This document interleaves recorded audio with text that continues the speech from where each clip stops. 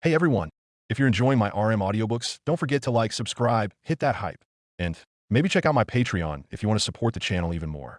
Your support means a lot and helps me keep these coming. Now, sit back and enjoy the story. Zero watching him die again and again. Chapter 12, Director's Cut EP 10. The screen went dark for them all in a moment, before turning on once again to start replaying the familiar flashing imagery that dashes across the screen like a storybook flipping through the pages. Everyone's reaction had not differed in the few seconds when the viewing had been stopped. As the lights flashed, the room's faces focused upon it without much being spoken between the cast. What the hell's a Buddha happened to the kid? Heinkel's grumbling from the top row earned him a glance of attention from Al, who was by the side of Priscilla in the same row. Didn't take you for a big softy with anyone, but Schultkoen, Al said with a low grunt at the end of his sentence. Not that I like you enough to keep watching what you were up to. Watch it, helmet guy, Heinkel growled under his breath. This has already been some of the most confusing hours of my life, and it's getting real annoying how no one wishes to answer my fucking questions. Al sighed, a sudden defeat in front of the man's aggression. Yeah, I'd be hella on my nerves too if I was in your place, Heinkel-sama. I don't like that you and Schultkoen were taken out of the loop for this one, but I can't explain anything with this bullshit playing again so suddenly. Al pointed at the screen above, playing its images.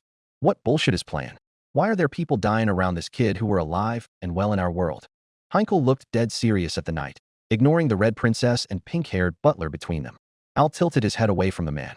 To me, I'd have explained everything had there been a break like we usually get. You watched this shit before, the monocled demi-human kid told me. Heinkel glanced at Tivy, who held on to his sister's hand in the second row while Ricardo placed them both on his giant legs to keep them comfortable. What is all this? Bro. Al looked up as the screen's flashing stopped and the room dimmed suddenly. This will not be believable to someone like you. Heinkel's body recoiled at the tone of finality in Al's voice, as if the man was judged inside of the knight's mind forever. A judgment that cannot be refuted no matter what Heinkel does. You don't know shit about me, fucker. Heinkel's glare was heated, but Al's calm aura disengaged any effect of retaliation against the deputy. I didn't say that to judge you, pal, Al said calmly without any hint of sarcasm or mocking, which made Heinkel stop his anger in its place with a confused blink. I'm just saying, Al continued while casually leaning back and looking above them. The screen's light returned to the theater as the starting image played across it. No one in their right mind can believe the shit we're about to see. Not unless they are in the room with us and seeing the same shit. That's all, pal. Al's voice was friendly and supportive. Heinkel could feel the hint of remorse and fleeting loss of hope within that voice, without any effort needed. It's a voice he was accustomed to dealing with whenever he would be judged by people too afraid to reject him for his uselessness, yet couldn't directly implicate his imperfections because of his heritage from the Sword Saint line. He realized that if someone like Al could be bothered by whatever would be shown next, Heinkel deserved to drink all those drinks as soon as he found them in his room before the viewing. Fuck. He moved his eyes to look down at the black-haired kid who was somehow at the center of all of this. Fuck you, kid. His eyes narrowed and gazed toward the carpet floors when he remembered the scared boy as he crawled away from the white whale and failed time and time again to conduct the plan to fight off the archbishops. Fucking hell, kid. Just run away at this point. Heinkel sighed, apologetically looking at Subaru since no one was watching the drunkard. His eyes would turn as soon as the screen above him changed lights and played the next scene. Season 1, Episode 10, Director's Cut. Begin. The screen lights up to show Beetlejuice and Subaru staring up at the sky. Puck was revealed floating above them with a deep scowl as many spikes made of ice floated around him. Die. Asterisk whoosh. Asterisk. Asterisk whoosh. Asterisk. Asterisk whoosh. Asterisk. Asterisk whoosh. Asterisk. Asterisk whoosh. Asterisk. Asterisk whoosh. Asterisk. Asterisk whoosh. Asterisk. Asterisk whoosh. Asterisk. Asterisk whoosh. Asterisk. Asterisk clank. Asterisk. Asterisk clank. Asterisk. Asterisk clank. Asterisk. Asterisk clank. Asterisk. Asterisk clank. Asterisk. Asterisk clank. Asterisk. Asterisk clank. Asterisk. Asterisk clank. Asterisk. Asterisk clank. Asterisk. Asterisk clank. Asterisk. Asterisk clank. Asterisk. Asterisk clank. Asterisk. Asterisk clank. Asterisk. Asterisk clank. Asterisk. Asterisk clank. Asterisk. Asterisk clank. Asterisk. Puck sent the ice spikes speeding toward his enemies. Every witch cultist in the vicinity was impaled by the ice attack. In a second, Puck had managed to kill everyone, with the exception of a terrified Subaru and a silent Beetlejuice. Ricardo whistled at the sight of the massacre, showing sadistic approval in the killing of the cultists. Now that's an increase within the casualty report the cult has to deal with. Tivy widened his eyes, impressed. Go, kitty, go. Mimi quickly cheered from within her seat, showing support for the killing of the people around Subaru. Take them all out of air. Subaru-kun saved by Puck-sama. Petra looked hopeful for a moment, cleaning her previous tears, but then she looked thoughtful for a moment. But if Puck-sama was enough to save Subaru, then what will end up? This is not the right loop. I don't remember seeing Subaru without Felix-sama and the others when he came back to the village. Petra's eyes widened and gazed forward to where Amelia and Beatrice were. The simple village girl could tell when someone had a gaze of horror growing on their face. Petra was there when Frederica, her mentor, showed her that look as it grew on Rem's face before the brutal executions of Subaru's life began within the mansion grounds when he first came to the Mathers estate. That same gaze of horrific realization and dread combined with innermost guilt was more clear than ever upon Amelia and Beatrice without distinction between them of who has it worse. What more? Petra questioned tiredly, slumping in her seat with a tremble overcoming her hands as she raised them to cover her mouth. What more can you all do to fail Subaru? How much destruction can you impale him with? Her sobs were covered by her palms. SHHHH. Frederica hugged the little girl as tightly as possible, looking at her with pity and guilt. I'm sorry, Petra-chan. I wish you could not see any of this. I wish I could have helped him. Petra shook her head and let one of her hands fall on a chocolate bar placed by her side. Remembering how the warden gave it to her after she took it from him when she rejected the one chance to get out of this theater and go home. Her tear-filled eyes opened once again and glared at the screen above. I'm not wrong for staying. Petra growled into her palm, which still covered her mouth. I'm not wrong for wanting Subaru to live. I just want to see him live. Frederica's face was a mix of both defeat and admiration at the little one's brave determination. I wish he could see 1,000 of your words in his lifetime, Petra-chan. The mentor squeezed her prodigy with as much love as she could. My brain trembles. The archbishop mumbled to himself with displeasure. Puck. Subaru shouts from within the jail of icicles stabbed into the ground, but he gets interrupted. Be quiet, Subaru. I don't care what you act. The floating cat couldn't continue his admonishment of the boy as his body was twisted and malformed beyond recognition. What the fuck? Garfield stood up in his seat from the shocking sudden malformation. No. You were meant to save Captain. Amelia and Beatrice hitched their breath, knowing the truth, but soaking in the unpleasant sight of Puck's manifestation getting malformed like that. It was the most preferred look the two girls liked from Puck. However, they realized what was coming next. This isn't enough to crush him. Amelia-sama's spirit is old enough to physically manifest itself after all. Julius nodded his head and pointed toward the body of the cat, making Garfield look with increasing scrutiny. Subaru stared at the crushed body of the tiny cat in horror. Slowly, his eyes manifested the reason for Puck's sudden death. A total of 7 black long hands appeared twisting the cat in the air. Complacency. Negligence. That is sloth. You should have killed me right away. Even with the power you have, you failed to do what you needed to do. Beetlejuice shouted madly as he was revealed to be the one controlling the black arms that were crushing Puck in the sky. What a fucking ability this is. Heinkel's face looked like he was pleased for not being the one facing the madman on the screen. Whoever taught the fuckers from the cult how to use this invisible hand shit, they must be stupid if they allowed a kid to be able to see them. Subaru-sama is the only one who showed an affinity to seeing them so far. Tybee commented with a curious look aimed towards Puck. I wonder if those hands could be specialized only to the Archbishop and his selected fingers. Mimi shivered in remembrance of the assault they had to go through when defeating Patelagese due to Subaru's detailed instructions. Foolishness. All of Beetlejuice's unseen hands were obliterated with an explosion of magic. A snowstorm suddenly appeared and froze everything around Subaru and the Archbishop beside him. Trees, flowers, dirt, everything was covered in ice. Both Subaru and Beetlejuice covered their faces to protect them from the heavy falling snow. If you truly want to kill me. A giant paw was shown stomping down on the ice-turned witch cultists. A huge fur-covered beast with yellow glowing eyes stared down at Subaru and Beetlejuice. Then grow 1,000 shadows, half of what Satella could. Don't mention her name. Schultz gasped in shock at the sight before him, muttering the first thing he could latch on.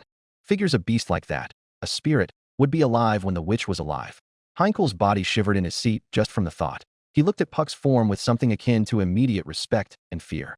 Why the fuck's this kid meeting all these monsters? That thing. Garfield slowly turned his head towards Amelia, eyes widened in the realization that made both Amelia and Beatrice flinch in their place. That fucking cat is the one that did my captain in. The time with Rem in his arms. Ain't you got something to explain to us, big sis? Felt's words were a lot more cordial than the looks Crush and Anastasia gave Amelia and Beatrice, seeing as both candidates were already suspicious of the spirit from many viewings before this was shown to them. Could it be? Reinhard muttered under his breath. He locked eyes with Julius for a moment. Amelia-sama. His voice made a lot of eyes fall on him, including the nervous, shocked half-elf. Is Puck-sama, the great beast of the end?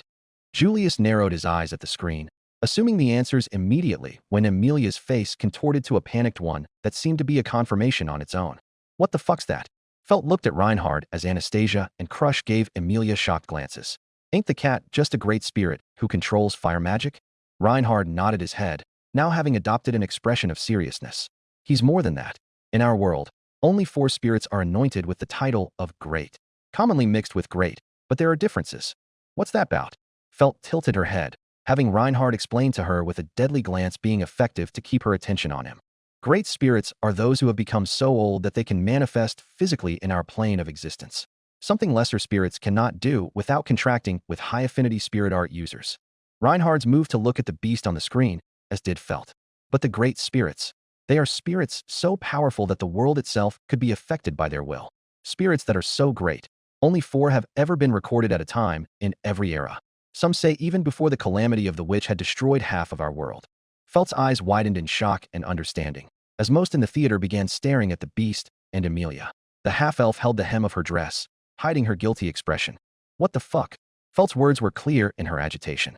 Where the fuck was that power when this guy was fighting with that bitch Elsa in the loot house? Old Man Rum wouldn't have been injured if he used this form. Felt glared at Amelia this time. Explain, big sis. Peapuck's power was greatly hindered and limited to fit our contract. Amelia winced under all of the stares. And yes, he's one of them. But I didn't know he would. Ah, so he's weaker because he was tying himself to ya. Anastasia nodded her head and narrowed her eyes at the half-elf. Watch ya hiding. Amelia noticed the looks of confusion on Crush and Rem's faces, making her feel more pressure inside of her chest. I don't know if this is true or not. I want Puck to have saved Subaru. Amelia remembered Subaru's last death as Rem's corpse was hugged by him, the snow covering his frame as his head rolled to the side, without a single sound heard from him forever. Amelia held herself by bringing her legs together and putting herself in an extremely vulnerable position where she hid her head from everyone and put it between her knees. Please, I'm watching like all of you, she said with a trembling in her voice that was clear. Anastasia sighed and glared at the screen above, seeing the beast for what it was. A hindrance to anyone who wanted to help Subaru. Meanwhile, Crush and Felt locked eyes with each other. The Duchess gave Felt a small nod of comfort, knowing the blonde girl wanted what was best for Amelia alongside Subaru, just like Crush. So both agreed to leave her alone for now. Sorry, big sis. Didn't mean to overwhelm ya. Opening theme 2, Paradise's Paradoxum. The scene opens on the beast's sharp, ferocious eye glaring at the 2 before it. Are you, Puck? Subaru uttered while staring at the beast towering over him with amazement. Can't you tell? Maybe it's cruel of me to ask that. The beast mused while glaring down with shining yellow eyes. The freezing storm increased in tenacity as the snowfalls colored the forest white. Unbelievable. The Archbishop growled as he glared up at the beast. This is unbelievable. It cannot be. The man slid his hand into his mouth and began biting on it so hard that blood sprayed all over his face. A mere spirit. My faith. Everything I've devoted my love to. Beetlejuice shouted as his eyes widened so far that blood started coming out from underneath his eyeballs. What's wrong with him? Frederica asked while holding on to a glaring Petra. Amelia and Beatrice had teared up and could only stare in horror at what had become of their dear friend. Geese. No. Both girls could only look on at the once kind-hearted man they loved and considered a mentor as he bit off his flesh while rambling madly. Roswell scowled deeply while clenching his handles. A human who's only lived a few decades shouldn't talk to a spirit about time. The beast spoke admonishing and deprecating. Garfield glared at the monster. He glanced at Subaru's sleeping form beside Amelia for a moment. Garfield could not but be grateful for him. The fact that the man who saved him from the prison that was his life had faced such terror even after dying multiple times couldn't describe the respect he had for Subaru. He never wanted to see his captain get hurt again, and the fact that Subaru still hadn't died in this loop finally set into Garfield's head, making the blonde boy furious towards the beast. The image of his captain's head rolling off his shoulders surrounded by the dead bodies of his friends was haunting and morbid. Cap. The blonde demi-human teared up and watched the screen with gritted teeth. As Beetlejuice's body was being frozen solid, the Archbishop carried on his rant while glaring at the towering beast. Time has nothing to do with the depth of one's faith. I wish you wouldn't liken me to a fool like you, a being that lives for eternity, but wastes most of it in idleness. As his body froze solid, Beetlejuice moaned in sick pleasure. My brain is trembling glingling. Death isn't even a punishment. This is why I hate all of you. The beast said in disgust as he stared at the freezing madman. What is wrong with that great spirit? Crush asked sternly as she glared at the beast. She hated how these powerful magical monsters just seemed to view her people as inconvenient savages who deserved death. From the dragon that had killed her friend with its incompetence and indifference, and now this entity that seemingly expressed hate towards everyone around it. Won't Subaru-sama be frozen too if this continues? Hey, he will escape this, right? I don't remember the half-elf-sama dying, but maybe it was hidden from the public? Schult looked around with a bit of a stutter in his voice since he was trembling from fear. Heinkel gave the kid a head pat. This ain't correct, kiddo. Just wait. His eyes narrowed on Subaru specifically as the madman and the beast conversed. I didn't know about his feelings or how he thought of the world. I don't share this sentiment at all. Emilia trembled in place as she glared for the first time at her father. How could he be so cruel? This was not the innocent, slightly stern cat that had kept her company for so long. It's okay, Emilia-sama. I understand that you've had nothing to do with his actions. Crush smiled confidently at the shaken half-elf, making Emilia feel slightly less nervous and maybe even slightly less alone.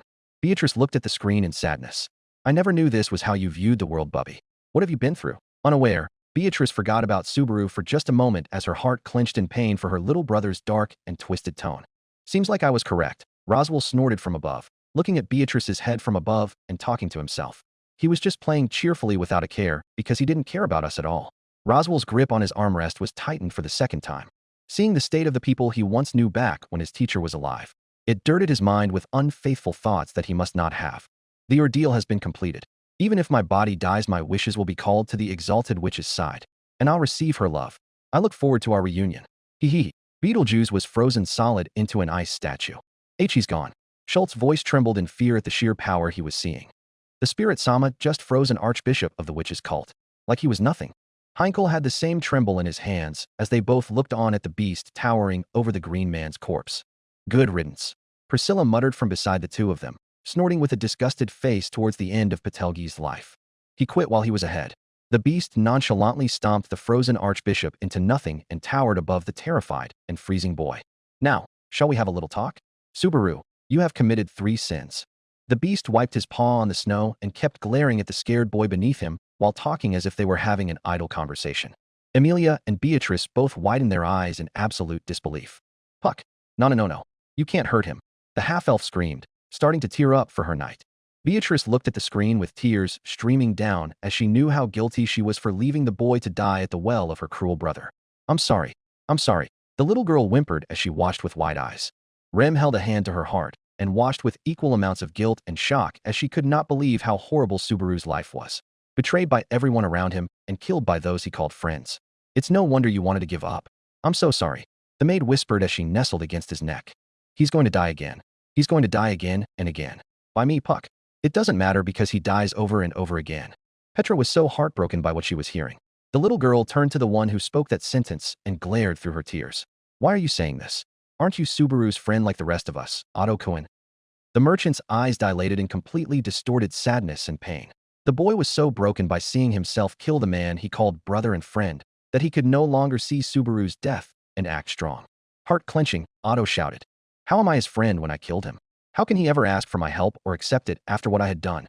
The boy shouted with his voice breaking in despair, his eyes shedding tears of guilt and sadness for what he did. Garfield and Julius glared at the beast on the screen, unable to handle Otto shouting what he said with such conviction born out of misery. This isn't like you. Frederica gave a heart-wrenching expression at the state of Otto's mindset as he glared at Petra from his place in the theater. The little maid gave Otto a small frown in response, unable to speak with him as she remembered what he was reliving every moment Subaru suffered from the cold. The memory of him shoving Subaru was haunting everyone's mind, not just Otto. A coward shouldn't speak so conveniently just to make us ignore the pain of others. Anastasia gave Otto no mercy as she too remembered his act. Sit down, boy. Anastasia-sama. Julius gritted his teeth and kept his fists on his knees. Otto sat down in his seat, expression continuing to derail into one of pure shock and helplessness. But he stayed silent. Felt snorted, turning her head from him, earning her a look of disappointment from Reinhard that she ignored. First, you broke your promise to Leah. You don't seem to understand how important a promise is to a spirit arts user. Subaru's grief-stricken face turned to one of guilt and despair as his entire body began getting coated in solid ice. Emilia trembled at the sight of Subaru's body getting frozen. A nightmare. This must be a nightmare. Her knight won't be another statue that blames her.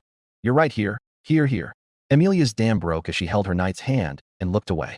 She didn't want to see Subaru's death at the hands of her once beloved father. Holy shit, the fucking kid will freeze to death. Heinkel's shout was filled with outrage, glaring but holding a large amount of cowardice on his face as he looked at the beast towering over Subaru. What is wrong with this monster? Reinhard gave a gentle wince, accepting his father's words, but knowing that the blame must be placed on himself for where Subaru had ended up in the end. I should have fucking done something to help you, big bro. Felt's voice was hoarse as she watched from the side with a disturbed glare on her face. Fuck. Second, you ignored Leah's wishes and came back here. Slowly, the beast lowered himself to meet the boy's eyes as it spoke through gritted teeth. What was he meant to do? Petra shouted to the spirit, breaking a lot of people's eyes from the screen to stare at her, especially those of an impressed Priscilla and an agreeing Anastasia. He gave up everything to save us all, even when he was dealt such an unfair hand and screwed up multiple times. He died. He died. Petra sobbed into her mentor's waist. He would never give up. Petra-chan, don't worry. Frederica's words were meant to comfort the maid in her arms, but they only made Rem wince and look directly at the ground from the knowing heartbreak that will fill the room when they see Subaru's state whenever the true loop comes. I wish this could be your final time dying because of me. Subaru-kun. Rem's eyes closed as she hugged Subaru tighter, wishing to see him speak his speech of self-hate to her, just so she knew that he was going to be free from any more loops. You let Leah die. Subaru could only look at the giant demon towering over him with fear and despair etched into his expression. He didn't. Puck, why are you saying such cruel things? Why did you make me separate from Subaru?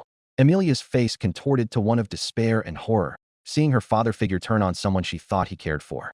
Puck, Subaru is good. He's in need of your help. He needs you to save him. In accordance with my contract, I will now destroy the world. What? Julius widened his eyes in shock, as many in the room looked between Emilia and the screen with alarm. What type of contract do you have with the beast of the end? Julius questioned the half-elf without any sternness, not believing that she accepted such a contract. Emilia looked at her father in his beast form and had a look of heartbreak as if she had been punched in the gut 1,000 times. I don't have any idea. Emilia's face fell into her palms, hiding from them all. Puck will destroy the world. Beatrice and Roswell locked eyes for a moment, both knowing the hidden truth of who Puck had the contract with before Emilia. Beatrice herself realized the knowing look Roswell was sending her specifically. She could only turn away from him with a miserable frown on her face, realizing that the clown lord was right about her brother all along. Why? Subaru hoarsely asked as his mouth began turning to ice. For a moment, the beast closed its eyes to mourn. Emilia is my entire reason for existing. There's no reason for me to exist in a world without her. It could be just him being sentimental over Emilia-sama. It's not a contract then. Tybee looked a little bit more comfortable as he drew a theory from what he was hearing between the spirit and Subaru. Julius shook his head firmly, being the expert on spirit art matters within the room. He stated a contract. Looking at the fact that Crush-sama nor Reinhard informed us of any lies coming out of Emilia-sama, I don't think the Great Spirit had just one contract with Emilia-sama alone. The half-elf heard this explanation and felt a tightness within her chest that suffocated her breathing heavily. Puck, you liar. Her voice broke as tears replaced themselves upon her cheek with vigor and speed. The beast's snowstorm seemed to be disrupted by something in the far-off distance of the forest's edges. The fog is coming closer. It looks like a troublesome one has been drawn here. Gluttony. Oh, I suppose they call it the white whale now. You called it here. Let Leah die. And now you die yourself. You really are useless. Subaru's body is shown to have been completely frozen solid with his hands, arms, and legs broken into rigid and rough pieces as if he were a glass that had been dropped on the floor. Fucking hell. What the fuck? Heinkel's eyes widened and his whole body trembled from confusion. Why? Schultz found himself hugging the arm next to him, which happened to be Priscilla's out of fear. How? Subaru Natsuki isn't dead. What are we watching? Are you fucking with me? He's not useless, I suppose. Garfield and Beatrice shouted at the same time from the front row as they watched the horrid sight with rage and tears in the spirit's case. This is too cruel. Anastasia said with a disturbed look at the sight. Look at his state. Natsuki-kun's just a boy, yet everything that happened to him. 'Tis beyond fucked. Ricardo dared to show anger at what he was seeing. This type of death isn't even allowed as an execution in the coldest parts of the Northern Kingdom. Frederica gasped in horror and the sight, holding Petra closer as the maid sobbed harder into her waist. Emilia just screamed and hugged Subaru as soon as she saw what had become of his body. He's not useless. Puck, don't do this. Otto looked away while holding his head in despair. He didn't want to die like Subaru. He didn't want Subaru to die. He didn't want to kill Subaru. He was the one who did this to his brother. I did it. I did it. I did it. Rem sobbed into Subaru's neck. Slowly the camera panned on Subaru's dying face, his mouth obscure, but his eyes appearing morbid and soulless. The sound of broken, disturbed laughter filled the air. What the fuck are we watching? Felt's face was white from shock as she asked, the laughter filling the room and earning everyone's widened eyes. Hell. Crush's only word since the beginning of this viewing as she looked at the screen with nothing but an anguished look. The hell he's been going through before reaching the conclusion we've known. But to die like this, after trying so hard, Naya. Felix's tears kept falling with renewed purpose, hugging himself for the first time in this theater. This is beyond cruel. Ram held no small amount of hatred towards the spirit in her eyes than she did when she whispered to her master beside her. Should Barusu have not stopped your plans where they stood, we would have been facing a beast like this. Roswell nodded his head, keeping a neutral face as he inspected the screen. Indeed, and if I didn't done what I did, your sister wouldn't have lost her memories. Ram's breathing hitches at his words, and Roswell gives her a simple smile, telling her to let her judgment be free against him. He was guilty of everything and ashamed of nothing. I've heard this laugh before. The voice of a man I hated to death. Subaru's ice-coated face is shown in full, his jaw opened and revealed to be the source of the disturbing laughter. Crush showed the most change within her steeled expression by giving the boy's entire mindset a look of anguished surprise. Much more generous than the shocked, frozen faces of the girls around her that could only hold to parts of the sleeping boy at her side and look up to see the way he laughed. A man he hated, Reinhard muttered to himself, looking on with a pained frown. He hates himself. God damn it, big bro. Felt's hand trembled as she tried to push her golden hair out of her away after slamming it on the armrest beside her. No, it's me. I'm laughing at myself. I let Rem die, killed Amelia, and now I'm going to die in vain. The ice finally caught up to the rest of his face and completely froze him solid. As the sound of laughter ensued, as the storm of snow covered the entire world, as the beast of the end towered and looked on, as his body turned to ice, Subaru could only think of one thought. I really am so. Asterisk chink. Asterisk. You truly are slothful, Subaru. With the beast mocking him as his face shattered into glassy pieces. Natsuki Subaru died. The death brought a combined reaction from the girls surrounding Subaru first, as they all clutched him from all sides, where even Crush with her iron personality had to capture his hand to gain some form of strength after what she'd seen. Petra, for her part, wished to be by Subaru's side at that moment, but she had to hold on to Frederica as she broke down into a fit of tears. He tried so hard. No one helped him. All of you killed him. Petra's scream filled the room as she glared through her tears at the candidates and knights below. No one to blame us, kid. There's a lot of blame to go round, but it won't help with anything. Anastasia gave Petra a strong look, implementing some sternness that would remind Petra of the general mood in the room. Yet the maids seemed to have had enough. Don't speak on this matter. Petra's scathing tone interrupted all expressions as she gained attention from all. You don't dare speak about this or any other matter relating to Subaru when you've only seen him as a tool this whole time. Petra-chan, you're out of line before a candidate to the throne. Frederica's hand was slapped away, which resulted in a look of hurt by the mentor as she saw the little maid glare hatefully towards the room. I know what you planned. Petra glared at the woman without fear or hesitation, facing Anastasia, who recoiled from the maid's sudden intensity. I heard you speak in your room. I saw what you were hiding. Petra's words made some look curiously at Anastasia, who held a neutral expression now as she recalculated her stance on dealing with Petra. You think you will happily go along with your plot and forget how you used him? You left him to die. Petra pointed at her with hate. No longer able to stay still and keep his lady cornered, Julius spoke firmly from his seat. Know your place, little one. Julius gave her a compassionate glance. I understand that emotions are overwhelmingly negative as of this moment, but you do not need to bring more strife with callous accusations, especially towards those of higher status than you. Suits someone like you better when using other people's status for your gain. Petra's words seemed to elicit a look of confusion on the knight's face. Pardon, Julius questioned as eyes turned between him and Petra. You were the one who beat him senseless. She glared at him with such hate that Julius had to ignore what she said for a moment. The entire reason Subaru was stuck in the capital was because of your treatment of him to appease that order of yours, just because he wanted to live up to the name.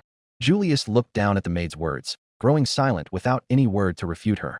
That's not fair of you to say, Naya. Felix was the one to say some defense for his friend, not wanting him to be blamed.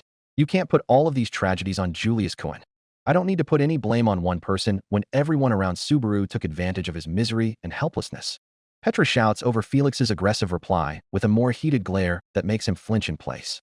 Were you not the one who was using your trusted duties and healing his gate to manipulate him from helping Emilia-sama?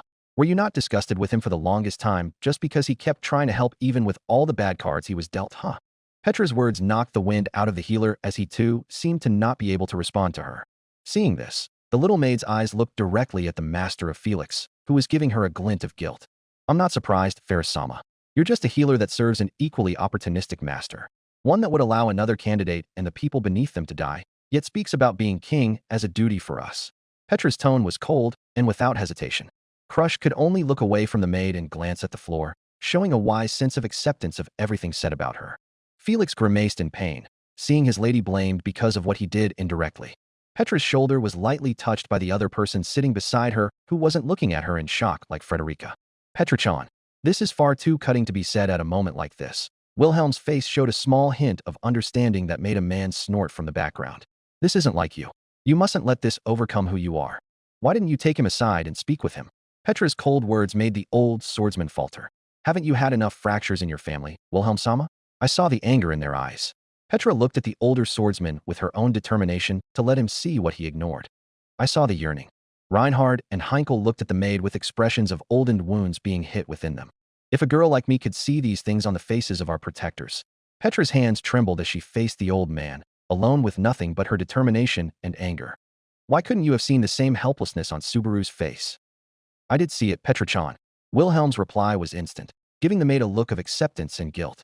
I didn't act due to me thinking that Subaru Dano's troubles would be essential to build his road forward. Wilhelm's eyes looked at the ground in an expression that made Heinkel himself stare breathlessly at the old man. The fuck's that humbling expression on your face? Heinkel growled, earning a glare from Felix and Crush. I have failed my family when I had practiced a different way. Wilhelm's words shocked the two Astrias below and above him in the rows of seats. It was my meddling that forced those expressions you noticed, young one. So I refused to add more on to Subaru Dano's pain. That's enough, little girl. Felt intervened when Petra was prepared to retort to the man's sincerity. Can't you see that you want him feeling shitty about it all? Let's just continue. Felt's words were cut off by Petra glaring at her and the rest of the front row. I'm not going to forget what all of you have done to fail Subaru. Petra's childish voice disappeared from her tone for a moment, sounding more of an adult than most of the people in the theater in their current state. I won't let him forget. Roswell had to allow himself to smile at the maid he'd employed in his estate, remembering how she would agree to punish him when he asked her to do so just before the theater kidnapped them while Subaru and the others went to Priestella. You will all be reminded by what you've done. All of you. Her eyes roamed toward Amelia, Rem, Beatrice, and Otto. The ones most horrified and guilty after watching Subaru's death, and the ones who've been looking at Petra with dread the whole time she was shouting at the others. Subaru won't be alone, no matter how many times you fail him. Petra shouts at them with tears streaming down her face and a fire lighting within her eyes. I won't let you fail him again. They grimaced and looked away from her, unable to face the sight of the small girl condemning all of them. Petra's body was helped to sit down in her seat by Frederica, hugging her from behind, covering the little maid with her arms. How come he rose after this? Tivy was the one to speak after Petra's daring condemnation of the people who stood above her in every measure of power and status. I cannot imagine his next try can be more exciting. No fucking shit, Garfield said while glaring at the twin behind him, feeling agitated after seeing Petra lose herself again after he had spent so long comforting her before the previous viewing. Captain was frozen to death. That shit makes 1,000 bites of ground bugs from the disgusting one-eyed people's village sound like paradise.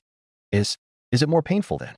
Emilia stuttered out a question, hugging Subaru's arm and hiding from Petra's eyes by looking directly at Garfield who was on the other side of the row. Did Puck kill him painfully? You're a fire magic user, in fact. Emilia flinched at Beatrice's interjection. Being cased with ice and turning into ice are two different processes when it comes to fire magic. Bubby was cruel. Beatrice's voice was darkened by what she had seen so far. So you have a powerful spirit that's ready to end the world should thou die. And that spirit just so happens to be acquainted with the jealous witch herself. Are you sure you aren't related to the witch? Priscilla mused from her seat while smirking down at the shell-shocked Emilia. So you are related to the witch?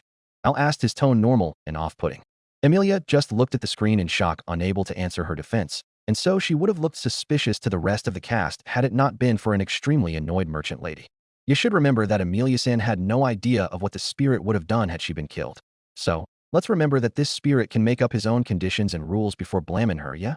Anastasia snorted, agitated after Petra's stand against her with allegations that made the merchant grow more thoughtful towards the half and her camp. I wouldn't be surprised if he was acquainted with very nefarious people that Emilia-sama herself wouldn't like. Anastasia surprised everyone by coming to Emilia's defense against the allegation. Anastasia. Emilia looked at the merchant with a weird sense of gratitude but suspicion as well, remembering Petra's words. Your plans change more than a golden coin changes hands in a trade city, she-fox. Have some self-confidence and pride. Priscilla scoffed, finding Anastasia's interruption annoying enough to require her attention. My pride's just fine, thank ya, Anastasia replied coyly. How about ya? Can't help but see that your quick judgments against us and not Suki-kun have grown less and less. Anastasia tilted her head at the silent Priscilla. My divine self needs not to waste a breath saying the obvious about someone so pathetic. Priscilla scoffed at Anastasia, pointing her nose towards Subaru as she looked at him. He's but an obsessed pig that desires only selfish ambitions by the most self-destructing means just because he has no strength to see pride in who he is. That's him, a child scared with nothing but patheticness to help him. Is that your final judgment on Big Bro, bitch? Felt glared at Priscilla, having the entire theater listen to the Red Princess and deciding to interject. Priscilla gave a most elegant nod of her head. Indeed, street rat. 'Tis but a miracle that the world hasn't given you the same conclusion after all you've seen. Shut the hell up. Garfield growled slowly, ready to shoot off like an arrow from his seat. On the next turn, thou shalt see him fail to be anything but a greedy pig once more. Priscilla proclaimed in her challenge as she stared down everyone who had a problem with her words. With the world against him, this pathetic pig will resort to nothing but cowardice. 'Tis but logic. Priscilla's proclamation earned her annoyed glances and glares that would have silenced most people out of their stances due to the shame. Yet the Red Princess looked Anastasia and Amelia down like a force of nature that refused to be toppled. The one to interrupt her was the one most aggrieved by the death he had seen. What the fuck do you mean by next turn? Heinkel's voice wasn't loud, but the theater was so silent that it made him boom across everyone's ears from how much emotion was present in his voice. The man looked at his lady with clear agitation and confusion. You've all been talking like we did not see a bunch fuckers from this room specifically die in some fucked up ways. One was killed by the fucking witch for spirit's sake. Pal, I don't know if you noticed, but Al pointed at the room. This ain't the time. Fuck it is. Heinkel glared at Al and Priscilla, who leaned back in her seat to raise an eyebrow at the trembling drunk. That fucking kid. Heinkel pointed at Subaru, still facing the lady sitting beside him, and Schult. I just saw him fucking freeze until his face broke. Schult let out a small whimper, hiding himself by hugging Priscilla's arm. The tone Heinkel used was that of an extremely troubled man, bringing an air of tension to the room and looks of uncomfortableness all over the people's faces as they heard him air his grievance with a hint of pity for Subaru. Yet instead of showing sympathy for him, I only hear people speaking about what happens next. Even that little girl who blew up disrespectfully just now said some fishy things as if that boy lives. Heinkel points at Petra with a hint of begrudging respect on his face before turning back to Priscilla. Please, Priscilla-sama. It's not just Heinkel-sama who's growing anxious. Schult earned a small glare from his lady as he muttered while hugging her arm. I don't understand this. Any of it. Heinkel caught a softening in Priscilla's glare before she patted the small boy's head. It wouldn't be fair to you if one of us explained a curse with mere words, Priscilla said while moving Schult's head by pulling his hair and making him watch what's above him. Heinkel looked up as well, understanding Priscilla's need for theatrics once he saw the loading imagery on the lit window. What? He's dead. Heinkel stuttered out of his alcohol-smelling mouth with an aghast face. Darkness, a blurry image. Faint sounds. Subaru opened his exhausted, tired eyes and looked around. Back at the apple stand. Back at the marketplace. Back in time. He returned by death. The boy's exhausted, sweaty face winced at shining rays of the sun. He closed his eyes and began wiping his ragged expression. Subaru-kun, what's the matter? The boy slowly turned with a despair-fueled expression, eyes wide in disbelief. Rem. Yes, I'm your Remington. The blue-haired maid slowly stepped closer toward him and placed the back of her hand on his forehead with her face scrunching in worry. I'm sorry I didn't notice. This crowd is making you tired, isn't it? The boy's doomed-looking eyes blinked repeatedly. The black ash underneath them shows the boy's completely broken state. Tired? Yeah, that's right. Subaru held the maid's soft hand with his and rubbed his cheek against it as an expression of pure misery befell him. Now hang on. Heinkel's eyes widened and his jaw would have dropped had he not been gritting his teeth. Why the fuck is he alive? Why the fuck is the blue-haired girl alive? That's the thing, pal. I'll sighed tiredly. Look at his soulless eyes. Heinkel stares forward at the boy, recognizing immediately. Did he just return in time? And he remembers everything. The horror filled the drunkard far faster than Al had anticipated as the deputy commander instantly shot out of his seat. Julius, explain this shit right now. It's just as you've guessed, Deputy Commander. Julius looked away from the screen, unable to see the aftermath of Subaru's return to the new loop. Not Suki. Subaru is a man who can return through time. Heinkel blanched in response. But, no, I know this is possible for people like that to exist, but why wait until he gets killed to activate that power? It's not remotely activated, Reinhard replied to his father's words, looking at the ground instead of anywhere else. It needs Subaru to fulfill a condition. I've heard enough. Heinkel's eyes turned furious when he saw Reinhard trying to explain. I won't tolerate having two monsters working together against Priscilla-sama. The man's aura changed in a moment. He moved his hand swiftly to the chair in front of him and jumped instantly to the front seats. Someone like that is too damn dangerous to stay alive. Much less be friends with a monster like the Sword Saint. Damn it. Heinkel's wrist flicked as he landed right in front of Amelia and Crush, who looked at him in alarm. Heinkel's hand revealed a broken shard of glass for a second, taking it out of the comfort of his sleeves after he had hidden them away inside his room. 1 second was all it took for the experienced swordsman to dash and be a hair's length away from Subaru's neck in a strike that would spill the boy's blood all over Beatrice, who was on Subaru's lap. I cannot allow this to take place. A firm voice spoke as Heinkel's arm was frozen in place. Not frozen, but held there. Heinkel cursed under his breath as he realized whose gloved fingers were on his wrist, stopping his strike. You damn beast. Heinkel glared at his son as Reinhard pulled him away from Subaru and the women hanging onto the boy. What do you think you're doing, I suppose? Beatrice shrieked and kicked the man in his chest to fasten the process of putting as much distance between the drunk and Subaru as possible. What's the meaning of this, Deputy Commander? Julius demanded an explanation, having everyone glare at the drunk who had the makeshift blade of glass dropped from his hand by Reinhard. What do you think you're doing, you bastard of a knight? Heinkel glared hatefully towards Julius as he was forced to kneel by his son from behind. Do you have no idea how damaging this fucker will be to the election? Your lady will lose. My faith in Anastasia-sama is undeterred by such a prospect. Do not lend me empty words as an excuse. Julius glared back at the man supposed to be his superior. I live by her words currently as her chosen knight, so you do not have any authority over me. Fairy-chan too.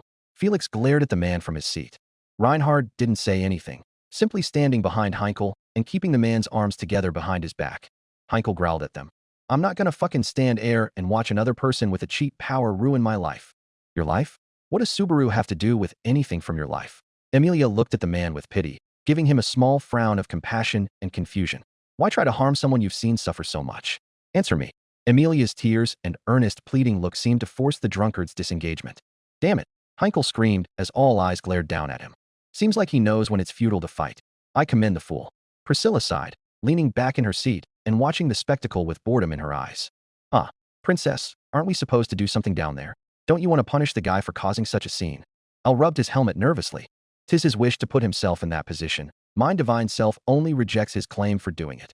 Priscilla scoffed as Schultz and Al looked at each other in confusion. Why did he attack Pal? Al asked, not caring about the man being apprehended below. 'Tis most obvious. Priscilla rolled her eyes. The pathetic dog thinks that commoner is a threat to mine road for the royal duties heaven bestowed from mine self. Al and Schultz both blinked, though one of them did it inside of his helmet. Heinkel-sama really wanted to remove a future threat for Priscilla-sama's sake? Is that why you won't punish him? Schultz asked with a hoarse voice, unsure if this was the right call. Priscilla snorts with amusement. Who says the dog won't be punished? Mineself would lop his head from its place on any occasion for such shameful conduct. Her eyes would gaze at the old man, who looked at the scene with something akin to a pained expression, some of the most emotion Wilhelm had ever shown as the room turned against his son's murder attempt. For now, the dog managed to please mine divine self greatly. 'Tis a great service indeed. Priscilla grinned devilishly, seeing something no one else was. You will be punished for this. Back to Julius as he stood over Heinkel with Reinhard holding the man down. Everyone held their glares on the drunkard, some calling for his blood from how harshly they snarled toward him like Felt and Petra, and some were actively giving him glares of annoyance like Anastasia and Roswell. The one who didn't seem focused on the man's actions anymore was the one who'd been stuck still the entire time since Subaru's eyes opened after his loop ended. Rem had her eyes stuck on the screen while everything had been happening, registering herself to ignore everything from her painful guilt as she hoped what she had been hoping for a long time since this arc in the capital had started. Say it, she whispered to herself, being noticed by Emilia immediately. Rem's eyes carried with them an emotion unknown to most, but she couldn't hold in her tears when the screen forced an unpausing on the theater's occupants. Oi, we hadn't dealt with this bastard yet. Garfield shouted at the ceiling and glared at Heinkel with disdain. This prosecution must continue unabated. Julius shouts with Garfield at the ceiling. The screen ignored them all and played with Reinhard turning his father around so he could watch from the floor, on his knees. What a fucking ability. The kid must be vowing some revenge that none of you know about. Heinkel's expression was that of complete distaste for the position he was in. I don't want to watch such fucking bullshit. You never let us tell you the way Subaru activates this power. Reinhard interrupted his father's rambling, earning a silence that was surprising for the hot-headed man. Heinkel's head moved backward, giving his son a moment of contemplation. Just tell me, already you fuck. Heinkel muttered as his son kept him in place. Reinhard's voice lowered above a whisper and his words reached his father's ears as the screen began playing the scene once again. Heinkel's expression turned from that of a man with his pride wounded to that of a fish that's been pulled out of the water. What the fuck? Heinkel's only words as he looked up to watch the screen with his new expression in place. Reinhard could feel a sense of surprise rise in him at the fact that his father believed him without hesitation. It was a little warm for him to realize this too. I'm out of energy, worn down. I'm tired. Rem blinked. And Subaru began running. He ran through the city. He ran while holding her hand tightly and dragged her with him. Rem looked on with shock, worry, and confusion as the boy dragged her with him. Speeding across the city, they both ran. Subaru Kuin, Rem shouted, making the boy stop to a halt. Subaru, breathing heavily and carrying the same expression of agony, turned around to face her. Rem panted and looked at him with her eyes filled with worry and confusion. What's he gonna do now? Anastasia asked with a sympathetic expression. He's all out of options. Otto, Garfield, and Julius just grimaced as they thought about another death happening. Emilia, Beatrice, and Crush held on to the boy tightly as they gazed at the screen, thinking the same thing. I don't know how he's going to find the strength after what Bubby told him, I suppose. It was too cruel. Beatrice hung tightly to her contractor as he slept behind her. Emilia was the only one to flinch at the memory, finding create shame in the way she was related to the person who caused Subaru that final stab in the heart. I will never forgive you. Puck. But a blue-haired maid watched the screen with wide eyes and a jaw so open she might as well set up a flytrap with it.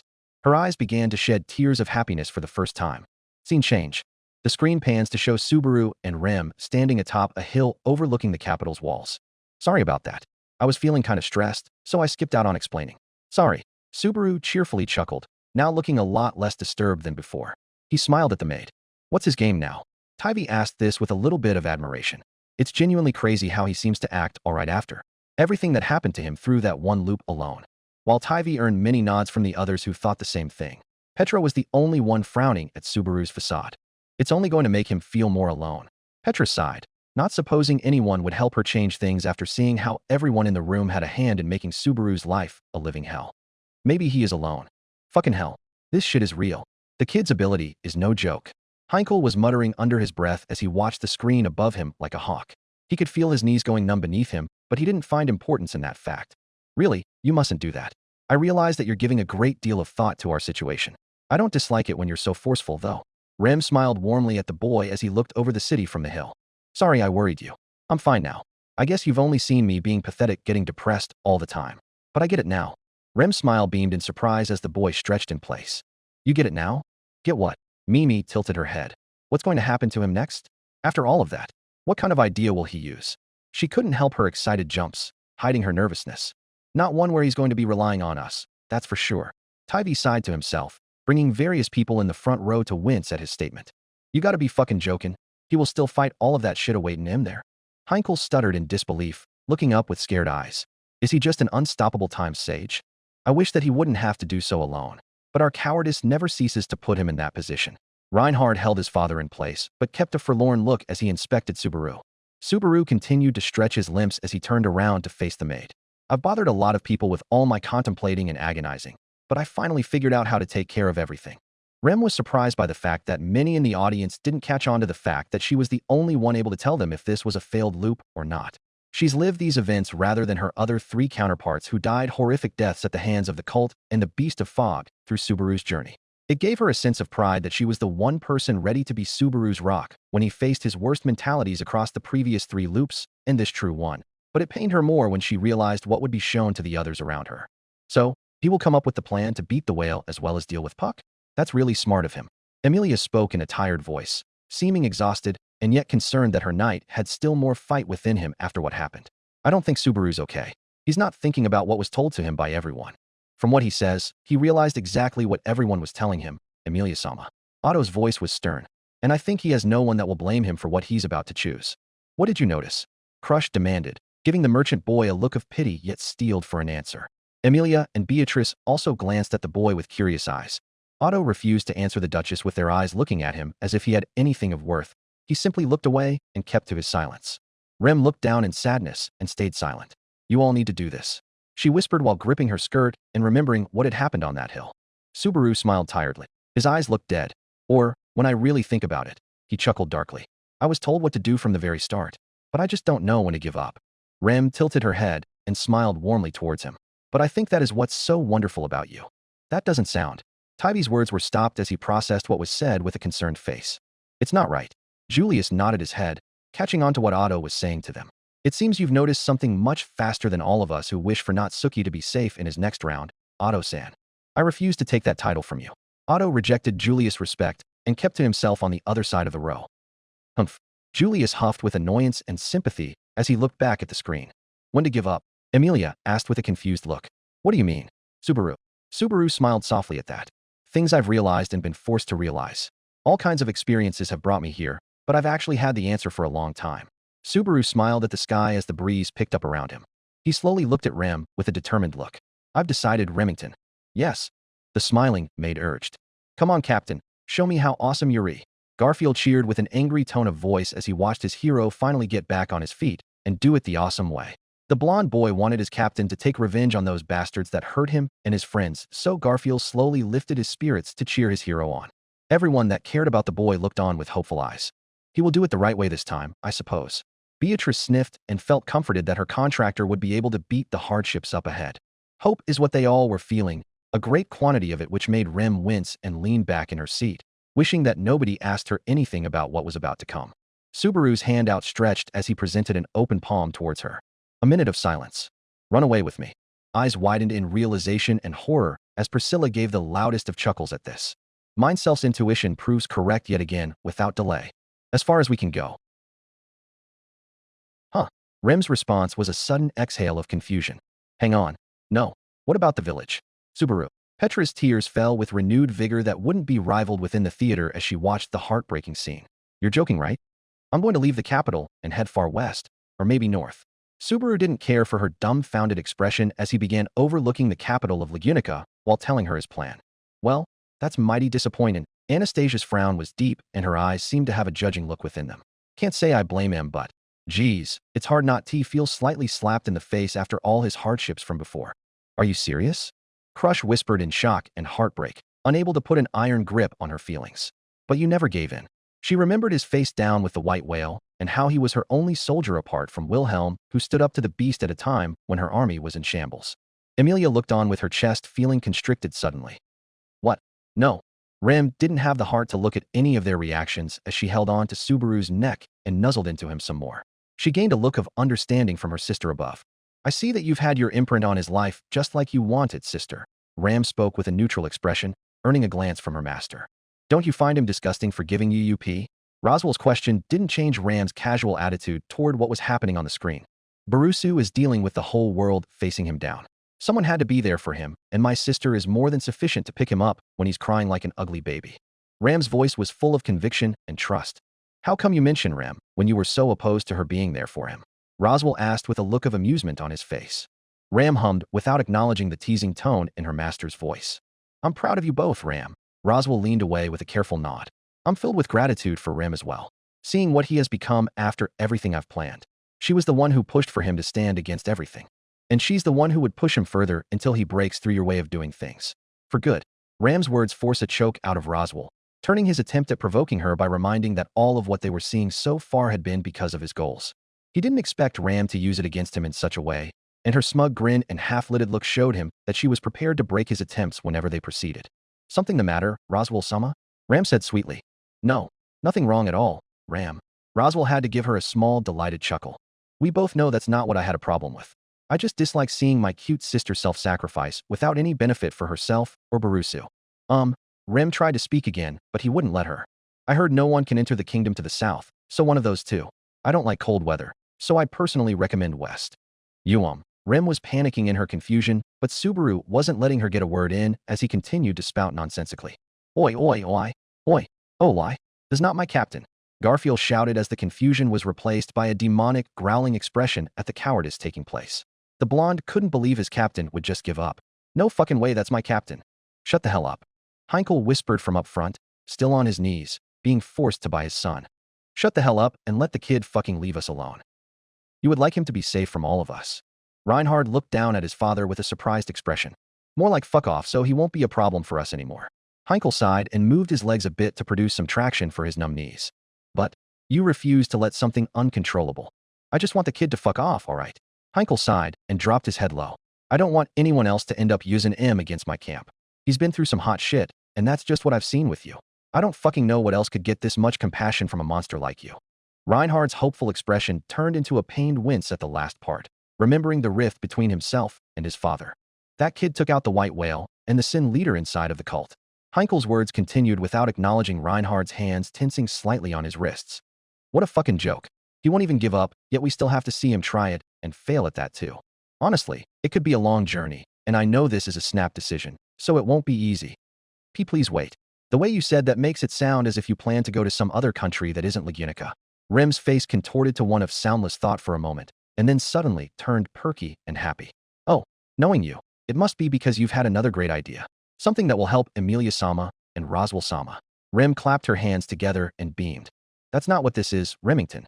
Subaru cut her off sternly. Rem frowned in confusion. I guess that he has had enough of everyone betraying and using him for their own needs. Anastasia emotionlessly spoke while staring at the screen and toying with her scarf. That little maid was onto something about me. Huh. No. Subaru wouldn't leave us to die like that. He wouldn't. Petra shouted as she cried. Felt was the only one that didn't seem disturbed by what she was hearing from Subaru, giving a small nod with eyes giving full trust for the boy she was watching. I mean, I can understand why he would. No one was willing to help, and he's fastened 3 monsters that are much powerful than he is. Big bro is just trying to serve dash. To hell WTH that, Garfield shouted, interrupting the pitying Felt. Everyone looked at him with defeated eyes as the reality began to set in. My captain never backs down from a fight. He's always been one hella tenacious bastard. At the blonde boy's steaming expression, no one dared to refute. Except for one. Subaru-san is doing what's right here. Garfield slowly turned to glare at the one person he thought he could trust most after Frederica. What the hell are you saying? Garfield growled menacingly. Garfield glared with fieriness that Otto refuted with emotionlessness. We can help Dash. We can't do anything to help him stop serving yourself dreams. Garfield dropped down on his seat, eyes wide and jaw slack from shock as Otto glared at him with a twisted, broken expression that showed just how much the merchant was affected. The gray-haired boy sobbed in despair and looked down. He probably just gave up hope on all of us and ran away, so he will have nothing to do with us. At Otto's words, Emilia slowly looked at her sleeping knight with a betrayed expression. The half-elf couldn't believe that her knight would abandon her to die. It made her feel so empty and heartbroken inside. Betty made Subaru hate her. In fact, the little spirit whispered to herself in guilt and in pain for what she put her contractor through. Julius looked down and kept his fist on his knee. He felt deeply saddened that he won't see his friend Aga. Wait. Julius blinked rapidly and looked up immediately upon realization. I don't think you've all grasped the situation clearly. Crush mused as she watched the screen critically and sternly, replacing her previous expression after realizing what Heinkel had around the same time. Subaru's face was shrouded in darkness. There's nothing I can do in the capital, but I'd be just as powerless if I went back to the mansion. Subaru looked down, his defeated and glum. That's what I figured out. I'm sure that wasn't all that was told to him, but I don't blame him for not taking my lessons into account. Anastasia sighed and leaned on her palm. Also, yes, I realize that Natsuki-kun's in a failed loop there. It's obvious that he hasn't taken this path in our world. Subaru won't be running away. There's something else. Julius spoke to the crowd and narrowed his eyes at Otto. The merchant's eyes widened and glared toward the screen with confusion. An emotion other than guilt and insanity showed on him for the first time. Beatrice and Petra blinked through their tears at the realization, both blushing heavily as they heard others bring forth that simple fact while they had already accepted Subaru was running away and leaving them behind. So run away with me, Remington. We can't stay here. Subaru's eyes looked dead as he spoke with his head looking to the ground. That's what everyone has been telling me. I didn't want to believe it, so I've denied it with all my might. But, yeah, they're right. Subaru smiled. A sad, lonely, and defeated smile. No one ever needed me. That's not true. That's not true. Emilia cried as the culmination of everything she did to him across all of his loops, and the guilt stemming from those tore through her in an instant and forced unimaginable pain through her heart. The half-elf cried into her hands as she felt sick and disgusted with herself for ever touching the boy she had hurt so much. That's not Dash. It is true. Subaru cut her off and gritted his teeth. It's been plainly spelled out for me, over and over. Images began to play. Emilia leaves him after they fight. The half-elf sobbed and turned away from him in shame. Julius beats him down and tells him that he isn't worthy of standing by her side. The knight clenched his teeth and glared at the ground for the pain he had caused his friend. Crush disparages him and sends him to die. The military-dressed lady closed her eyes and hid her face under her hat in guilt. Priscilla kicked him in disgust. The princess raised an eyebrow and sighed. One would think a commoner should thank a divine for touching them in such a way. How obtuse. You must admit he's dealing with a lot more than what you thought, princess. Elle mused from her side. And he shall yet to face the consequence of him not learning what's being taught for him. This obsession with the half would only serve him injustice after another. Mind time won't be wasted on someone with no pride or dignity. Priscilla rolled her eyes, giving a much more heated response than necessary for her knight. Yet you're still watching. Princess. Elle received no reply to his words as Priscilla ignored him. Anastasia tricked him dry of any useful information like some tool for her convenience and left him alone. Geez. Julius Kuhn was kinda right about me looking bad. This makes a gal feel shame, you know. Anastasia winced at how ugly she looked. You didn't know what was gonna happen to him, or what had happened to him. Ricardo sighed and kept his eyes sternly on the screen as the twins on his lap looked on with sad frowns. That's why I've decided to disappear. It's for the best. Betty Subaru doesn't disappear, in fact. Beatrice looked at the screen with a painful glare, her tears still not dry. Everyone's constant degrading and belittling drove him to give up. Otto concluded through clenched teeth. The merchant felt an urge, a feeling he hasn't been feeling in a long time as he saw his friend and savior belittle himself. Images of the Aurum villagers' corpses surrounding him. Rem's dead body in the garden. Ram and Petra's bodies leaning against the door. Everything I do will just lead to another dead body, or maybe more depending on what happens. Subaru's face twisted into a tired, pathetic, tortured gaze. Subaru. No. Please. Petra sobbed and choked as she looked at her dead body along with everyone she cared about. I don't want you to hurt yourself, but don't blame this. All of this. Onto yourself. The little maid sniffled while hugging herself. Subaru's friends all looked at the boy's self-blame with widened eyes, clearly surprised to see him take on such responsibility. I've had enough. Let's run, Remington. You and I can't stay here. We shouldn't be in this country. But this is so sudden. Rem looked unsure and worried at the boy. Rem herself found herself clutching Subaru tight, wishing she would have hugged him in the scene immediately. I didn't realize what you went through. I didn't see that in your eyes. I just assumed you were in pain from Amelia-sama leaving you. We don't have time. I'm sorry this is so sudden, I really am. Subaru clenched his jacket tightly. I really am. But you have to choose. Subaru Dono. Wilhelm shook his head at the young man's words. He shouldn't blame himself for those that died. He shouldn't carry such a burden alone. Ram had to give a small sigh and look away, believing things to go okay and ignoring this part were two very different acts that she couldn't preform well. You can't just ask Rem to choose. You can't just leave me and choose the only person who tortured you. Amelia whispered to herself as she hugged her knees, unable to look at the boy at her side or the one on the screen. Please let this nightmare end. She whispered into her leg, unheard by everyone in the theater. Choose. Rem asked. Me or someone else? Choose. He replied firmly. Rem looked tearful and heartbroken at the exhausted boy before her. Beatrice stared wide-eyed while sobs emitted from her mouth as she fell on the floor and away from the boy. Those words, in fact. She sobbed. They were supposed to be mine and yours, I suppose. She said in heartbreak. He had to ask Rimsan to come with him. Huh. Felix sighed and looked away. That's just unlucky for him to pick. No one is harsher on him than her, Naya. Let's get a dragon-drawn carriage and head west. We'll leave Lagunica and go far west too. Kararaji, was it? We'll buy a little house and live there together. Even if bad things happen, I can keep going if you're there. Just having someone waiting at home for me with a smile. No matter how tired I am, if I know you're waiting for me, I know. Subaru choked as his face contorted to one of pleading and desperation. The boy opened his palm to the maid once again and bowed before her. Please choose me. If you choose me, I'll give you all that I have. So please. Subaru's eyes looked crushed and dark. Beatrice wept harder at the parallel as Amelia could no longer breathe from the guilt and fear that this was a true reality where he chose someone else. Someone else could support him more than she ever would. Rem looked at the screen with a guilty expression. Subaru Kuhn. You really are amazing. To have been through so much, and to go back to try and fix everything no matter what. My hero. Run away with me. Live with me. Subaru closed his eyes and trembled while keeping his head bowed to the maid. He looked so tired, so defeated. Frederica pointed out as she watched with a sad expression for the poor boy. After what he's been through. I wouldn't blame him if he truly wanted to be dead. Felt growled as she watched with tears in her eyes as the hero she cherished crumbled because of the cruel world around him. Reinhard and Julius couldn't help but feel how much of astonishing losers they were that this kid who was their so-called friend was suffering through so many trials and hellish worlds no human could ever be sane after traversing them, and yet they could do nothing but watch. Otto just held his head and breathed heavily. He deserved to die at the cult's hands. He killed his friend, and then left him to die so he could save himself. Al nodded his head and smiled wide with hope underneath his helmet. This is the right choice, pal. Roswell tapped his chin and smiled eerily. So what changed your mind, Subaru Kuhn? Rem looked at him in shock for a moment. Her lips then turned upward softly. Subaru Kuhn. The boy slowly looked up at the maid with a hopeful smile. Amelia gave her own Rem the stink eye for a moment, earning a glance of confusion from the maid. Amelia remembered the fight they both had before one of the viewings commenced in this arc, where she and Rem disagreed on who would deserve Subaru's love. Amelia found it more heartbreaking that she was right about Rem deserving Subaru more. How could she not feel such pain? The maid was poised to take away the boy and live with him in the happiest of lifetimes without anything to stop her after Puck removed Amelia from Subaru's vision by making her leave him behind. She couldn't find it in her heart not to feel a little bit of hatred for the maid. Rem had a disappointed look on her face. I can't run away with you. We're supposed to laugh together as we talk about the future, remember? The maid smiled warmly at the boy. And maybe we can't laugh now, but once we actually get moving, I bet we can dash. I've thought about it, too. Subaru's mouth shut as he looked at the Oni with confusion. Rem glanced at the clouds floating above them with a small smile. Amelia's eyes widened as she listened to what the girl had said, feeling her animosity suddenly grow weak in her constrained chest. Huh? Rem. Amelia looked between her maid and the screen.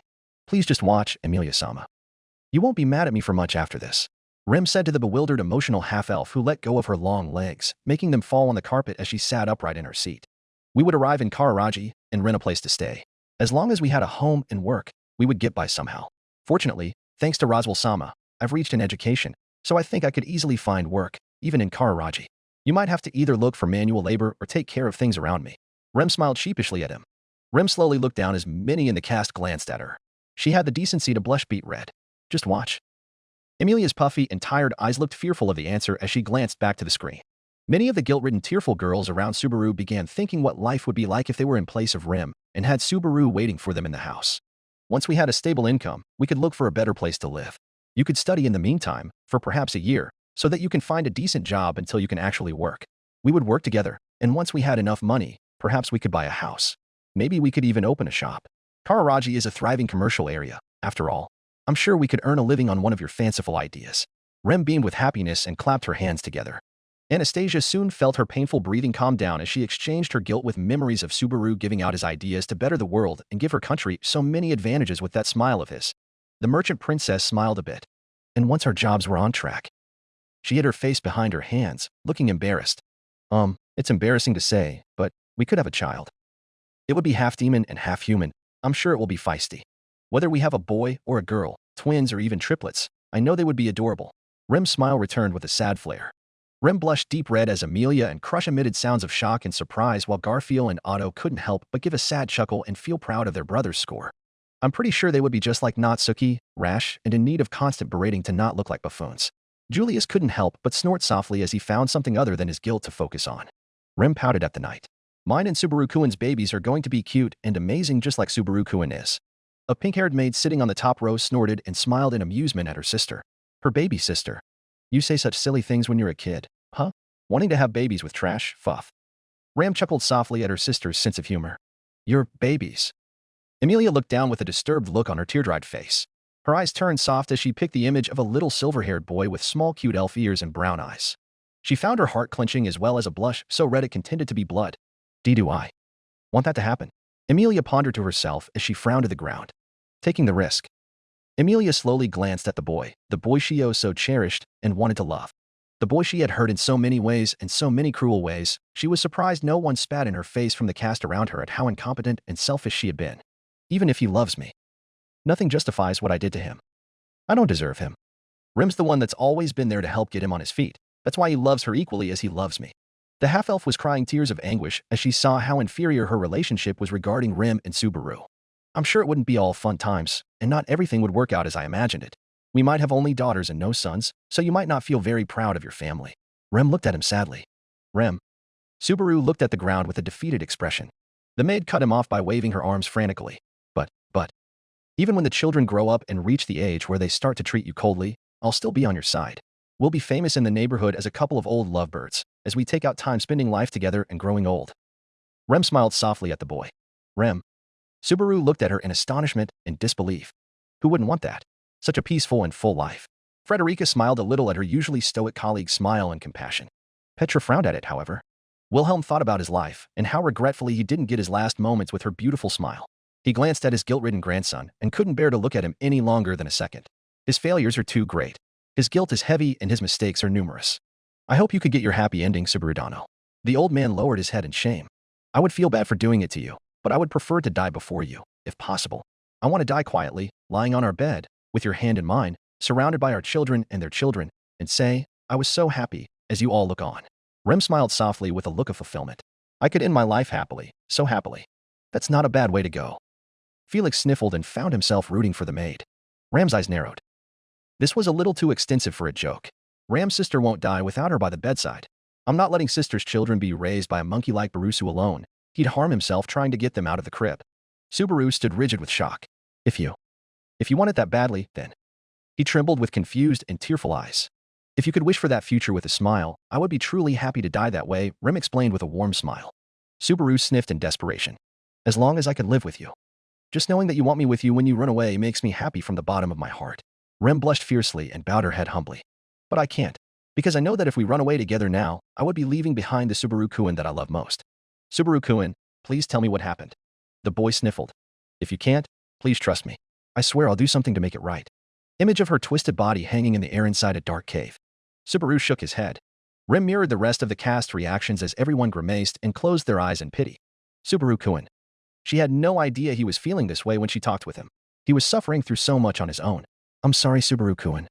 Rem shook her head and looked at the ground in sadness for her hero. Petra could only tear up at the sight of Rem's body. It had only been a second, but she could see what the screen showed, which made her think a bit more about her earlier outburst, rethinking Rem's sacrifice and the effort the maid took to keep Subaru alive. The little maid found herself a little bit less tense and clutching her maid uniform at the hem. Heinkel, however, looked away after seeing that imagery. Holy fucking shit. What the actual fuck was that? The kid went through something so fucked. He did indeed. Reinhard took no pleasure in the disgust on his father's face. He had to die many times to be this defeated, father. The power doesn't make him a monster. It only serves to show how human he is to anyone who thinks the opposite. Fuck off. Heinkel tried to wave him off, but his arms were still being held in place. I get that the kid's a loser with a curse. I don't think I'm that stupid to blame him for what he was given. Reinhard found himself glaring a bit at the muttering from his father's begrudging feelings. His grip was tighter than before on the man's wrist. But for now, at least, we should go back. If we take our time and consider things calmly, maybe we'll find a different answer. Image of Puck towering over him as the snowstorm picked up. Emilia's head turned away at the image, unable to show her disgust openly toward her father's face. Bubby. Beatrice closed her eyes, not trying to see her brother after so much cruelty had been done to her contractor. I've already agonized over this. I've thought about it. I've suffered. That's why I gave up. Subaru closed his eyes and hung his head low in defeat. He's scared. Garfield looked down with a furious and saddened gaze that he had to see his captain suffer so much until he was forced to give in. Captain isn't as tough as mine's amazing self. The blonde boy trembled and shook his head as the tears fell. But he can't give up like this. Raise your head. Captain. Garfield shouted in anguish and heartbreak. Emilia held a hand to her heart for the trauma Subaru had accumulated because of her and her lousy spirit. It's easy to give up, but... Rem whispered to him softly. Subaru slowly raised his head and stared Rem in the eye with a disturbed expression. His fists clenched. It's easy to give up? He repeated emotionlessly, clenching his fist. Subaru-kun. Rem asked, looking worried. I didn't mean it. Rem flinched immediately as she now understood how much Subaru was dealing with and how hard he tried to save all of them. She had no right to say that. Schult was the one to say this from beside Priscilla, bringing more eyes toward him. He's not going to take that well. It wasn't easy for him at all. Tybee shook his head and watched the scene with an expression of sadness. There's nothing you could do in such a situation, Remington. Emilia tried to offer the maid a small comfort in that she saw the blame Rem was putting on herself. Don't forget that no one could read him well to understand what he was going through. Rem pursed her lips together, understanding that Emilia was unintentionally putting distance between her and Subaru. Don't give me that. There's nothing easy about giving up. Subaru choked out and screamed. You think I'm just doing nothing, thinking about nothing, cutting myself off from everything, and that's all it took to give up? Time he died in the mansion. The time he faced Beetlejuice. The time he begged for help from a disappointed crush. Everybody had varied expressions of sadness and pity for the boy. Rem held her hero's shirt tightly, her tears blurring the screen within her eyes. I never understood why you looked like that. The maid whispered as her heart broke. I never knew how much torture you went through. It was not easy to give up. It was so much easier for me to think there was something I could do. But there's nothing I can do. The image of Rem dying in his arms after she freed him from his shackles. There's no way out. Oh hell. Heikel grimaced and looked away. That girl's too fucking strong to be human. She's not. She's an Oni. Reinhard muttered under his breath, still having his forlorn expression as he washed while holding his father down. Explains a lot. What a tough bunch. Heikel sighed to himself as he looked at the boy's face once again. He needs to leave and fuck off. He won't, Reinhard replied defensively. Of course, a monster like you wouldn't understand how it feels to be human and under that much failure. Reinhard did all he could to stop squeezing his father's wrists and glared at the screen once more. Subaru sobbed as the image of Emilia's dead body after he killed her played.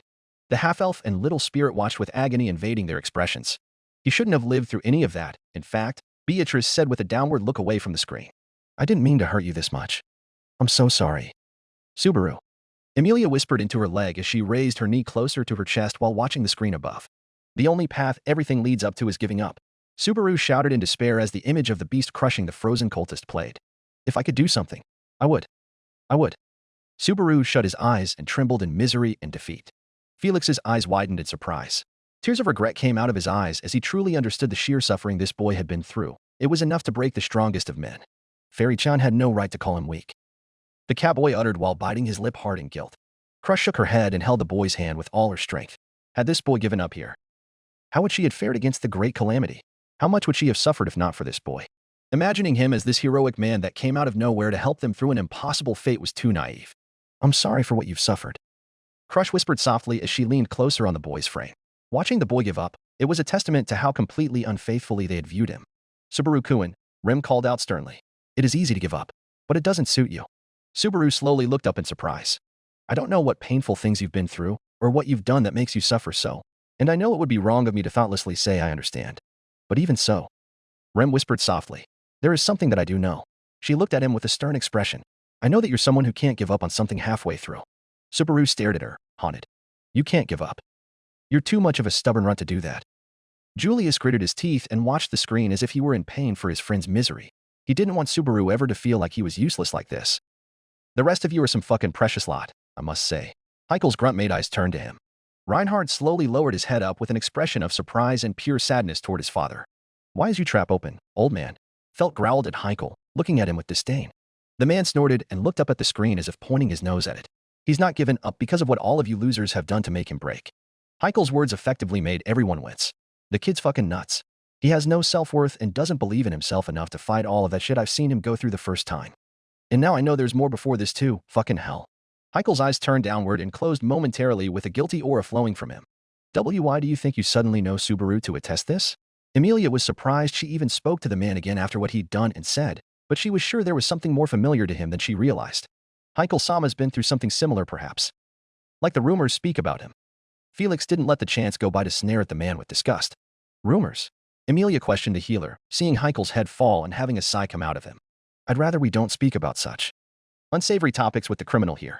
Julius glared at Felix but looked back at the screen. We have a more pressing occasion as of this moment. Heichel was still being watched closely by his son above him, who didn't let a small grunt coming out of his father's mouth go unnoticed. As if anyone would believe me if I told the truth. Heichel muttered to himself without anyone hearing him. Anyone but Reinhard, who widened his eyes in shock and pity. I know that you're someone who can smile when you talk about your wishes for the future. The image of his smiling face after the Ulgram invasion was dealt with played. I know that you're someone who can't give up on the future. The memory of him fighting the pack on his own. The memory of him saving the little girl deep in the forest. You're wrong. Subaru's face twisted in panic and disbelief. I'm not that kind of dash. I'm not wrong. Rem cut him off sternly. You haven't given up on anyone. Not Emilia-sama, or sister, or Roswell-sama, or Beatrice-sama, or anyone else. The image of his head rolling across the snow as Puck glared at his frozen form in front of the mansion played. He faced that spirit more than once? Schultz shivered in Priscilla's arm as she held him. Yeah, pal, running away is a good thing, you know. It would be so much better if he wasn't involved anymore. Al spoke with an offish tone that made Schultz glance toward the man. Al's head wasn't raised enough to be able to see through his helmet properly, which led to the butler thinking that Al was more inclined to listen to Rim and Subaru talk rather than see any visuals. Which meant what the knight had said was an inner desire from within. Why does Al-sama wish for Subaru Natsuki to run away? Schultz asked himself and his lady, the one who simply hummed and patted his head lovingly. Do not worry your master of the low grumbling from dogs, Schultz-kun. Priscilla showed disinterest in the entire topic as she went back to glare at the window with annoyance marking her expression. How loathsome has this waste of mind time been? Subaru stepped back and stared at her with his eyes wide in disbelief. He shook his head and uttered slowly. I have given up. Carrying it all was impossible from the start. Subaru looked at his hands. The memory of his ice-turned body lying on the snow with all of his limbs broken into pieces. Pathetic. Priscilla showed no remorse or compassion at the memories playing over Subaru's words. How a dog like you catches the world's interest is obscene and a misery for a miracle. What is your problem now if this gal can inquire? Anastasia's tone was sweet, but her eyes had a lot of frustrations being held back because of the words she had heard. Petra and Amelia looked at Anastasia with surprised expressions because she decided to defend Subaru suddenly. Priscilla scoffed at the woman below her. She-fox, my divine self doesn't need to help you comprehend what you were seeing before you. The pig refuses to give up on his mindset because he is a man with no worth. Heichel lowered his head and sighed as Priscilla earned more glares because of what she said. My hands are so small that it all slipped through my fingers, leaving nothing. Subaru's hands trembled and twitched as he choked on his spit from sadness and depression. No, that's not true. You have dash. What do you know? Rem flinched in surprise as Subaru madly glared at her and shouted, "What do you know about me?" Asterisk slam. Asterisk the boy slammed his shaking fist against the ledge behind him as he glared at the maid. "This is the kind of man I am." Emilia blanched at the look on Subaru's face, backing away slightly from her knight as she stared upwards like a fish that couldn't close its mouth. "Hang your jaw lower, half-witch," Priscilla commanded with arrogance. "This here is proof that you've had a most effective dog behind you for a night." "Shut your mouth." Rem squeezes Subaru's shoulders and glares at the lady above. "You have no reason to condemn him so harshly. But I must, for the half-witch had to discard that role to let him guide himself to a better idea of his worth in this world." Priscilla showed no mercy in letting up the hate she spewed. "He's merely walked in circles to act his temper tantrums on the innocent. Do not forget what you have done to break him as well. We had an entire loop dictate that failure loudly for all of us." Priscilla Barrel. Crush firmly told the fellow candidate from beside Rem. Petra nodded at Crush's words, facing the red lady with anger clear in her eyes. "Which I enjoyed, very much." Priscilla hummed and leaned back in her seat to close her eyes and imagine herself kicking Subaru again. It doesn't get better with her. Heikel sighed from his place on his knees, earning attention from Reinhard. "The first time we met, she had her heel crushing my damn skull for no reason." Reinhard had to smile at the hateful grumbling from his usually drunk father. His face turned to one of anguish and guilt as he faced Rem. "I have no strength, but I want it all." Image of him leaving against Emilia's wishes.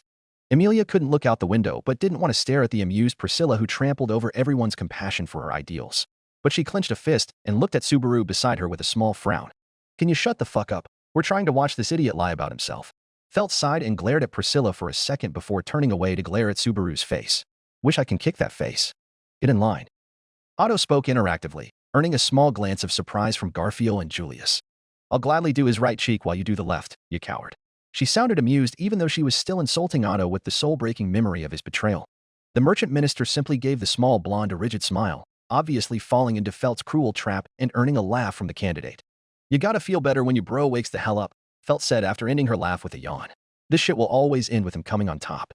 She had a proud smirk as she winked at Emilia from the side. "Felt?" Emilia whispered in surprise. Otto looked back at the screen, feeling stupid to have spoken in the first place after what he had been revealed as. "A cowardly dog. I have no knowledge, but all I do is dream. There's nothing I can do, but I struggle in vain."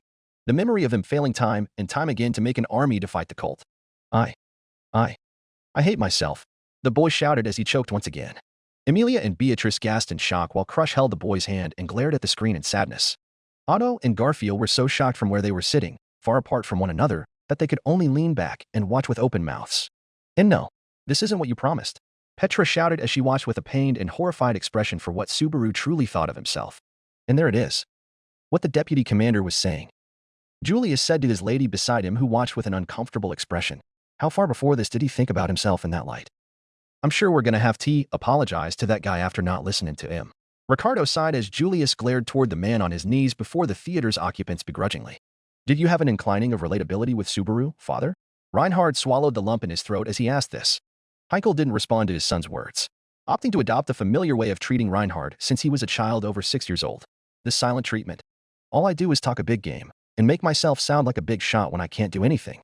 The memory of him shouting at Emilia and making her leave him behind. "I never do anything, yet I can complain like a pro. Who do I think I am? It's amazing that I can live like this and not feel ashamed, right? I'm empty. There's nothing in me at all. I know that." "Yeah, that's so obvious." "I know it's obvious." Subaru whimpered in anguish and waved his arm as he shouted. "Before I came here. Before I got into the situation that led me to all of you. Do you have any idea what I did?" Subaru's eyes looked dead as he trembled and whispered hoarsely. "I did nothing." Image of him in the grocery store. "I've never done a single thing." His eyes widened and haunting and filled with dilated despair. "I had all that time, all of that freedom. I could have done anything, but I never did a thing." Images of him reading a manga, eating fast food, and walking while rubbing his eyes because of playing so many video games. And this is the result. What I am now is the result. Subaru shouted as darkness covered him from the clouds blocking out the sun. He shouted in despair, in hatred, in defeat. He glared at Rem and shouted, "All of my powerlessness, all of my incompetence, is the product of my rotten character." Subaru sobbed and whimpered with an agonizing scarred expression. "Wanting to accomplish something when I've never done anything goes beyond the limits of arrogance. The cost of my laziness and all the wasteful habits in my life just ends up killing both you and me." Subaru closed his eyes and remembered the times he was frozen alive. The times Rem died because he was too weak to save her. He put a trembling hand and covered his anguished face. "That's right. I have no character. Even when I thought I could go on living here, nothing changed." He whispered sobbingly. His eyes trembled as he lamented his existence. "That old man saw that part of me perfectly, right? I wasn't trying to get stronger or trying to make things better. I was just striking an obvious pose to justify myself, to say that I was trying, that it wasn't like I wasn't doing anything. I wanted to say I couldn't help it. I wanted to be told that it couldn't be helped. I was only pretending to push my body to the limits so that would be possible. Subaru's entire form shook in place as he shouted in agony. In the darkness of the cloud, his face twisted with rage and insanity as he looked at Rem. Even when I had you help me study, I was just posing to cover up how embarrassed I felt. Subaru sobbed. At heart, I'm just a small, cowardly, filthy piece of trash who's always worried about how others see me and nothing. Nothing about me is K-anged. Pant, pant. I knew it all along, that all of it was my fault. I'm the lowest of the low. Subaru shut his eyes one more time and gritted his teeth in misery. I absolutely hate myself. He whimpered. Then why try so hard? Frederica was the first to speak, giving him a look of sympathy and understanding that was missing from the shocked faces of the others. Frederica ne-sama? Petra's face showed heartbreak and confusion, and she used her mentor's words to distract herself. You want Subaru to give up? Frederica's eyes lowered in shame. If you remember what he does, felt what he went through, would you still be able to fight your fate constantly? With everyone doubting and belittling you on every corner. I think you were right, Petra-chan. Frederica hugged the little maid as tears welled in her kind eyes. I wish to support Subaru-sama as much as you do. To ignore this is to be complicit in something dark. Petra tightened the hug from her end, bringing her mentor close as Subaru's self-hate speech played overhead. Bring yourself some credit, young man. Wilhelm muttered under his breath, being heard by Felix, who looked down at his knees. That's nothing but your doubts and fears speaking. Wish I can tell you this in person. You care about him, huh? Old man Will? Felix chuckled under his breath with a bit of a pained expression. Everyone cares about him. Except for those who hated him for his weakness. Wilhelm didn't say anything as he looked down at the healer beside him. Who knew that he hated himself more than I hated him? Felix gave an empty smile, tears renewing at the corners of his eyes. The old man beside him gave a slight pat on the shoulder that surprised Felix. Above them, Priscilla had the most satisfied grin on her face as she fanned herself. Looked like you were right, princess. Al sighed and earned a chuckle from the noblewoman. But of course, fool. Priscilla huffed arrogantly. A pig has no sense of self so long as it keeps eating and dancing in the mud. This one shan't be any different from his biological confirming. You do know he's not a pig, right? And I find it hilarious that you say this right now. But you were glaring pretty much with murder in those wonderful eyes of yours when he was talking. Al received a glare from his lady that would put most men to death. Yeah, kinda like that. Thou mustn't speak about unwarranted things, buffoon. Priscilla sounded dismissive of the whole ordeal, but a third voice began talking from her other side. I saw it too. It was pretty scary. Not that you can ever be something other than beautiful, Priscilla-sama. Schultz gave her a weary smile that earned a sigh from Priscilla. You have much to learn once you grow out of that adorable look, Schultz-kun. Do not disappoint me again by hearing this jester's words and taking them as facts. Priscilla cups the boy's cheeks and squeezes them, harshly earning a yelp from him. But I saw it myself. Ow, ow, ow, ow. Al chuckled at the pained boy while Priscilla toyed with his baby cheeks. It's as if you're giving him the cold shoulder by acting so distant from caring about him. Isn't that it, princess? Priscilla didn't give the knight an answer, simply letting go of the boy's cheeks and allowing him to rub the spots where she pinched. Yeah, I'll let the silence hang over for a second before leaning back in his own seat. You still wanted to impress you, but that kid's disappointed you a lot. The silence hung loudly between them both. Priscilla's eyes glared downward to where Subaru was for a moment longer than intended. You kidding me? What the hell is this, big bro? Felt sighed and cringed into her palms after giving Subaru a deep frown. I thought it was just the pain of being fucking butchered all the time. But this guy's a whole wreck in the head. It seems like that, doesn't it? Crush mused to Felt's words with an empty expression. What's got you keeping to yourself like that? Ain't you gonna give that whole speech any reaction? Felt raised a brow at the woman. Do you know the comical thing about this prison? Crush crossed her legs and leaned her head on her chair rest, having the others hear what she had to say since Felt was louder than most in the theater. I keep realizing just how exemplary Natsuki Subaru's origin comes into play. His origin? You mean the home he was taken from? Felt didn't have the emotion to give that statement. It seems he gave up on going home simply because he thought he would be able to make a better life with Unica. Tybee noted what everyone had heard from Subaru. He earned a nod from Crush. Indeed. And if we didn't see the early viewings to figure out how Return by Death worked, I'd have said that he may have had the ability before coming to Unica. Crush earned a sharp look from Anastasia particularly. You saying that him being in Unica and dying over his ambitions was better than his old life? Anastasia looked at Crush with a surprised face. Betty Subaru is so much like Betty in fact. The spirit sitting on his lap had been holding a miserable face the entire time. She muttered to herself as she heard everyone speak about his mindset, the way he thought. He would rather die and keep moving for an ending he wants, rather than sit around and be ambitionless. Crush's words earned Beatrice memories and flashbacks of 400 years in a room, doing nothing. That is amazing. Emilia couldn't help herself. She stuttered with heartbreak, but kept a long glance of amazement on the boy sitting next to her.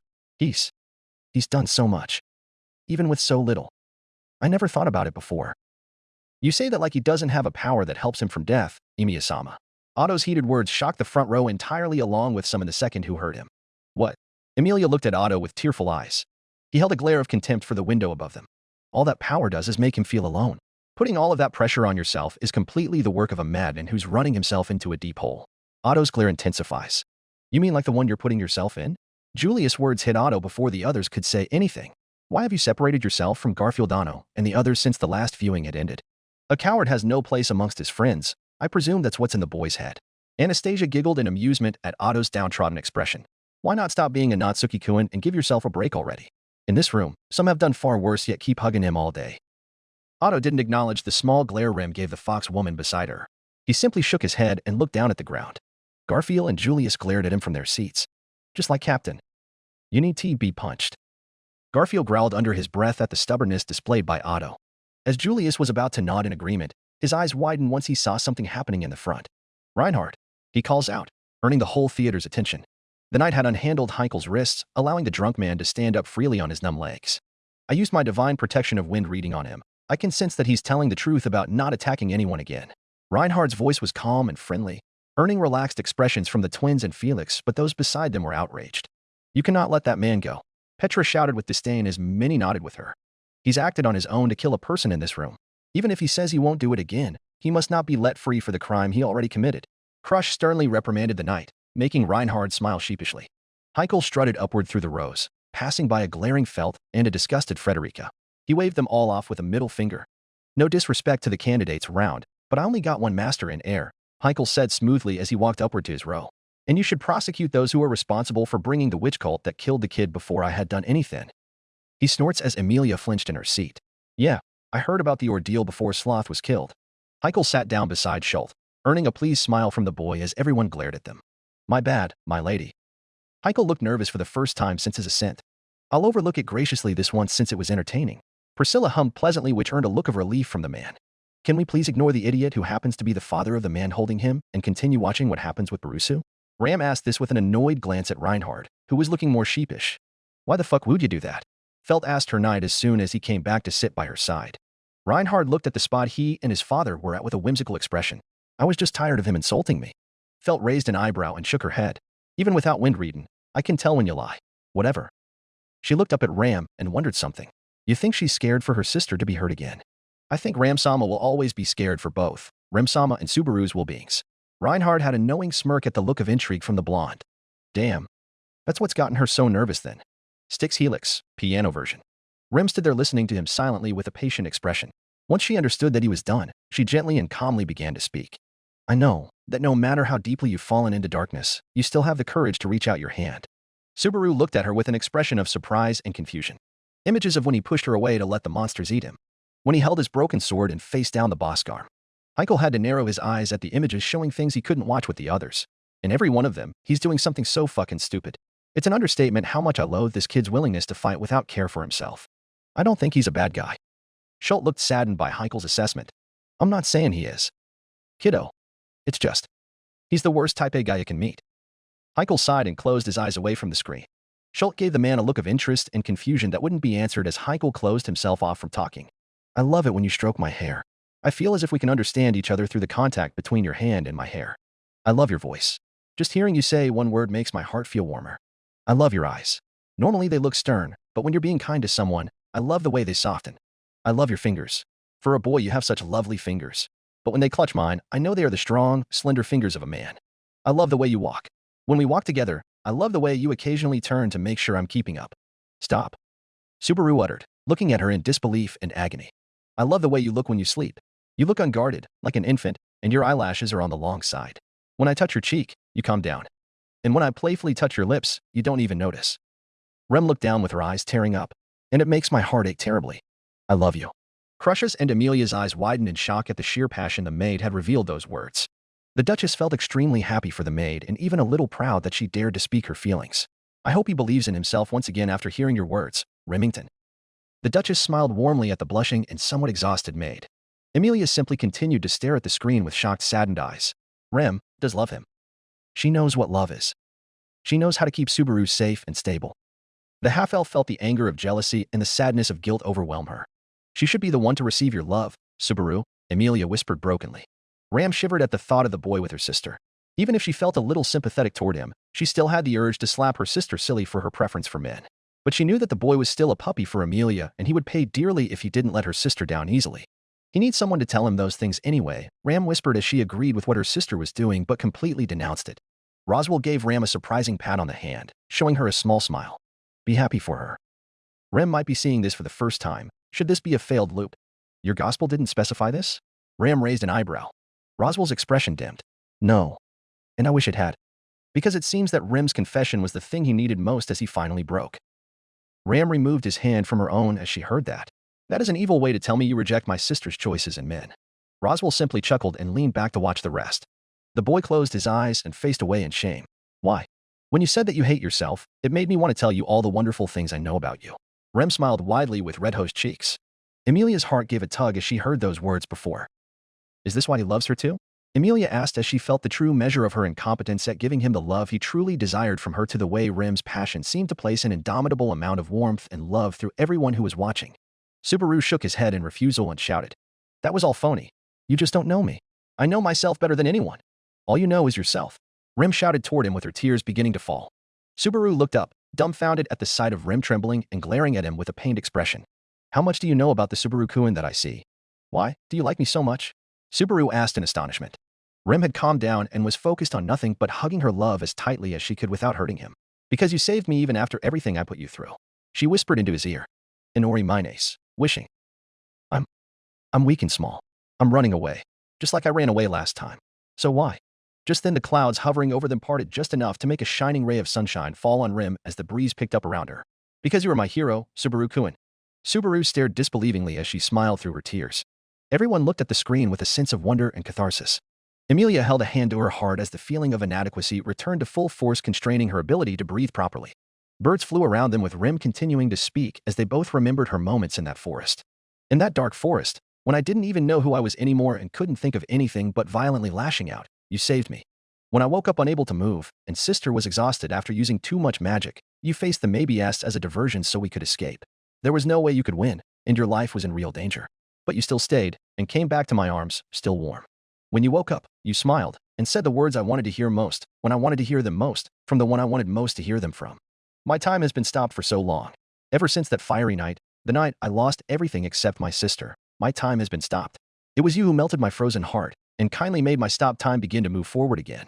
I'm sure you have no idea how you saved me, or how happy I was at that moment, on that morning. That's why I believe. No matter what painful things happen, even when it looks like you'll lose. When no one else in the world believes in you, when you don't even believe in yourself. I will believe.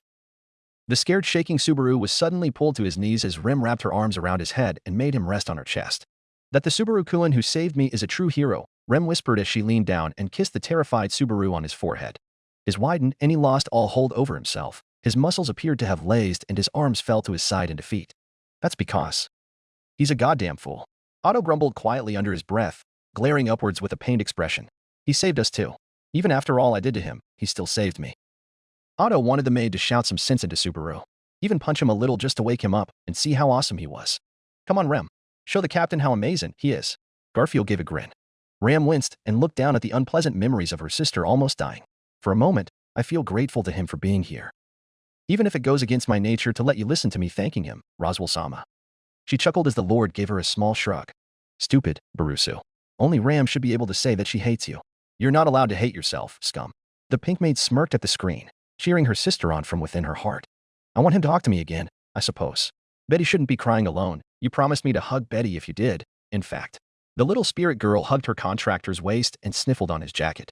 She always wanted Subaru to believe in himself more, but she never truly knew that he thought so lowly of himself to this extent. Crush smiled a little at the words. She truly believed that those words applied to herself as well. He does have that effect on a lot of people. The Duchess squeezed a bit on the boy's hand and smiled softly. Frederica smiled softly and cooed internally as she cheered her fellow maid on. She always knew that the cold, disciplined Rem would be a staunch romantic. Petra watched the screen with sadness and a bit of jealousy, but she couldn't focus on anything other than Subaru's low opinion of himself changing. She wanted him to know how dear he was to her so badly, but since she was stuck here, she would allow Rem to say that stuff to him. This time. Subaru. Amelia whispered in sadness as she felt her heart breaking even more by how distraught and despaired her night looked. Her heart shattered even more when she remembered that she played a large part in breaking this wonderful boy from another world. Rem gently removed her hands and moved away from him as he stayed on his knees while looking at the ground with an expression of hopelessness. "I's dead," he spoke in a soft, broken tone. "No matter how hard I tried, I couldn't save anyone. No one will tell him that he ain't gonna need to save anyone. Just fucking run away and don't do something stupid to get yourself killed." Heiko rubbed his palms together, looking away from the screen. "Look how broken he is," Felix whispered with sadness and anger in his eyes. It's as if he's shocked by the fact that someone's willing to believe in him.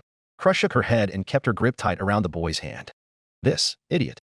Otto gritted his teeth and stopped his admonishment for his brother's stupidity. "Stupid moron." Anastasia gritted her teeth as well as she truly found it infuriating how little the boy thought of himself and refused to blame her and the rest for abandoning him, as if they were good people who had done nothing wrong towards him.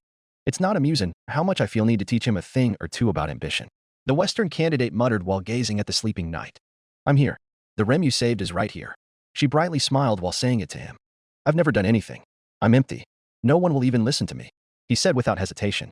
"Subaru Dano." Wilhelm grounded his teeth in frustration at what he was hearing. "No way to speak, young man. That is no way to speak about yourself." That statement was shared by all three angry and saddened royal knights who were glaring at the screen with grimaces of frustration at their uselessness for doing nothing to help their friend. It was a worse sentiment for those who were not a part of the Night Guard, but the Amelia camp. "I'm here. I'll listen to anything you have to say. I want to," she replied without a heartbeat missed. "No one expects anything of me. No one believes in me. I hate myself."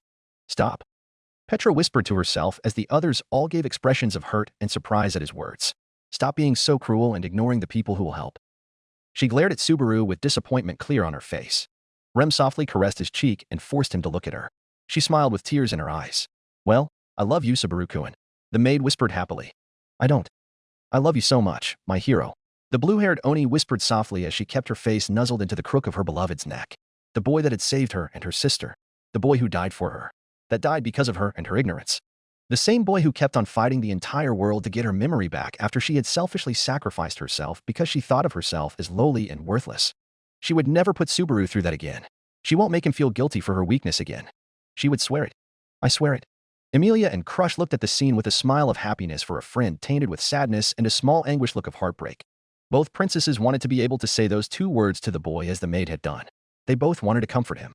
But the guilt of the pain they had caused for him truly forced them to feel small relative to the maid's impact on him and how much more passionate she's been about her love for him, while the two of Amelia and Crush dilly-dallied over nonsense. Subaru stared at her for a moment. "You really don't mind that it's me?" he asked in disbelief. "I want it to be you. I wouldn't want for it to be anyone else. If you can't forgive yourself for being empty and having nothing, then let's start from here, right now." The maid stepped back and smiled down at the kneeling boy. "Start what?" Subaru asked in bewilderment, standing up from the ground. "Just like you started my time for me when it was stopped. We'll make the time that you feel is stopped for you begin to move again. Let's start her from square one." The breeze blew, the clouds fully parted, and the sun shined on Subaru's struck face. "No, from zero." Subaru's eyes widened as light finally was brought back into them. "If it's too hard for you to walk alone, I'll hold you up. We'll share the burden and support each other as we walk. Isn't that what you said to me that morning?" Rem smiled at the odd Subaru. "Nain, he really looks different noi." Felix wiped away his tears and smiled softly entirely at the boy he wanted to call a friend, happy for his newfound hope. "Hope. Subaru truly is a simple man," Reinhard commented while watching the screen with something akin to a proud smile. "Yeah, he's still fighting, like I said he would." Felt shook her head and smiled fondly at the boy, just like he came back to the loot house even though he didn't have to. "Only to save me an old man, Rom." I don't think Betty should say this, but I like that aspect about him, I suppose. The little spirit girl guiltily admitted with a small smile as her remorse-ridden heart found comfort in the scene. Amelia slowly moved to grab the boy's hand. She softly caressed it and enjoyed the warmth and comfort she'd been missing in a while. "Subaru." Amelia remembered all of the times he had told her he loved and adored her. "You weren't lying, right, Subaru?" She held a look of pleading guilt as she held her gaze on his face. "Because I want to be there beside as well, my knight," Amelia whispered while feeling as if her great friend would disappear. The feeling of inferiority to Rem and how much she has done to help the boy overwhelmed the lonely elf. Amelia's selfish desire to hang on to her knight for comfort and hope was shattered as she understood how much she's been hurting him and letting him suffer by himself. She vowed. A vow that was silent to all but louder than ever in her selfish heart. A vow that only Amelia would know and fulfill towards this klutz of a knight. Rem slowly looked up at the screen with an expression of shame. "I'm sorry. I wouldn't have made him go back and face those traumatizing troubles. The remorseful maid was cut off by everyone cheering around her with varied reactions of hope. Go, Captain! Garfield shouted while holding a fist up with happy tears in his eyes. Come on, you idiot! Otto slammed his fist on the handle with a pleading look on his face, eyes honed on the screen. Seriously. What a buffoon to go through everything and have a speech carry your spirit forward. Julius smiled softly at the scene and felt relieved that his friend had such great help in his time of need. Wilhelm couldn't help but grin at the knight's words, feeling a familiar nostalgia about some of the people he knew from his fighting days. Show me how awesome you can be, Subaru-kun. Yeah. The twins shouted with cheer, although Tivy started saying some stuff about the true capabilities of the numeral 0 and how it wasn't a true start, but Mimi was quick to slap him out of it. Otto and Garfield both looked at the screen with hopeful gazes for their third. Otto was beginning to feel his sense of wanting to help his friend resurface. His guilt for cowardly throwing him to die was still there, but it was as if hearing Subaru's self-deprivation sent him back into a seething rage to smack his brother awake and scream at him how it wasn't just about Subaru's mistakes. It was everyone else around him that were incompetent and idiotic that had brought him so much death and suffering. Subaru wasn't alone. He wasn't the only one that felt like a loser. He shouldn't be the one blaming himself for every death that had happened in all of these loops. Otto truly felt as if his guilt was making him want to help his brother more and more. That's a stupid phrase. Heinkel shook his head and sighed in frustration. Once again, the disgusting thing was dragging others to ruin. The need to be someone's hero. What a joke. It's not that bad, pal. Not like anyone could remove Natsuki Subaru from the world so easily. Elle sighed from beside Priscilla, who only looked annoyed by the screen's events. His brother from another world, the only person like him, will be tortured and killed because of his idealism. The helmeted knight was punched off his sweat by an annoyed princess who had heard what he said and decided that she didn't like it. He closed his eyes for a moment. Rem, I won't give up. I won't let anyone else die. I won't let anyone get hurt.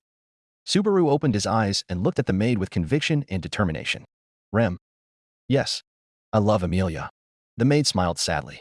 Yes, she affirmed while looking up at him. I want to see Amelia smile. I want to be of help to Amelia's future. Even if she says I'm in the way, even if she tells me to stay away. I want to be next to her. Subaru smiled brightly with hope shining in his sharp, ugly-ass eyes. Using my feelings for her as an excuse to get her to understand everything was arrogant of me, huh? Subaru looked down in guilt. It's okay if she doesn't understand. I just want to save her. If there's a bleak, painful future waiting for her, I want to take her away to a future where we can all laugh together. Amelia's eyes widened and teared up in happiness. She leaned down and hugged the boy with a happy smile on her face as the sense of warmth overflowed through her soul. This intense feeling filled her with relief and gratification. Amelia vowed once more. She will protect and help him throughout all of the horrors that he has endured because of her. She would keep him by her side. Because he made her feel so happy. So loved. That's why she also just as equally felt for her knight. She felt love. This is what it feels like to love someone. You feel so complete when you're with them. And so broken when they're doing something far away from you. It's what I feel for you, Natsuki Subaru. My wonderful hopeless fool of a knight. The half-elf smiled in content and happiness, letting her guilt go for a moment to enjoy this warmth provided by her reliable heater that was Sir Lalamancer. Crush smiled and felt a small pang of guilt as her plans would force a little wedge between the two. She was a patient lady. She was also determined. She wanted this kind of interaction as well.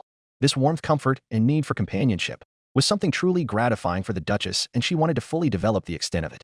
She wanted to feel this love too, and she knew exactly from whom she wanted it. A fool of a knight. The Duchess uttered with a smirk as she crossed her legs and caressed the boy's hand softly. Hee, I guess he truly is a fool for not seeing your love for him all this time. Rimsan Dash? The Duchess's soft smile turned into a startled frown when a loud commotion was heard from behind them. She, Amelia, and Beatrice looked back with alarm on their face. Please stop this, sissy. Don't hurt my Subaru-kun. Rim cried out in despair as she begged the demon she was hugging. Ram simply looked confused as she walked to her sister's row. What are you talking about, sister? I'm only here to hug you. Rim allowed the arms to engulf her body and managed to shed a few tears while adopting a surprised face. But I thought you disapproved of Subaru-kun.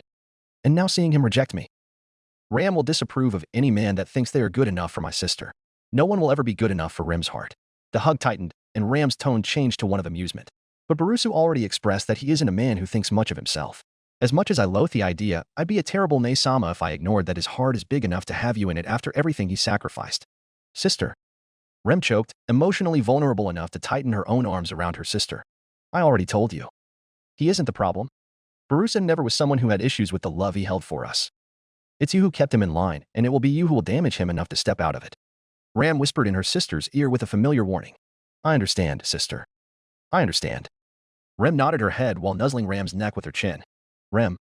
A soft voice filled the air, making the two sisters step back from the hug to look at the half-elf who stood from her seat before the both of them. Amelia ruffled his hair while looking at Ram and Rem with a look of honesty and understanding.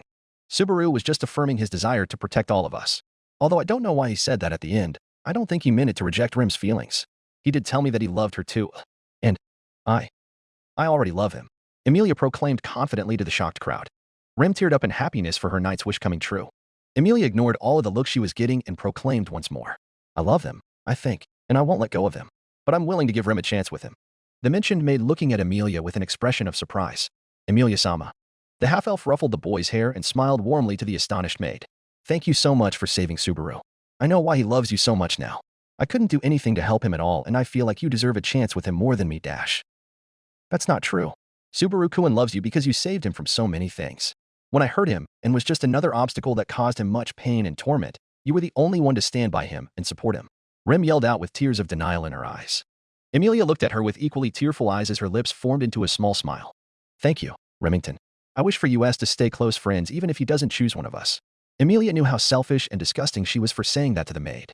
It was clear that the boy had his heart out on herself, but they weren't there when Subaru proclaimed his love to be equal for them both. The maid looked a bit apprehensive at first. Do you have something in mind? Emilia asked softly as she noticed Rim's hesitation. The blue-haired maid nodded her head and steeled herself. Emmy and Subaru have agreed to tell you this after everything has calmed down. Emilia winced as she understood what the maid was saying. Gluttony. Wanting to think nothing of those cold, empty nights where she would hear Subaru's whimpers beside Rim's bed in Crush's mansion, Emilia shook her head and gestured for the maid to continue. I would like for us to watch the rest first. Rim rubbed her thumbs over each other nervously.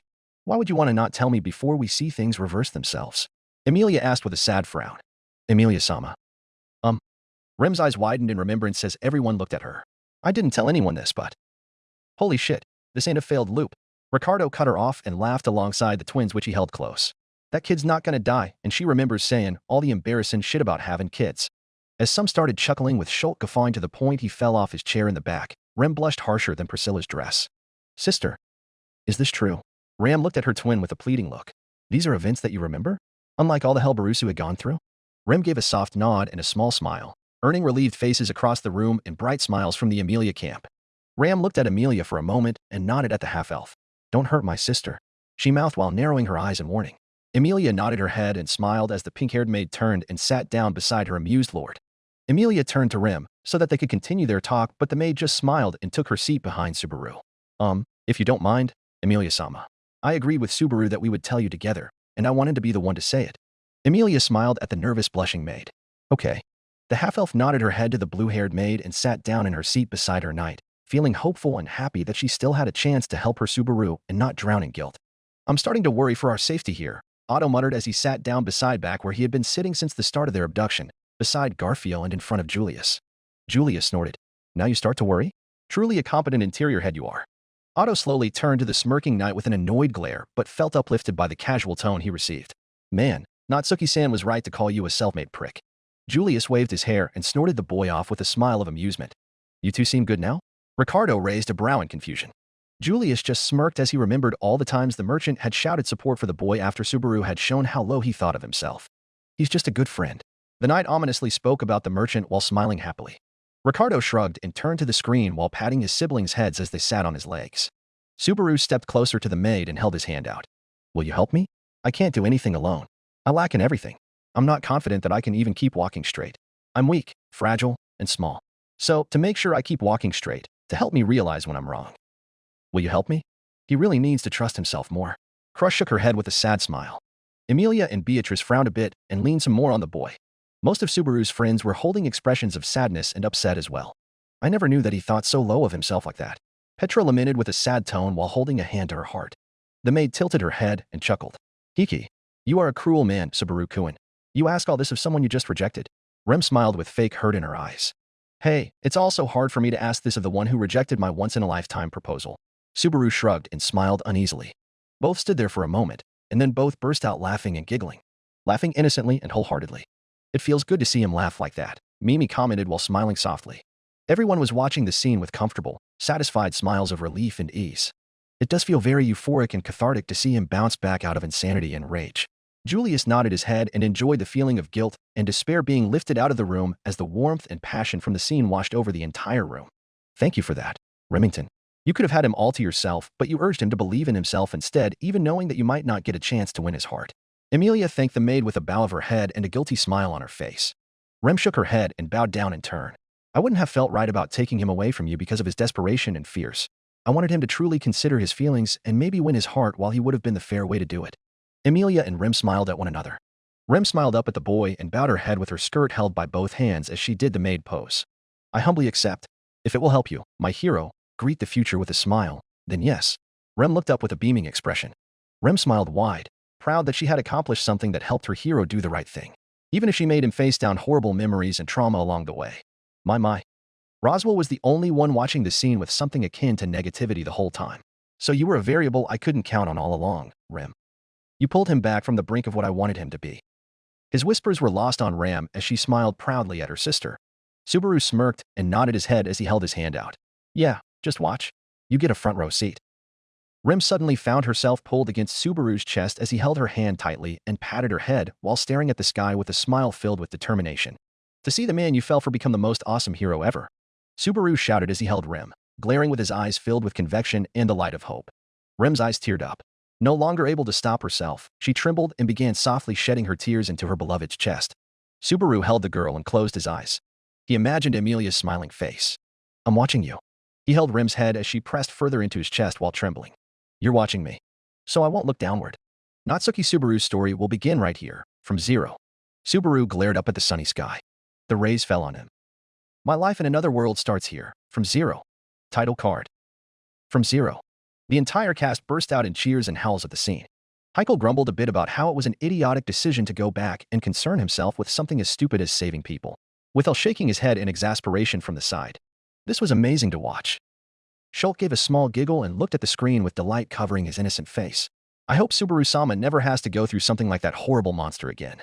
Priscilla sighed and toyed with the boy's hair pleasantly between her fingers, sinking her gaze on the chair handle beside her in deep thought. A disgusting pig is all you seem to be after so many tries. How come a few words made you change? The Red Baroness glared with contempt, replacing the chair arm with Subaru's trembling face. Roswell gritted his teeth as the image of the perfect partner and knight that paves the way to his salvation and future was shattered completely by Rim's motivating speech. Captain gonna win this time yet? Garfield bounced in his seat excitedly as he couldn't believe that he will get to see his captain finally acting as a hero should. He also couldn't wait to see Subaru kill that fucking whale. That's right, Subaru-kun amazingly came up with the plan to get the three-way alliance he needed to fight both the whale and the witch's cult as soon as he asked me to help him on that hill. Rem nodded her head in pride, making the crowd around her grow more excited. You know, I truly wanted to join in on the fight with the white whale. I also wanted to see Natsuki's efforts firsthand. The knights that were present seemingly grew fond of him after the fight. Julius pondered with an excited smile of his own. Subaru managed to beat the whale. Reinhard looked at the screen with an excited smile as well. Wilhelm glanced upward after hearing his grandson speak, noticing the look of interest on Heikel's face as well as the deputy commander trying to sneak a glance towards his family at the bottom. When they locked eyes, the commander's hateful expression returned full force, and he gave Wilhelm a most miserable glare. The old man closed his eyes and clenched his armrest out of courtesy for a reaction. Q. You should have seen him as he brought down the monster from the sky. Felix teased, feeling relieved that the darkness hovering over everyone seemed to have lifted and gained back some of his cheer. He really did? Otto asked in shock as his brother was just full on jumping in his chair. Hell yeah, this my captain. Garfield shouted with his fist out. Emilia and Beatrice looked worried but a little excited. Humph. It's only natural for him to do something legendary, I suppose. He's Betty's contractor, in fact. The lowly smugly leaned into the sleeping boy's chest some more and comfortably sat on his lap to enjoy his heroic deeds. Isn't this a lot better? Frederica asked Petra with a warm smile. Subaru-sama gets to win this time against everything he's faced so far. Petra gave the older maid a relieved sigh but frowned slightly. Just because this is a successful loop doesn't mean that Subaru didn't suffer a lot because of them. They're just trying to relieve their guilt by focusing on the excitement of this ending. Frederica glanced at her prodigy worriedly, but the screen continued regardless. The camera opens up on the Karsten mansion at night time. It pans to show a bewildered Crush sitting with Wilhelm and Felix standing at her side. What? The lady asked Subaru in shock. It was revealed that he sat opposite her with Rem standing beside him. Okay, I'll say it again. An alliance between the Emilia and Crush camps, on equal terms. The information I'll offer for that purpose is the time and location of the white whale's appearance. That's the one card I can play. Subaru proclaimed with confidence as he met the Duchess's eyes with his own. At this sudden meeting, many eyes widened, especially those of a certain pink-haired boy who looked at the man sitting to his right with a wide smile. Holy fuck, this kid is actually doing the deal of legends. Heikel's tone proclaimed a sense of surprise equal to Schultz's excitement. Ah. Using his previous experience to manage something of a win, Julius smirked at the seemingly bitter Iron Lady who was being duped by Subaru. Politically speaking, he had played you. We both know that he cheated, but I overlook it since it's convenient. Crush allowed herself to smirk. The white whale. The old butler muttered from beside the lady as an aura of fury and murderous intent flared around him. Subaru and Rem stared at the old man with alarm. The older butler bowed his head and calmed his anger down. Please forgive my indiscretion. I suppose I still have much to learn. I wish to apologize once again, Crush-sama.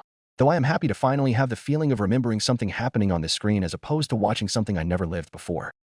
I ended up giving away your position in the negotiations. Wilhelm bowed his head deeply to the candidate. That's not fair to you at all, Wilhelm Dano. Crush waved him off with an equal smile. Though I agree that this feels a lot better.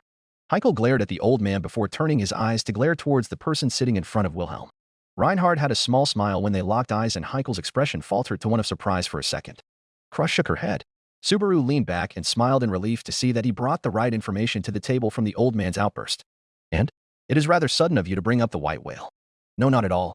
When we began this negotiation, I mentioned the magic stones found in Elier Forest and Roswell's domain.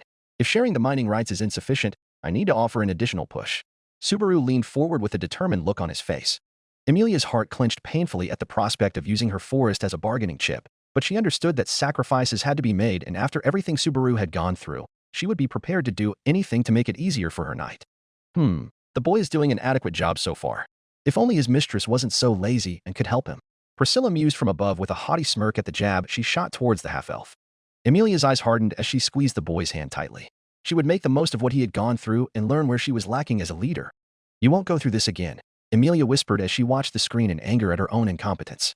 Crush-san, I'm certain that my information will aid in your plan to subjugate the white whale. Let me ask one thing, Natsuki Subaru. The boy looked taken aback by the lady's hardened eyes staring at him. What gave you that idea? That remark was not one you could pass off as a baseless accusation. He has done a good job by presenting actual benefits and offers to hook her in. Now he just needs to make her believe that he can follow through on these. Otto nodded his head at the historic deal being made in front of him, looking nervous for his brother. Subaru looked startled a bit but carried forth with a bit of sweat on his forehead. For these past few days, some things have been bothering me. First, the increase in traffic to and from your mansion. It's been just a bit excessive. Also, I heard in the capital that you've been buying up weapons and armor. Plus, Subaru thought back to his previous loop where he heard Russell speaking with Wilhelm.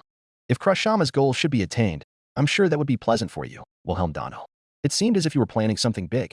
Of course, I can't prove that. Maybe I only made the connection because I know the white whale will be appearing soon. Damn, he managed to bypass your wind protection by cleverly reconstructing the events and everything he's learned from his loops and restarts. Ricardo whistled and laughed in respect at the boy's intellect. Crush nodded her head and narrowed her eyes for a bit. So he couldn't tell me about return by death. He decided to lump in a bunch of different information from all of his loops. That ability of his is truly disgusting. The Duchess leaned back in her seat and softly caressed the boy's hand for much-needed comfort. It did save us, though. Felix softly looked down as he remembered the massacred bodies of the village. Rem just clenched her skirt and closed her eyes to stop her gratitude from showing. She would never feel thankful for somebody like the witch. I have another question, Natsuki Subaru. On what grounds do you know that the white whale will appear? Crush asked. The boy slides his flip phone before everyone on the table. This. Crush leaned down and stared at the weird object. What in the world is this? Subaru smirked. The moment before that happened. Subaru remembers back to the moment when the whale had blown him off the moving carriage, only for Rem to jump and pull him back. When Subaru fell back on the drawn card, his phone fell beside him. He managed to read the time for a split second before the whale continued its attacks. 15:13. It's what you'd call a Mattia. It tells me when and where the white whale will appear. Subaru explained as Crush picked the phone up and fondled with it for a bit before placing it back on the table. Oh. Petra breathed in awe at her hero's smart trick. That's truly a masterful move. Crush bit her lip and clenched her eyebrows in upset for a moment. She had been duped. She had been bamboozled.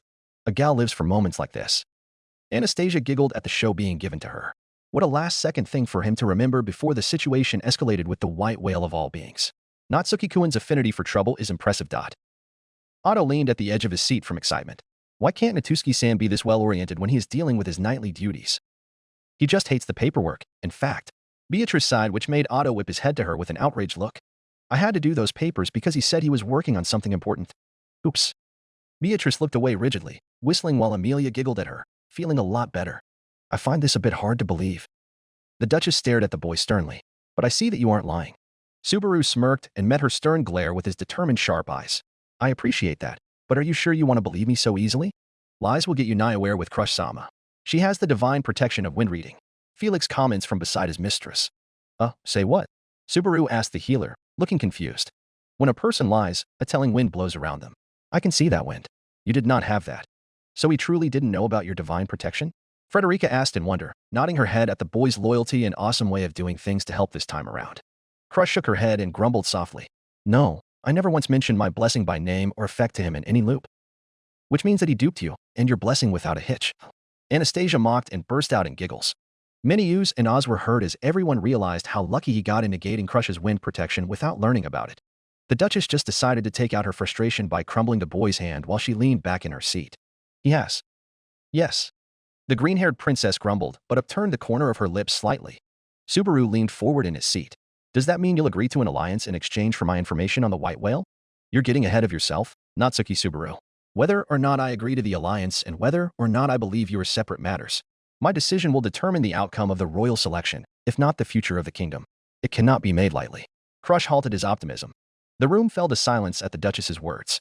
Why is it that she has to be such a tough one? Ricardo grinned as Felix gave him a slight pout.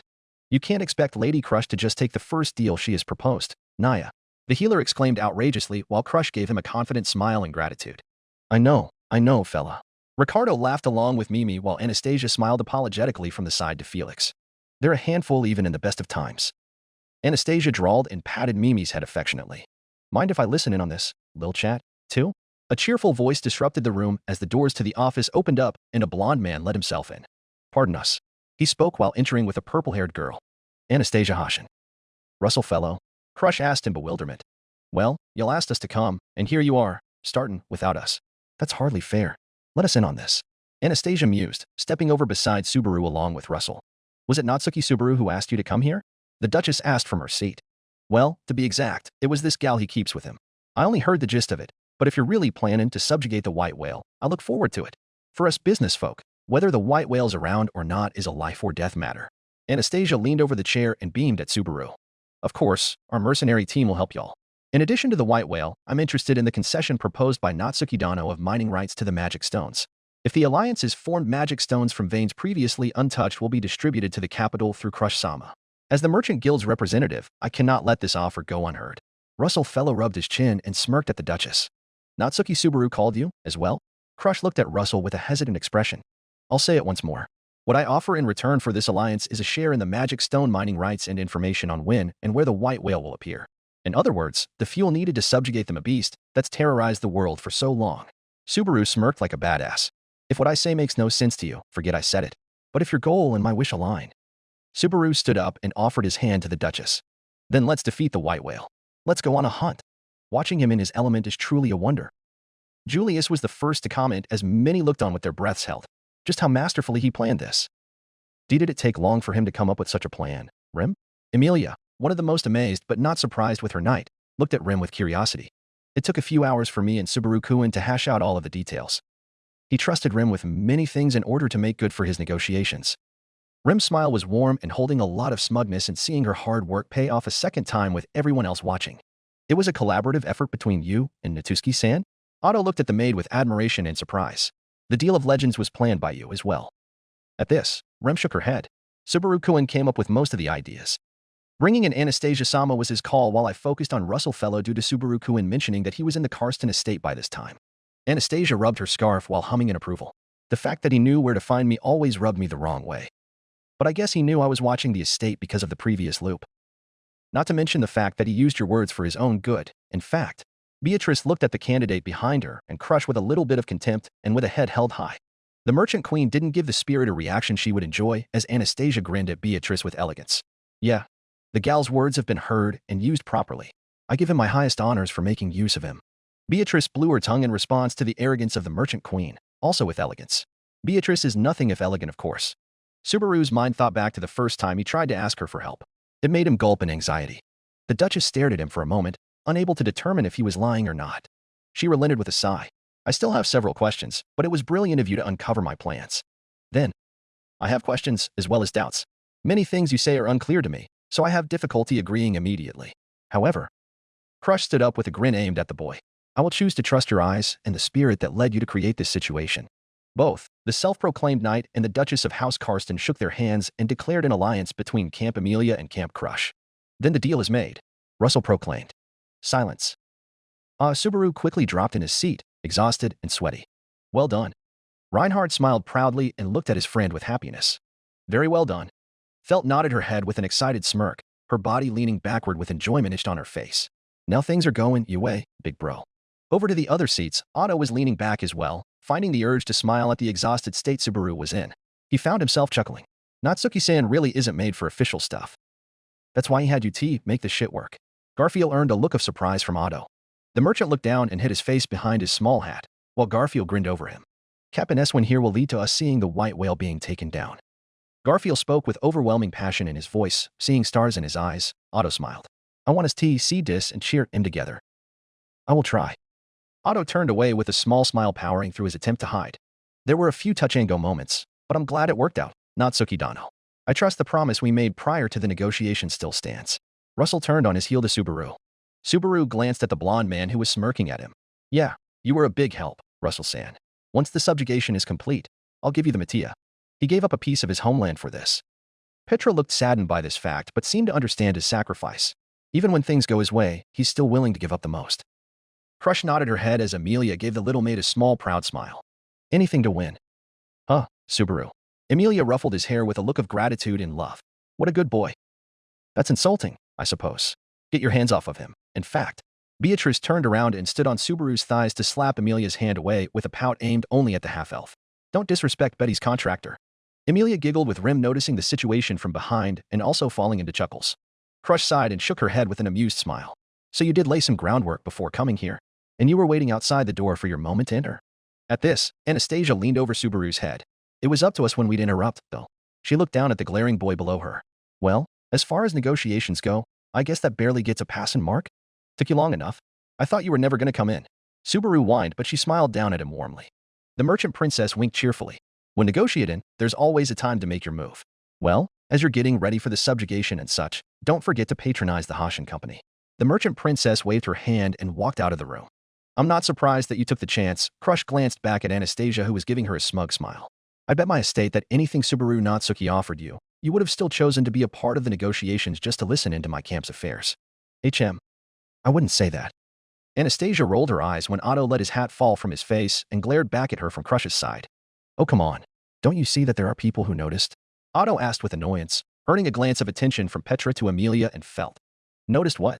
Anastasia asked innocently, making Crush chuckle as Otto glared with full annoyance at her. You were going to leave Natsuki-san out to dry if he didn't manage a good deal on his own accord.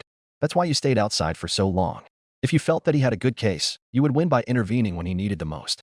If he fumbled, you'd just leave from behind the door, gaining relevant information for yourself about the Crush and Amelia camps. Otto explained plainly to an amazed crowd. Damn. That's impressively dirty, Al commented, which earned him nods from Heinkel and Schult. Seems like Subaru-kun also managed Anastasia-sama's shrewdness LOOing with Crush-sama's divine protection. Roswell had to comment with pride as he realized that even a looper could get lucky. That's dirty, Anastasia-san. Amelia looked at the woman with betrayal. And mean. Anastasia scoffed at them as Crush simply grinned from the sidelines. A gal's gotta take what she can from such unsure moments like that. And besides, I had faith in Natsuki-kun. Anastasia hummed to herself. Why would my knight give up his goodwill with the other knights for him if he wasn't someone to trust? I just needed to see him take initiative. Yuri just a big soft boss. Ricardo laughed at Anastasia's attempt at hiding her blush behind a scarf. Julius gave his lady a grateful, genuine smile from the side. Amelia puffed her cheeks and shook her head in a strange, unconcerned pout, but she leaned back to sit properly in her chair. You paved the way before negotiations began? You are surprisingly shrewd, Natsuki Subaru. The Duchess let herself show an impressed smile towards the boy. My preparation and review paid off, that's all. To be honest, I couldn't be more relieved. Well, that's plain to see. Felix teased from his side of the room, making everyone chuckle. I would have looked even more terrible knowing exactly what he had to live with to make these negotiations happen. I'm impressed he doesn't resemble Otto when he's drinking. Frederica earned a small chuckle from Petra and a yelp from the boy sitting at the front. She kept her eyes on him this whole time and managed his condition, seeing how far he was falling alone to devise a plan to help him. But to her delight. You guys take care of the paperwork then. Do you know how hard it is to manage an entire estate alone because no one can file a few papers? Otto defended himself with outrage after Anastasia started laughing at his expense. Frederica smiled warmly, seeing the blush on his face and having Garfield tap his shoulder to make him sit down. Sorry, Otto-sama, she giggled with the heaviness in her chest, relieving itself. Subaru turned to the giggling Rem with a smile. We managed to save face by staying in the capital. Right, Rem? The maid beamed warmly at him. Yes. You are truly wonderful, Subaru-kun. Scene flashbacks to Subaru and Rem on that hill. The witch's cult? Rem asked in surprise. Yeah. They're on the move, and after Amelia, Roswell-sama feared that might happen as well. I want to stop them, but I don't have the fighting strength. I have to start negotiating now to pull some together. Will you help me? The maid smiled and gave a little nod. No need. We're just observant for now. Anastasia waved the pointed look Julius and Ricardo gave her as soon as Roswell's knowledge of the attack was mentioned. If the Margrave knew an attack would happen, where was all the security for the Mathers domain? Is he just an irresponsible landowner? Tivy asked this on his own, earning looks from his camp members. Oh, that's right. Anastasia tapped her forehead in remembrance. You weren't with us during the break before the last violin. Tivy looked at Anastasia. No, I was not. I was concerned with the two new people and had a task from the Sword Saint himself. Well, whatever it is you were doing, this is a central point of Anastasia-sama's strategy. Julius hushes Mimi and looks at her with a glare to keep quiet. Roswell-sama? You think he's an enemy? Tivy asked his lady with a little bit of shock seeping onto his calculating expression. Anastasia stayed silent and winked at her tactician, earning an understanding expression from Tivy that it was their signal to observe. Hope it isn't true. Because it would explain too much if it was.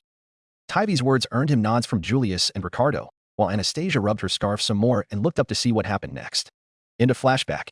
Subaru and Rem smiled at one another for a moment. Subaru Dano. The boy glanced in surprise to find Wilhelm bowing to him. I thank you. Huh. The boy stood up in alarm. I offer you gratitude equal to that which I offer to my lady, Duchess Crush Karsten. Yeah, that's, Subaru was too shocked for words at the old man's humbleness. As perceptive as you are, I am sure you're aware, but if I may introduce myself. My family's name is Istria.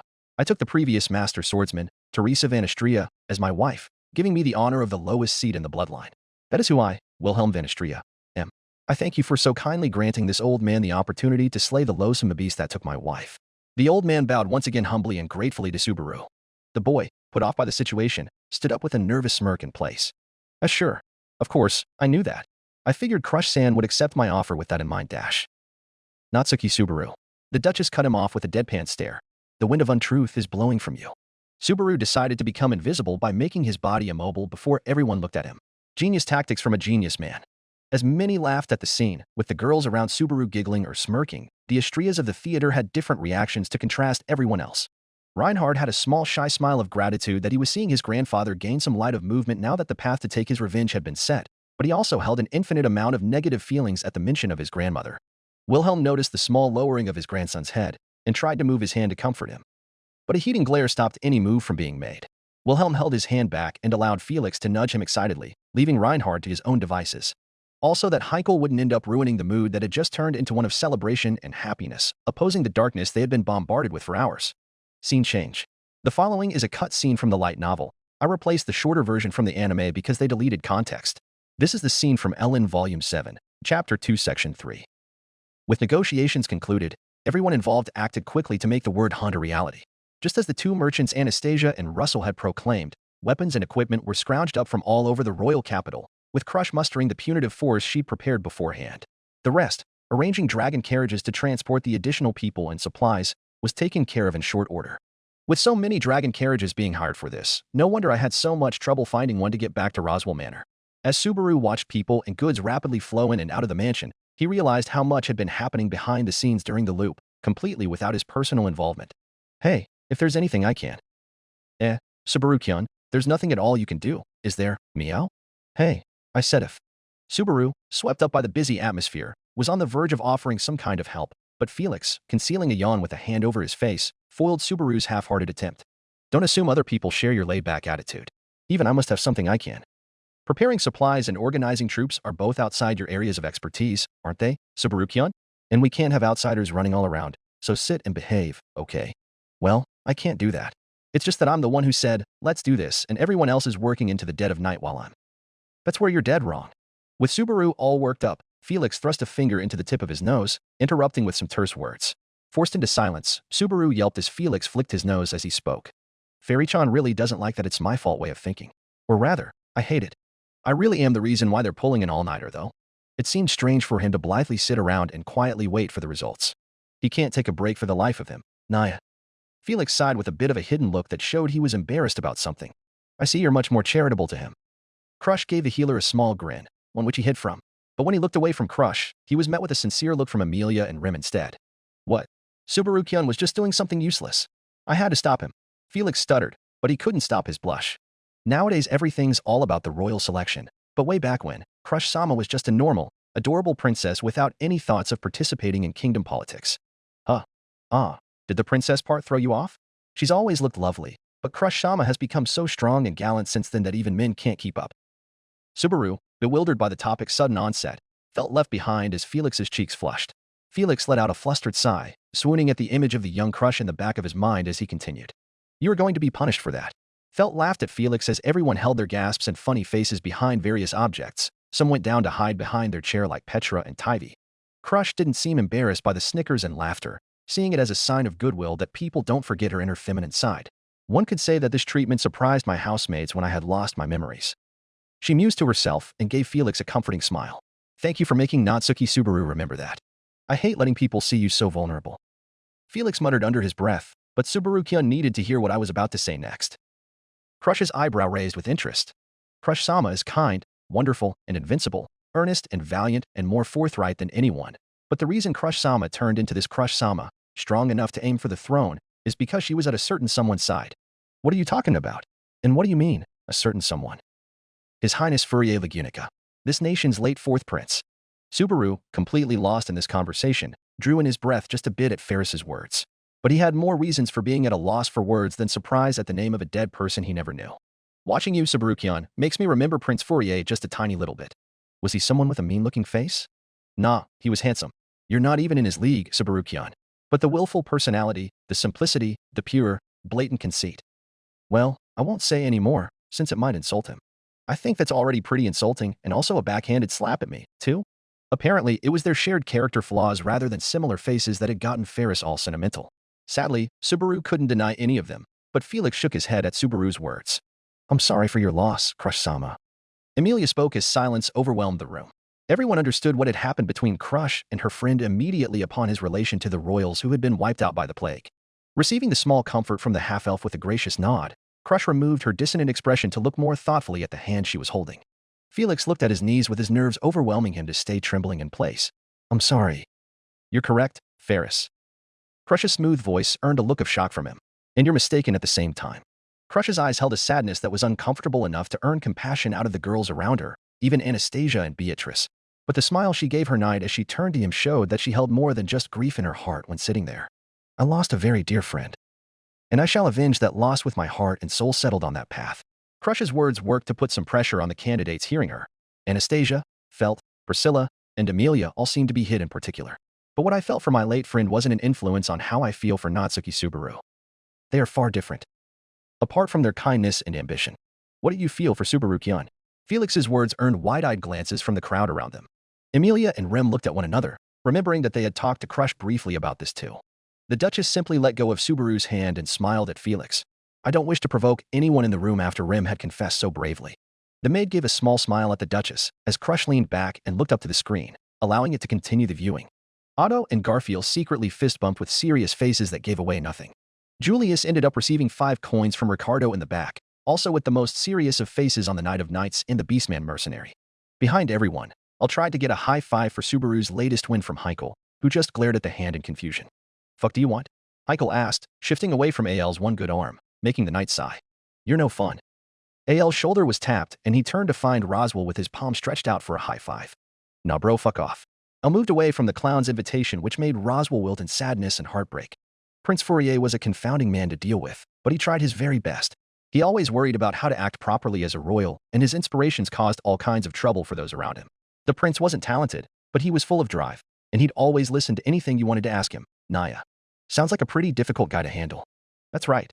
He'd say, when everyone is working so hard, I simply cannot bear to be the only one standing still. Exactly like you are now, Subaru-kyan. But His Highness would never, ever say anything like, "'Tis my fault." He wasn't someone to consider it, or even to think it at all. The strained smile Felix wore as his reminiscing words trailed off showed how much he cared for the prince. So this Prince Fourier and Crush were close? They were similar in age, and Prince Fourier visited Crush Sama's mansion a great deal. He'd drop in here and there, making an excuse every time, but he was bad at hiding things, so his real goal was obvious. He sounds like a wonderful person. Emilia smiled at Crush, giving her some sympathy as well as a heartfelt connection that Subaru was being compared to someone so close to Crush's childhood wonderfully. It seems I had been blessed with an amazing friendship back then. Every day was an exciting affair. Crush's voice was present yet distant as she recalled many memories she wished she would never forget. I cannot overstate how thankful I am to receive you all back. A year without you was like swimming in a dark tunnel.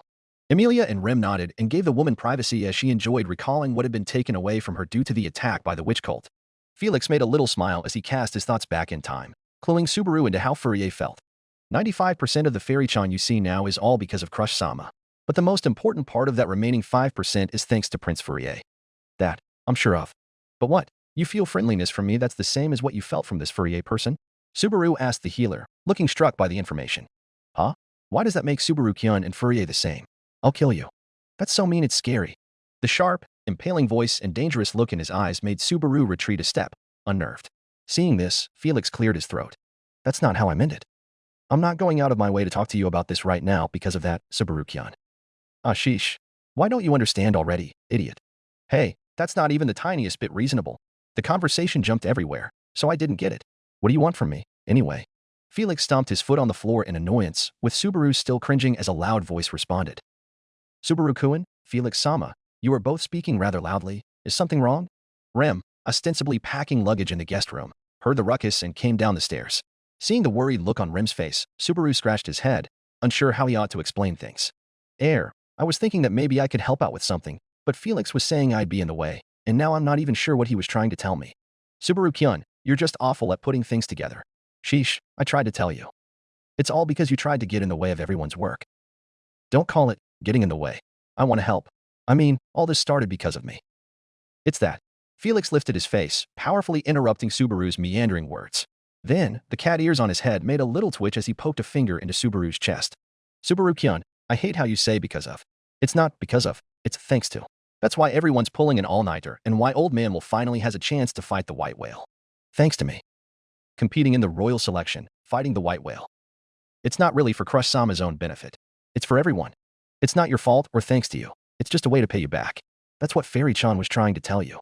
Subaru let Felix's comment sink in, a slight silence following. Subaru quietly rubbed his finger under his nose, pondering what he'd just been told. If you're all willing to say that, it's probably best I shut up and accept your kindness. You sure took your time getting there. I can't bear to think that His Highness might have been just as bad, though. Prince Fourier sounds like a handful. Seeing Subaru hang his head, his shoulders dropping, Felix let out a long breath before turning around with a slightly stronger look in his eyes. Well, anyway, your job is to keep quiet and stay on standby. But just to be sure, I better double-check. What you're about to do really is what you want, isn't it? As Subaru was taken aback by Felix's suddenly probing eyes, he pointed toward him with a finger. Your actions are outrageous, annoying, and as subtle as a stampeding herd of dragons. I can tell that you're trying to act tough, but if you're not sure of what you want, I'm gonna stop you, no matter what it takes, Naya. In novel part. He was indeed a handful. Felix muttered under his breath, earning a chuckle from Crush. Reinhard and Wilhelm didn't say anything out of respect to the fallen royalty they couldn't have saved. That guy's attitude is one I liked. Felt huffed with a look of enjoyment when hearing the details of the prince's lifestyle. It made Reinhard smile at her with recognition. What is it? Felt asked him, but the knight shook his head. You're a lot more alike than you think, my lady. Reinhard said knowingly but Felt rolled her eyes at him. Is that why you gave Subaru-kun such a hard time, Felix-sama? Rem asked the healer, bringing eyes on him suddenly to the point the ears on his head flew up in alarm. Because you thought he had the potential to be like the late prince? Ferris. Crush's eyes widened in realization as well. You didn't. Felix looked at his knees with shame. Fairy-chan always liked Subaru-kyan. It's just. He was so weak. And so hot-headed. I didn't want the memory of the prince to be lost for nothing. What does Natsuki-san have to do with that memory? Otto questioned with an astonished expression towards the mental gymnastics taking place in the healer's mind. They're literally worlds apart. Fairy-chan thought about the prince whenever he saw Subaru-kyan. So seeing him lose to Julius Cohen. Seeing his attempts at running away from responsibility to make himself feel better with Old Man when he was staying with us. Naya. Felix hid his face out of embarrassment as people started realizing the logic behind Felix's earlier hostility toward Subaru. That makes sense, but you're still wrong to think in such a straightforward and unfair way. Emilia's voice was firm on Felix as he bowed his head to apologize. Rise, I don't want to hear an apology from you until Subaru's awake, okay? Giving him leeway with a kind smile, Emilia looked to Crush for anything she could add. I'd like to be there when you apologize to him myself, Ferris. But considering that this is because of your feelings for someone we both cared for, and not you trying to blame your loyalty to me, I must say that I am proud of you changing yourself since we last spoke. Crush gave the healer a most heartfelt smile. Crush-sama. Felix trembled and held back some tears as he kept his head bowed. Thank you. Emilia-sama. Crush-sama. Emilia and Crush gave him pleased expressions, with Amelia even moving to pat his head lightly to touch his cat ears, secretly curious how they would feel. Soft. She continued to ruffle his hair a bit, messing it up in the process, but she gave him a satisfied grin once she pulled her arm back and turned to Crush. You've been touching my knight for so long. I'm not entitled to have my own fun. No. By all means, he seemed to enjoy it. Crush snorted at the dazed expression her knight had on his face. Traitor. I'm only loyal to Crush Sama. Felix's eyes were in the back of his head due to the drugging feeling of the headbutt he had received. Amelia giggled alongside Rim and Petra, who were watching him lean back into his seat. It was now morning and Subaru was standing at a line of multicolored ground dragons. I'm supposed to pick whichever of them I want? Subaru asked while looking at the dragons unsure. What is it, Meow? You don't like them? Felix asked from behind. It's not that. I'm glad you're letting me borrow one, but I can't tell anything about their quality. Subaru walked along the line of ground dragons. Do I look like a veteran who studied nothing but ground dragons for decades? Wait. Subaru slowly turned to see a certain best girl. He stepped before the majestic black-scaled dragon with proud yellow sharp eyes. Are you that one from? He remembered the time when he and Amelia went back from their last date and found it waiting at the front of the mansion with Wilhelm. Ah, it's her. Garfield chuckled, remembering Petrash and how she had helped his captain time and again. That's how he met with that gal. I see. Otto laughed nervously. What a thing to remember her from. That moment feels like ages ago. Tivy sighed on Ricardo's knee. It's such an amazing feat to remember the tiny detail of a ground dragon like this. I'd say it's destiny, Wilhelm muttered to break the silence. That lady will be his loyal steed for a glory that the world will remember from here on. Subaru slowly extended his hand to the noble dragon. The creature slowly leaned into the boy's touch and stroked its cheeks against his palm. Subaru smiled brightly. Looks like this is the one, he said while caressing the dragon softly. Rim and Felix stood beside him with wide eyes. I'm surprised. This ground dragon is a type known for being extremely proud, Rim said in astonishment. Felix, I'll take this one. It's love at first sight, Subaru says while turning to the two, still patting the black dragon's cheek. Sure thing, but don't say love at first sight. You're making Rinchon pout. Felix gestured with his eyes towards the maid teasingly. I'm not pouting. I'll be nice to it. I can do it. Rim glanced at the dragon as it looked at her. The two were glaring at one another so hard that sparks began flying between them. Amelia giggled at the scene as Rim blushed and gave the floor a pout. Many were laughing at the jealousy on Rim's face, including her own sister. That's just embarrassing, sister. Ram shook her head with a smirk. Betty's contractor would attract only the troublesome kind of girls. In fact, Beatrice sighed, remembering the many times Petrash had to bite on her hair out of jealousy. The scene changes to Subaru and Rim standing inside a royal hall built on Karsten's estate. The hall was filled with both magic users and knights of all kinds. Subaru was observing the sheer number of troops with an amazed expression before a giant fur-covered hand landed on his head and forced him to turn. Wah! Subaru turned with a startled gaze at the giant dogman that towered over him. My lady was just telling me about you. You're the star of this little show, aren't ya? That logo, and a Kararaji accent from a demi-human. So you're with Anastasia? The dogman leaned down and smirked to the boy's close face. What, you knew? I'm Ricardo, head of her mercenary team. The dogman smiled at Rim while playing with Subaru's head. In comes the star of the whole show. Ricardo laughed with his chest raised with pride. Mimi jumped up and down on his thigh in celebration. Finally, the boss's heir. Mimi, would you stop jumping on him? I'm almost falling off. Tivy sighed with exasperation. Nice to meet you, too, little lady. Keep it down. Also, you're huge. You'll snap my neck. The dogman quickly pushed Subaru away and walked toward a purple-haired girl. Hey, my lady. Hey. Subaru held a hand to his neck and looked at the demi-human wearily. Oh. So that is the pride of Anastasia and the Hashins, the Iron Fang. I see. They all look quite strong. Subaru and Rim turned to find a fully armored Crush smiling beside them. Did you rest well last night? I nearly died a second ago. Oh, so I guess you're fighting too, then? Subaru looked at her armor with a gaze of interest. Do you think I'm capable of just sitting in a chair and waiting for good news? I'm more surprised that you're participating. Can you fight? Crush raises a brow at him. Subaru smirked at her nervously. Nope, I can't. But even if I can't fight, I think this human here will be pretty useful against the white whale. I must ask, on what grounds? Crush seemed unconvinced. Subaru did more than just watch from the sidelines, right? Amelia tilted her head as she asked around. I always heard the stories of him bringing the whale down for Wilhelmsand's final blow, but I didn't hear from him much about it. He never told you, Amelia-sama? Rim, who was in a coma at the time, showed surprise at that fact. Subaru-kun never told any of you? She asked Otto and Garfield as well, who shook their heads. Crush and Rim turned to Beatrice finally, who took pride in her knowledge of Subaru's tales, only to have the spirit also shake her head. No dice, I suppose. Subaru would always tell us that everyone else was amazing and go on about how Crush-sama would lead everyone to save him, or how Wilhelm-sama danced with the whale in the air, Petra said from the sidelines, allowing the Duchess to cough in embarrassment and endearment. I say, wait for him to tell you right now. Felix grinned. regaining his ability to think after the euphoria. I'm not all that happy about it myself, but I seem to be the type of guy that attracts maybe-asts. Subaru grinned cautiously. The Duchess blinked in surprise. What? She looked to Rim. The maid bowed her head with a smile. It's true. Subaru-kun has saved my life before. Thanks to that. So I'll run around under the white whale's nose on my borrowed ground dragon and draw its attention while you guys launch an all-out attack. That's the tactic I'd recommend, anyway. Under the white whale's nose? Crush sighed wearily. Shockingly, I sense no lies in that statement. I never thought I'd doubt my divine protection as often as I have in the past half-day. Subaru and Rim just smiled sheepishly. That's so fucking stupid. Heikel blanched in horror at the very idea. Had his power not worked the way it did, I'd say the kid has a death wish. I think everyone can agree with that statement. Julius rolled his hair back with a wave. It's a typical plan for someone like him. Detest it as much as I may, it's a decent strategy. Reinhard also nodded his head, feeling a little excited about this plan. Subaru. Emilia looked concerned suddenly, looking at Rim and Beatrice. I don't like the sound of that.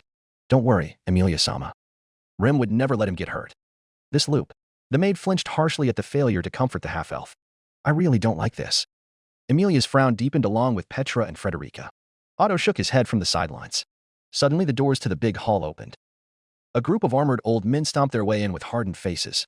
They're here, Crush declared in an astonished voice. The group of old men stomped their way toward her. They placed their palms over their hearts as they bowed before the lady. Crush-sama, we have arrived. An old man from the group standing in the middle spoke. He raised his head and glanced at Subaru. Is this the boy? Crush smiled and turned to Subaru. Yes, he is. The old man placed his hands on Subaru's shoulders and smiled at him. Thank you, young man. Thanks to you, our wish may come true.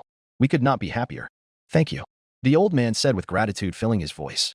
Subaru could only look at the man starstruck and unable to form words. The man smiled and patted his shoulder before retreating into formation with the rest of the old men. Bowing to Crush, they walked into a secluded corner of the marvelous hall. It seems they're all people who have a history with the white whale, Crush told him as he gazed at the old men with bewilderment. So they're like Wilhelm Sand, then? Yes, many are men who have retired from the front lines. They've joined our subjugation force at Wilhelm's invitation. Their morale and experience is comparable to those of the capital's active knights. Subaru looked at the old man crying while patting Wilhelm's shoulder with a thoughtful look. Garfield nodded his head in respect to the old knights as he recognized the look of loss on their battle-hardened faces. Awesome old men. The blonde commented with a salute, something his captain taught him. And many more have suffered from the calamities free reign over all of our beloved world. It's thanks to Natsuki's actions that those knights, along with the people who've been lost to the old Laguna, could finally get some peace of mind. Julius nodded his head in respect to the tragedies these fellow knights had undergone, thankful to his friend for freeing them. Heiko was the only one in the room who didn't share the same respect. He glared at the old man with deeply unsettling hatred that scared even Schultz away from his friend. Heiko-sama. Are you okay? No, I'm not, kid. Not at all. The drunkard grumbled and looked away from the screen to stop himself from lashing out. Fuck these guys. Fuck all of them. Schultz flinched at the words he heard, but chose not to comment. Crush-sama, it's time, Felix said as he stepped toward them with a smile. Right. The entire hall gathered in lines with heavy faces as Crush stood before them. For 100 years, since the white whale created by the jealous which made the world its hunting ground, trampling the weak and dominating the land as if it were its owner, for 100 years have passed. Countless lives have been lost in that time. Given, as well, the unscrupulous nature of its fog, the number of graves we cannot even inscribe with names will only rise. Subaru stared at a man who was so angry his fist was bleeding from how hard he was clenching it. That tenacity on the battlefield wasn't just out of pure loyalty to the kingdom. Crush explained what everyone was seeing. They were related to previous victims. Emilia had a look of respect for the soldiers she was watching. But those days of sitting idle end today. Those of us here today will end it. We will strike down the white whale and stop further tragedy from arising. We will give the sorrow that fell short of true sorrow a chance to shed overdue tears. The lady slammed the tip of her sheath on the ground. We move out. Our destination is Fligel's Tree on the Lifos Highway. Tonight, we will slay the white whale with our own hands. The Duchess unsheathed her sword and pointed it upwards as the crowd of fighters roared and cheered. You truly are a magnificent leader, Crush-sama. Emilia smiled at the girl sitting parallel to her beside the knight.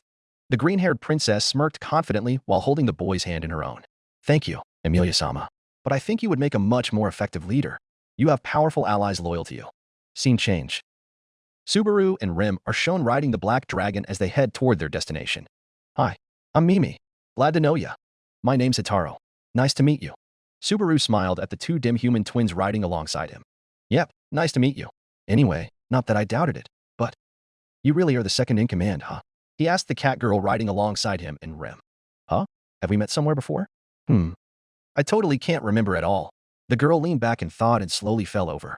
See, come on. Sister, you have to sit up properly. Her brother groaned while catching his sister. That should have been concerning to the girl if she cared about espionage. Heikel snorted, remembering why Subaru knew her. She should open her mind. I think her mind is more open than you realize. Julius placed a finger on his lips to silence the man he detested as he patted the heads of the twins. Heikel noticed the two kids looking at the screen with tears in their eyes. HM? What's wrong with them? Schultz tapped his shoulder and pointed upward at the screen. I don't see that guy. He looks different. Heikel-sama, perhaps.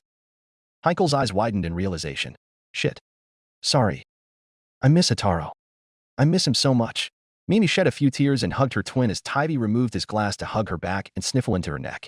Anastasia and Julius looked at the two with pained expressions, also missing the third of the triplets. Subaru chuckled softly. Don't worry about it. Just talking to myself. I'm Natsuki Subaru. So you two are brother and sister, huh? Yes, my big sister and I will do our dash. When Mimi and Hataro are together, we're the strongest. And the captain's here too, so we're the super strongest. My sister and the captain tend to be hasty, so I usually give the orders. Hataro smiled, still holding his sister upward so she doesn't fall. I see. Subaru had a sympathetic smile. Must be rough. He's amazing. Super duper amazing. Mimi cried into Tivy's shoulder and tightened her hug.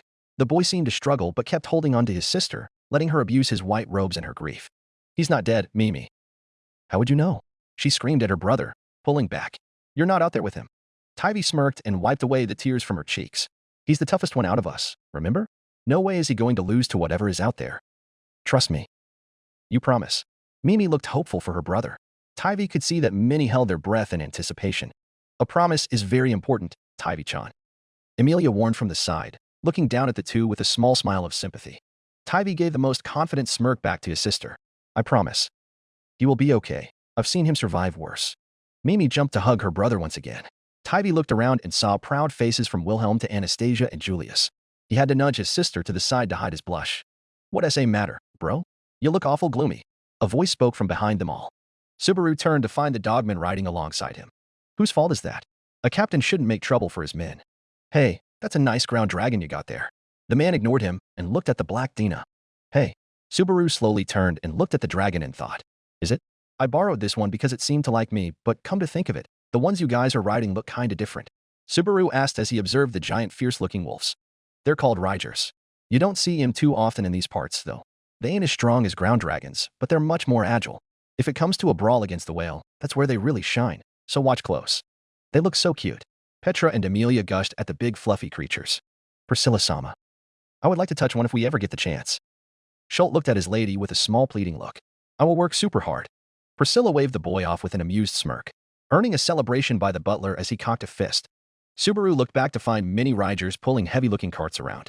Shouldn't you have had ground dragons pull the cargo, then? We've got to manage our luggage on our own. If you think the white whale's our only enemy, you'll get the rug pulled out from under you. Subaru's mind raced to Beetlejuice's twisted, smiling face. Ain't no guarantee we won't run into thieves on the road. After all, if anyone's got the guts to take on a fully armed group like this, they wouldn't settle for being thieves. Subaru sighed and turned away. Haha, good point. Subaru watched as the dogman raced up front towards another group of soldiers to chat with them. It looks like Ricardo-sama is trying to ease everyone's nerves. Subaru-kun. Rem smiled at the captain as he was seen laughing alongside the other soldiers. The boy slumped his shoulders with an uneasy smile. I thought I'd prepare myself for this. You can tell the hero inside to awaken, but it really isn't as easy as it sounds. Rem smiled softly and carried on leading the Dina along with the soldiers. What an absolute bull. Heikel couldn't keep his glare contained. Just fucking turn round, you prick. Don't fuck yourself over. He's still a random kid that got pulled into all of this, Felix muttered in sympathy. Emilia and her camp looked down in guilt for all the hardships they had caused him. Had he been another man, he wouldn't have persevered through the madness to help us. Wilhelm nodded his head in respect to the sleeping knight. Heikel's glare was moved over to his father. Scene change. The screen shows the many groups of the army camping at the bottom of the great tree. It was now nighttime. Subaru and Rim were standing on the tree trunk, gazing upwards toward the colossal plant. Many lost their breath at the sight of the tree. It's so big. Amelia whispered with an astonished face. What a pretty sky, too. I want to see it. Garfield grits his teeth with a pained expression. I think that will be very hard after the stories of how the whale got trapped beneath it. Otto dared to grin at Garfield's despaired expression. It's huge. You sound happy, Subaru-kun. The boy chuckled and gazed at the trunk, overlooking many inscriptions that showed names of history and different eras. One of those inscriptions was different from all the others. Flugel was here, written in perfect Japanese. Oh, looks like people have carved their names into the trunk. We're not on some field trip. That's just bad manners. Rem, get me a chisel. Even you should know that will get you in trouble, Subaru-kun. With me, for starters. That name is not written in our language. Reinhard tilted his head, noticing what Minnie had as well. That's just Subaru's language. Petra pointed at the screen in shock, earning a surprised look from Heikel. The fuck is this about the kid having another language? He asked, but gained no answer even though Schultz seemed to want to understand as well. It says Flugel was here. I'll read out loud for the others, letting people look at the tree and wonder. Hang on. That means the Wanderer. Otto's eyes widened in realization as everyone else looked between Subaru and the tree. He was like me and Pal. I'll earn looks of sympathy from the Amelia camp and astonishment from Anastasia's. That's interesting. Anastasia nodded her head with intrigue. So very interesting. Where are you from, Alsama? How is this significant to how the Wanderer planted the tree? Schultz tilted his head in confusion. Al sighed and patted the kid's hair over Priscilla's lap.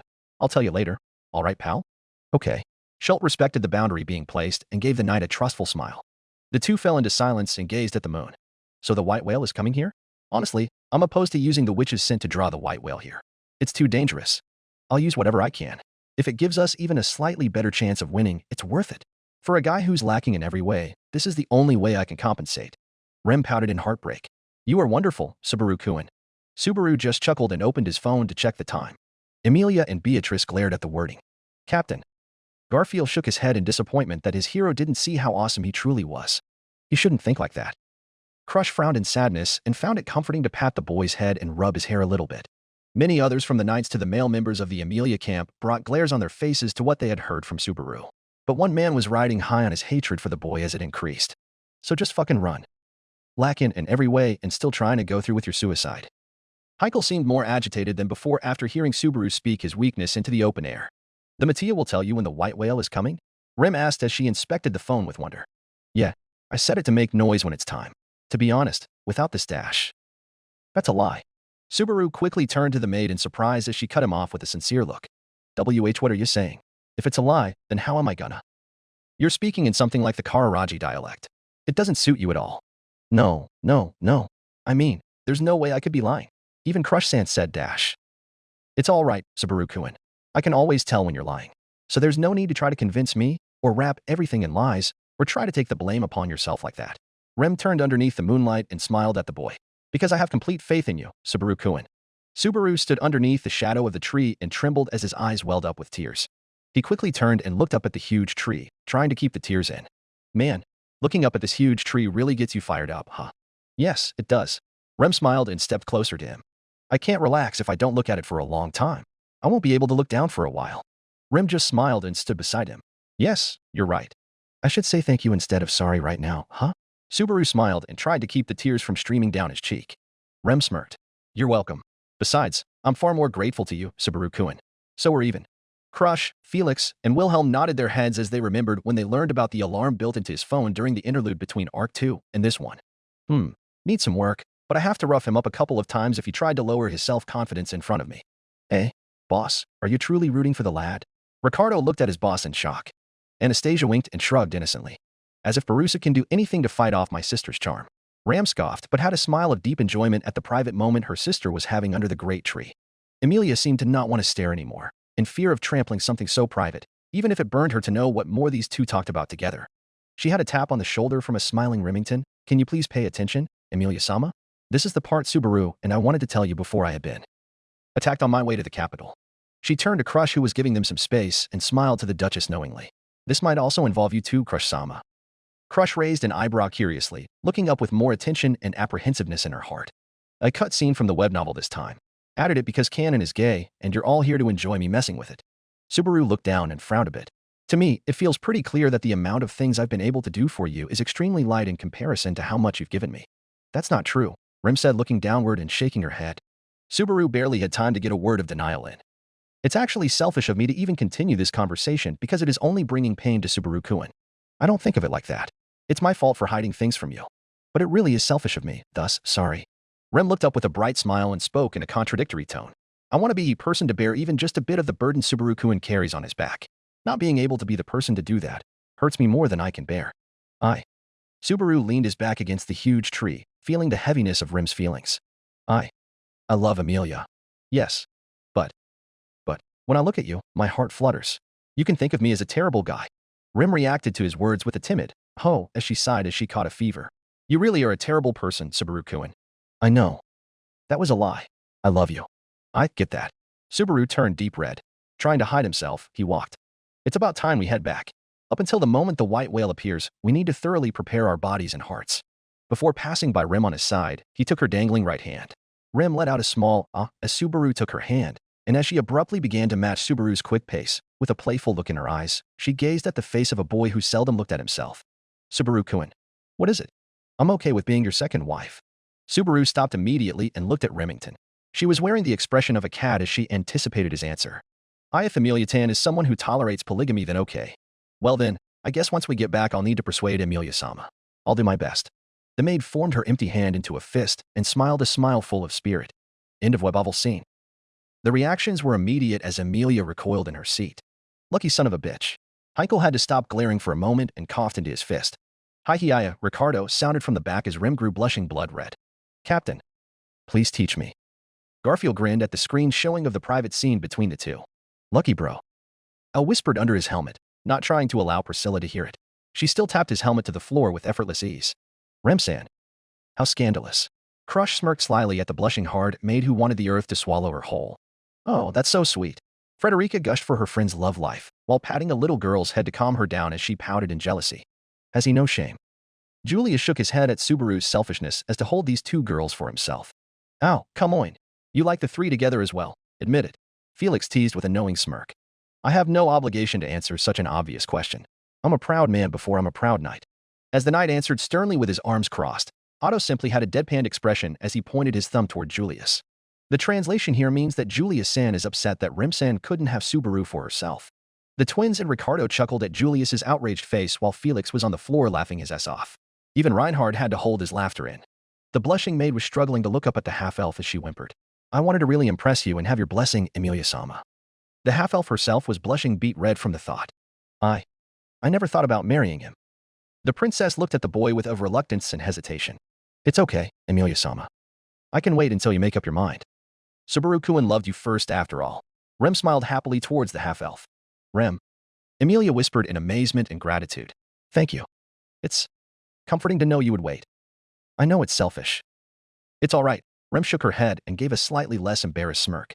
"I can wait as long as you allow it. But please, make sure not to toy with Rem's heart, Emilia-sama. I can't take it when it comes to Subaru-kun." Emilia nodded her head before Rem continued. "And besides," Rem glanced at the Duchess who looked surprised to be at the center of attention. "It seems like we had another addition Subaru-kun didn't tell us about." Emilia and Crush both blushed a beat more red than Rem at that moment. Buffoons. Priscilla's silence was broken just to say that one word with deep annoyance that made her knight back away from her foot, still on the floor from when she pushed him. Scene change. Subaru and Rem turned around the tree and found Wilhelm standing alone under the moonlight, gazing at a patch of lilies expressionlessly. Wilhelm-san." Subaru stepped closer to the man. "I heard a bit of the story from Felix, that you've been seeking revenge on the white whale ever since it took your wife. Please forget that. It was all time idly spent in an old man's delusions." Rem smiled softly. "You truly love your wife, don't you?" Wilhelm turned to the two. "Yes, I love my wife. More than anyone, and no matter how much time passes. My wife was a woman who loved to look at flowers." At this, both Reinhard and Heikel seemed to grow more uncomfortable watching the screen. "Loves her more than anyone is fucking right. What a bastard." Heikel's voice surprised many who heard him speak. "What's wrong with your lousy excuse for a dad?" Felt asked Reinhard, who looked at the floor without emotion. "What's with this deep drama in your family?" "I'm sorry, I'd rather not talk about things like that so openly," Reinhard said and kept his gaze on the floor. Wilhelm couldn't face either of the two as one glared at the walls from above and the other looked at the floor without any indication of life in his eyes. The old man looked at the patch of lilies. She never wished to wield a sword, but the sword loved her more than anyone. With no choice but to live for the sword, my wife accepted her fate. I took the sword from her and forced her to abandon the title of Master Swordsman when I married her. But the sword would not allow her to do that. So that part of the songs was true. Frederica shook her head and teared up softly at the sweet old man. The story of the sword demon was known to all who heard the songs about the man. Such a sad story. Petra sniffled her heart breaking for the old man. Reinhard watched with tears of sadness in his eyes. Never before had his grandfather been this honest to speak about his grandmother, and it was to someone other than his grandson. Fuck the sword. And fuck that song. Heikel's grunt forced a flinch out of the old man, having two of his most cherished things spat on by the drunkard above. Everyone began sensing the tension between the unconnected reactions of the Estrias to what was supposed to be a somber story. The man slowly turned and bowed his head to the boy. Subaru, I thank you again. In this battle, I can find answers in my own sword, and perhaps I will finally be able to visit my wife's grave. At last, I can go and see her. Subaru stared at the man with respect and admiration. The boy extended his closed fist to him. Let's work together to beat the hell out of that damn whale. I'll help with everything I've got too. Wilhelm grinned softly and bumped his fist against Subaru's. The two smiled at one another underneath the moonlight. You've taken a liking to him, Reinhard whispered in a sad tone as he watched how quickly his friend managed to make the cold, distant man that Reinhard called grandfather smile. He has a certain effect on those who need him. Wilhelm explained with a guilty expression as he noticed that Reinhard wasn't turning to look at him. At least now you have an actual son to look up to, ya, eh? Heiko earned another jabbed expression from the old man. The deputy commander's rage could be felt by any who heard him speak with his sarcasm on display to poisonous effect. Your wife will enjoy hearing how much you obsessed over a fucking beast over what she loved most. For sure. If you think I am silent because I feel due to my temperament or loyalty to Crush Sama, then you are mistaken, Heiko. Wilhelm turned to look his son in the eyes. Bring yourself some comfort in knowing that I am ashamed and guilty of everything you must feel. Fuck off with that horseshit. Heiko seethed in his seat as the theater felt like it was boiling because of the fire in his eyes. You're 40 years too late for any of that humble guilty bullshit. Reinhard kept his eyes on the floor, not looking at his family behind him, and worrying felt the sheer submissiveness he displayed. Rain. What the fuck's going on? Felt demanded while patting his arm. He didn't answer her. Scene change. Only a short time remains, Crush commented, making Felix nod his head. The screen shows the entire army formed into battle lines on dragon and rider backs with heavy and hardened faces. Wilhelm sighed and turned back with a tired expression, allowing the others to feel some ease as Heiko huffed and stopped his anger from rising even more to the point of regret. The men didn't speak but ignored each other's existence, with Reinhard having been still since the beginning of their clash in order to be more non-existent the woman this whole fight started over. I think we should stay out of it and focus on what's in front of us. This is the takedown of the white whale. Otto's words earned some nods as people began looking away from the broken trio of House Astria to see the next events. Everyone was waiting with rapid focus and silence beneath the moonshine and the shadow of the giant tree. Crush caressed the emblem of a lion on her sword with devotion. Everyone waited in silence. Subaru's alarm began to play. Troops, be on guard. Crush ordered as the noise from Subaru's phone echoed through the grassy fields. Everyone prepared their weapons in spirit. The knights looked around in the sky and across the distance for their prey. I don't see it. As Subaru's phone rang its tone, the soldiers all looked around to find nothing. Crush looked at the boy and then looked down in disappointment. Is it not coming? Hold for it. That monster's coming. Garfield leaned forward with excitement. Emilia and Beatrice looked on with widened eyes because of the sheer tension of the moment. Felt looked away from Reinhard and towards the screen, keeping hold of his hand assertively to wake him from his reverie. Come on, you idiot. Felt didn't know to whom she said this, to her knight or Subaru. A soldier turned around and looked up. Is that? He shouted in shock as he pointed to the sky. Everyone looked up. Crush's eyes widened as did the soldiers as they witnessed a giant shadow moving across the colossal tree. Slowly. All of the soldiers turned to see where the shadow was coming from. Only one place. Up in the night sky, illuminated by the shining moon. A flying figure could be seen approaching. Wilhelm's eyes narrowed dangerously. The soldiers looked on slack-jawed. Crush's face twisted to one of shock and disbelief. As the ringtone played, slowly, from the distance in the sky, the white whale flew down towards the plains. Its enormous form swam directly over the soldiers as it emitted the sound of a groan that echoed across the world. It was taunting them. Crush hesitated for a second as she felt the same astonishment and maybe even fear all of her soldiers had as the whale towered over them. Did you feel hesitation because of fear? Anastasia asked the Duchess as everyone kept their eyes glued to the window above. Nobody wanted to say anything because of the sheer mystical side of the beast before them. It was terror. Crush answered without looking back, one that I feel even from within this room. How did you gain your nerves to lead that thing? Like Subaru said. Emilia stuttered in shock, keeping her eyes on the window like everyone around her. We already established something, Emilia-sama. Crush's voice took on a slightly amused tone as she watched like the rest. She gritted her teeth and readied herself. Troops dash. But before she could issue her command, a brave dumbass of a boy shouted at the top of his lungs. Subaru wildly embellished his retelling of this event to make others seem more favored than he is. Crush's words sent a spiral of widened eyes as people watched Subaru take the lead from her on the screen. Holy shit. Heikel facepalmed from the back. Let him have it. Alhuma. Subaru shouted with his fist up in the air and rode his black dragon as it dashed underneath the monster. Rim began shooting ice crystals towards the frightening beast of fog. And as the crystals stabbed themselves into the floating monster's belly, blood sputtered across the grass fields. Crush and the rest of the army looked on as the lone boy and made road on their dragon to face the monster alone. The beautiful bastard held his fist up and smirked daringly at all of them. Crush's disturbed expression turned to a confident grin. Troops, Follow those two fools.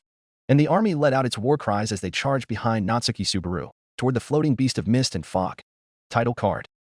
Battle against the White Whale. Ending theme, Stay Alive. Episode 10 Director's Cut. End. He fired the first shot. Otto stuttered in shock, earning a cough of amazement from the knight behind him. Technically it was the maid, I suppose. Beatrice closed her jaw as it was hanging for too long. Betty Subaru is amazing, in fact. It was my sister who shined the most in my eyes, but Barusu is only making her operate at a satisfying level to impress him, so I commend that move. Ram crossed her arms as she said nothing of importance at all to anyone. That is amazing. Petra was breathless at the sight of Subaru's leadership. He helped crush Sama from so far away. Did he even know? I think he always intended to strike first. Frederica smiled to the little girl. He's still amazing, she said to her mentor with a small smile of relief. He's a fucking moron. Heikel kept his head in his hands and allowed the others to celebrate as he diminished what he saw, jumping into his death like that. Right after dying the first couple of times too. Fucking hell. It was Garfield who stood over everyone's chatting to shout in the dark room. Oi, we don't need a break. I want to see this whale get it. I do not think that will work. Julia snorted from behind the blonde boy with crossed arms. The screen immediately lit upon command, leading to a very displeased look on Julia's face. Episode 11. Arc 3's continuation. Start. Chapter 13, EP 11 Director's Cut. And this is the rewrite. Please enjoy. As the screen began loading up before them, many of the cast sat at the edge of their seats with excited expressions and looks of anticipation. I can't help but feel honored to witness such a legendary moment in history, Frederica said while smiling up at the screen. Of course, the defeat of the Great Calamity will be a story for the ages. Julius nodded his head and continued to watch the screen patiently and elegantly. He was a knight. Hopping your leg up and down in excitement for watching a historic moment is not elegant behavior as such. He was not bobbing his leg up and down. He was merely doing one of Subaru's warm-ups. Yeah. I feel super nervous. Emilia turned to the excited maid sitting behind her with a worried, nervous expression. Rim giggled a bit as she understood the other's disbelief at the thought of the battle with the white whale. I assure Emilia-sama that Subaru-kun was brave and wonderful to the very end of the hunt. The maid smiled confidently while toying with the sleeping boy's hair. Emilia looked beside her to the smirking Duchess. Before she could get a word in, the green-haired princess smugly gestured her fingers in a zipping motion over her mouth. You will all have to see what Sir Natsuki-san did for yourself. I'm not telling. Emilia pouted as Crush winked at her. The half-elf wasn't the only one fuming, as the little spirit girl that was sitting on the boy's sleeping lap angrily pouted at the Duchess as well. Rim giggled softly in amusement. The maid's eyes softened as she stared at Subaru's sleeping face. She stroked his cheek tenderly and smiled at his innocent aura. Who knew someone with such an aura could have gone through so much? The maid's heart clenched in sadness for a moment as she remembered the last few viewings. The sheer despair and horror they've all felt seemed to have lifted out of the room, replaced with excitement and border on cheerfulness that hadn't been present for ages. It seems everyone wants to forget the last sessions we've seen. Rem softly whispered in sadness as she kissed the boy's head softly. But I won't. The Oni whispered. Season 1, Episode 11 Director's Cut. Begin. The scene opens up with the sun rising over a ruined village. What's this? Otto asked in confusion as everyone looked on with bewildered faces. Why are we starting here, I suppose? Why not the beginning of the battle with the whale, I wonder? Beatrice asked in an annoyed tone. From the middle of the road, a lone man could be seen walking along with the ruins and broken fences of the village. The brown-haired young man stops in a wide cleared area. He unsheathes his blade and begins to swipe at melancholy. The brown-haired young man suddenly notices something from beside him, so he looks toward it. Who's this? And why are we seeing this? Where's my captain? Garfield shouted angrily. As the blonde demi-boy raged in confusion, the rest of the cast was looking at the screen with bewildered faces as well as the abrupt change in the scene. But an old man was looking at the screen with a solemn expression as he tightly gripped his chair handle. Teresa. The man whispered as his heart clenched in pain. It seems like he's training in a remote area. Tybee speculated. Bro, what does this have to do with the whale and Subaru? Ricardo shook his head and looked at the screen with frustration. Why do I feel like I know him? Felix mused in suspicion. A red-haired knight looked at the screen with a saddened gaze as he understood what he was about to see. Ah, that looks familiar indeed. Reinhard's tone was a lot less vocal than needed as he looked down at the ground. This will be a bitch and a half. Heikel grumbled under his breath, crossing his arms and pressing himself harder against his seat to thrust his frustrations into it. Fuck. It was a lady with red scarlet hair, watching the sunrise with her back to him. I haven't seen you before. What is a woman doing here so early in the morning? The young man asks gruffly. The lady turns around with a surprised look in her bluebell eyes. She places a finger on her chin and hums in thought for a moment. Oh, don't worry about it. Just come here. The lady smiled cheerfully and gestured for him to come close. She looks really pretty, Emilia said softly and smiled at the sight of the two. Crush's eyes widened as she recognized who this person was immediately. The Duchess slowly turned to her knight and servant with a frown. The old man was shedding tears of anguish at seeing his late wife, clutching his handles close and shaking in his seat while his lips trembled to a weak smile that spelled his grief forward in the most clear way possible. Yes, she was indeed beautiful, Wilhelm said as he took her sight with his own eyes. I thank the powers behind this window of glass. They managed to bring my wife's memory for me to watch again. For that, I must curse at those powers at the same time. Wilhelm Donno. Crush teared up herself at the sight of the old man she respected, reliving that moment again as if he didn't base his life around it. Heikel scoffed and looked away from his mother's memory. His hands were shaking in place as did his booted legs, tapping against the carpet and kicking up and down. Fuck. I need a drink for this shit. I need something. Fuck. The man didn't give a hint of emotion as he stepped closer to the lady. As he stood closer beside her, it was revealed that she was sitting atop a hill of condensed flower patches that bloomed and shined under the sunrise. Wait. Julius slowly turned to the sword demon with wide eyes as the realization hit him. His wife liked flowers. Otto whispered as he did the same thing and looked at the old man with sympathy filling his eyes. Hey. The man turned to the ecstatic lady. She turned to him with a soft smile. Do you like flowers? The man looked at the lady with a surprised expression. Oh. Emilia and Rem looked at the old man with sad, shocked expressions. She seemed really nice. Emilia whispered in a feeble attempt at comforting the anguished old man. Wilhelm just watched the screen with his eyes watering. Rain.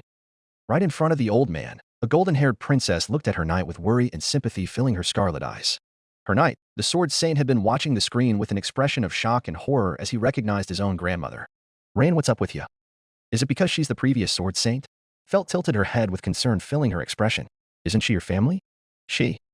Reinhard's voice broke as he looked like he was struggling to breathe suddenly. Felt was surprised since she had never seen this side of him before. You never lose your cool like this. What's up? Felt held his arm and demanded of the knight. It's severe. My fault. What I did? Reinhard held his head in his hands and gave in to Felt's touch for a moment. What the hell do you mean that it's your fault? Felt growled as she held on to him to stop his trembling. The screen played over his attempt for a response, recognizing that inwardly he wasn't about to say anything to provoke more conversation. The young man's face suddenly disappears and another face fades into the scene. An old gruff face of a hardened man was placed instead of the innocent sharp-looking young man. Gray neatly folded hair replaced the wide spiky brown hair. The only thing that presented a connection was the sharp blue eyes that Wilhelm carried. Those sharp eyes were honed on the flying figure of the beast of Fok. What? Petra asked in surprise at the sudden change. Was it a memory from the past? Like what the window showed with Remsama and Ramsama's childhoods. That was the old man? Elle asked in surprise at the screen's way of doing things. No wonder the gal was so hot. That was her before she became a grandma. That's my mother, you fucking twat. Heikel pushed AL's head to the floor with a fierce grip since the knight never got up after Priscilla had pushed him in the last viewing. Stay down there. I need a drink badly and you just annoying enough for me to fuck with. Ow, bro. I was giving a compliment. Elle whined through his helmet. Priscilla rolled her eyes and kept watching the screen and the three Estrias on her own, analyzing everything she was seeing with rapid interest growing in her eyes. It was showing us a moment between him and his late wife, Spirits. Frederica whispered in sympathy and grief as she could only imagine the hurt and anger flowing in the man's heart. This ability is intrusive at best. Ram glared at the window above. This thing is capable of showing us the past at will. Roswell hummed beside her, looking at the younger version of Wilhelm and Teresa with a certain fondness in his eyes. It's not as bad as you think it is, Ram. Not at all, the Lord said with a nostalgic smile creeping across his makeup-covered face. Troops dash. Let him have it. Alhuma. As Rem's magic attack stabbed the underbelly of the beast, blood spattered across the grassy field. Crush's disturbed expression turned to one of surprise as she and the rest of the crippled army looked on at the lone boy and his trusty maid running towards the beast on their black ground dragon. The boy smirked encouragingly at them. Crush smirked in acceptance and took a deep breath. Troops, follow those two fools. And the army carried forth on their attack, emboldened by Natsuki Subaru's bravery. So the battle begins. Anastasia mused while clapping excitedly. Otto and Julius looked at the screen with glares towards the beast that had brought so much horror and anguish to the respectful duo of grandfather and grandson. Emilia and Beatrice held on to the boy as they watched with worry for the boy. Go, Captain! Garfield shouted with stars shining in his eyes as he watched the boy who had been suffering for so long finally take a stand and show his awesomeness by leading the army and fighting the monster of mist. From behind the rushing soldiers, many weird-looking structures were placed behind the army lines. The weird-looking machines suddenly glowed brightly as the discs on top of them moved to point at the huge calamity in the air. What are those? Petra asked with stars in her eyes. They look super weird, Emilia whispered while staring at the screen with wondrous eyes. Crush and Anastasia smirked mischievously as they looked around to see the anticipation build up. Oh shit. Otto widened his eyes in surprise as he recognized the weapons. What's the reaction for it? Garfield asked in confusion as he stared at the weird-looking discs. One by one, each of the weird glowing discs shot blue rays of magical energy that aimed to hit the monster right in the face. Asterisk boom, asterisk. Asterisk boom, asterisk. Asterisk boom, asterisk. Asterisk boom, asterisk. Very sizable explosions fired up the night sky against the whale's colossal face, making the monster close its eyes in annoyance. Goddamn. Al whistled at the brilliant lights. Whoa, Garfield shouted while raising his fist in excitement at such weapons. How did you get such firepower, I suppose? These things are way too advanced, in fact. Beatrice looked astonished that technology had advanced enough to create such weapons. Crush smirked mischievously and zipped across her lips while shrugging. Smugly, she turned to look at the screen as Beatrice, Emilia, and felt pouted in jealousy. The Duchess felt proud that she could tease the Great Spirit like this. After all, Beatrice had been teasing all of them since the start of these sessions. Hey now, those things were my proud donations after the Iron Fang. Anastasia giggled from the side.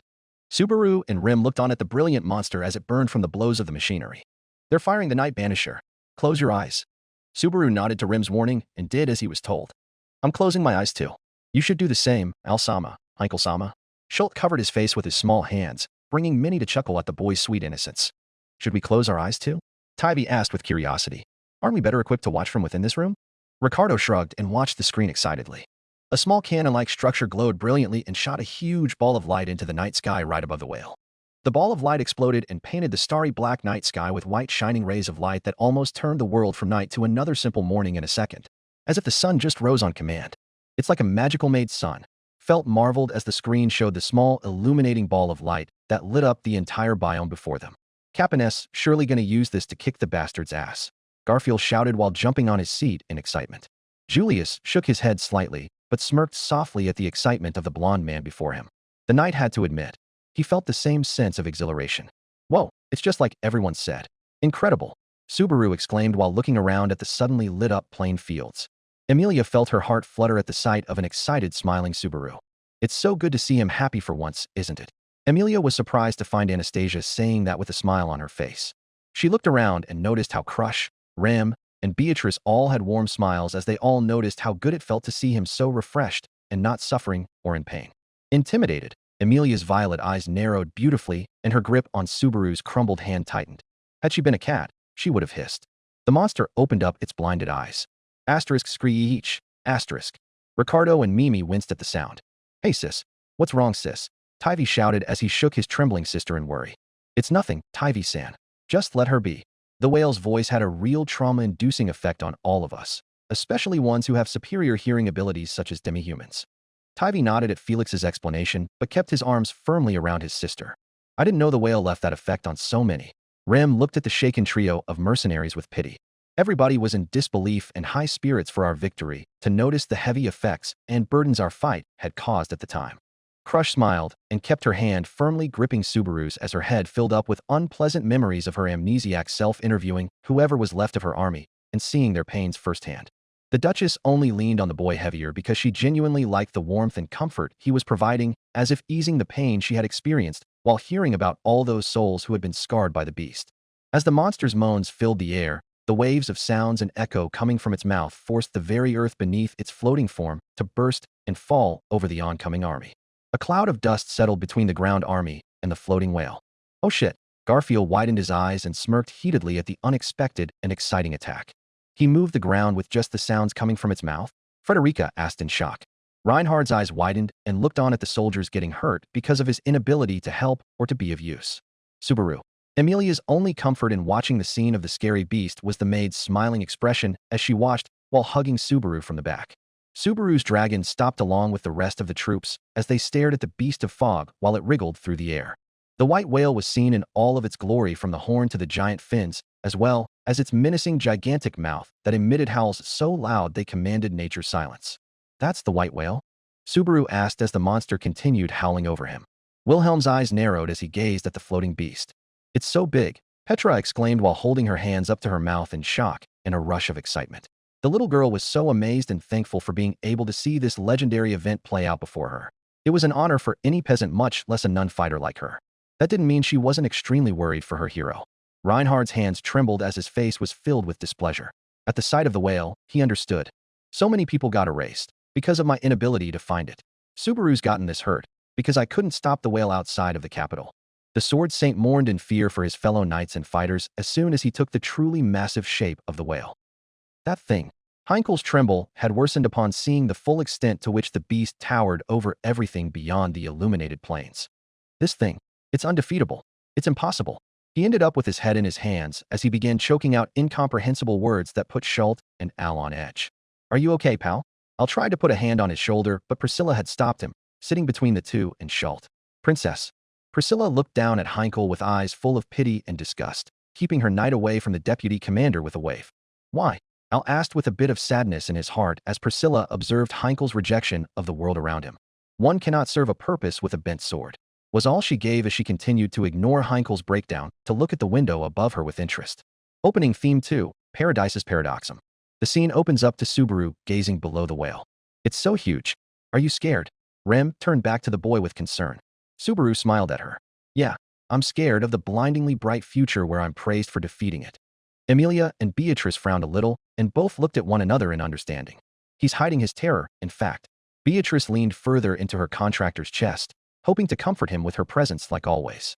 He's always working hard to fight things that are impossible to face alone. That's why we need to help him. Such a troublesome knight. Emilia sighed and gave him a little smile. Beside the two, Garfield was nudging Otto excitedly. Captain can see the future. He deserves all the praise. Yeah, Otto replied with a little less enthusiasm, glaring at the white whale with a stern expression. Otto, bro. Garfield looked at Otto with his neck moving to the side. What's got you so gloomy? I just want to understand. Why did I throw him off that carriage? Otto sighed and put a hand on his face to slowly rub the frustration from it. Garfield's body language faltered and he frowned at his friend's anguish. Subaru smirked intensely and mischievously at the beast. Now let's run like hell. Yes. Subaru and Rem ran on their ground dragon right beneath the monster's nose. The whale's yellow, disgusting eyes immediately focused in on the running pair. Subaru. Beatrice hugged her contractor tightly as her breath caught in her throat from fear and worry for her contractor. Go, Subaru. Petra cheered with her hands clenched up to her chest in a praying fashion. He truly is baiting it. Julius couldn't help but lean forward with an excited smirk. The monster twisted midair toward the two with its mouth open. It's so fast.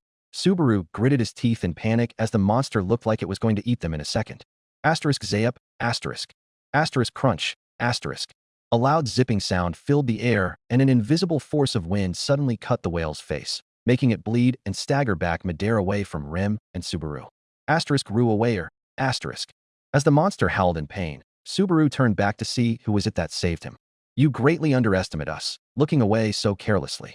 A proud armored Crush spoke to the monster while holding a glowing green blade. The intangible sword with no regard for range. That's Crush-sama's sword art, famous for its 100-man strike. Rem commented as everyone looked at the creature, howling in pain in the sky. Whoa, Otto allowed out of his mouth in amazement at the strike. That's sword art. I feel like I'm witnessing more than just magic. My lady's weapon is the greatest because Lady Crush-sama is the greatest, Nyan. Felix nodded his head with a proud, faithful smile. Thank you so much, Crush-sama. Rem bowed deeply for the green-haired princess. The Duchess smiled softly at the maid and nodded her head. I should be thanking you really. The whale took you both as distractions while I just stole the hit. Thank you anyways, Crush-sama. The half-elf gave the lady a bow of the head as well. The noble lady nodded at Emilia's sincere thanks and turned to watch the show with her hand still tightly holding Subaru's. I didn't take time to think about it being this dangerous for you. The Duchess whispered softly to the sleeping boy beside her with her eyes glued to the screen. The light cannons began shooting the beams of magic at the distracted whale from all sides. The whale howled angrily and floated down towards Crush's army. The Duchess and the whale seemed to be staring at one another as it hunkered down towards her. Disperse! Crush shouted while glaring at the whale. The Duchess stood alone before the oncoming whale as her entire army moved out of the way. Ain't you gonna move? Felt shouted as she felt tense by the stance Crush had taken. You're insane. No, she won't. Felt looked back to find the old butler that had been in grief and mourning turned into a menacing monster with an aura of pure ill intent swarming around him as he glared at the screen. The blonde girl was so terrified she leaned more on her guilt-ridden knight while keeping a distance from the old angry demon. Ricardo smirked in pure excitement. This is where things get badass. Everyone looked closely at the screen in anticipation of the beastman's words. Wilhelm suddenly jumped off from his ground dragon and stood right before the whale as it howled menacingly toward him and the Duchess behind him. The old man simply closed his eyes while holding his unsheathed blade. For 14 years, I have dreamed of nothing but this day, the old man whispered. The beast of fog burst toward the old man with its mouth open wide. Wilhelm opened his eyes and pointedly spoke to the oncoming beast. Fall here, and leave your corpse behind. Asterisk Howell, asterisk. Reinhard looked up for a moment to see the scene with his own eyes, finding a greater relief in what was transpiring than blaming himself for the past. 14 years, my ass. Heinkel gripped the sides of his head harsher to the point Schult had enough of watching the older man and hung onto the drunkard's arm.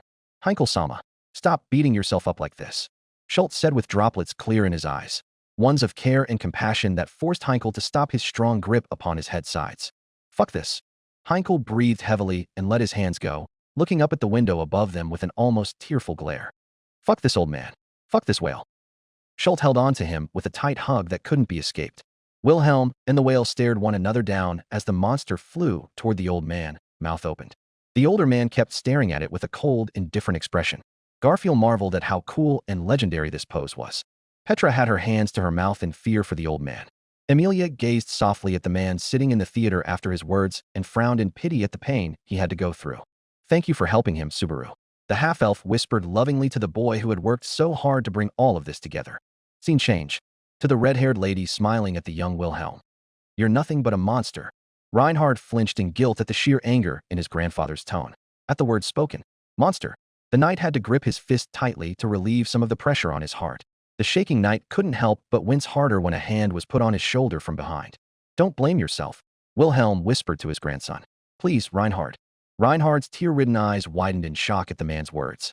As the grandson thought himself going mad from hearing the kind, stern words, the grandfather's eyes closed momentarily, as if lamenting on an early grieving, as if guilty. Please. Reinhard's entire form stopped rigid as his breathing stopped. Eyes wide as saucers, Reinhard looked at his grandfather in bewilderment as Wilhelm whispered to him softly. Please, don't ever blame yourself. Wilhelm finally opened his eyes and stared at the confused and astonished knight before him. The old man looked guilt-ridden and shameful.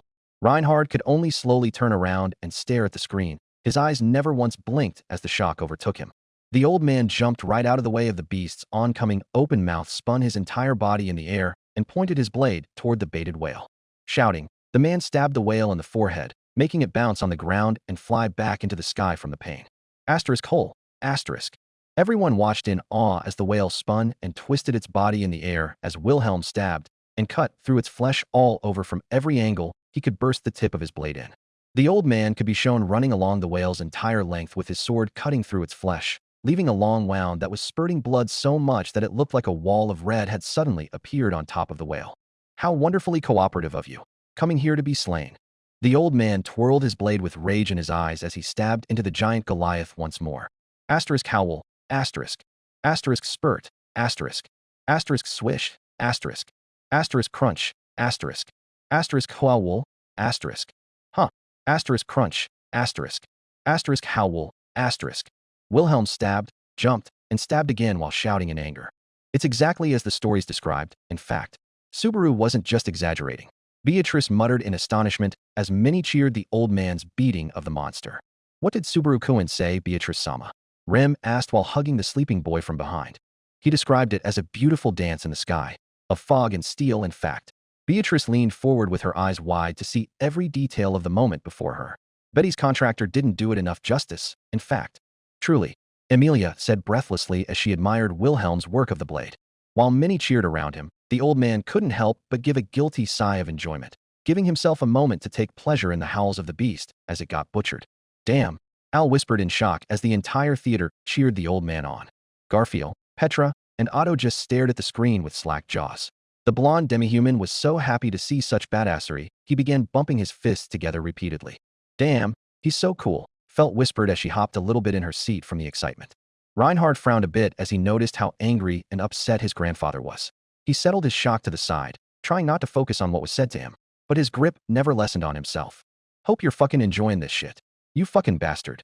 Heinkel seethed from the back, glaring at both the whale and his father with the same harsh grip on his fists as his son in the front row. Oh crap, Subaru shouted in panic as the old man fell off the whale. The beast quickly maneuvered mid-air and sunk with its mouth open toward him. Oh no, Emilia gasped in worry for the awesome swordsman she had been admiring just a moment ago. She didn't notice how Crush, Felix, and Rem smirked while watching the screen confidently. No, Schult was shouting right after Emilia, bringing attention that he existed behind everyone. As the whale closed its mouth to swallow the older man mid-air, A red ground dragon dashed below them both and jumped high in the air, taking the old man on its back from between the whale's massive teeth. "Don't you look away from us, moron," Ricardo shouted as he swiped his blade on the monster's teeth gum. "Here we go," Mimi shouted as she beside the monster on her rider. "Everyone let's go," Hitaro ordered from behind his sister as the rest of the magic users jumped beside the twins. Asterisk boom, asterisk crunch, asterisk spurt, asterisk burst, asterisk. The Riger riders of the Iron Fan attacked the whale's side with attacks of wind magic and stabbed it with lances and long swords. Tivy cheered for his clan along with Petra, Mimi, and Garfield. They seem to have taken it by surprise. Will Betty Subaru get his part, I wonder? Emilia pinched the spirit's cheek while frowning at her sternly. Biko, many were giving it their all and worked super hard. You need to appreciate them as well, and not just Subaru. As the half-elf pouted at the small girl, Beatrice immediately huffed and slapped her hand away. Emilia shook her head with a small quirk of her lips as she continued watching the screen. Still though, to be able to garner all of these amazing warriors and knights' respect and admiration. What did you do here, Subaru? Emilia asked in bewilderment as she remembered how the people spoke about him. From the many rumors and fictionalized stories about a strong, courageous commoner that faced the whale down and slammed it into the earth without any effort.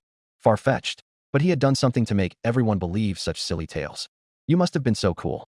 Emilia happily smiled and watched the screen with excitement and proud warmth for her knight. Troops, get back, Crush shouted as she prepared her glowing master sword. She swiped her sword in the air and sent a wind beam shooting towards the whale and cutting its mid-waist with a force so strong it forced the whale to bleed and screech in pain. Fire at its flank, the princess ordered, taking the opportunity that the monster was distracted. Algoa, the magic users behind her released powerful balls of explosive magic towards the whale. Asterisk, boom, asterisk. The army cheered as the whale was swallowed by a raging explosion of fire that had filled the sky. Go Lady Crush, go. Felix cheered with a fist out. Were you not there as well? Julius asked with a raised eyebrow. The catboy extended his tongue out to the knight beside him on the row, as did any mature person, and continued to cheer for his lady. Julius suffered to chuckle at the antics of a newly invigorated Felix. Wayu. Otto and Garfield went crazy and laughed from the shock and excitement of the attack. It's so terrifying, Frederica whispered with wide eyes at the power of the magical weapons. Anastasia whistled, impressed. It really is worth every holy coin. I'm guessing the whale's not going to be able to fly anymore because of the attack. Ram snorted and shook her head in disappointment at how fast the battle had ended. Priscilla's eyes narrowed as she noticed something. Why isn't the beast using its special fog? The princess's question rang out across the theater, making all of the hopeful audience stop and making the ones who were in the battle fall rigid in their seats. Otto's eyes widened as he noticed something on the screen. It's still floating in the air normally, he whispered in horror as he realized the attack. The attack did nothing to hurt it, in fact. Beatrice's eyes narrowed as she looked at Daphne's creature with disgust. Of course, it wouldn't be so easily killed, I suppose. Looks like that was pretty effective. I think we can pull this off. Subaru commented enthusiastically as he smirked at the raging fire cloud. No, in truth, we had hoped that attack would ground it. Subaru's eyes narrowed at Rem's words. He looked up at the sky as the fire started dissipating and the whale's tail could be seen in the sky. It's not losing altitude at all, Subaru commented while glaring at the monster. We used all of our best attacks right from the get-go, Ricardo said from beside the boy. If that didn't make it fall, that means it's a lot tougher than we thought. The magic attacks didn't work? Subaru inquired in a panic. Its white hair scatters mana and disperses force. My magic wasn't as effective as it appeared, either. Rem lamented in alarm. Fire, Crush ordered and moved out of the way as the light cannons shot their explosive beams once again. Asterisk boom, asterisk boom, asterisk howl, asterisk. Time for the second campaign. Hack away at its reserve power. Ricardo smirked at Subaru and shot off on his rider along with his squad. The iron fong ran along the whale's fin and reached its side. The beast of fog could only howl in pain as the fong hacked and slashed at its side. Damn, that fin is tougher than I thought, Garfield growled as he realized the true strength of the white whale. Reinhard's eyes narrowed at the beast, his hands clenching in righteous anger for leaving the people of his kingdom to fight such a powerful demon and not helping them. Just fucking run, Heinkel muttered seethingly from the back, unable to look at the white whale for longer than a few seconds. Acting as a decoy now would just be a hindrance, so all we can do is watch until it makes a move. Subaru growled as he watched from the ground. I understand his frustration, but there is really nothing he can do at the moment. Julius muttered through gritted teeth as the beast's power began making his blood boil. Why wasn't he with them? Reinhard grimaced as he remembered what Subaru had to face to fight this monster. He couldn't believe that his friend returned to face the monster once again, even if he needed a lot of help to get back on his feet. He couldn't help but think about the way Subaru sees himself as worthless and expendable, and yet fighting monsters much more powerful than him just to keep a few villagers alive. The Sword Saint never felt this incompetent in his life, and that was saying something. I can't say I don't understand how he feels. Tivy sighed from the side of Julius.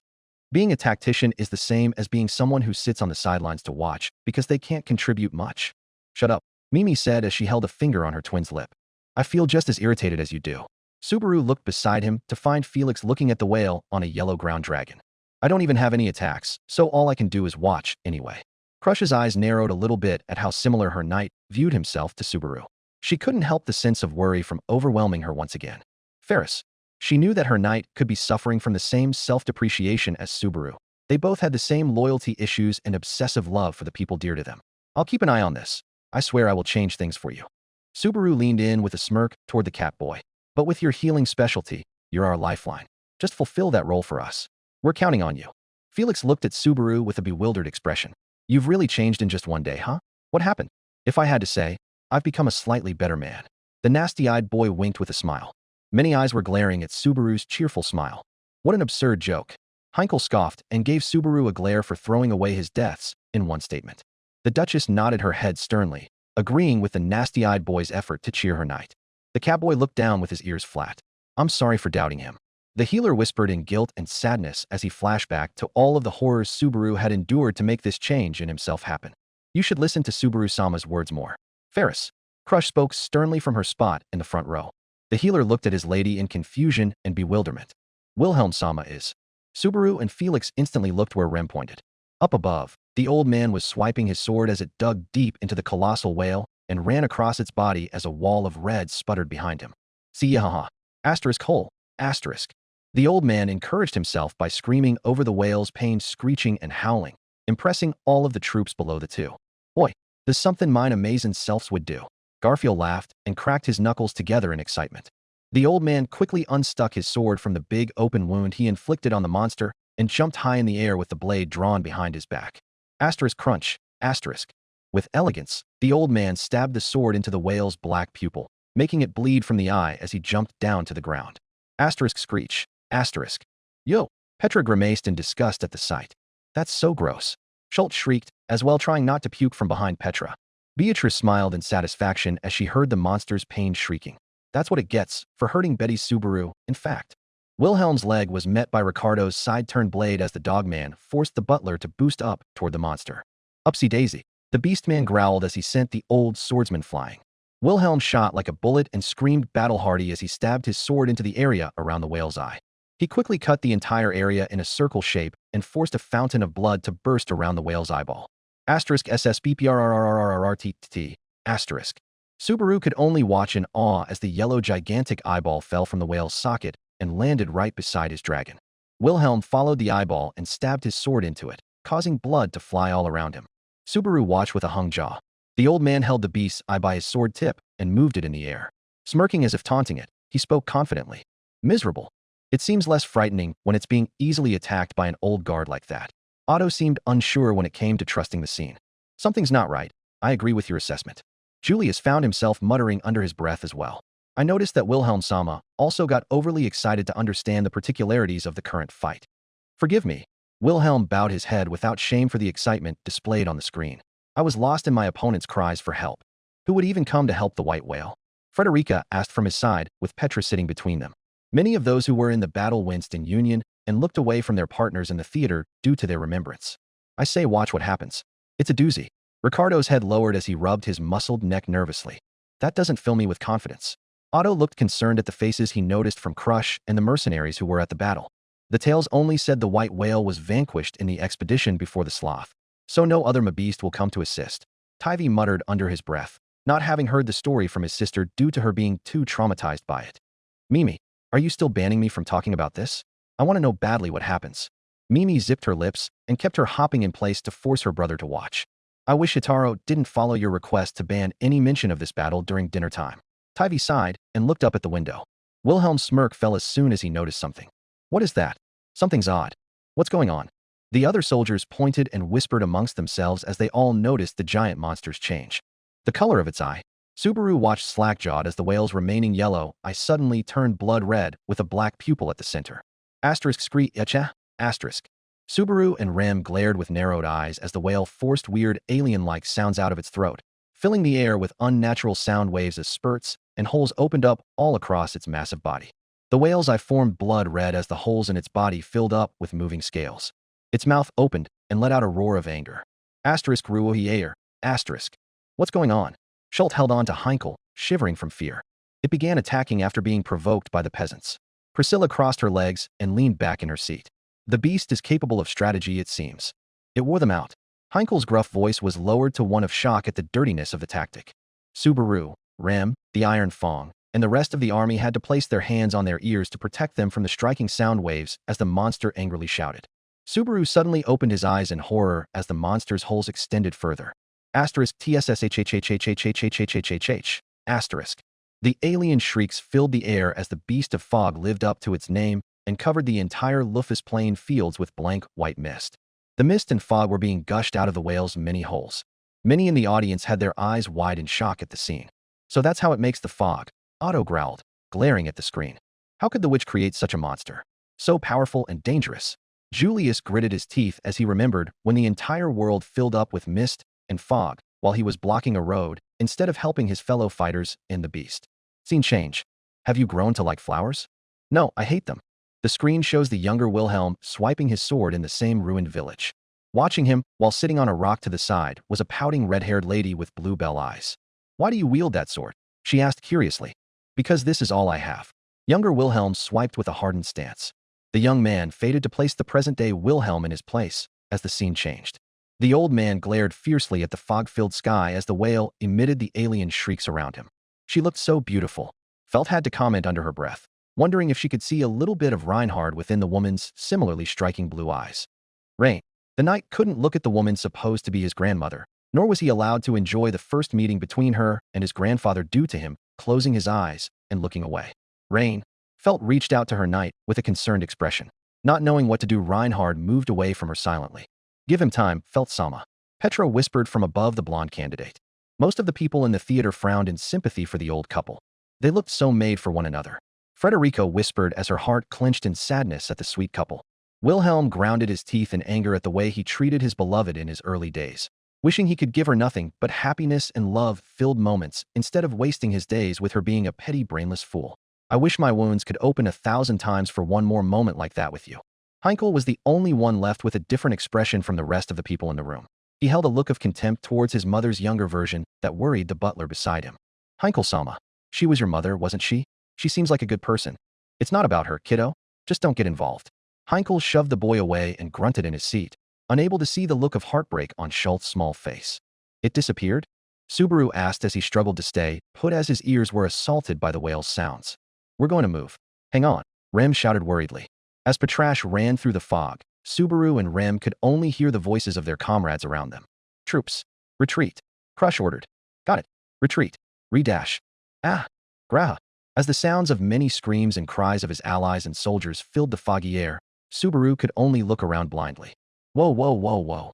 As he was preoccupied with everyone screaming, Rem managed to make Petrash dive aside. Narrowly missed a fog attack that had broken off a piece of the earth that they were standing on.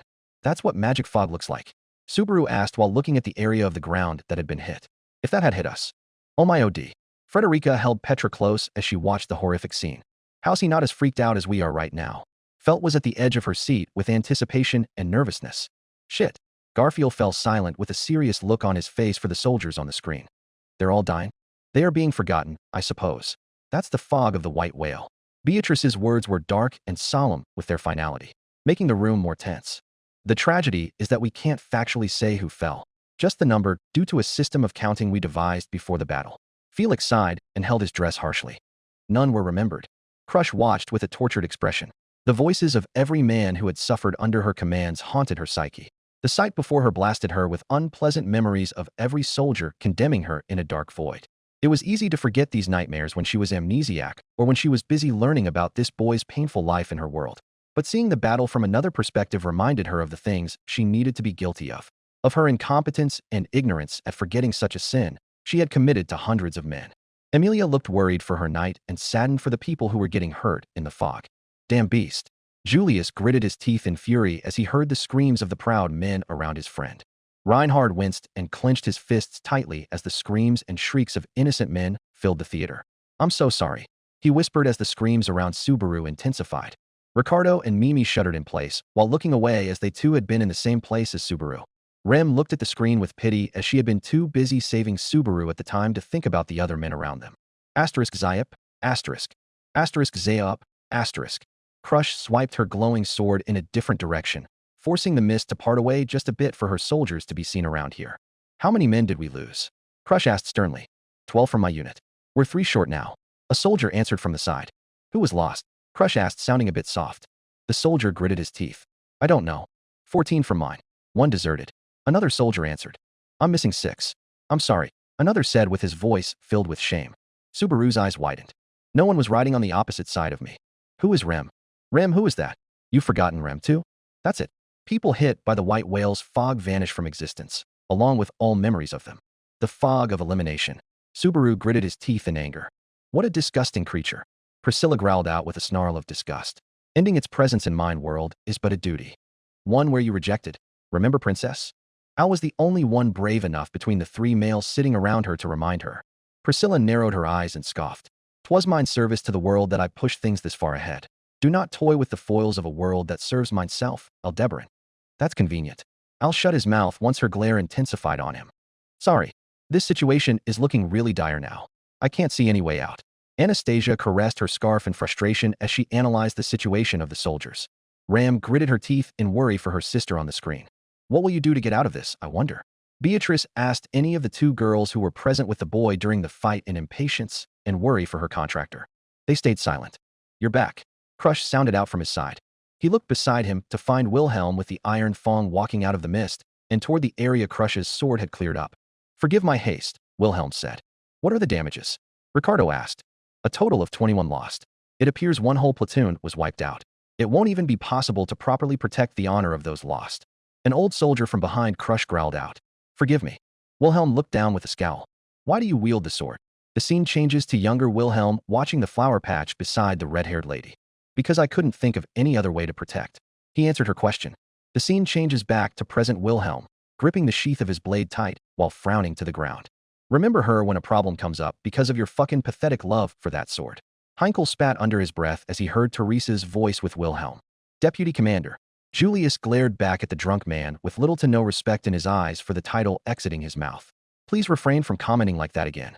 Your situation is not done with your murder attempt on Subaru. What's it to you, Jachilius? Heinkel refused to give up his glare and aimed it 100-fold at the knight.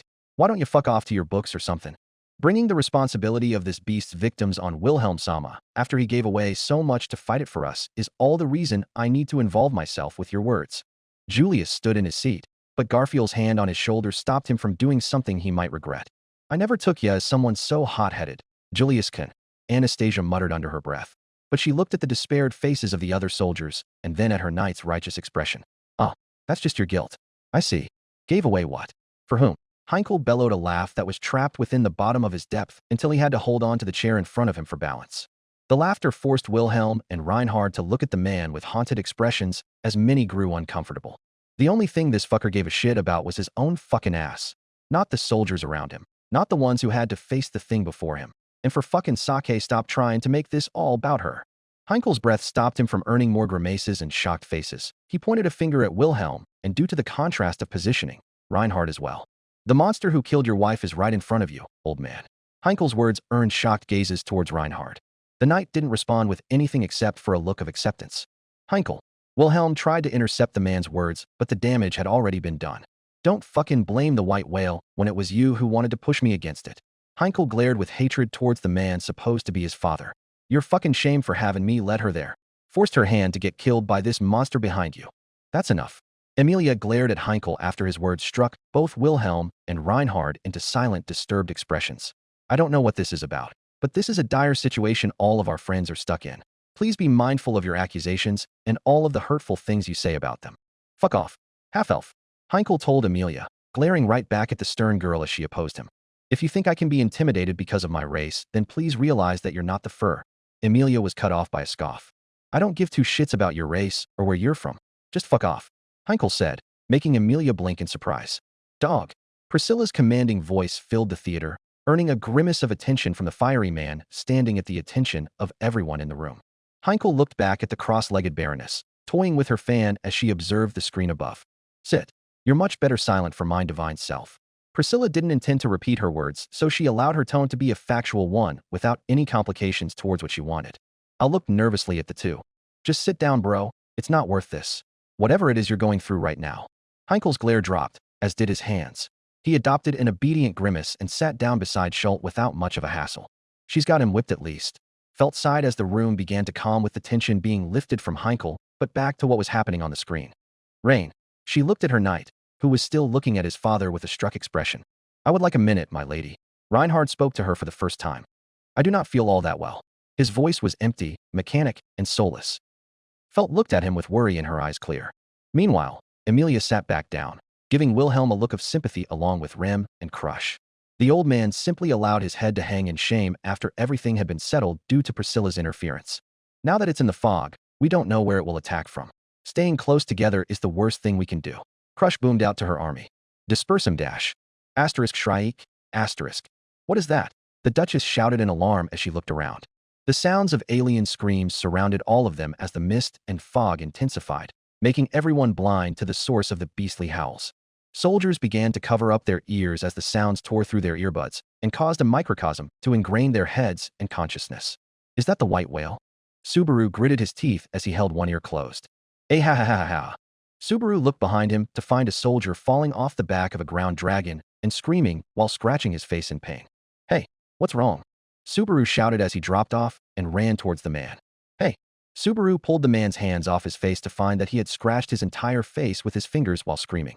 What's going on? Emilia asked, her eyes wide in horror. It seems to be an effect from the whale. Julius slammed his fist on the chair in anger. It's the fog, Rem whispered while hugging her hero to ease her tension and anger at the disgusting ways of the beast. I want to punch it in the face. Garfield growled like an animal and glared at the monster's underhanded tactics. They will be easy pickings now. How did you get out of this? Anastasia glared hotly, scratching her scarf harder and faster to ease her frustration. What a scary monster. Petra looked quite frightened at the troop's situation. Hey, sister. Tivy held on to Mimi as she trembled on Ricardo's lap. What's going on? It's the voice's kid. Ricardo sighed and kept his hand on the back of the little girl. Even without being beneath the damn thing, we remember what it was like in there. Tivy's eyes widened at the explanation. That's why Mimi's so scared of the whale.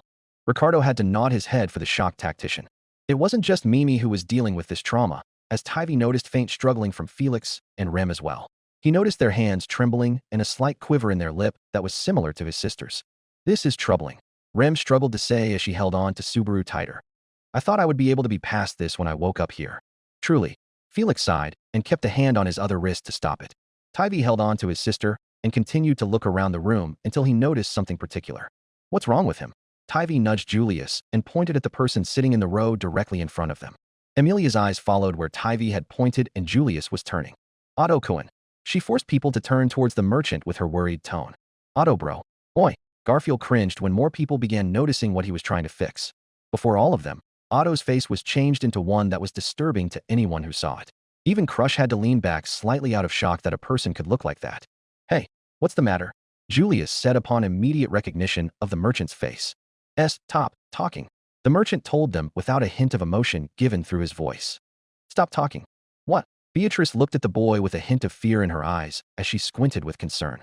Stop talking. Leave me alone. Otto's eyes were glued to the screen, the redness within them clearly unnatural to the others if it weren't for an even more disturbing fact. His eyes, they are about to pop out of his face. Someone help him. Petra cried out once she took a good look at the length to which Otto had widened his lids. Holy crap, bro. There's blood coming out of his ears. Al shouted as Felix moved immediately to walk to where Otto was sitting. Everyone seemed horrified by the red trail that dripped across his neck to taint his emerald clothing. Even this ain't bringing nothing out of him. He just keeps repeating the same thing. What the fuck is wrong with ya? No one's even talking. Felt stood in her seat with alarm, glaring at the merchant who kept speaking over them. Stop talking. Stop talking. Otto's words seemed more gargled as the blood flow kept steadily gushing out of his ears. Felix quickly settled to kneel in front of the merchant and try to heal his ears, but Otto started fidgeting back and forth with his eyes looking at the window, even though Felix's face was right in front of him. I need someone to come help me. Nyan. Felix struggled to keep a hold of Otto, even with Garfield holding his shoulders in place. Julius was about to jump into action before a shadow spawned beside Felix and Otto after a moment of hesitation from the night. Let me be the one to do it, Ferris-sama. Frederica sternly demanded without any chances for the healer to object. Otto-sama, please bear with us for a moment. He's not listening to you, Felix said firmly as he held the merchant's head in his hands. He can't hear any of us. Then who? Frederica asked with her heart clenched as Felix forced Otto to lie down. Please kneel on the floor and keep his head on your lap for a moment. Hold on to his arms. Garfield-kun, was it? Please come hold on to his legs. This better fucking work, Garfield grumbled, disliking Felix but trusting the healer for the sake of Otto. Frederica placed herself on the floor and swiftly held on to Otto's clenched fists to keep him stable. What's wrong with him? Petra asked from the back row, unable to see the merchant anymore due to Felix sitting over him and holding both hands to Otto's ears. He's being overwhelmed by something. Felix shouted over the panicking crowd behind him. Stop talking. What could possibly attack Otto-kun in here? Emilia looked at the merchant with increasing compassion and concern. Same person he's talking to. Julius overcame the panic that flooded the room and had eyes turned to him as he stared at Otto with a struck expression. I assume that struck look you got isn't just a theory. Anastasia sighed and seemed to demand an answer with her eyes. Come on, spit it out. What's wrong with the fella? She seemed agitated and even disliked what was happening to her contemporary rival throughout the previous viewings. Julius made them all look upwards where Otto's dilated pupils were focused. What? Emilia whispered with confusion as people tried to understand what the knight had. Subaru looked around in horror as many soldiers fell off their dragons while screaming, and others began purposely hurting themselves by scratching their arms and faces and even banging their heads into the dirt. Even Rem was shaking while holding her head. Hey, Rem, Subaru shouted in worry. That voice is the fog directly attacking our minds. It's similar to mana sickness, but much worse. Rem struggled to speak as her mind was assaulted by the beast's screams. Some people can resist it, and some can't. I don't feel anything, Subaru uttered as he looked around at the fallen army. Rem shook her head. It's okay. It will calm down now. The white whale. Felix's words made everyone look at the merchant in shock. Is that what you meant, Julius? He's somehow talking to the white whale. Otto bro. Garfield grits his teeth. Listen to what he's rambling, understand. Julius ordered everyone as he glared at Otto on the floor. Frederica and the rest looked down at his expression. She held onto his hands as tightly as she could, feeling every tremor that passed his clenched muscles. No, don't kill any of them. Please, stop talking, stop talking. I don't want to hear this. I didn't even try to be near. Stop talking. What the fuck? Heinkel had to comment as he looked at the group and heard Otto speak. How? Is he hearing the white whale speak from within the room? It's not even speaking on the window. How does he understand it? Petra couldn't help but fall in her seat as she stuttered questions no one had the answers to. We're trying to figure that out. Anastasia hummed softly, glaring at Otto and listening more to what he was saying. The Emilia camp all looked at the merchant with increasing worry in their eyes, yet confusion as to what they must do to help. Ha ha ha ha. Hey, enough. Stop it. Subaru quickly ran over to the soldier and held his hands to keep him from hurting himself anymore. A struggling Crush shouted out to her knight. Ferris, have the unaffected help them. Subaru struggled to keep the man from hurting himself. They say hurting people is harder on an army than killing them, but what monster does that? Move. Felix ordered as he held his hands to the man's face and activated his healing magic on him. The soldier seemed to have calmed down as Ferris continued to heal his face. I guess Felix can remove the effects of the fog's contamination. It's not working here. Felix desperately cried as he put his all into his magic. Even though I was allowed my full water abilities, it's worthless. This attack is coming through Otto-kun's soul. The merchant struggled in the grips of the blonde twins as Felix straddled his midsection to keep him from moving further. But the bleeding, I suppose. Beatrice pointed with a question to the healer. It's not from any magic or injury. It's his body pushing itself. Felix widened his eyes in realization. You look like you got something. Spill. Felt commanded from her seat, putting attention from all the worries on Felix. It could be. Felix struggled to speak, but another answered for him. It's his D3 Vine Protection. Roswell's voice took center stage for attention as he looked at Otto with a small smile. Explain or I'ma strip that fucking smug smile out of your face and have you choke on tea. Garfield seethed with rage while holding the kicking feet of his friends in place. Otto said something to me in confidence that I thought you'd remember, Garfield-kun. He used it to help subdue your rage for a while after all. Garfield's eyes widened at the sudden understanding he had come to. Brother? Frederica looked at him with hope in her eyes. Can you explain? Garfield-kun, please. Emilia looked at him pleadingly from her place behind them. It's a... Garfield swallowed with an aghast expression. Otto Bro's divine protection of soul language allows him to understand animals and shit. He only showed us that he could talk to insects and dragons. Otto kept rambling and struggling harder as Julius, Felix, and now Garfield seemed more alarmed than ever.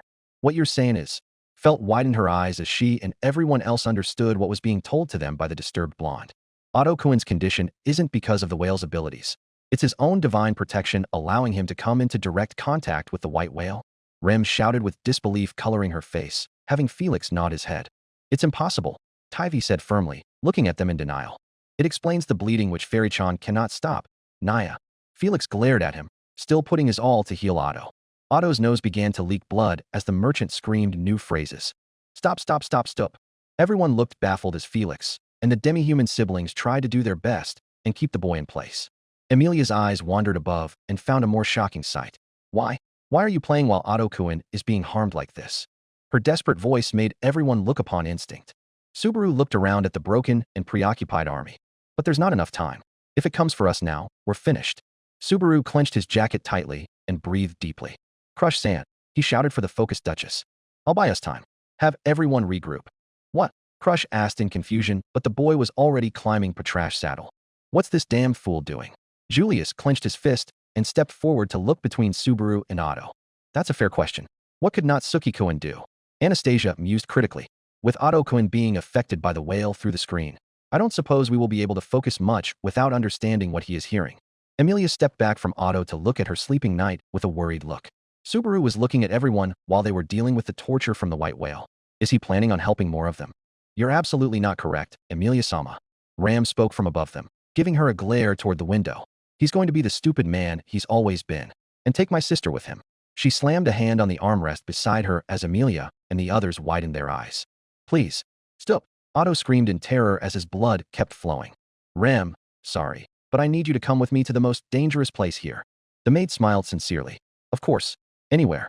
Ram gave an expression that was akin to someone who had bit their lip and tried to keep it hidden. Damn it.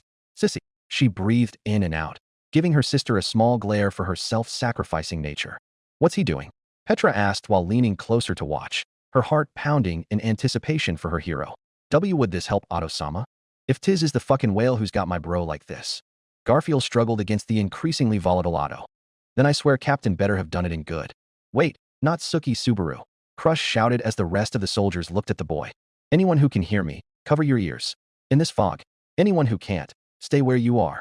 Subaru held on to Rem as Patrash ran into the fog. Stop. Stop. Stop. Don't do it, not Suki San. Please just die. Just die so it can stop talking. Otto's shrieking increased to the point people looked at him with their hearts breaking because of what he was saying. That's the same. Tivy whispered to them as they watched Otto and Subaru, both entering dire situations simultaneously. It's the same exact thing he said during that loop. The one where we called him a coward. The tiny Demahoman's words earned looks of realization on the Emilia Camp's faces before it translated to the rest of the theater. He closed his eyes and shouted from the bottom of his heart. I'll return by death to Dash, and the world stopped immediately. As black mist covered his entire being. A figure appeared behind Subaru. Purple-tainted lips of a woman appeared. It spoke something into his ear. Softly. Silently. I'm back. Subaru shouted as the world around him moved normally once again. Well, Rem? Do I smell like the witch? Subaru asked with a smirk. The maid focused on the road with a worried look. Yes, you reek. That's what I wanted. But did you have to say it that way? Everyone barring Priscilla, Al, and Roswell looked at the screen in horror and absolute fear. That's the fucking witch, isn't it? It's her. Heinkel muttered while cowering in his chair at the sight, unable to even swallow his own spit from the freeze implemented on his nerves. She's getting closer and closer to manifesting every time he challenges her authority, Julius said in a heavily frightened tone. Reinhard gripped his handles tightly and narrowed his eyes, wanting to protect his friend from the hideous monsters that were surrounding him and everyone he loved. Emilia looked at the sight with her breath taken away, never returning as she held a hand to her chest out of fright. Rem and Crush glared at the shape of the shadow lady, frustrated that they weren't aware of what the boy was doing right in front of them. What a stupid plan, in fact, Beatrice uttered for a second time, heartbroken for how much Subaru was willing to go to save everyone. Try your best to keep him alive, I suppose. Beatrice would shout at Felix as she dropped from Subaru's lap to run where they were. I'm trying, Naya. Felix said with tears in his eyes as Otto's sanity continued to break before him. Please stop struggling. As the boy and the maid disappeared away from them, Crush turned to her injured, battered army. Those who can move, get the injured at the foot of the tree. We'll have to use a bit of force. The Duchess growled with gritted teeth. The scene changes back to Subaru. With the Ulgarm, it was effective enough to cover the whole forest. What will it do this time? Honestly, it's an unknown quantity. No, it's working. Rem quickly urged the dragon to move away from an oncoming blast of fog magic. It's coming. It's coming. Here it comes. Subaru shouted as the fog in front of them dissipated to reveal the open mouth of the wounded whale. Ulhuma. Rem quickly forced an ice pillar to burst out of the earth and stabbed the whale's snout from the side to make it fly away from them. How? Subaru shouted and looked above him. Same scene from a previous loop, with a giant, disgusting eye glaring inches away from him. This time, it was blood red. Emilia and Crush glared heatedly at the monster. The Duchess for not knowing the boy had faced it so close, and the half-elf for seeing this creature frightening her knight. Many in the room were on the edge of their seats for Subaru's situation, but they had their eyes drifting toward Otto constantly. Until the screen glitched. What? Emilia asked as the frozen eye of the white whale moved on the window before them. She stepped back, away from Otto to see more clearly what the window was showing them.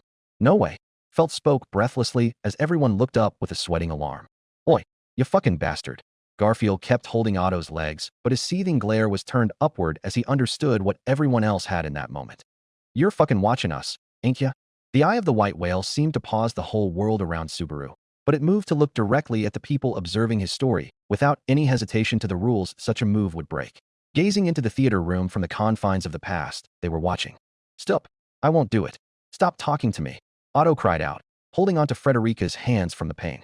Emilia and the others looked at him with shocked realization, and then up at the eye glaring directly toward them. It's torturing him. Petra shouted from her seat, glaring at the white whale while her body trembled with fear. What the hell? Al stood up in order to prepare for anything that may happen. Weren't we supposed to be safe in here? Heinkel-sama, are you okay? Schultz screamed from beside him, making Al and Priscilla look at their fallen camp member. The boy was holding on to an increasingly panicking Heinkel, who chose to collapse into a cowardly position as soon as the white whale gazed at him. Seems like he didn't expect a fated reunion with the beast. Priscilla mused with a look of disappointment, earning a small glance from her knight. Heinkel-sama and the white whale are connected somehow. Al asked, but he received no answer from his lady, who stood with attention to push Schultz behind her dress. Dog, where the fuck are we gonna go? Ricardo held on to the twins and looked at his lady.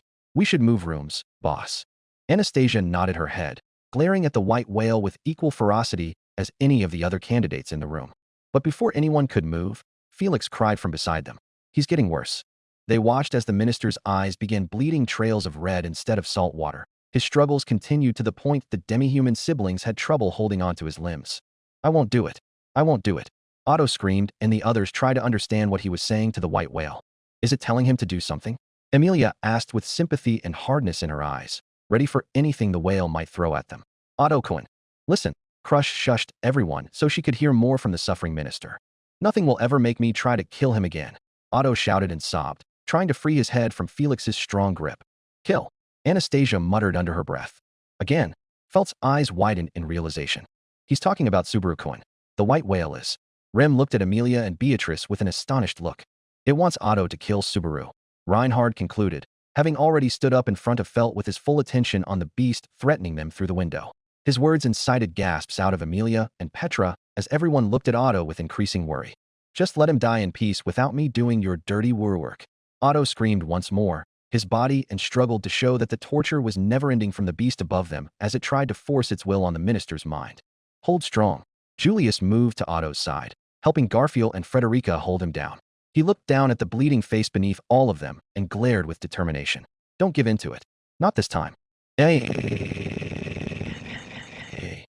The screen glitched again, and Otto's face and body relaxed within the same moment of its darkness overcoming the white whale. Everyone was standing up at this point, with eyes moving back and forth between the fallen minister and the dark window above them. What just happened? Felix whispered as he kept his healing spell on the unmoving head of Otto. That monster managed to negate this prison's defenses. Julius muttered as he pulled away, seeing that there was no need to hold on to an unconscious man. He's out cold. Emilia stepped closer to them with a worried expression. He'll be okay. I can feel that he's just exhausted at the moment, Naya. Felix informed her with a small reassuring smile, keeping his healing hands over Otto's core this time. Is it over?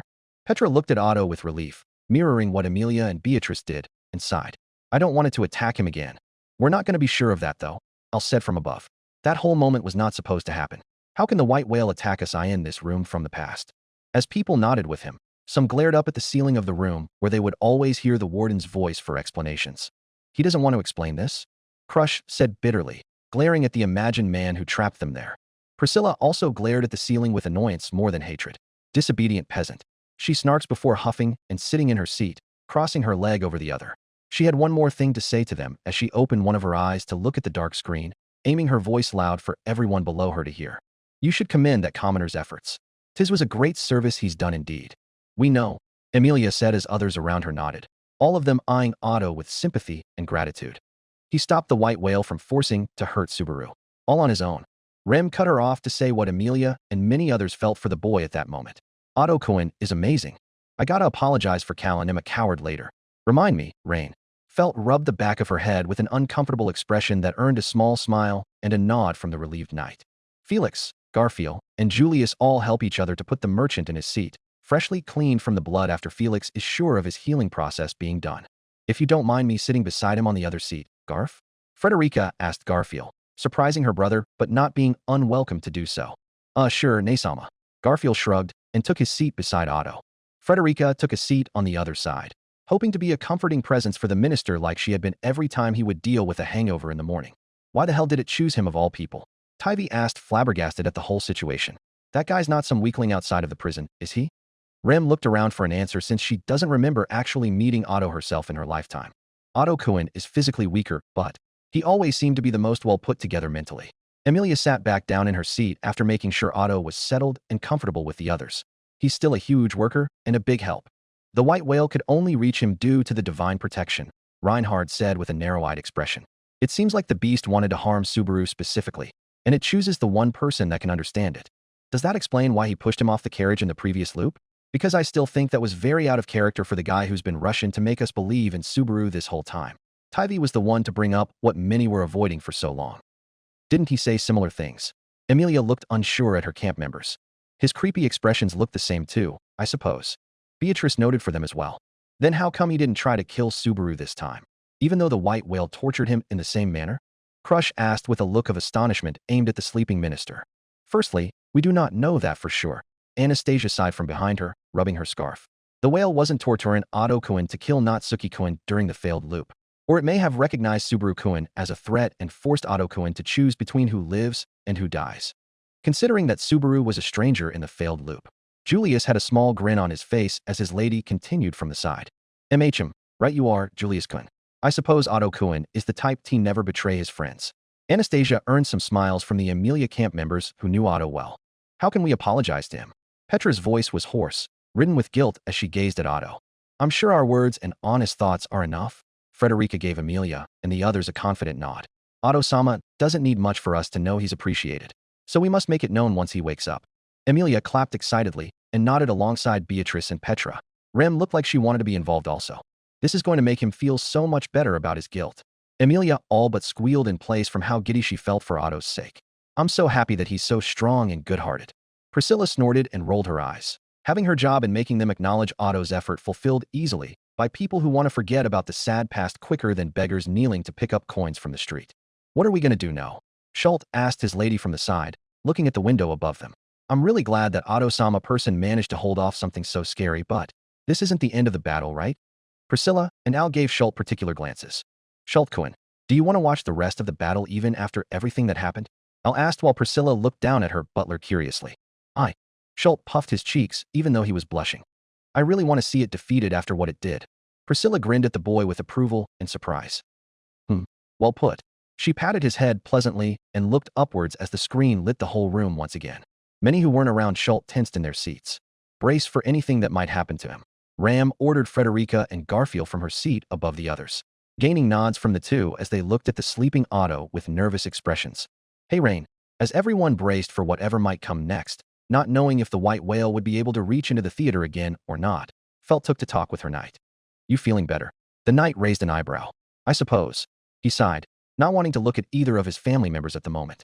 I was a skin about the whale. I know you can pick whatever divine protection bullshit you want to have. Felt eyed him curiously, earning a look of understanding. You're saying that I might have had the soul language that caused Otto Cohen to clash with the beast. Reinhard chuckled while shaking his head. That's an amazing observation, my lady. Thank you for worrying about me. I ain't worrying about ya, Felt scoffed. I'm worried about the whale who will try to harm you without knowing what it's up against. She teased with a grin, earning a chuckle from the knight. I suppose. But no, my lady. That divine protection isn't one I paid particular attention to, so I currently do not possess it. Reinhard shook his head. So, the guy was really the only one able to take that thing on by himself. Felt sighed in her seat and crossed her arms. Remind me to apologize to him. Yeah. I heard you the first time, my lady. Reinhard smirked as Felt leaned back into her seat with a begrudging scoff. Above them, with the fog disappearing from the room which was noticed by Roswell, who had been observing everything with a keen eye the whole time, the screen played the same scene of the whale's eye glaring at Subaru. Subaru's face contorted in panic. Erfa-ha! A flying Wilhelm shouted as he dropped from the sky and right on top of the whale, stabbing into it roughly. Well done, Wilhelm-sama. Petra cheered for the old man. Yes.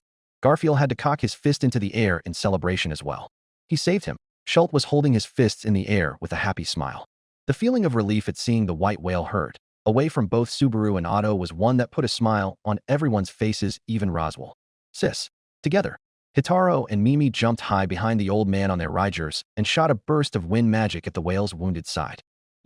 Yeah, we are ZA best. Mimi shouted in cheer, wishing she could have her brother Hitaro cheering as well for saving their big bro. Captain, Mimi shouted.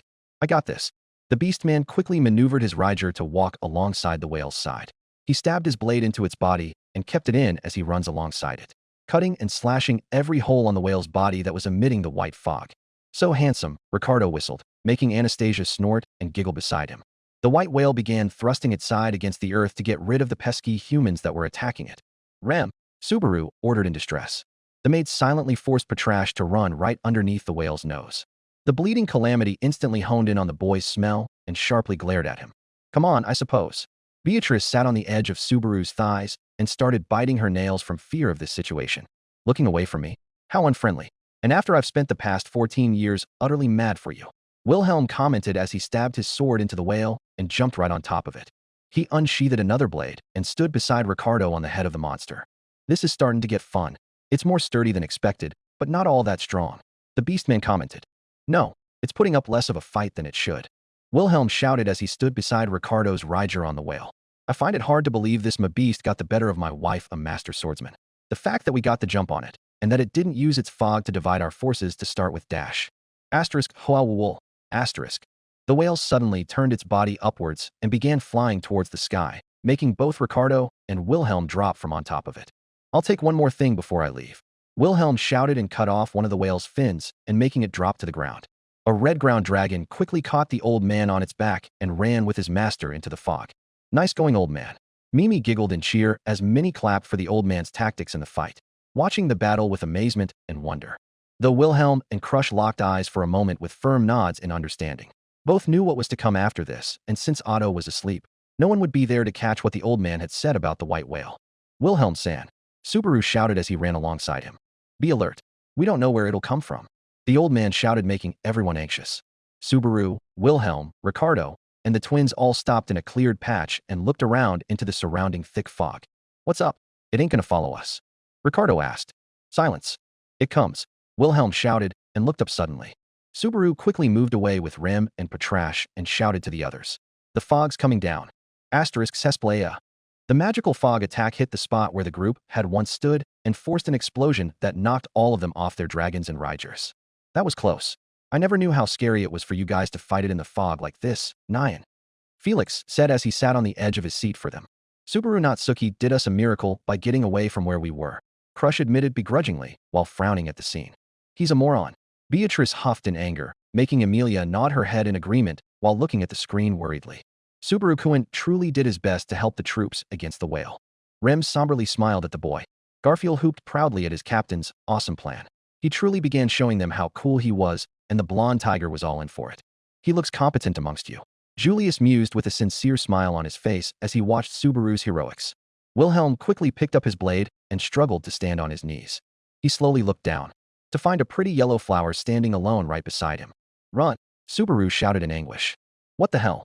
Heinkel shouted over the scene, watching with widened eyes and a shock that was clear on him for anyone who would be able to see the man's body tremble in place. What the fuck are you doing looking a flower while a beast like that is above you? Fucking ruin. Reinhard and Wilhelm looked at Heinkel with shock coloring their faces more than the scene above them. But he was too late. All Wilhelm could do was watch as the white whale opened its mouth and moved to swallow him. No, Petra shouted in despair while Garfield and Otto cursed loudly. The ones who were present during the fight winced as they remembered how heartbreaking it was to learn that they lost their best warrior. Reinhard had a worried wince, but he relaxed it after remembering that his grandfather was more than safe after this moment in the future, or else he wouldn't have been in this room with them. Hey, have you grown to like flowers? The scene changes abruptly to young Wilhelm standing at the flower patch with the lady. What's wrong? She asked as she noticed his hardened expression. There was talk of conferral, and I became a knight. The lady looked surprised for a moment, but smiled softly. Well, congratulations. So you're one step closer to your dream. My dream. You wield a sword so you can protect, right? A knight is someone who protects another. That's a really noble motivation, Wilhelm Donno, Crush said while watching the scene with an expression of respect and grief for the old man's wife. Wilhelm's gaze fell on his grandson and felt the presence of the tense son he'd ignored for most of the viewing behind him. I couldn't protect everyone, Crush Sama. Wilhelm's words earned him glances from the two men. One was curious and hopeful, and the other was intrigued but hateful. The scene changes to a burning city. Dead bodies of knights and demi-humans were all around. Wilhelm is shown on the ground, wounded and bleeding with his sword by his side.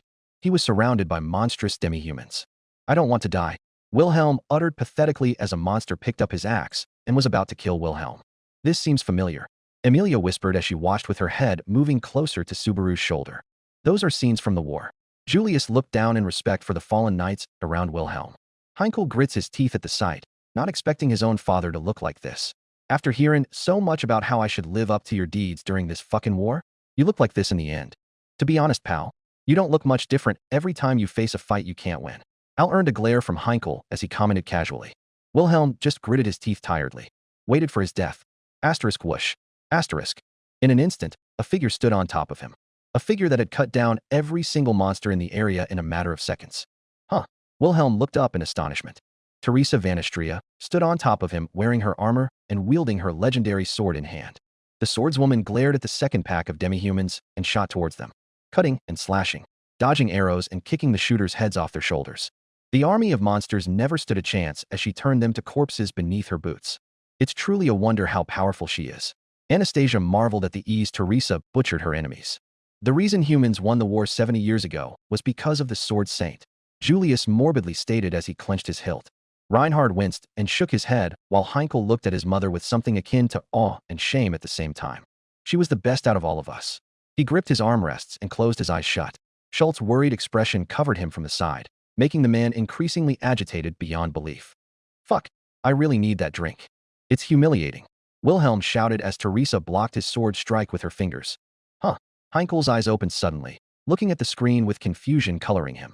What? Reinhard whispered under his breath as he too gave a curious gaze at the scene. I see, she simply said to the angry man. Were you laughing at me? Answer me, Teresa. No. Master Swordsman Teresa Vanistria. Wilhelm growled and moved to slash at her with his sword once again. Teresa instantly moved away and plucked his sword out of his hand. Holding it, she plunged the helm of his blade right into his lungs, forcing him to drop down on the grassy field. GHHK. Why fight? Emilia held a hand to her mouth with heartbreak at the couple's troubling time. Wilhelm shook his head, not wishing to explain to anyone how he wished to remove that destiny that crushed Teresa's tender soul from the world. It seems private for us to intrude and watch. Anastasia muttered under her breath, looking for any relevant information she could keep track of from such a vital memory. I'm not a gal without shame, but this is curious to see, ain't it? I do not mind, Wilhelm said to the surprise of many. I want my love for her to be seen by you. Even though he was talking loudly, which made it seem the words were aimed at whoever was hearing him in the room. Felix and Crush both eyed the two men at the beginning and end of the theater, the ones truly concerned by Wilhelm's words. I think we already know the love you have for her. Heinkel snorted, which earned a shake of the head from Wilhelm. I loved her more than that, to the point I wanted to stop her from making a mistake. Wilhelm looked away from the miserable man above him and to his grandson. It was my own fault for pushing her away. Reinhard and Heinkel both looked apprehensive at the old man, not wanting to move their gazes to look at one another yet. Bullshit. Heinkel spat and looked upwards instead of at Reinhard. I won't come here again, Teresa said softly as she looked down at him with a sad frown. She walked away from him as he struggled to stand up. With a face like that, you shouldn't be holding a sword, Wilhelm shouted. I'm a master swordsman.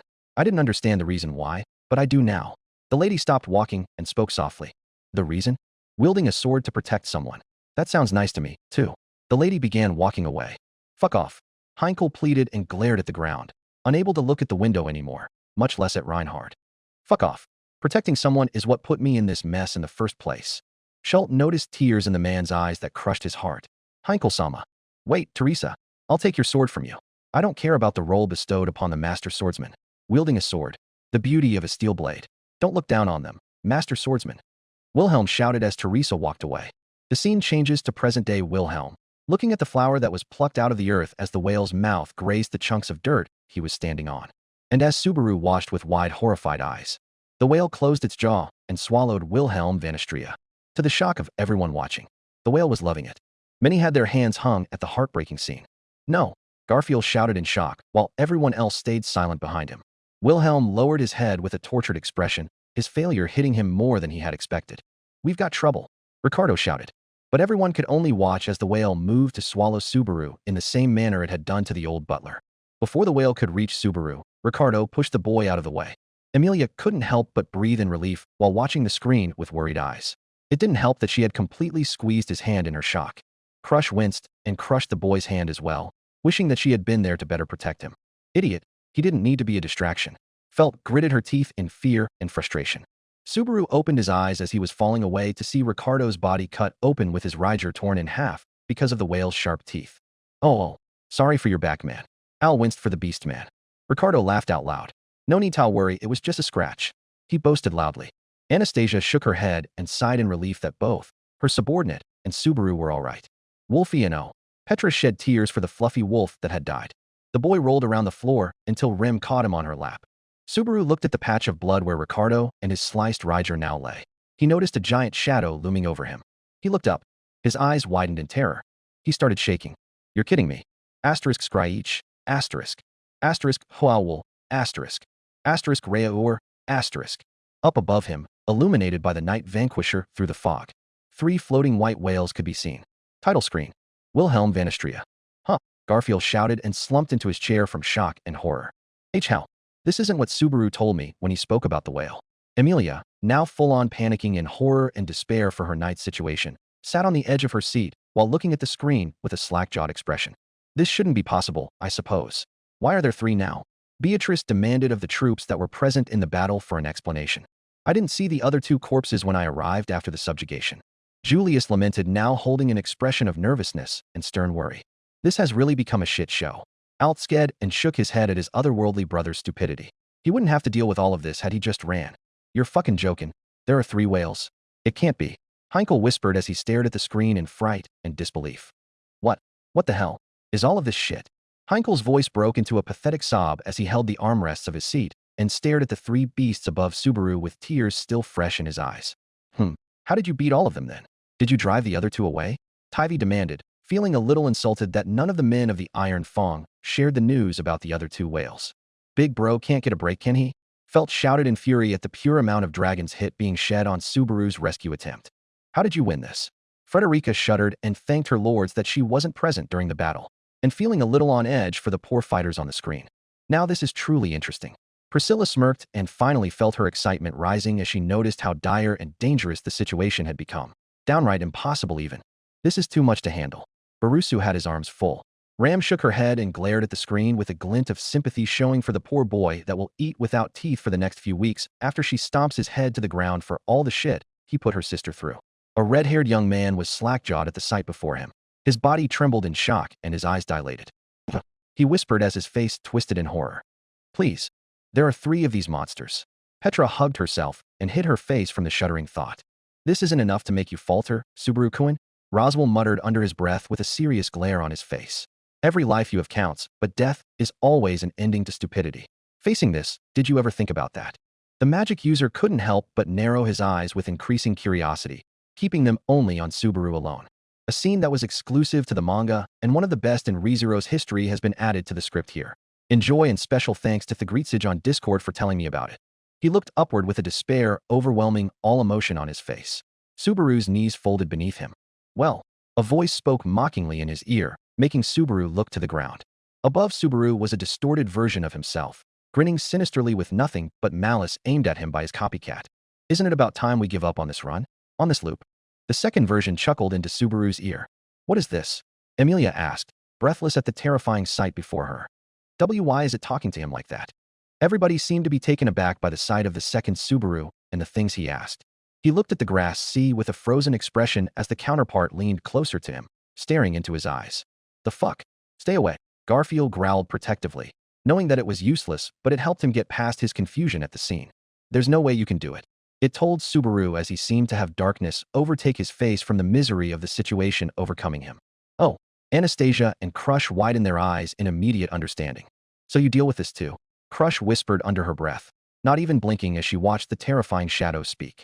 Don't talk to him like that, I suppose. Beatrice spoke weakly, having a saddened expression for his contractor as he was towered over by the shadow.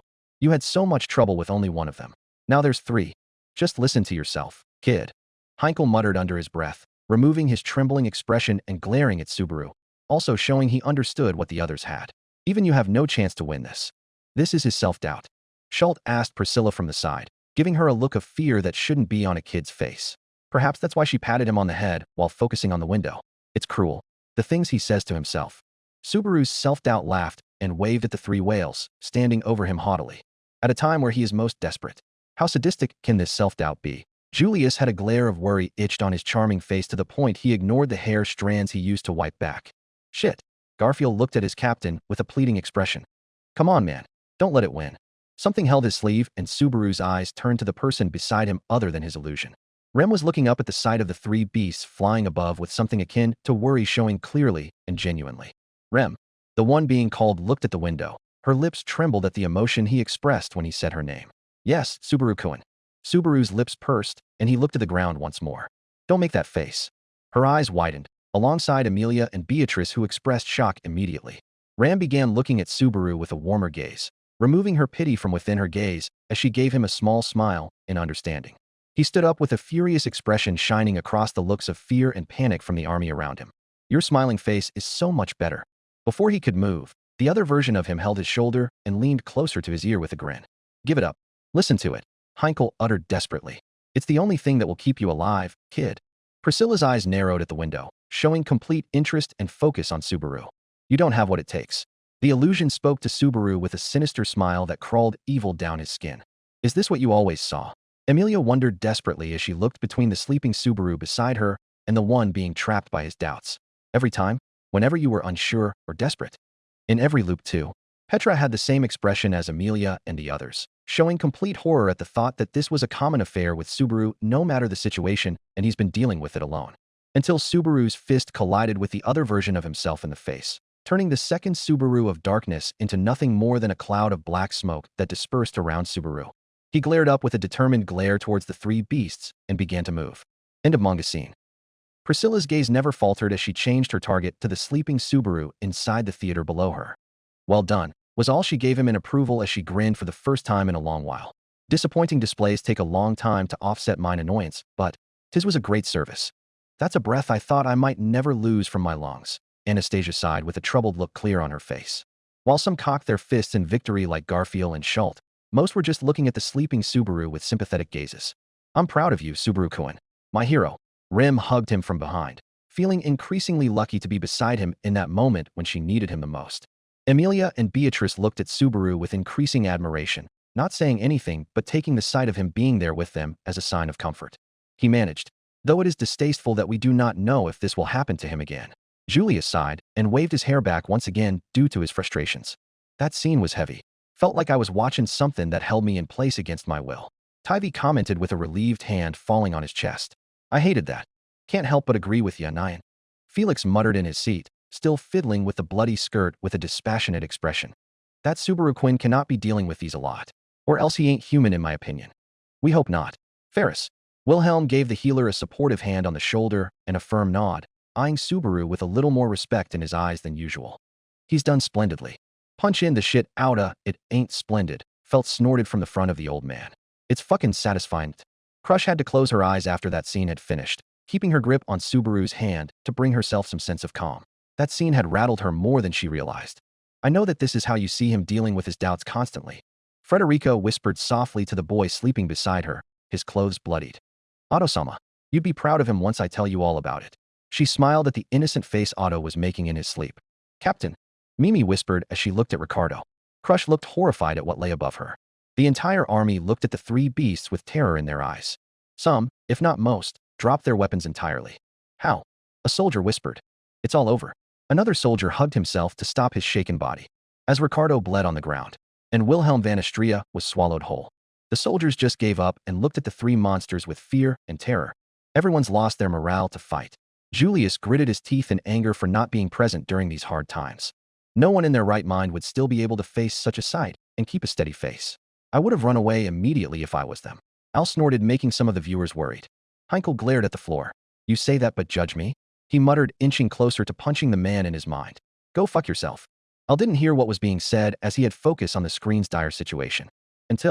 But they've got to help the old man. Garfield growled and scratched his handles in frustration and worry for the soldiers and his captain. Emilia held her hands together and prayed for the poor fighters who were trapped under 3 white whales. None of them noticed how some of their friends were smiling warmly at the screen. What you smiling about? You don't seem to care that you were unconscious when the army's hope was shattered. Anastasia mused to her beastman companion as she felt her worry return full force when the 3 whales showed up. She truly did not envy these poor fools, but she was still worried about her own men. Ricardo shook his head and laughed with glee. It's not that I don't care, my lady. It's that I always wondered what happened during this part. Here is where I was brought down and couldn't continue the fight. Here's where Natsuki Subaru truly showed his true colors. That's what my fellow soldiers told me, at least. The Beastman revealed excitedly, making the crowd of wondering audience look at the screen in anticipation. What could a boy like Subaru add that would help them in this situation? Schultz asked, his innocent eyes increasingly growing more excited with every scene he watched. It's like I'm watching the stories Priscilla-sama used to read for me come to life. The Red Baroness had a small smile for the boy's cuteness and patted his head some more. Don't let it swallow him. The entire hopeless army looked up in surprise at the shouting black-haired young man. If we get him out before he's swallowed, we can save him. Subaru shouted as he rode Patrash to catch Rem after she plunged her mace into a whale's foghole. Subaru-kun. Rem smiled up as the boy caught her in his arms and held her close. Subaru smirked and looked at the whale with confidence. Don't think this little bit of despair is enough to stop me. The 3 whales flew around him as Subaru glared at all of them. Giving up doesn't suit us. Not me, not you. All of the soldiers looked on at the boy. Not anyone. Asterisk Hoalwool. Asterisk. Asterisk Raeor. Asterisk. The whales all screamed at the boy as the night vanquisher dissipated and let the darkness of the night return to the fog-ridden plain fields. Wilhelm and so many others widened their eyes at the shouting Subaru had done. Oh, Subaru. Emilia smiled proudly at him. You're amazing. Holy shit. Heinkel whispered while slumping back, shock overwhelming him at the sheer bravery shown in this scene. He's a fanatic moron. I believe I can agree with you for the first distasteful time, Deputy Commander. He is an idiot, isn't he? Julius said as a heartfelt smile wormed its way on his expression. Felt was so in awe at how cool Subaru was. She was jumping and cheering with all her might. Betty Subaru shouldn't be the one to give these fools courage, I suppose. He shouldn't face down 3 hulking beasts on his own if he looks really brave doing it. Humph. Beatrice humphed and pouted at her contractor's brave, yet idiotic behavior. Felix and Crush shook their heads, but had warm smiles on their faces. How did I forget these moments he had? All of this courage he showed. Felix lamented on why he hated the boy before this all began. Why did his respect for Subaru suddenly vanish into thin air, replaced with nothing but disdain for the boy? I couldn't be his friend even if he wanted me to. Felix gritted his teeth in defeat as the guilt built up and swallowed his consciousness. Crush just held the boy's hand tightly and smiled warmly at the screen. Moments like these truly pull a girl's heartstrings, Subaru-sama. That's very dangerous. The Duchess mused teasingly to no one as she watched the young man's bravery. Petra and Frederica could only stare slack-jawed at the way Subaru faced the 3 mythical beasts in awe and sat on the edge of their seats in excitement. He fires you up, Ram smirked at the sight, chuckling once she caught how crazy Garfield was going as he slammed his fists on his chair handles over and over again with starstruck eyes. Barusu will forever be grateful to know that Ram will cook him her specialty once they return home. Ram nodded proudly and smiled with relief when she saw Ram being carried in Subaru's arms. Reinhard looked at his friend in shock and admiration, wishing he was on the ground to witness Subaru's bravery with his own eyes. At least he doesn't screw up. Anastasia nodded her head with an excited smile on her face. Priscilla looked genuinely pleased by the boy's display of courage. That's how a devoted dog should think. Loyal and pleasing. Rem had a proud wide smile on her face as she heard the others gush about her hero. If only you get to hear them, Subaru-kun. The maid thought sadly as she remembered how low he thinks of himself. He's really changed. Emilia smiled warmly, feeling happy that her knight finally began looking up instead of looking down on himself. Seeing him fight on even though he was weaker than everyone around him to stop a dark future from befalling all of them. Fighting and running even though he's been tortured and killed by monsters and evil madmen. Carrying this burden to save her and everyone else even though he was abandoned and scorned by all around him. It filled her with so much warmth, so much astonishment, so much worry. The half-elf moved on her seat, leaning forward with an amazed and excited smile on her face as she finally saw the reason why so many people spoke of her knight, as if he was some legend to be. "You're so cool, Subaru." Emilia gushed with wide eyes and an excited smile as she focused on the screen. Rem could be shown with her horn out as she jumped in the air and plunged her mace into one of the whale's fog holes. Subaru ran beneath the beast with a smile. "Let's go, Patrash." Run right under the whale's nose. The beast began lowering down towards the boy and his ground dragon, mouth open. "No," Petra gasped as everyone's breathing hitched for Subaru's safety. "The only one who may sniff Subaru-kun is me." Rem shouted in anger as she shot her mace to deliver another painful hit to the whale. The maid herself couldn't help but blush beet red from shame and embarrassment, hiding her face in her hands as everyone began laughing at her. She didn't even want to see Emilia's eyes, which were looked at her with a disapproving glare. "I'm sorry, Emilia-sama." The half-elf beauty kept her hard stare on the maid. "It's fine, Rem. Just no naughty things done to my knight, please." The maid shivered at Emilia's cordial tone. Ram shook her head in shame and disappointment. "Barusu's idiocy did this to my sister." The pink-haired maid shook her head and scowled deeply as she counted this as 10 points where she gets to use Subaru's head as a football. Roswell had to stop himself from chuckling as well lest he earn a sharp jab to the sides by his maid. As Rem held off the whale, Subaru breathed a sigh of relief. Before opening his eyes and looking beside him, where a second whale had its mouth open and ready to shoot a fog blast toward the boy. Subaru's face contorted to one of fear. "Close your mouth." Zayapap. Crush delivered another strike of wind from her glowing sword that made the whale close its mouth and shriek in agony. "Shit," Garfield shouted and stood up in alarm for his captain. "Thank you so much, Crush." Emilia bowed her head to the lady while sighing in relief. The green-haired lady smirked at the half-elf proudly. "Of course, Emilia-sama." The beautiful Duchess rode on her dragon alongside the boy and spoke sternly. "At a glance, the situation looks dismal. Where's Wilhelm? If you remember him, at least we know the fog hasn't erased him. It'll all depend on how well Rem fights." Subaru looked at the maid as she hit and slashed at the whale fiercely. "What do you think, Natsuki Subaru? Does nothing seem strange to you?" "Strange. There are now 3 white whales. If it's actually a beast that lives in groups, how could we not know that by now? There must be some trick behind it." Crush concluded while staring at the 3 beasts above. "And we need to find it, huh?" Subaru and Crush stopped their dragons and stood side by side. "If we don't, we won't hold out for long. We'll do something. A retreat is no longer an option."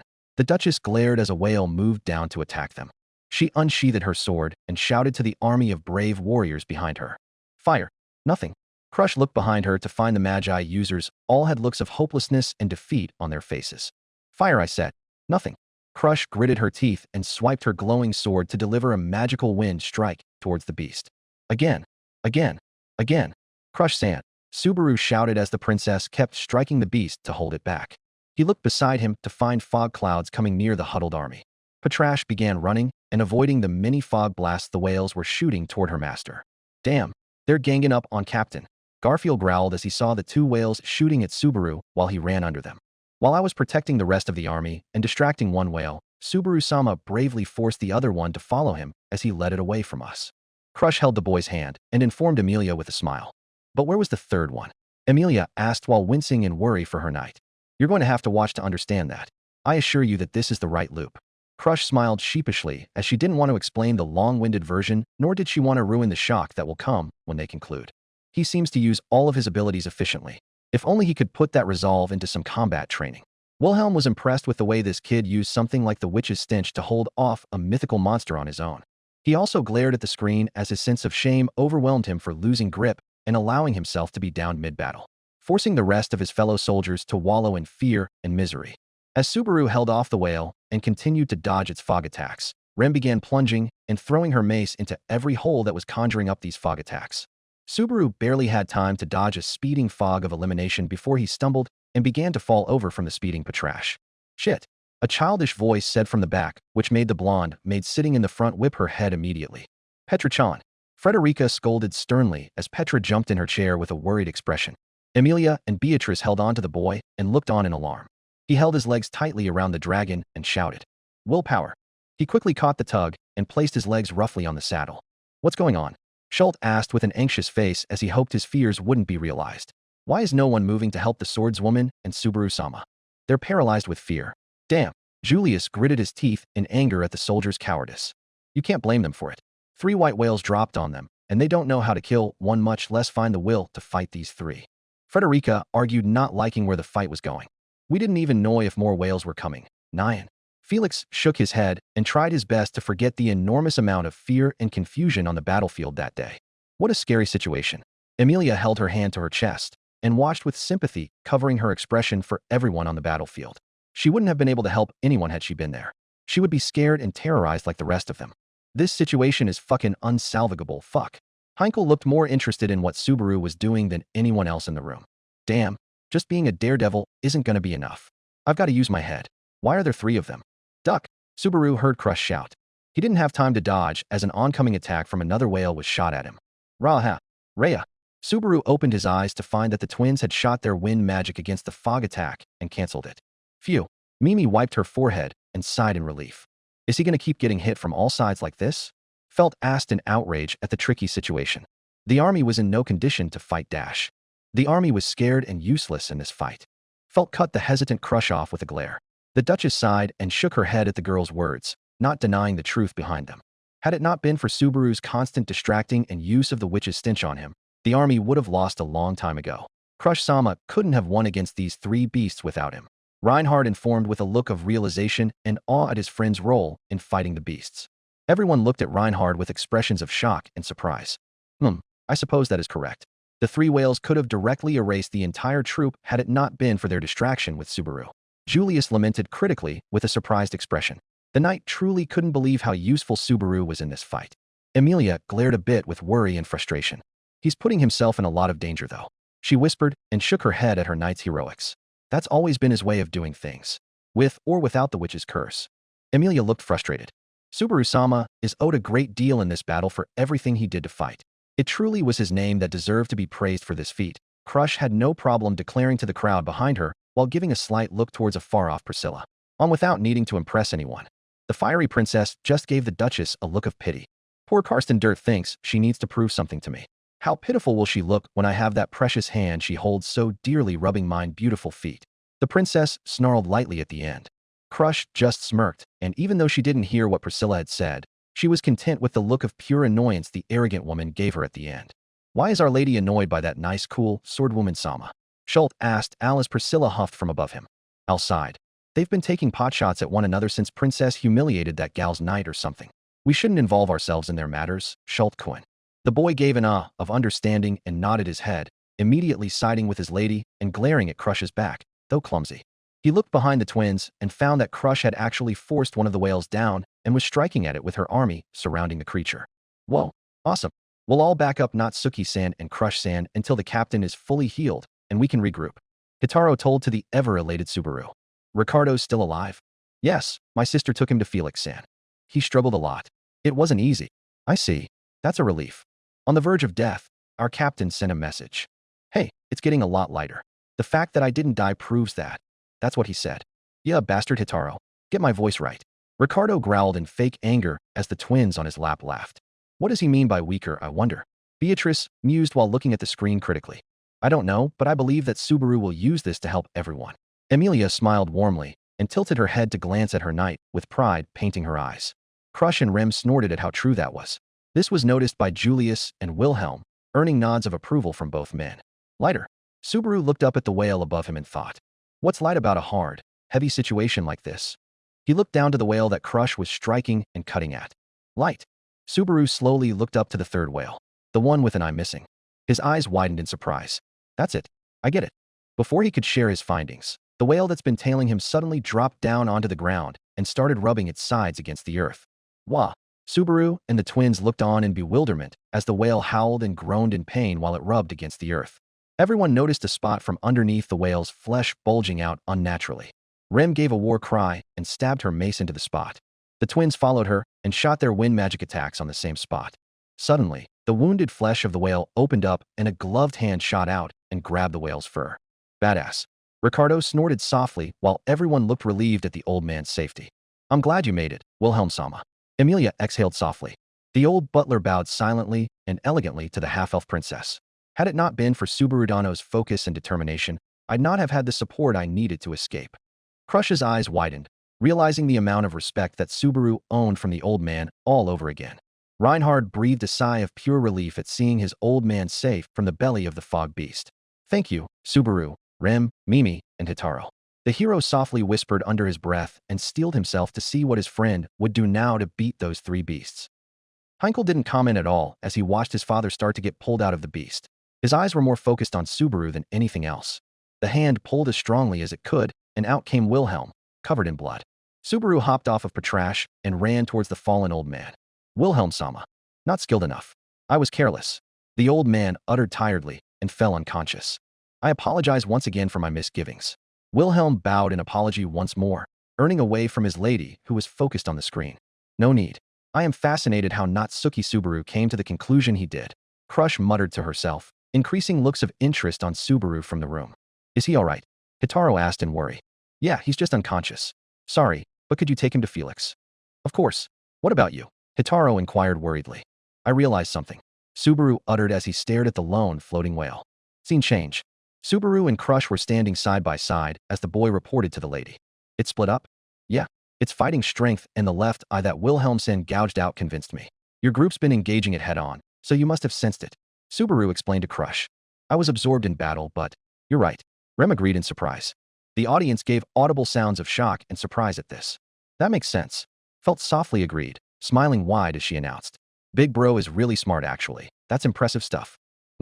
As expected of Betty Subaru, I suppose. He's not as smart as Betty, but still better than the rest. Beatrice smugly gloated from her place on Subaru's lap. So it wasn't three beasts, it split itself and let the copies fight, while the important one rested and healed, Frederica noted while holding Otto's hand. So they will be able to win by just killing one and not all three of them. Petra clapped her hands in excitement and hope. Subaru is really doing great here. Reinhard spoke with a slack-jawed look as he couldn't believe how he missed such obvious signs. I think Barusu just blurted his conclusion out and got lucky, huh? Ram huffed out with a proud smile on her face. I guess he did a fine job.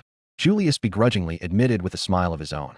He managed to put hope and confidence into hearts by his plans and efforts while our best fighters were mostly beaten and out of the fight. Wilhelm admitted without shame and in good confidence.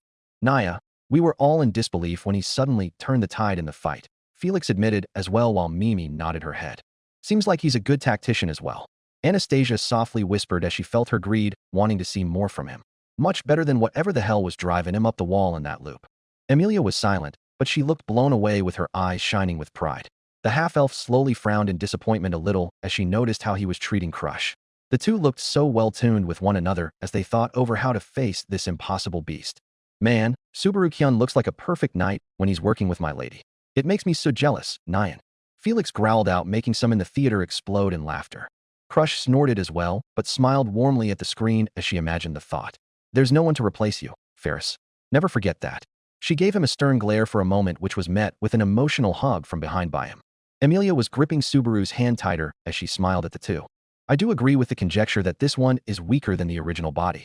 But what good does knowing that do? Killing 3 white whales is much easier said than done. Crush inquired sternly. We don't need to kill all 3 of them.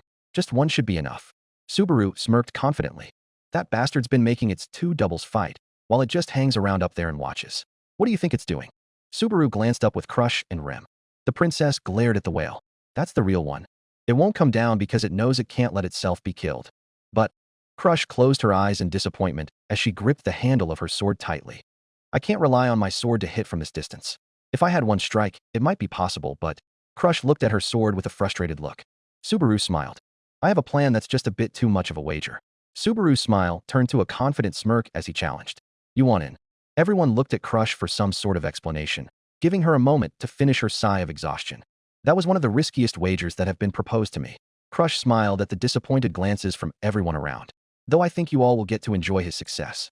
Betty already knows that he will succeed. He's her contractor after all. In fact, Beatrice kicked her legs happily, grinning with pride, as Amelia and Rem nod with happy smiles.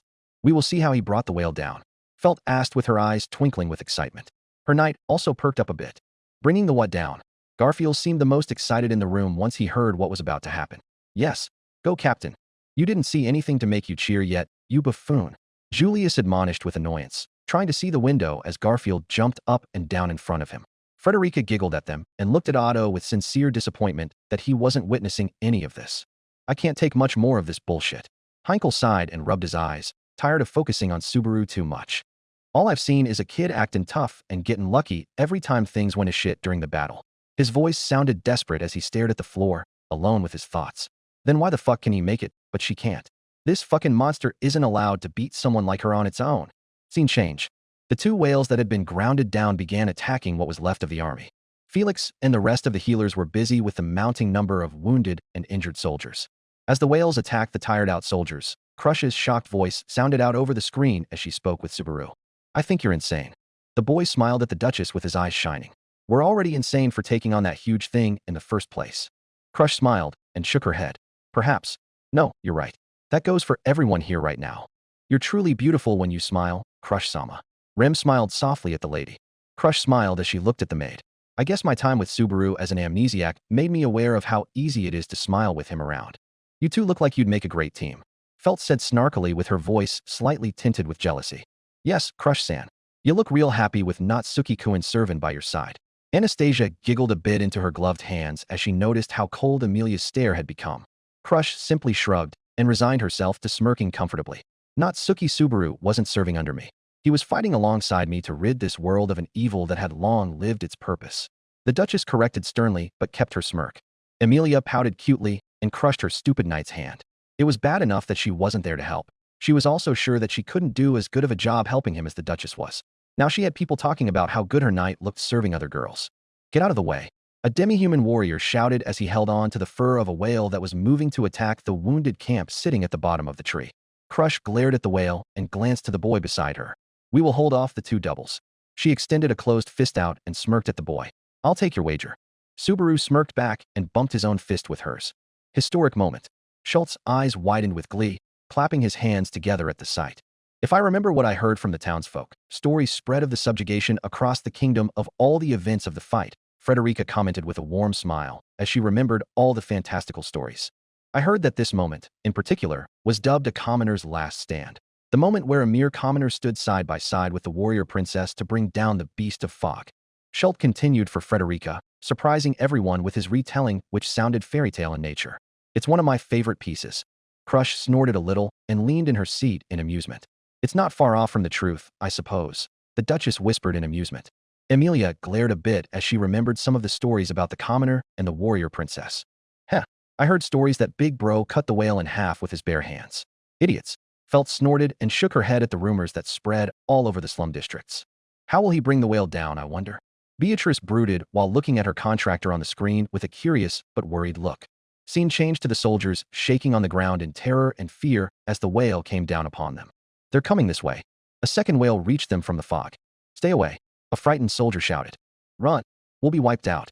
The soldiers, wounded and injured, all looked on as the two whales shot multiple attacks of elimination fog. But then, Crush jumped in front of her army with her sword unsheathed and glowing. Hey, Aya. She let out a war cry as she delivered a strong airstrike that blocked the two's attacks outright. The airwaves of the attack were so strong that she was knocked off her ground dragon. The soldiers all howled in despair and shock at the fallen lady. Crush paid them no mind and leaned on her sword to stand up. Crush-sama. The noble lady took a deep breath and shouted, Stand up, lift your faces, take up your weapons. Priscilla's eyes lit up with a decent amount of respect for the Karsten candidate. Truly, this world brings a most surprising class of peasants to compete for Mind Throne. Everyone had eyes glued on the screen, giving the Duchess all attention as her words silenced the soldiers behind her. Crush had a small proud grin on her face that wouldn't be removed for the next few minutes. The soldiers looked at her in surprise and shock. Look at that boy. He's so weak and fragile. A breath could blow him away, and he's unarmed. Oi! Garfield glared at the Duchess after giving her a chance to speak. Anastasia and Priscilla had to both give snorts of amusement at the scene. Subaru could be shown, dodging the attacks from one of the whales as he ran alongside it. He's a powerless boy whose defeat I have seen with my own eyes. The soldiers all looked on at the boy as he dodged and ran against the whale's attacks with gritted teeth. I see. Julius nodded his head with an easy smile covering his lips. I do not intend to apologize for reminding you of your deeds, Crush commented without looking at Julius. There is no need for you to do so. They are my own responsibility. He's weaker than anyone else here, yet he's shouting louder than anyone that we can still do this. The entire army, along with the wounded, all looked at Subaru with wide eyes. So how can we sit around, looking at the ground? Some of the soldiers hardened their eyes. If our weakest man hasn't given up, some began to grit their teeth in anger. How is it acceptable for us to kneel in defeat? Asterisk ruo air, asterisk. An oncoming whale opened its mouth to shoot another fog attack. Crush prepared to strike it with her sword as well. Did you all come this far to wallow in shame? The lady asked as she prepared her legendary sword. Asterisk whoosh, asterisk. A mace was sent flying, impacting the whale's eye, forcing it to withdraw the attack. Crush looked behind her to find the leader of the old knights with his arm extended and a battle-ready glare on his face. Seeing this, the other knights began unsheathing their weapons and picking them up. Crush nodded her head and glared at the whale. She let out a war cry as she attacked with all her might. Follow me. And the army held behind her. Damn, that was a rousing speech, lady. Al praised. That was really amazing, Petra called out as her heart pounded from excitement. The Duchess only shook her head and sternly spoke out against any praise. It was Subaru's efforts that the soldiers had recognized, not my words or tone. But you're the one that put an effort in reminding them about Subaru's continuous effort against the whales. Reinhard praised with a soft smile. I like the way you used his weakness to hit their pride. Julius smirked bastardly. Captain S not weak. Garfield snorted at them and glared at the screen. He approved of the lady's way, but he didn't like it. Crush smirked at the blonde boy and answered in confidence. I know. Amelia couldn't help but feel how small she was as she witnessed the sheer efforts Subaru and Crush had been pulling together to defeat this monster. How would she have fared if she was down there with them? It scared her. But having her knight working so hard to fight such a frightening beast. I don't know how you do it. Amelia looked at her sleeping knight in distraught emotion. The images of all of his deaths and horrible betrayals played in her mind, making her tear up a bit. I don't know how you do it, Subaru. The half-elf leaned closer to his shoulder and found it appropriate to rest her head on it while watching the screen in silent worry and anguish for what her knight was going through on his own. Subaru was suddenly surprised to see that the whale he was tailing was getting shot at by the beam cannons. He smirked back at the newly encouraged army. She has some nerve, calling me a weakling and a loser. Crush snorted in amusement. Rem smiled at her fondly, happy that the noble lady was breaking her stern persona and showing some heartfelt emotion. You're Betty's weakling and loser, in fact. Adorably, Beatrice nudged her head with his chin and tried to wake him with the tiny effort. Captain ain't no weakling. Garfield growled, even more frustrated that he wasn't there to be a part of the legend that was being witnessed. He glanced up at the monster above. Let's do this. Remington, time for the climax. Right, Subaru Cohen. The maid nodded her head and smiled. Scene change. Rem stood alone on the ground with her horn out. Alhuma, she shouted, activating her magic gate to make a giant sphere of ice 3 times her size appear before her. Damn, Garfield shouted and looked at the maid with stars in his eyes. What are you doing? Ricardo whistled and asked with an excited smirk. Wilhelm leaned forward with a thoughtful expression. He was unconscious with Ricardo when Subaru's moment happened. The old man's eyes widened in shock. Where's Big Bro? Felt asked with a raised brow. Beatrice and Tivy facebombed as soon as they put 2 and 2 together. Idiot. Beatrice reprimanded the boy for his plan. I should have thought of that. Tivy reprimanded himself for not thinking about such a shrewd solution to this particular problem of having one whale that needs to be lowered down. The soldiers cheered in shock and awe at her ability. Please, Rem begged as she sent the pillar of ice flying towards the third whale that was flying up in the sky. The whale moved out of the seating pillar's way and avoided it as it glided past him. The army looked disappointed at this. No, Petra held her hair out of nervousness, feeling sad that the pillar missed its target. It missed. Schult lowered his hands, which he had already prepared to celebrate once they managed to pierce the monster. Why? He looked heartbroken by it. Shit. Ricardo slammed his fist in anger. Lami. Mimi booed in disappointment. Amelia noticed how Rem was grinning at the screen. She turned to see what Crush was doing and found that the Duchess had crossed her legs and was smiling at the screen with excitement. Crush smirked while looking up at the whale. I'm counting on you, she said in a confident tone. What? Anastasia glanced at the Duchess and the screen with interest. Priscilla and Felt also tried to get some sort of reaction to understand what Crush was doing, but they reserved to watch the window for answers in the end. The screen shows the beaten whale as it spectated everything that was happening down below. And then, hey, now that I see you up close, you really are creepy. The whale looked up and its eyes widened in surprise. Right above it, standing on the very tip of its horn, was Subaru. The Amelia Camp minus the sleeping Otto looked at the screen with expressions of shock and astonishment. Goddamn, Al shouted. That's fucking good, bro. I wish I was there to see that.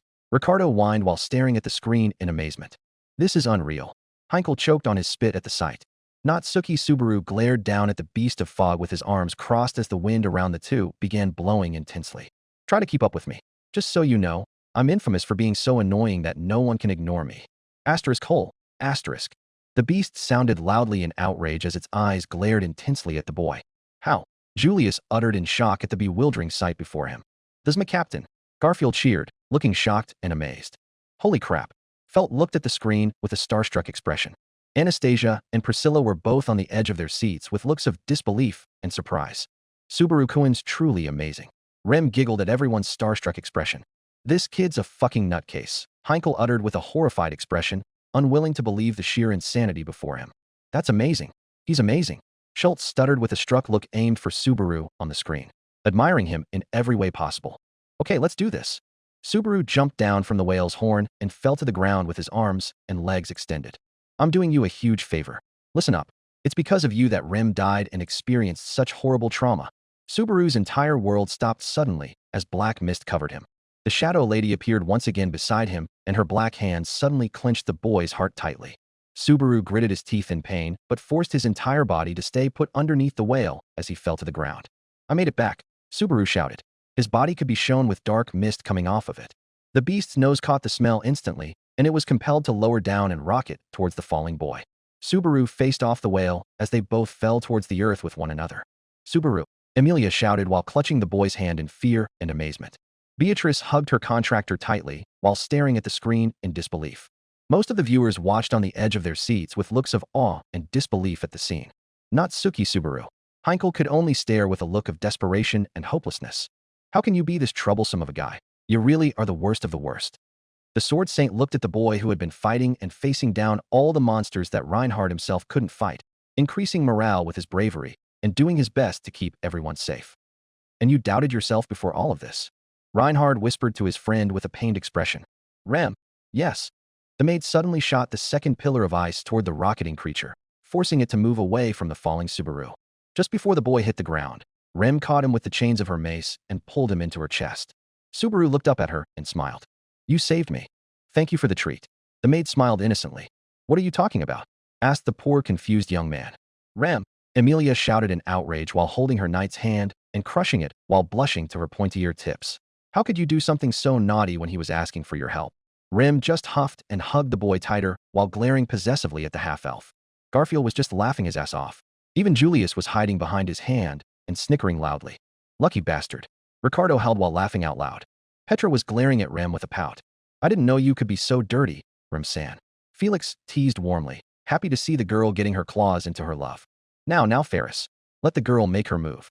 Crush smirked at the increasingly audacious Rem as she huffed at her as well. Schultz-kun, you shouldn't watch things like that. Al softly sighed and told the young boy who was looking curiously at the crowd beneath them. But Priscilla-sama always does the same thing to me. That's because she needs a lesson in etiquette with minors, Schultz-kun. Al earned a huff from the Red Princess as she patted Schultz's head. You fool. Who belongs to whom between us for you to demand that mine self's missing proper etiquette? Seems like you require one for doubting your divine owner, Jester-san. Priscilla turned back to watch Subaru's fall, having a more pleased expression to the point she ignored Al's transgression. He's proving himself again to ya, princess? Al asked, earning a look from Heinkel. The road for that is very steep. Priscilla crossed a leg once again while fanning herself. But 'tis is an impressive start, one must admit with pleasure. She nodded approvingly. Heinkel glared at them both before looking back to the ground. What an insane guy. They're all crazy. He muttered breathlessly and closed his eyes when the whale's screeching replayed in his head.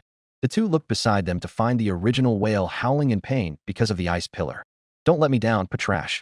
You're a dragon, aren't you? Show me how awesome you are. The dragon roared and began speeding up as the whale chased them with its mouth open. Take this, Subaru shouted. Fire, Crush commanded.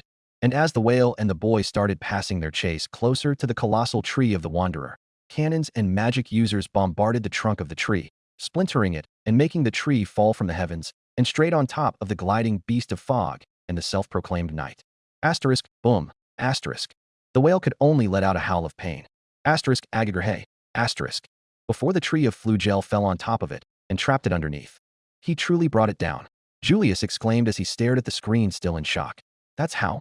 The stories don't even start to do this any justice. Emilia and Beatrice looked at one another and held onto the boy in amazement. I can't believe he made such a cunning plan in seconds. Al shook his head in disbelief.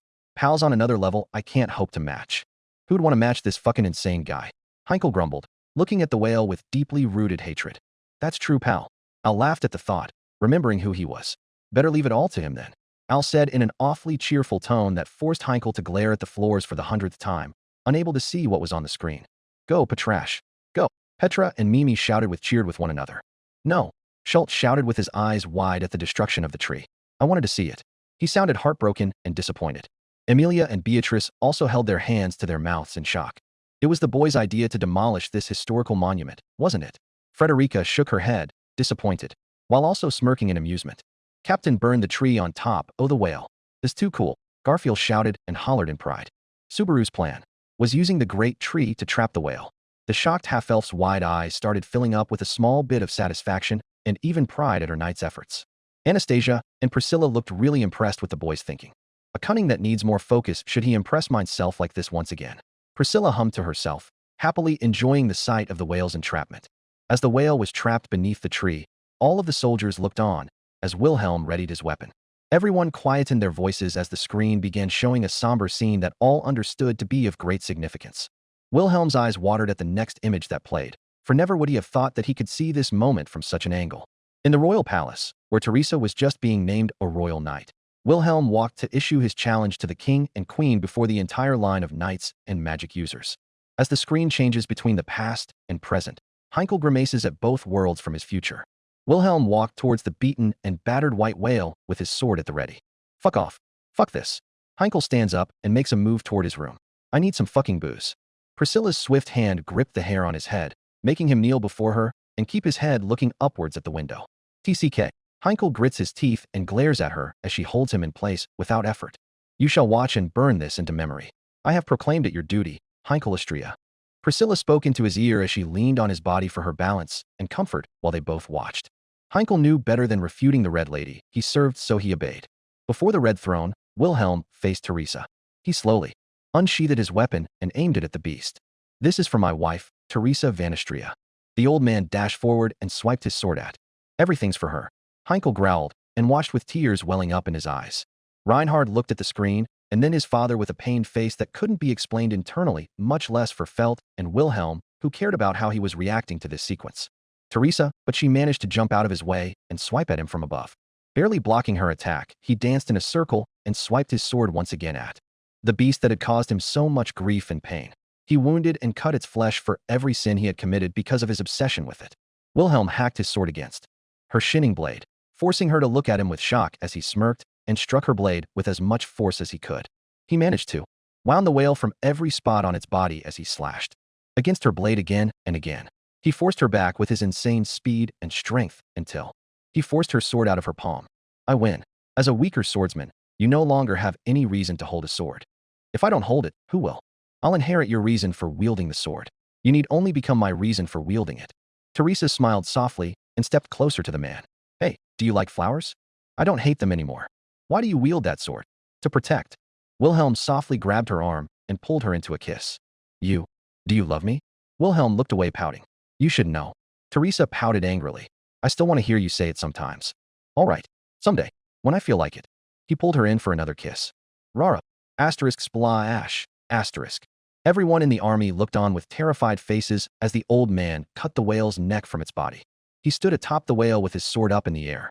Whatever was left of power or life force in the beast, it could only use to look up at the old man with fear written on its yellow eye. Sleep for all eternity. Wilhelm van Istria delivered his sword to the white whale. The beast of fog could only let a small whimper out before closing its one eye as it bled to death. As the original died, the two copies dissipated into thin air as if they weren't there to begin with. The sun began rising over the plain field. It is finished, Teresa. At last. Teresa. Wilhelm held his face in his hand as he whimpered. I. The image of the red-haired lady gesturing for him to come closer and watch the flowers with her plate. I love you. Wilhelm shouted atop the whale's corpse. The white whale has fallen. The beast of fog that has terrorized the world for 4 centuries has been defeated by Wilhelm van Istria. Crush howled to the army. Everyone around her began cheering and celebrating. We have won this battle. Everyone watched politely, without breaking the scene as the Istrias all recounted their love for their missing matriarchal figure. Reinhard closed his eyes, giving himself time to take a deep breath and open them again. He looked behind him, expecting his grandfather's eyes to be on him. But Wilhelm's eyes were not on Reinhard anymore. As a matter of fact, the old man wasn't in his seat. Heinkel. Wilhelm looked down at his son, who had chosen to stay kneeling, his forehead pressed against the chair head from the row below him. Priscilla had let go of Heinkel midway through the sequence of memories between Teresa and Wilhelm. GK. Just go, Heinkel whispered, keeping his head lowered against the chair head. Leave me be. I have many regrets to work on, Heinkel Dono. Wilhelm placed a hand on his shoulder. I haven't forgiven myself for a single day that was left to you alone. Such self-pleasing bullshit.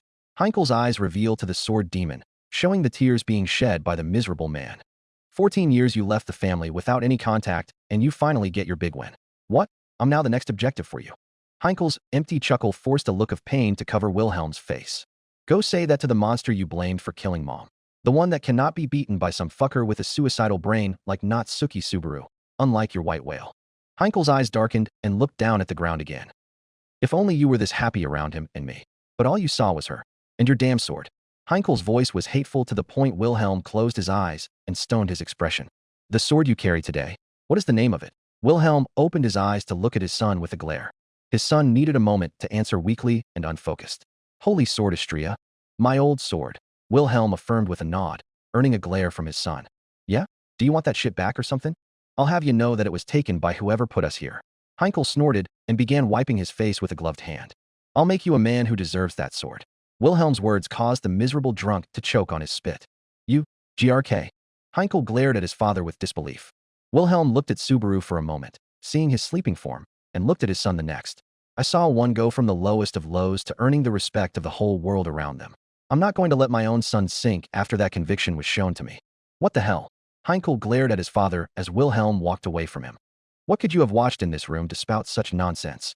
I watched nonsense. Wilhelm dared to give his miserable son a small smile as he turned back and patted Reinhard's shoulder, widening the eyes of the youth who'd been emotionlessly watching the entire affair from his seat at the bottom row. The old man sighed, seeing the two males look away from one another due to his own faults and misgivings. He vowed to change things between his family after seeing his youth, seeing his wife. Give me the strength to do so, Teresa. Wilhelm looked at the window with a pure emotion that reminded the old man of the significance of this moment. I love you. The white whale's dead. Just like that. Anastasia breathed in relief, earning a nod from a somber crush. What a journey it was to get air.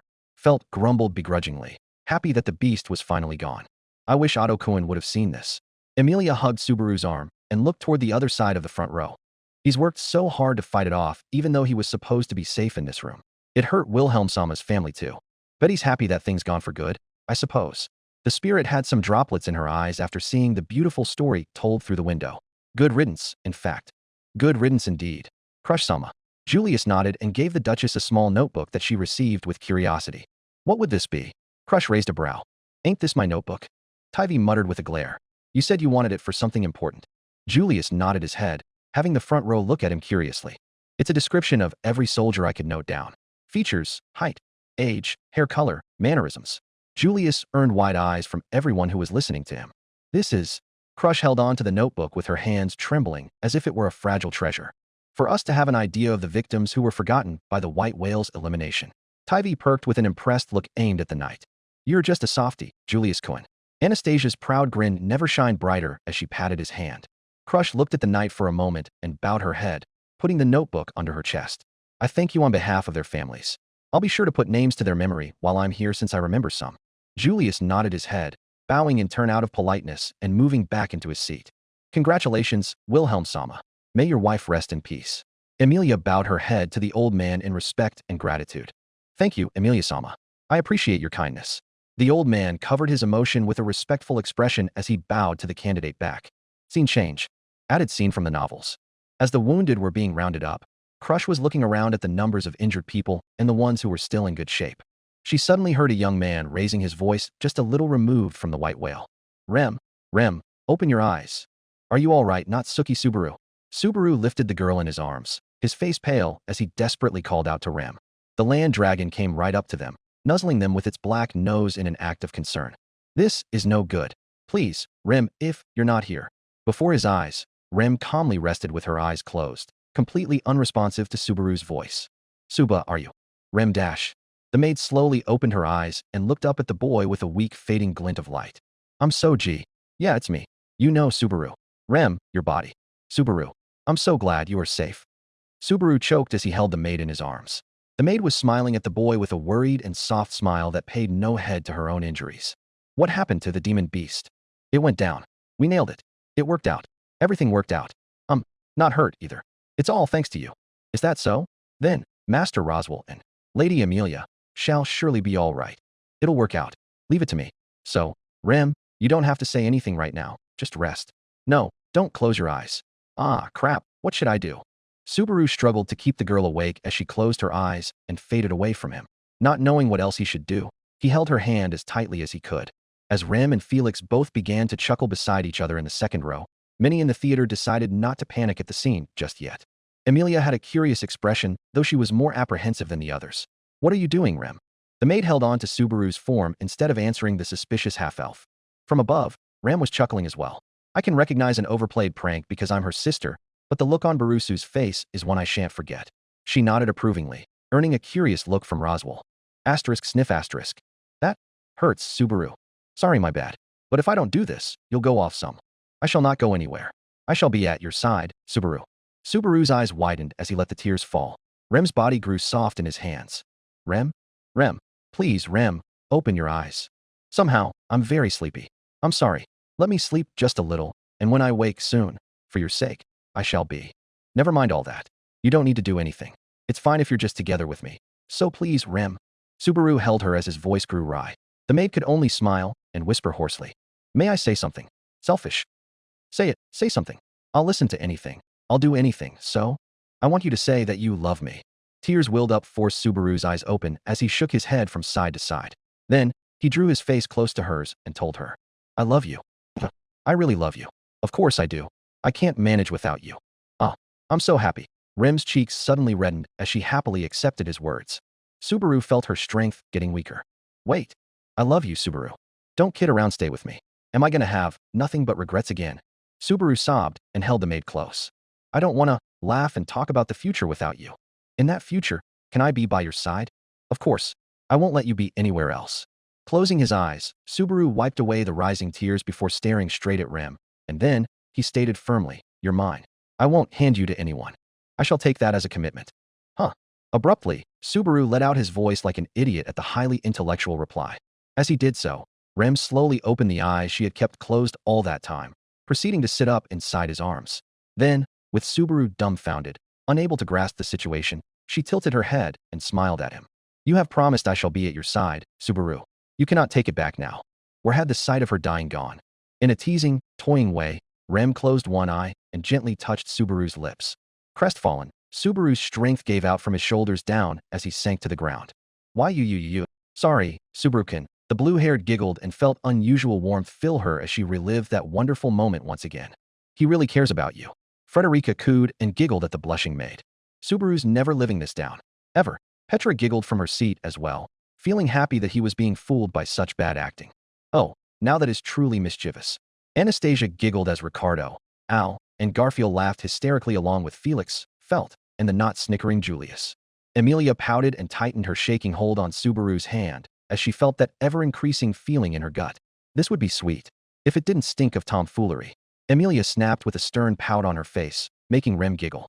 Tomfoolery. Schult tilted his head, but smiled nonetheless, enjoying the people around him being happy at the amazing ending that they were shown. Yes, I am Subaru's Remington. In name and fact. Hearing her trademark reply, now even more brazen, Subaru could not follow up his words. We've both aired our true feelings, so that's really overkill.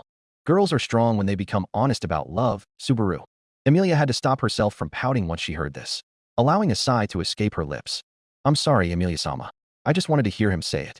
Rem giggled from the sidelines, nuzzling her cheek with the back of his head and letting Emilia look at her begrudgingly. It's cheeky, but I respect you for it, Rem. Emilia shook her head and gave a small grin of her own. At least I can hear it when I remember your confession. Rem's outraged face earned a delighted giggle from the teasing half-elf at Subaru's side. Crush was looking at the two with a raised eyebrow, remembering how they were supposed to talk about being two wives for the same boy again. You two already look far into the lifestyle, if I'm being honest. Huh, pardon. Both girls looked at the Duchess with confused faces, but Crush shook her head instead of answering them. All three gave each other smiles that were not obstructed by any other emotion from the love they were feeling after seeing the bittersweet ending and hearing Rem's conviction about her love for Subaru. Embarrassed than anything else, Subaru's face reddened as he let out a small breath and confessed, If you died, I was about to die too. The girls' moods suddenly turned sour as each of them took the opportunity to slap the sleeping boy on the head. From Emilia to Rem, to Crush, the slapping stopped just as Anastasia wanted to join in for the giggles, but was cordially stopped by Julius. Stupid Subaru. Amelia pouted as she oversaw the girls taking turns to slap the sleeping boy for his stupidity. Rem slapped him harder than any of them as she had tears in her eyes. She didn't know how truly disturbing those words were. "I am a lucky woman that you think so much of me." "I'm not kidding either," Rem replied with a little smile, but Subaru had answered with his true and sincere feelings. "I absolutely must not die then." "Darn right. I won't let you die, even if it kills me." I never took those words in any other meaning. Rem sighed to herself, bringing the mood around her down. It's a lot, what he hides behind those words as he says them. Perhaps that's the one way he feels less alone. Remington. Amelia hugged the arm she held with both hands and looked at the maid with a scared look. Maybe it's the only way he can sense relief from everything he's been through. Beatrice looked away from Amelia and stared towards Subaru's sleeve, the one being held by Crush with a forlorn expression. "He has more than that way, in fact. Much more disgusting," she whispered chillingly, but no one could hear. Subaru drew his face to hers, and their foreheads touched as they looked at each other from so very close. Rem gazed adoringly at Subaru's gesture, and it was hard for Subaru to just stay there with her close enough that their breaths touched. Naturally, his gaze was drawn in by her pink lips, and he felt his heartbeat just a little faster. "Could you two wrap it up already, meow?" Ferris, looking exasperated from having watched from a distance as the two flirted, butted in to break things up at the most important juncture. Apparently, he'd been watching the whole time. Subaru was sure he'd done it on purpose. "Yuri, a dumbass man." Garfield pointed at Felix furiously. "The fuck's your problem?" Heinkel looked at Felix with annoyance, which surprised everyone around him. Felix himself hummed softly and glanced smugly at the boys. His smug look turned horrified as soon as he saw the pissed-looking Julius glaring at him. "You've taken what could have been an amazing moment for Rem-sama and stomped on it for some sick and twisted pleasure you have against heartwarming scenes." The knight's eyes seemed to demand retribution. "Are you seriously mad because you didn't get to see Rem-sama kissing Subaru-kyan?" Felix asked in a frightened voice. "You leave him be. He's a hero." Felix looked behind him gratefully, but then turned horrified as soon as he recognized his savor's demonic face. "Barusu has not earned my blessings to kiss my sister. Felix-sama shall be respected for his decency to remind him of this fact." Ram proclaimed with a finality as Rem giggled at the second row. "I find myself in agreement. It's not a good look for Subaru to make any moves on Rem without asking her older sister first." Amelia gave a small nod herself, holding on to Subaru's hand with an innocent, responsible expression. Rem's expression turned into a deep scowl immediately. "You're just mad because I was going to be the first." If Crush had glasses, she would have fixed them on her eyes as she replied to Rem with a simple, "The key wording to focus on is going to be." Rem's scowl turned on the Duchess as well, who looked just as innocent as Amelia was. "Ferris shall be rewarded splendidly for being a perfect knight who respects people's boundaries." Crush nodded her head along with Amelia and Ram. Felix meanwhile tried to hide from the heated glares of Julius and Garfield, and he could feel it from Heinkel as well. Scene change. As everyone began treating their wounds and sitting the injured in the carriages, the lone boy stood atop a hill watching the sunrise. He turned to find the armored Duchess and the leader of the army herself walking towards him. "Somehow or other. I'm glad you're safe, too, Crush-san." "I am, yes." The lady looked down saddened. "But our losses are not few. With the white whale defeated, those who have vanished will not return." Crush's eyes turned to the notebook in her hands, feeling a lot more gratitude for Julius being there in the theater as she recalled every name from the army she could. "Before we went to fight the white whale, I had forced all of them to write their names on a scroll and let me have it," she explained to the people around her, earning their ears and attention. "I memorized what I could, and I knew that I would forget them if it was the white whale, but on the off chance I didn't, you'd still remember," Rem continued somberly. "Indeed. But with this notebook and the prison's negation of the white whale, I'm happy to say that I can remember victims who weren't there during the celebration ceremony." Crush seemed to lose her earlier teasing edge and become emotional while holding the notebook in her hand. "I wish you the best in making things work, Crush-sama." Amelia looked happy for the Duchess and felt overwhelmingly giddy that some sort of consolation would be achieved for their forgotten souls. "I think you did great, Crush-san." Subaru smirked. "Your popularity should shoot through the weight. Did I just give you a boost in the royal selection that I shouldn't have?" Subaru held his head in his hands. "He only thinks about that now?" Anastasia snorts mockingly. "We can't blame him. He was too focused on keeping everyone alive to think about the politics." Felt argued with an eye roll. Some more people laughed and giggled at his silliness, especially Amelia, who was already good friends with Crush. Crush smiled with amusement. "That's quite a gloomy look on your face. You don't look like the hero who brought down the white whale. Most people don't expect my lady's morals to be strong like this. It's always a treat to see her prove them all wrong." Nyan. Felix cheered from the back with a fist up in delight. Crush smiled warmly at the window. "The first thing Amelia Tan's gonna do is call me a traitor, huh? What did you call me?" "The hero who brought down the white whale. I don't want to be so shameless as to claim your achievements for my own." Crush smiled sincerely at the boy. "No, I really didn't do anything. The boy shook his head in denial, but the lady kept her smile true. Subaru let his arms fall and sighed. It sounds like your opinion of me has improved a lot. I'm surprised. More than that, and it's well deserved. The Duchess smiled warmly at the youth beside her. She also squeezed his hand tighter just to punish him for his low self-worth. There's no reason to be modest. In truth, I'd love to welcome you into my household and reward your accomplishments. Ugh. Ricardo and Al both howled while pointing at the screen. Heinkel had to hold his head in his hand and utter a small chuckle at the sheer ridiculousness of what he was seeing. He got another one. Otto. Captain got another one. Garfield shook his brother while Otto just remained asleep, missing the moment when he should have had a single fatherly tear running down his cheek with pride. I didn't mean anything inappropriate. The noble lady sternly pouted as everyone around her either shouted in outrage for trying to take away Subaru, Rem, Beatrice, Petra, and Felt, or laughed at how she was falling for him. Reinhard, Felix, Anastasia, and Frederica. Emilia just hugged Subaru's arm tightly and stared coldly at the Duchess. Thank you for the invitation, Kirschsummer. It was very cordial of you. The half-elf whispered while glaring at how the two of them looked at the screen. She hated how good Subaru and Crush looked together. Please don't ask that of me. It's not really about loyalty or allegiance, but my faith already lies exactly where it should. Subaru stared at Crush with determination and confidence. I'm going to make Emilia the ruler. Not for anyone's sake. It's just what I want to do. Emilia's eyes softened at hearing this. Crush smirked at the half-elf. Natsuki-sama's love really flows strongly for you. The Duchess commented, making the half-elf princess smile warmly at her. Thank you for understanding, Crush-sama. Emilia smiled gratefully at the lady, but kept her hold on her knight tight. Crush also smiled warmly at the princess and leaned a little closer on his shoulder. Crush's smile turned soft and disappointed. I was already aware of that, but it still stings a bit. Honestly, I think you're an amazing person. If I'd been on my own, I'm pretty sure I would have accepted your offer. Subaru smiled sheepishly. I'll be counting on you to uphold the alliance. Even if we end up as enemies, I believe we can get along until then. I wonder what it would have been like to have Subaru-kyun in our camp. Felix seemed to like the idea of having the black-haired young man.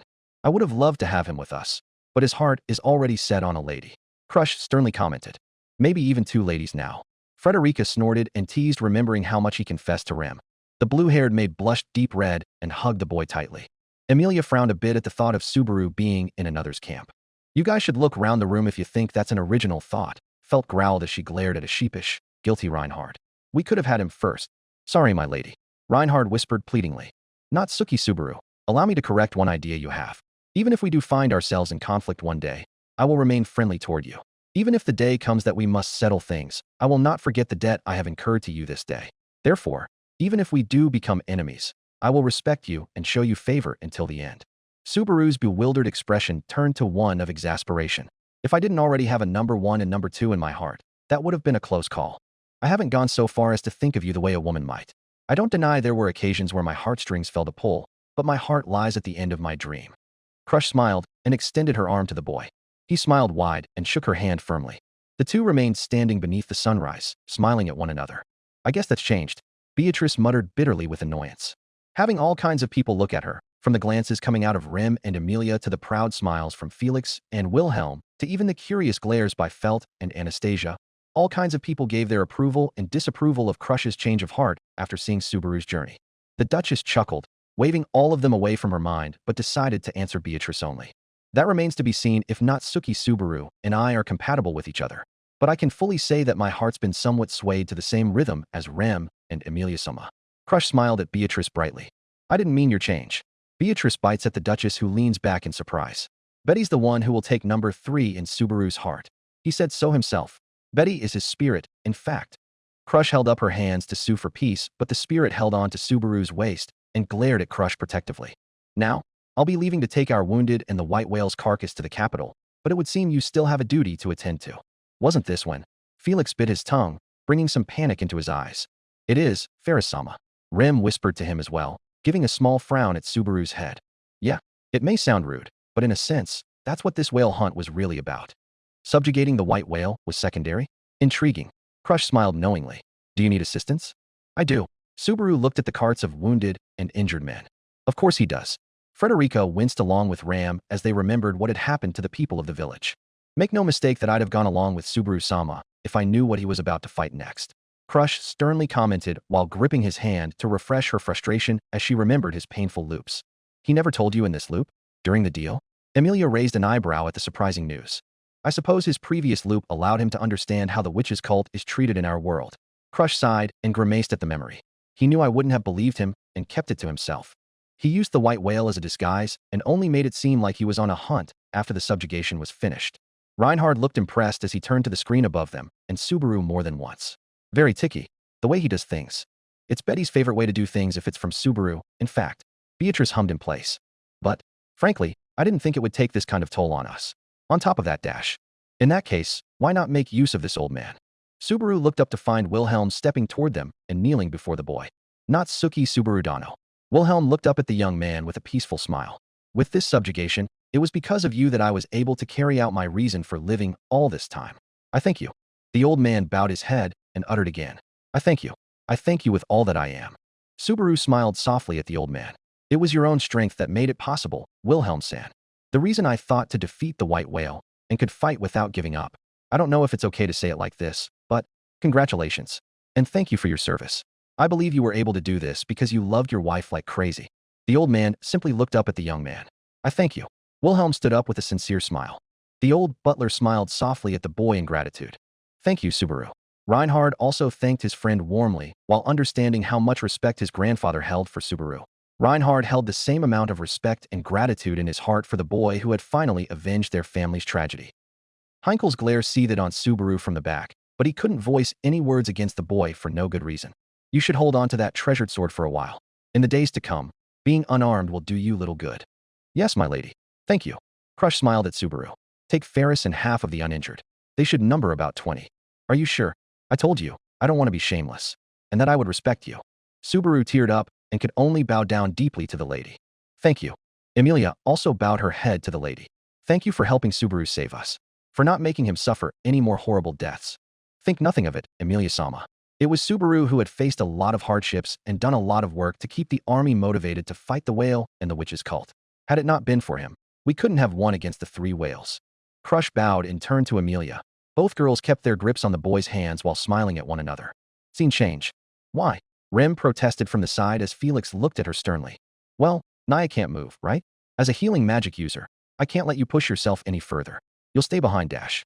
But Dash, the maid couldn't continue her protest as she suddenly fell in Subaru's lap. Hey, careful. Please, do as Felix says and don't overdo it. I won't. Rem clenched the boy's shirt and hid her face into his chest. It hurts too much. I can't bear it. When you're in trouble, I want to be the first to reach out to you. That's all I want. So please. In that case, you don't have to worry. The maid looked up at the boy with surprise. The boy held her hand tightly as he smiled confidently at her. You've already saved me so many times. Don't you realize how much you've done for me up to this point? I want you to help me from now on too. So leave everything to me this time. His eyes shone with hope and confidence. Trust me, Remington. I'll find a way to take care of everything. I'm your hero. I've made up my mind to take that first step. So you don't have to worry. I managed to pull off the whale hunt. Your hero is demonically inspired right now. Rem's eyes watered once again, feeling nothing but pleasure and pain which intermixed in a cruel abomination within her heart that served her nothing but anguish. I wish I would have never left. It's Fairy-chan who made you go with Crush-sama. So be angry at me if you wish, Rem-sama, Nyan. The healer looked at his knees with guilt. Rem patted the boy's head and gave him a smile through her tears which began to fall. I have nothing to be angry for. Today's viewings have been a gift I shall cherish. But I wish I would have stayed longer. Knowing what will happen after this last time between me and Subaru-kun. Many in the theater looked down in remembrance of where the Duchess and the maid will end up after this scene. I wonder if we will see that scoundrel. Ram hummed, disguising her distaste and hatred with a professional facade. That archbishop of gluttony bastard. Subaru-kun. The young man held the crying maid close as the sun shone over them. Right. Rem smiled while trembling. My hero is the greatest in the world. Subaru touched his forehead with hers once again as the rainbow shone above them. Emilia smiled warmly at the scene, but clutched her knight's hand tighter just to ease the slight pinch her heart gave at the sight of the two. It was heartwarming and yet infuriating to watch because of how useless and horrible she felt when she remembered how much pain and despair her knight suffered and how she couldn't even help him as Rem and Crush had. Scene change. Crush is shown leading the carriages carrying the injured men and Rem as well as the head of the whale corpse. Subaru and the rest of the army were left behind. Are we going to see who was it that attacked Crush-sama?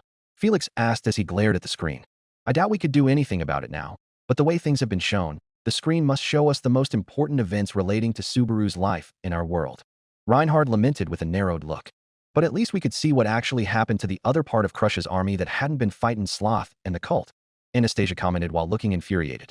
Crush-sama, before Amelia's camp arrived here, you told us that the ones who attacked you and Rem were the archbishops of greed and gluttony. Reinhard inquired from his seat. The green-haired princess nodded her head and glared intently at the screen as she remembered the way the white-haired Sin completely demolished the entire battalion, including the injured and wounded soldiers. For now, I'm sure that the viewings will reach that point if it follows Subaru Natsuki. I advise you to continue watching normally, Crush said with determined focus. As if we could do things differently from this.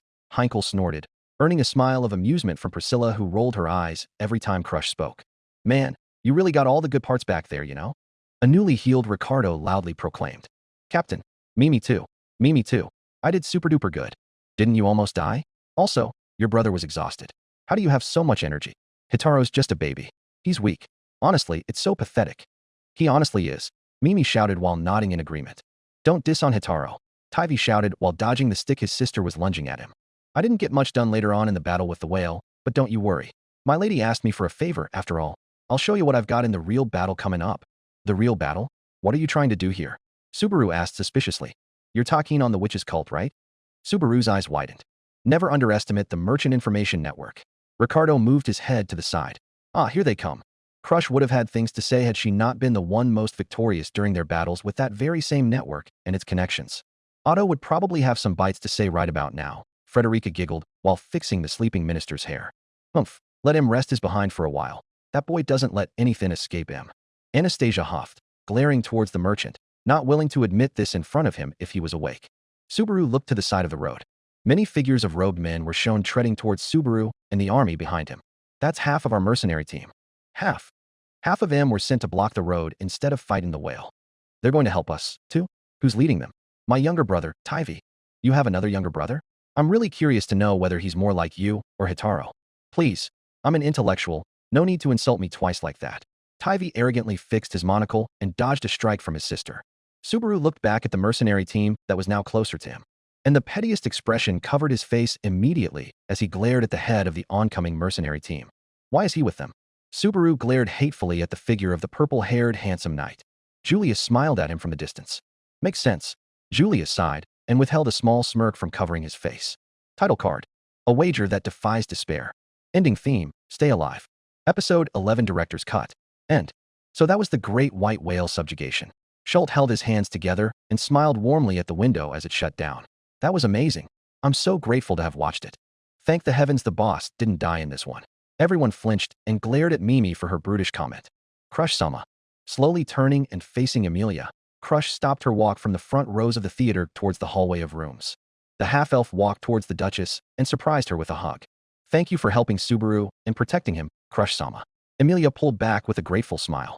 The green-haired maiden just looked at the girl with shock. You're welcome. But Subaru is the one who arranged everything and led us all to victory. Crush looked guilty as she remembered the time she turned her back on him and abandoned him to fight on his own to save the innocent of the village just to get a favorable spot in the royal selection. I don't think he will hold any affection towards me anyways. After I abandoned him, Crush sternly refuted and bowed her head in shame. It was never something to do, showing your shame to your political rival, but Amelia's eyes eased her nerves. It's okay to feel that way, Crush-sama. We haven't been good to Subaru either. Rem suddenly walked beside Amelia and smiled at the noble lady. Amelia nodded her head and winced a bit, remembering her guilt and shame for all the wrongs she had committed towards the boy's psyche. Rem also gripped her hands tighter in the guilt of all the pain she had caused. I also think he was really worried about you when we were resting at your mansion after, the attack, Amelia said while looking at the two girls in sympathy. Crush remembered the way Subaru would always turn away from her when she would speak with him at her mansion. So sad. His head to the ground as he winced in shame and anguish as if he was guilty of having seen her in her amnesiac state. While he was worried for Rem, Ferris would always check up on him from time to time. I spoke with your knight and he told me that Subaru always questioned about how you were doing with a guilt-ridden face. Amelia felt really uncomfortable admitting this, but she really didn't want Crush to be sad. Subaru-kun cares about you as well. Rem smiled softly as her heart warmed at the mention of how worried her hero was when she was in a coma. So, he was guilty because he was blaming himself for my injury. Crush glared sternly at the boy for a moment, clenching her hand into a fist, wishing she held his hand to punish him for his guilt and low self-worth. Why would he blame himself so much? Crush muttered, annoyed. I know, right? Amelia glared at him sternly. He is too hard on himself sometimes. And he always does these silly jokes so that he could distract you from asking about his health. Rem hummed from their side. It's really annoying. I do agree with that. And he always likes to act cool as if he needs to keep an image that impresses everyone around him. Rem held the sides of her dress while giggling. He doesn't see how wonderful he already is. I agree. What an idiot. Totally annoying. Silly dunderhead. Emilia, Rem, and Crush giggled historically as they conversed about Subaru, ignoring a grumbling Beatrice who glared at them as she passed by the hallway. The girls looked at him warmly and noticed how his hands were being magically healed. Crush and Emilia instantly looked away while coughing nervously, both blushing nervously. I believe we must talk to each other. Inside, Emilia stuttered, red to her pointy ears. Yes, indeed. We have much to talk about. Crush nodded, taking stride to continue her way into the hall, with Emilia following in tow. Rem giggled at them both and glanced at Subaru one final time. She made sure Heinkel was pushed by Alan's side. I'll watch him, don't worry, miss, Al said as he passed Rem. She smiled gratefully and decided to not trust him. I suppose you'll forgive me, Subaru, but I want to know how it feels after seeing Emilia-sama do it before the last 2 viewings. Rem carried Subaru's body with ease and walked towards the 2 ladies who were still stuttering about which room they should sit in. Rem sighed. If this is what it will take to own a place in your heart, Subaru-kun, then I better get my kiss next time. Episode 12. Arc 3's continuation. On pause. He sprinted through the city, weaving between the scattered buildings, drenched in sweat, fear coursing through him, his wounds slowing him down. Those girls really hated his hands, he thought bitterly. I just need to hold on until the next confrontation.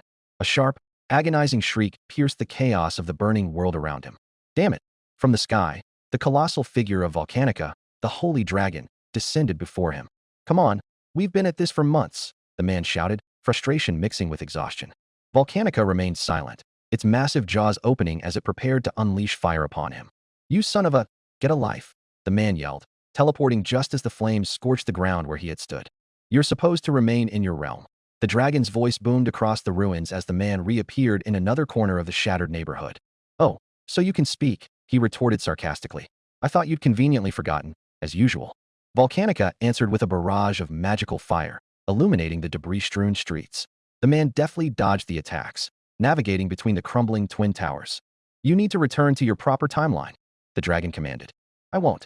Flugel has already lifted her seal. She's hunting you, just like the rest of us.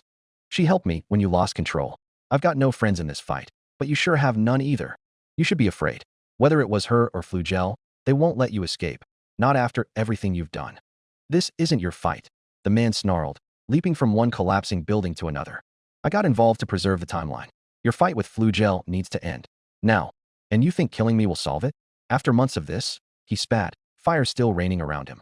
You brought this on yourself. The rules were clear. Volcanica's words were cut off as the man continued dodging through the wreckage, seething with anger. Rules, he muttered. They always burn me, exile me, just to satisfy that smug bastard who abandoned Shala. That's not your concern. The rules exist to prevent you from unraveling everything. Flugel's actions were hard on him. What about Geese? The Leaner Forest? He destroyed this world when he handed her the ENV. Enough, Volcanica roared. Let's end this now. I'm not going to die because of Flugel's stupidity. You can all worship him as much as you want. I won't let you sacrifice this world for your so-called perfect future. Death is only the beginning for a deserter like you. It would be far too simple to let you die. The man's eyes welled with tears, but his resolve hardened. He locked eyes with the dragon. Remember what happened last time you fought back? The dragon growled. I'll kill every last one of you. The man whispered through clenched teeth. I won't let them stop watching. You're already dead, Volcanica replied coldly. The man's lips twisted into a defiant snarl. Like I said 2 months ago, come at me. In the distance, a black swirl began to encroach upon the battlefield. Give him back, give him back, give him back, give him back, the unrelenting chant echoed louder and louder. He turned to see the shadowy figure of the Witch of Envy hurtling toward him, her demonic form growing with every second. She's here, he muttered under his breath, bracing himself. The half-elf launched herself at him with deadly precision, aiming a kick at his gut. He dodged, narrowly avoiding the black hands that reached out to capture him. He ran. Through the burning streets. Through the collapsing city. As the shadow of the witch pursued him and Volcanica's fire rained from above, he kept running. Give him back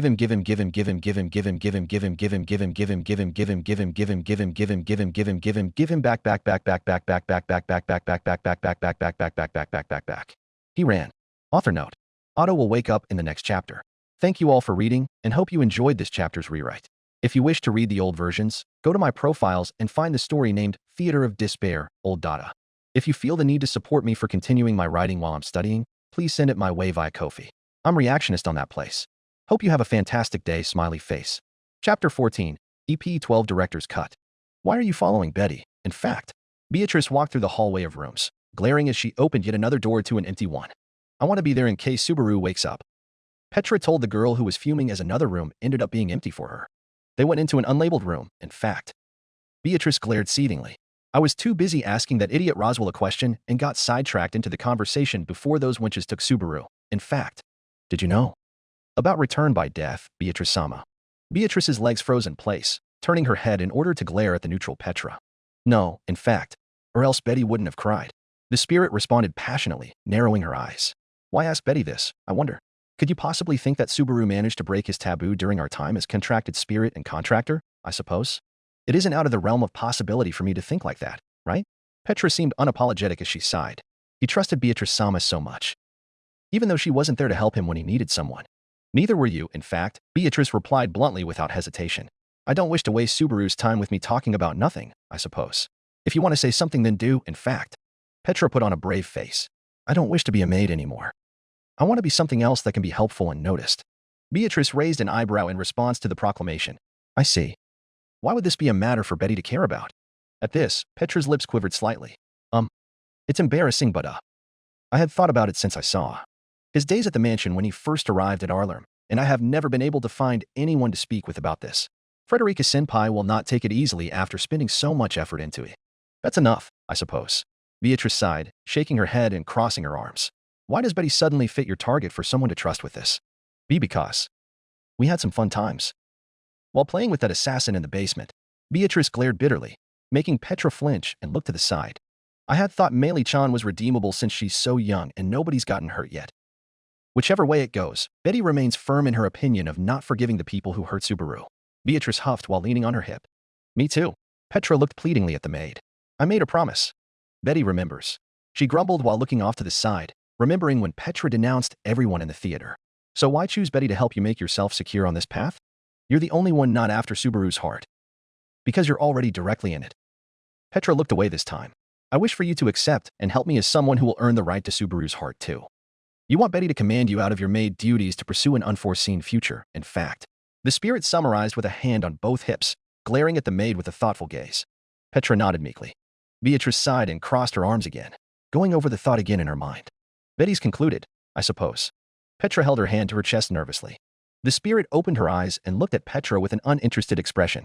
You'd be wasting the time of everyone who cares about you, including yourself, if you left your maid duties.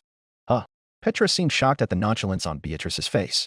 You're feeling useless, Beatrice continued, but this is only natural when you're just a child who's watched what we have. I'm not the only child in this place, though. Petra seemed to grow frustrated. I want to be more than it. What you are is enough. Beatrice sharply stopped her from talking. The spirit narrowed her eyes at the shocked maid. Betty Subaru already thinks the world of Petra, in fact. Acha. Petra's eyes widened and a small hint of happiness showed in them. What? Beatrice sighed. Good grief, I suppose. You stupid girl. Shaking her head, Beatrice came forward and engulfed Petra with her arms, surprising the maid. You're fighting a losing battle because there's nothing to fight, in fact. He may not love you like Amelia or Rim, and of course, he loves no one like he loves Betty. But you're important to him just the same. Petra's tears willingly fell as the maid ignored her earlier words and wrapped herself around the spirit hugging her.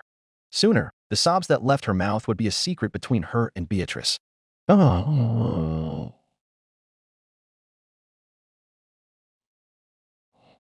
If we move over in the side of the room, an awkward silence befell the area where an old man and a red-headed young knight were sitting beside each other. So, the confused and nervous young man tried to cut through the tension and speak with the man who had resented him for years. So, the old man also tried to break the silence that's been reminiscent of almost 2 decades of pure silence between them.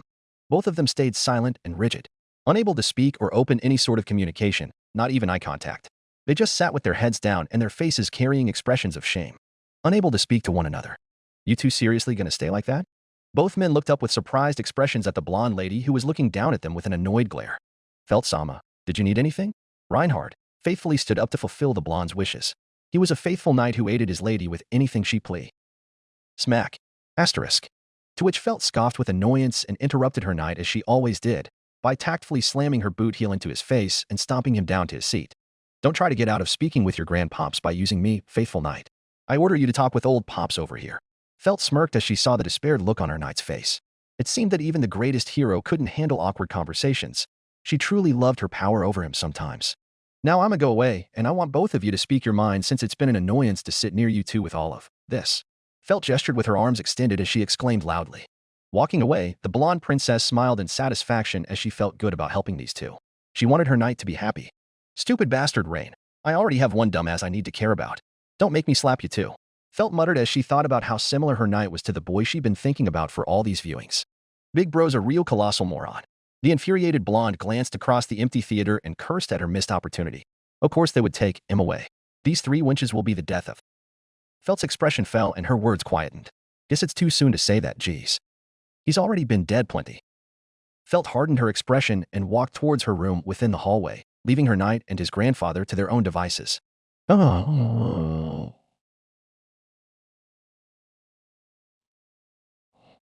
Your lady is truly fierce. Wilhelm gave a small sound of amusement after Felt left them. Reinhard nodded his head with a small smile overcoming his rigid expression. Well? Felt Sama's wisdom makes her headstrong like that. Reinhard softly spoke, looking to the ground.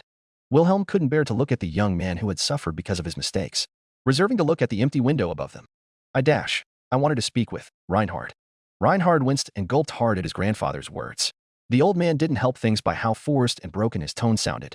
Noticing how terrified the young man looked at his words of him, Wilhelm could only look down with his head hung down in shame. You have every right to be disgusted with me, to be angry with me, to despise me. I understand that. Reinhard's dilated pupils remained focused on the floor as he bit his lips from the shame and guilt, forcing himself to take the blame for how much misery he was making his grandfather go through. How much did he cause for the old man? How selfish could a monster like him be? You're not a monster. The old man told him within the theater. You're a monster. The old man had told him before disappearing from the Astria household for 14 years. Reinhard, my wife's death was never your fault. It was never a burden that should be placed on a child's shoulders. You were never the murderer I made you out to be. You killed her. You killed Teresa, my love. I'm sorry for everything I said to you, Reinhard. Don't speak. I'm the monster, Reinhard. You're a monster, not a sword saint. It was always me. No child should have been blamed for something like that, and I forced you to bear it by my stupidity. I'm deeply ashamed and disgusted with who I am for what I've done to you, grandson. My wife died because of your selfishness. Teresa. She would be proud of who you grew up to become. Wilhelm's words were filled with genuine care. She always had the highest praise for you as a young pup. Never speak her name, monster. You were never a monster. You were always what Teresa saw. Reinhard finally dared to look at his grandfather. Wilhelm bowed his head down for his grandson. I cannot accept your apology, grandfather. Reinhard's tone was diplomatic, but the look in his eyes showed Wilhelm a different story happening within the youth. Wilhelm rose and looked at his grandson with genuine care. I'm sorry, the knight said. I feel quite ashamed that you had to feel this way for so long, grandfather. But you're mistaken when you say I am not a monster. Reinhard. The knight gave his grandfather a small, cordial bow and expected when he would deploy this far-off tone. I am Reinhard van Astria, the sword saint who killed the previous generation sword saint, my grandmother, your wife, on the day she faced the white whale. Reinhard looked up at his grandfather with a face of acceptance and neutrality. I am a monster, and I apologize that you thought differently which led to this disappointment. Reinhard. Wilhelm looked at him with pity and guilt that overwhelmed any expression that could be made by the sword demon. I've really. The knight looked at his grandfather with a small fleeting hope. If you wish, I can leave my seat so you can be alone, grandfather. Reinhard, I've had enough of being alone for a decade and a half. Wilhelm starts, feeling pressure at the idea of the youth leaving when their relationship is like this. I would have thought that Teresa's spirit would replace any need for me to focus on companionship. Or like always, I would use my love for the blade to offset all my insecurities. Reinhard's eyes widened in surprise. I've never heard you disparage your love for the sword arts before. It's unnatural. I want to make amends. To fix what I've broken. Wilhelm expressed seriously to the smiling Reinhard. Would you give me the chance to show you that I was wrong, Reinhardano? Wilhelm's voice was humble and sincere. Reinhard's gaze moved away for a second to hide some droplets at the corner of his eyes. Well. I'd love to speak with you more regularly, grandfather. The knight gripped his fist nervously. But I do not think you're being truthful to yourself. Not with how you're trying to ignore my greatest sin. Reinhard. Wilhelm's voice took an uncharacteristically pleading edge as his grandson stood up from his seat. Reinhard gave his grandfather a small bow, expression neutral. I am what my father and his father before him believed me to be. That is not true. Wilhelm growled under his breath. You are so much more. Watching Subaru showed you that anyone can change for the better, grandfather. Reinhard smiled an empty, emotionless smile that set Wilhelm's heart on fire. But that is a luxury only people like Natsuki Subaru can enjoy. Victims of curses and machinations beyond their control. You and him are not worthy of taking on my sins. Wilhelm's eyes widened at the audacity as Reinhard rose. I would like a moment in my room, alone. If I can, grandfather. Wilhelm's mouth never seemed to close as he stared at his grandson with shock. I apologize for my callousness. Reinhard bowed again and turned confidently, walking away from the theater's front row to go to the hallway of rooms, leaving his slack-jawed grandfather behind. Wilhelm put a gloved hand to his face. How can I be such a fool? How far I've ruined you, Reinhard. The old man's miserable face was hidden from the world, and from what he assumed to be his wife's frowning face, deeply hurt by his betrayal of everything they had loved for his obsession with hunting the whale for all the years past her funeral. He couldn't help the slight itching towards his soldier, where a wound remained dormant and waiting, left behind by his wife's divine protection. Oh.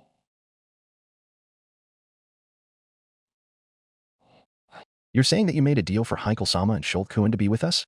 I'll tilted his helmet-covered head to the side. Why do that? Princess? I mean, Schultz-Kuhn I don't mind. I didn't want the kid to be on his own out there. But Heinkel-sama seems. One doesn't need to think about that buffoon for longer than necessary. He's worthless in the grand scheme of things. Priscilla scoffed as she raised her glass for a refill from the awaiting bottle in his hand. 'Tis a great service for him to be entertaining as he is. I'll have to scoff at that as he poured more wine into her glass. I doubt it was entertaining when he was about to kill Bro in front of everyone. That was so unlike him. Looking at her knight with a raised brow, Priscilla showed a curious hint behind her eyes. Do you not think it possible that someone overreached into this prison? You mean something happened with Heinkel-sama that was similar to what the white whale did to that gray-haired guy? I remembered the disaster of Otto's resistance in the theater and thought back to Heinkel. Looking back, they were very different. The only thing in common was that both were aimed to kill Bro. 'Tis that dog's duty to answer us during his supervision, yet he never commented the entire viewing previous to the last. Priscilla twirled her drink around with an amused glance. It seems he's managed to bite off more than he can chew. 'Tis just like I told that commoner. You seem increasingly pleased with the fact that you butted heads with the Warden-sama fella. I wouldn't be accepting of such hostilities to the guy holding us here and bringing us all this expensive wine, princess. Al spoke nervously, not wanting to think about his lady and the warden meeting face-to-face without him. Though the wall was fixed after you kicked it, now I know that you were trying to attack that person who potentially held all of us, even the sword saint himself, in this prison against our will. It's not a wise thing to do, princess. Silence, Aldebaran. Priscilla sighed and sipped her wine while waving her crossed foot around. My divine self needs no comment from a jester who failed to educate himself about an apple's true color. Why are you bringing your old meeting with Bro all of a sudden? Al questioned immediately with fascination. That's the very first time you met him. Why was it on your mind just now? Humph.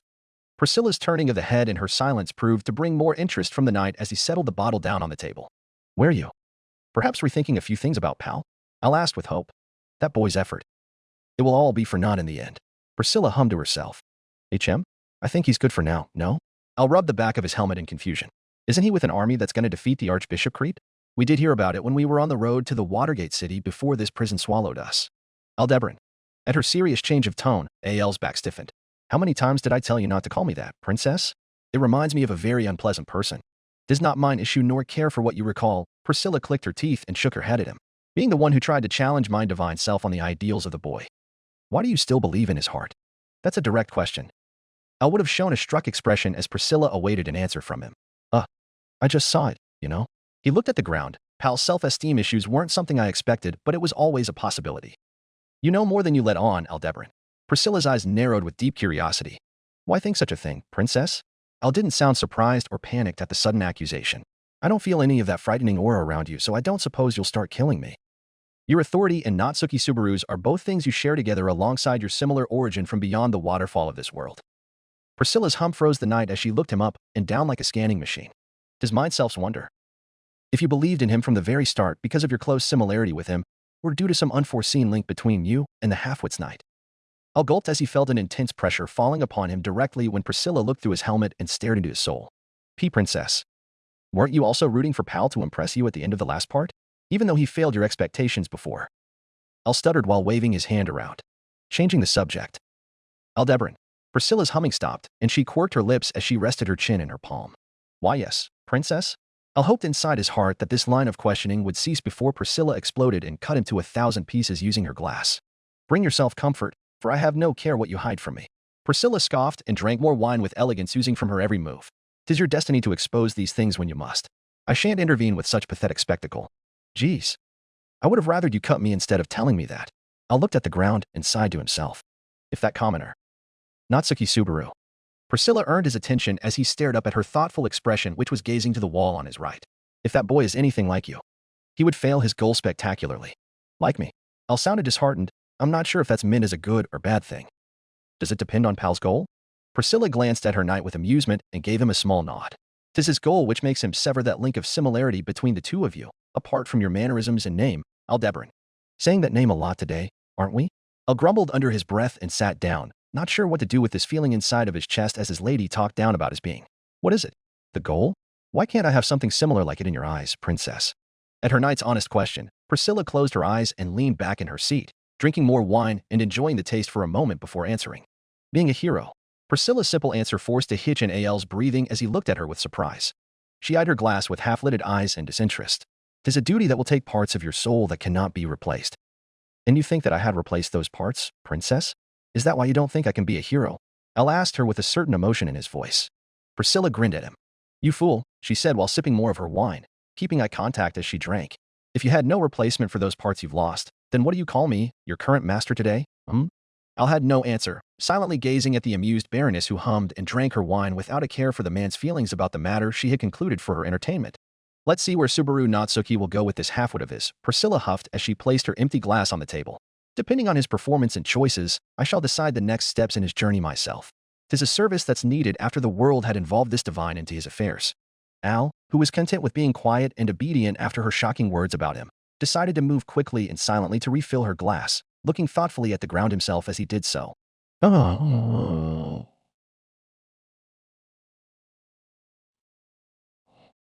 And what did you think of the fight, my DEEAR, Ram?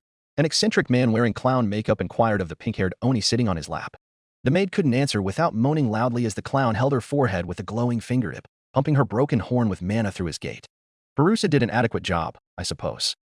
No. For someone like him. He was more than adequate. He was courageous. The man smirked mischievously. That's a lovely assessment. But I was asking about your sister's efforts, not Subaru Kuuun's. The maid managed a huff of annoyance. My sister did her part splendidly as expected of her. The only problem was that her part was being issued by Barusu's plan, so the success of the subjugation rested on him to think and maintain perfect coordination with the others. You seem to have warmed up to the BOOY. Roswell teased while treating the maid's forehead. Ram held an expression of disgust for a moment before contorting into one of pleasure as she was receiving the magical aid from her master. Barusu did a lot to save me and my sister. Roswell's expression turned soft for a moment. I told you that my gospel didn't maintain details about your sister. I know. I let you, and Rem die. The Lord whispered coldly without a hint of regret or a sign of his accent present in his tone. I know. Ram responded matter-of-factually. I let your sister die and did nothing to help. I know. Rem will fall to gluttony after Subaru goes to fight that thing that's calling himself Sloth. Roswell glared at her as she refused to turn around on his lap and face him. Ram looked down a bit with a small scowl and a look of hatred in her eyes. Yes, she simply answered. Roswell scoured her expression from above and removed his hand from her forehead. Coldly, he spoke. I knew that she would fall, Ram. I let your sister go down for my own selfish reason. If you're looking for a reason to make me hate you and punish you for all the egregious things you've done, then I ask you to please stop. Roswell fell silent at his maid's authoritative tone as she stood up from his lap and glanced at him with a deadpan look. Your Ram's reason to matter what happened in these events because of your following of the gospel, I believe that it was all destined to happen so I could be able to free you from it, including my sister getting forgotten. Roswell looked at Ram with bewilderment and surprise. Just like before. You said this in the theater too. He stared at her with widened eyes. Do you forgive him, Don't. The clown felt slightly hurt by the harsh tone the maid used to reflect his almost conclusion. I haven't forgiven all that you've done. This place has shown me that I could never forgive you for what you've been doing to Barusu, and by extension, my sister. Ram had a hint of anger and disgust as she looked at the Lord holding her on his lap. Roswell remained silent and emotionless. But I can't ignore how I feel about you. Ram shook her head and turned her back on her Lord, her expression one of disappointment. Whatever this goal you've enslaved yourself to accomplish was, I will help you with achieving it, Master Roswell-sama. The clown looked at the maid with an expression of confusion. I won't let you hurt anyone else. It's the gospel is dust and I plan to make you abandon all of your scheming ways myself. You plan to change a murderer? Roswell found himself snorting in disbelief. Yes. You'd be doing a fool's task. I know. Roswell found himself more agitated by the maid's nonchalant attitude. I've given up my humanity long before either of your parents were born. I've committed countless sins and treasonous things to everyone in the world. I know, and I plan to stop you myself. The man clenched his fists in frustration at her instant refuting of his words as if they meant nothing. What do you know about what I've done? I'm a monster that shouldn't be pitted or reasoned with. I only care about one person and one goal to save that person. I could care less what becomes of this world or your sister or that boy." The clown shouted in anger and increased agitation, his temper finally blowing for the second time since the sanctuary fight he had with Ram and Puck. The maid's insistent loyalty to his soul instead of his goal threw him senseless. Her love for him after all she saw him do completely placing him in a state of disbelief as his world once again shattered for being proven wrong. His assumption that the gospel was perfect in every sense until the half-elf's loyal servant proved him to be a fool.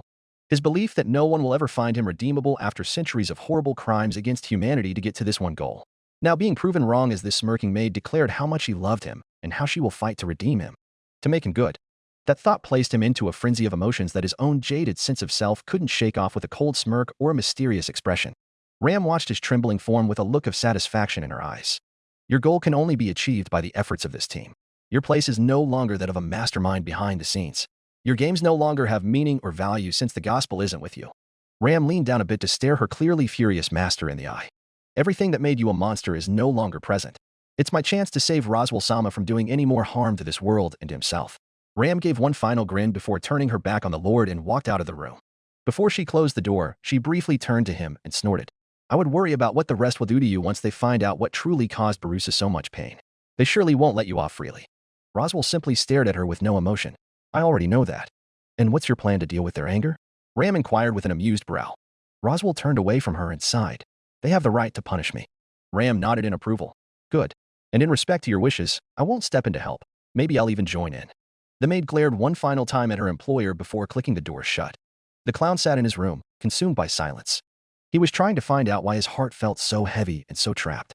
He wondered why he never felt such a feeling in all of his years of existence throughout many a reincarnation. Without a gospel, he wondered. Oh.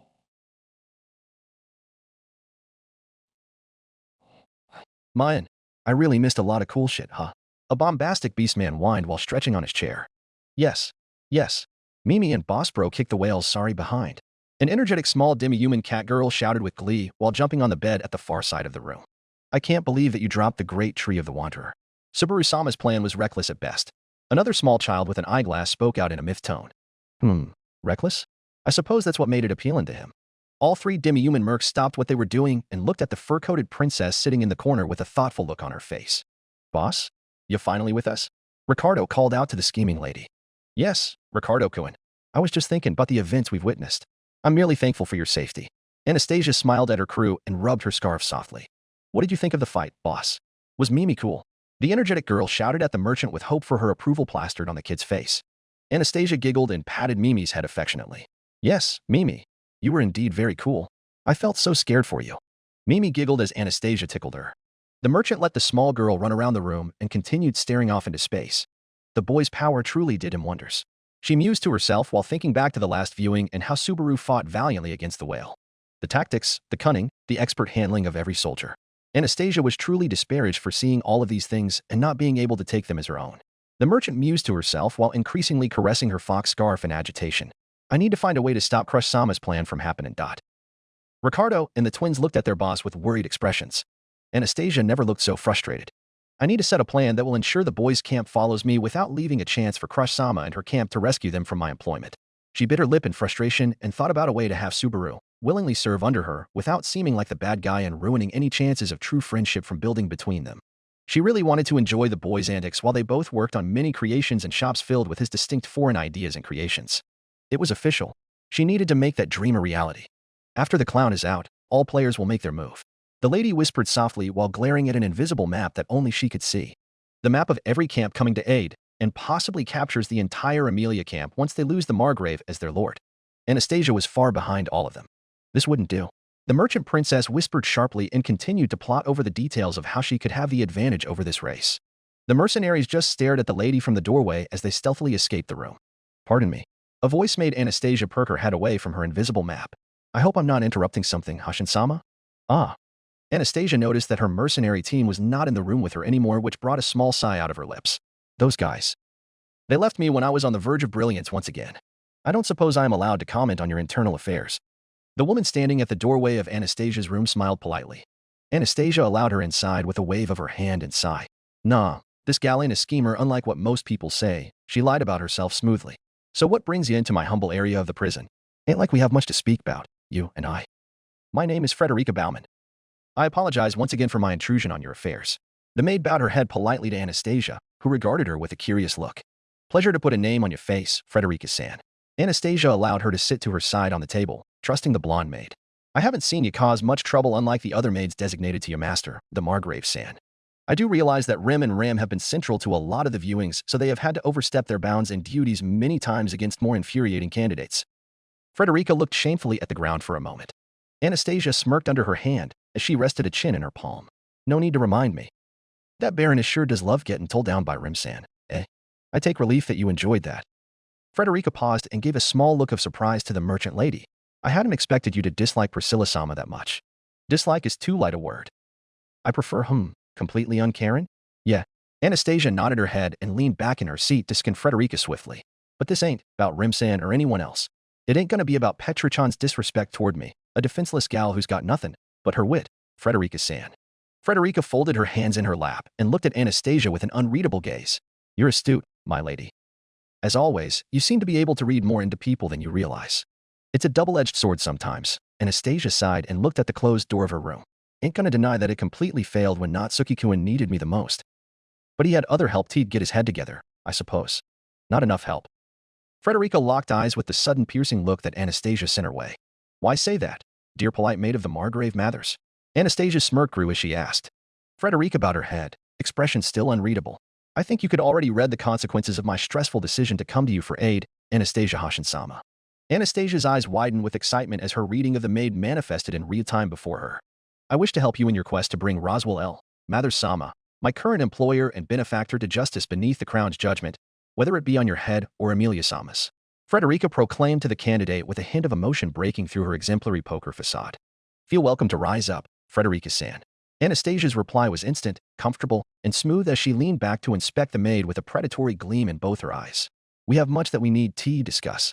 The blonde maid rose with her lips thin and her eyes tearful as she began betraying Roswell dutifully and with purpose, like everything she had ever done under his employment and protection for most of her life. Oh.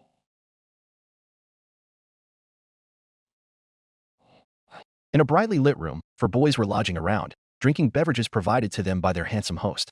They all still held on to the high of the epic subjugation they had witnessed. One young man, in particular, was so excited and amazed by the historic moment that he began doing push-ups in the middle of the room while the rest of the group watched. He gave a toothy grin while gushing gruffly. Did you see him? That was the captain I know and follow. He was almost as amazing as mine amazing selves. The blonde youth exclaimed loud and proud as he remembered Subaru's badass moments against the legendary monster known as the White Whale. Garfield couldn't believe how awesome his captain looked. It put him to manly tears. The boy that had died and came back just to beat the crap out of the ones that killed him. It put Garfield on a high. An empowering feeling of demanded effort, to do what he could to help just to be as awesome and as worthy of Subaru's mentorship. Captain looked that beast in the eye and told it go hell. Garfield brought up a fist with fire in his eyes. I don't think you should be encouraged by such careless tactics. A knight's got to have guts, but he also needs a good head on his shoulders. An elegant yellow-eyed young man offered graciously from his spot on the dresser chair. Before Garfield could respond, an energetic high-pitched voice spoke. Ah, come on. Julius Guin's jealousy truly is delicious to witness, Naya. But it's not a good look on you as a friend. The teasing voice belonged to a boy with cat ears who was having too much fun smirking at the greatest knight from his spot on the bed. Humph. Julius scoffed and elegantly turned away from the fellow knight, not answering his jealous claim. The purple-haired knight chose to look at the fourth occupant in the room, sharply gazing at the silver-haired merchant boy as he paced across the room and toward the excited Garfield. Take this, Garfield-san. Garfield gratefully took the bottle of water from Otto and drank it instantly from his place on the floor. The merchant boy smiled at his brother and turned to sit on his own chair while they waited for the next viewing to be called. I can't believe I missed out on so much. Otto whispered while looking at his knees with a frown. You fought off the White Whale. Garfield gulped his water and glared at his downturned friend. You helped save Captain. No matter how many times you and everybody here tell me this. Otto shook his head, recalibrating what he was saying.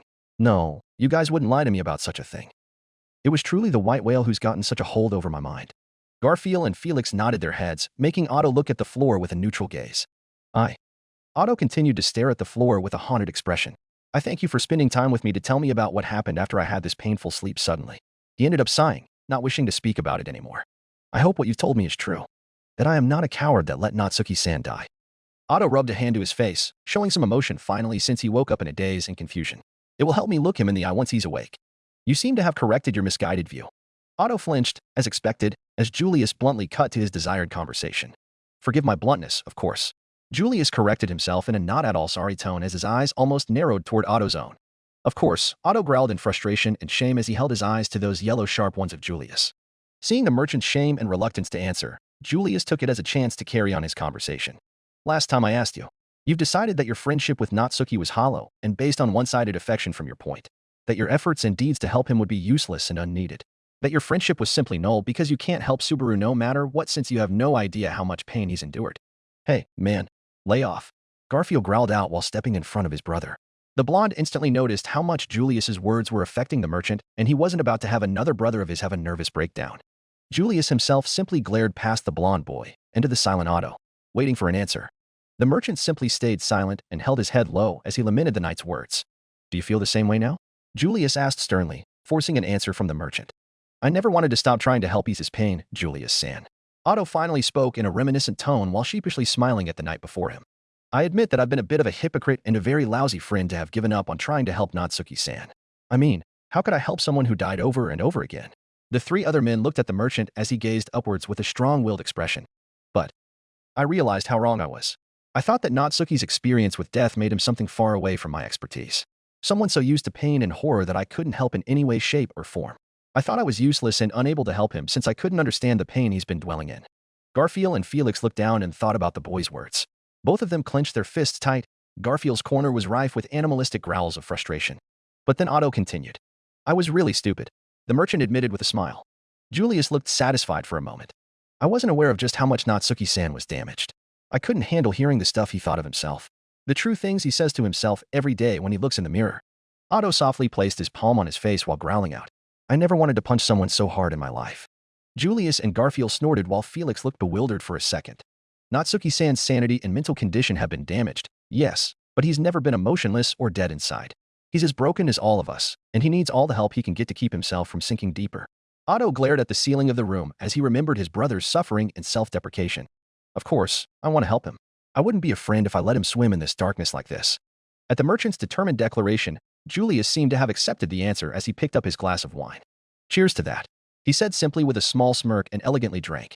The others also picked up their preferred beverages and drank his toast. It's right, man. We all made mistakes with Capin's condition. Garfield nodded his head and patted Otto's shoulder, almost breaking it. At least you didn't cry like a wuss. The tiger laughed at the merchant's red expression while the two knights watched from afar. The cowboy knight frowned a bit at the three's interactions, wondering if he could also join in and have them as well. If he could have a say in how they could help the black-haired young man who had affected so many of them. Wondering if he could be a friend as well after all the mocking and disrespect he threw towards their brother. Felix's shame and pride put a stop to any attempts to try and talk to the three, reserving himself to stay quiet and drink his orange juice. He wasn't deserving of Subaru's friendship, not until he apologizes to the boy for his nastiness towards him first. Oh.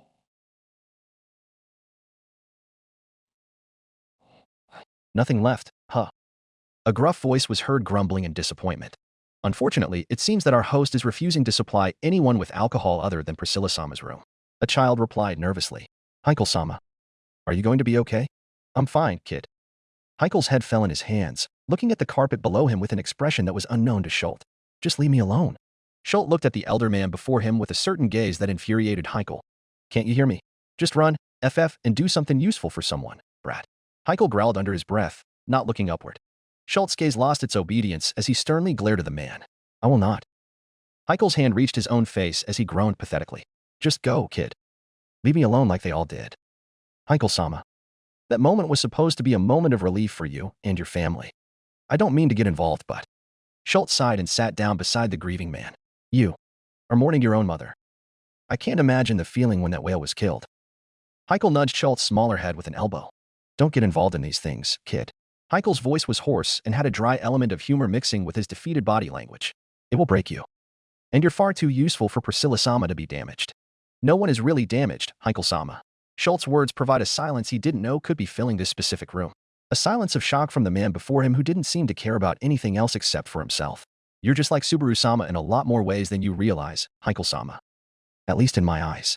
The hell's the matter with you, kid? Heikel shook his head, removing his shocked expression and settling on a tired glare towards the floor. How can you not see true damage when it's pathetically sitting before you? Don't be stupid. I saw it with both my eyes, how pathetic it can scream and cry. Schultz smiled as he earned a curious glance from the dilated and tired blue irises of the swordsman beside him. But Subaru-sama rose above that to help people. You have someone to help too, right, Heikel-sama? That guy's no one to take as a model, kid. Heikel snorted and rubbed his head. That fucker's crazy. And you serving Priscilla-sama for your own goals isn't? Schultz smiled warmly, earning a glare from the man. It's different. That fucker's literally being killed. He's going through fucking death from what we saw and got told. Heikel looked down again. He has the power to take the chances he needs. We don't have that luxury, kid. Schultz gave Heikel a small giggle, earning more agitation from the man. I'm sorry, Heikel-sama, but whatever you're going through, I can't help but wonder something interesting. Schultz's smile was bright and his eyes brimmed with confidence and admiration for the man, confusing Heikel to a greater point than he already was in his life currently. What the hell's with you eyes, kid? Can't you see that there's no one to respect in front of you? Heikel growled as he glared at his own reflection within Schultz's bright, hopeful eyes. Subaru-sama didn't give up because he had people he needed to save. It isn't about that power he owns. Schultz didn't change his expression or hesitate as he clashed with Heikel's broken glare with his determination to send his message as deeply as he could into the man's heart. Just like that night, when they defeated the white whale. He moved on to save the rest, not stopping or being afraid. Schultz stood up, looking down at the man before him and smiling. I believe Heikel-sama can look cooler. Because Heikel-sama has more reasons to fight than Subaru-sama does. The hell do you know about me, kid? Is this your idea of getting me back up to lead some effort for friendships or something? Heikel growled and shook his head, unable to believe anything being said. This is fucking stupid. Heikel-sama's mind is also far more traitorous than Subaru-sama. Schultz's words made the man's breathing stop. Heikel looked back to find Schultz giving him a sad smile this time. It must be hard when even your own spirit is against you. Heikel's fist stopped shaking, becoming rigid because of his disbelief. The little butler could only try to catch a hold of one hand. Even if you don't believe in yourself. Because I know you're cooler than anyone in that room, Heikel-sama. I will be the one who believes in you as a hero too. Heikel's breathing wouldn't return to him as he stared at the child before him with honest confusion and bewilderment. Schultz gave a most bright smile of hope. Oh.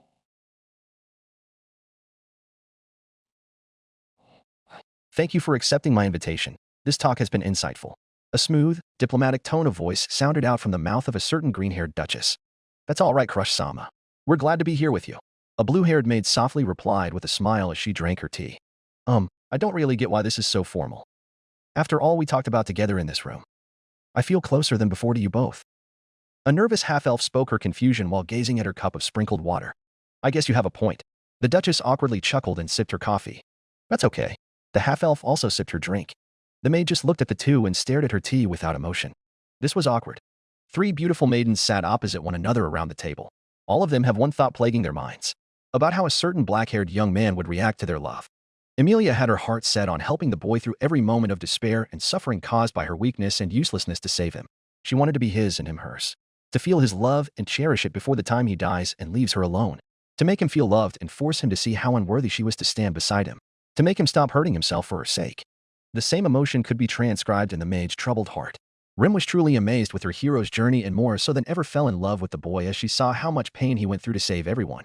Selfish and broken she was, but she wouldn't ever let her hero feel like this about himself either. The Duchess between the two was calmly thinking about her own feelings. From a political direction, her feelings would be understandable as she thought of the boy's usefulness to her goal. He's the embodiment of why the dragon has failed this country and this world. The only reason she or half of the candidates were alive today was because of the boy's constant intervention. Had he not been present, Elsa would have killed Felt in the slums. Had he not been there, Emilia would have died countless times. Had he been absent, Crush herself would have fallen to the white whale along with her entire army. It was a fact. Subaru Natsuki was as crucial to this election as any other candidate. Dare she say that whoever has him underneath their mastership could be pronounced the winner of this election prematurely. After what she'd seen of his power, she truly couldn't fault Anastasia for thinking about him as an advantage. But she also saw many things other than his power. She saw his weakness, his greed. His self-doubt infuriated her to no end. His amazing tactician mind. He's a wonderful personality when he wasn't being arrogant or acting like he was. His truly wonderful heart keeps him fighting against all odds to save the innocent. Her heart pounded, and she stood completely still when Crush realized that the boy died over and over again just to save one village while the holy dragon ignored it and kept sleeping beyond a waterfall. He was useless in a fight. He had no skill in swordsmanship. He had a pathetic way of thinking about himself as someone to prove his worth even though no one asked him to. He was dumb, yet courageous. He could be a crybaby yet suffer the worst fates to help others. He saved her and broke through destiny to save the other soldiers and villagers beyond the mist. Crush truly believed in being a good leader first. If she was to somehow force the boy into a marriage along with her and Amelia together to keep their camps together without having to use force, then she would blame it on the politics. She would also secretly blame it on her foolish heart for falling for him. But her plan was made to boost her political career and get the throne by having one camp drop out of the race and having the most valued players of that camp contracted to serve beside her, not under, beside her as her partner and equal. Having the boy she fell for as one of those partners and his true love as her other one was nothing but a bonus. Subaru would have his happy ending. Amelia would have hers. And Crush could work with Subaru as her husband in name. Then she would work until he would be hers by heart. It was a stupid plan. It made her chuckle. But a forced marriage could be wonderful if played right. Especially such an absurd, convoluted one such as the one she's planning for. It would have made her feel bad, but she figured that having Subaru and Amelia be forced into a relationship with her as their deciding ally was better than Anastasia or Priscilla making them enslaved servants or indebted to them. She didn't think about Felt's plan to take the boy, but she doubted that the little girl would make any moves to have him serving her. Crush planned to get the throne and achieve her dream. She didn't do it for love or for pity on the poor boy who had suffered so much. She was selfish and arrogant like that. As the three girls schemed silently, none of them noticed how calm the quiet room had become, as if their sense of love and compassion for the boy put their aura on similar wavelengths. Rem decided to break this comfortable tension between rivals of war and friends of battle with a surprised tone. Looks like the others are getting ready for the viewing. The other two ladies looked at the doorway to find that most of the cast were laughing and bickering together in the theater room. It seems like our conversations took a lot of time, Crush noted with raised eyebrows. Amelia found herself nodding. I didn't feel the time passing so fast. Rem started emptying her teacup and placing the tray on another table. The maid spoke out towards the two rivals as they both drank their beverages in a hurry. So, we all agree that Subaru-kun shouldn't be used to relieve any sort of stress or tension even if the screen sama could heal him? Crush and Amelia firmly nodded their heads while blushing heavily at the embarrassing moments. Yes, no more of that. Crush coughed into her fist. Why yes. Subaru's weak fragile hands won't be broken again. Amelia nodded her head firmly. Rem's sweat dropped in exasperation. Amelia-sama, Subaru's hand isn't weak or fragile. You have very extraordinary strength dash. His weak and fragile hand won't be hurt again, I promise. Amelia cut her off with a stern tone in her voice and a very deep blush on her cheeks. Rem just sighed and nodded in acceptance, not wanting to anger the flustered half-elf anymore. Crush found herself chuckling in amusement. I mean, no one can blame you for it. Your knight did some crazy things during his fight with the white whale. I can't believe that he came up with that plan on the fly and not in some other loop. Amelia and Rem smiled with faint pride at their hero/knight being praised. I didn't think that he would truly make use of such a thing as the sin of the witch to trap the monster. Rem gushed softly as her amazement at how her hero used it overwhelmed her disgust with the witch and her scent. I really wanted to hit him and then give him a hug for doing such a dangerous thing. Amelia shook her head but hid her smile at the memory of her knight saving the army below him and forcing the whale into a trap to let Wilhelm kill it.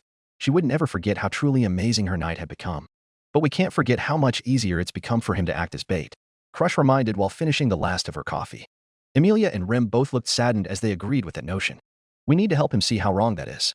The Duchess smiled encouragingly at the two girls. Of course, we will, Crush-sama. Subaru-kun deserves to be happy even if he doesn't choose us.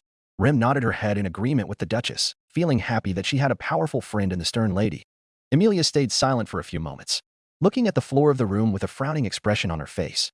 The half-elf princess found herself in fear for some reason as she remembered just how many people care about Subaru.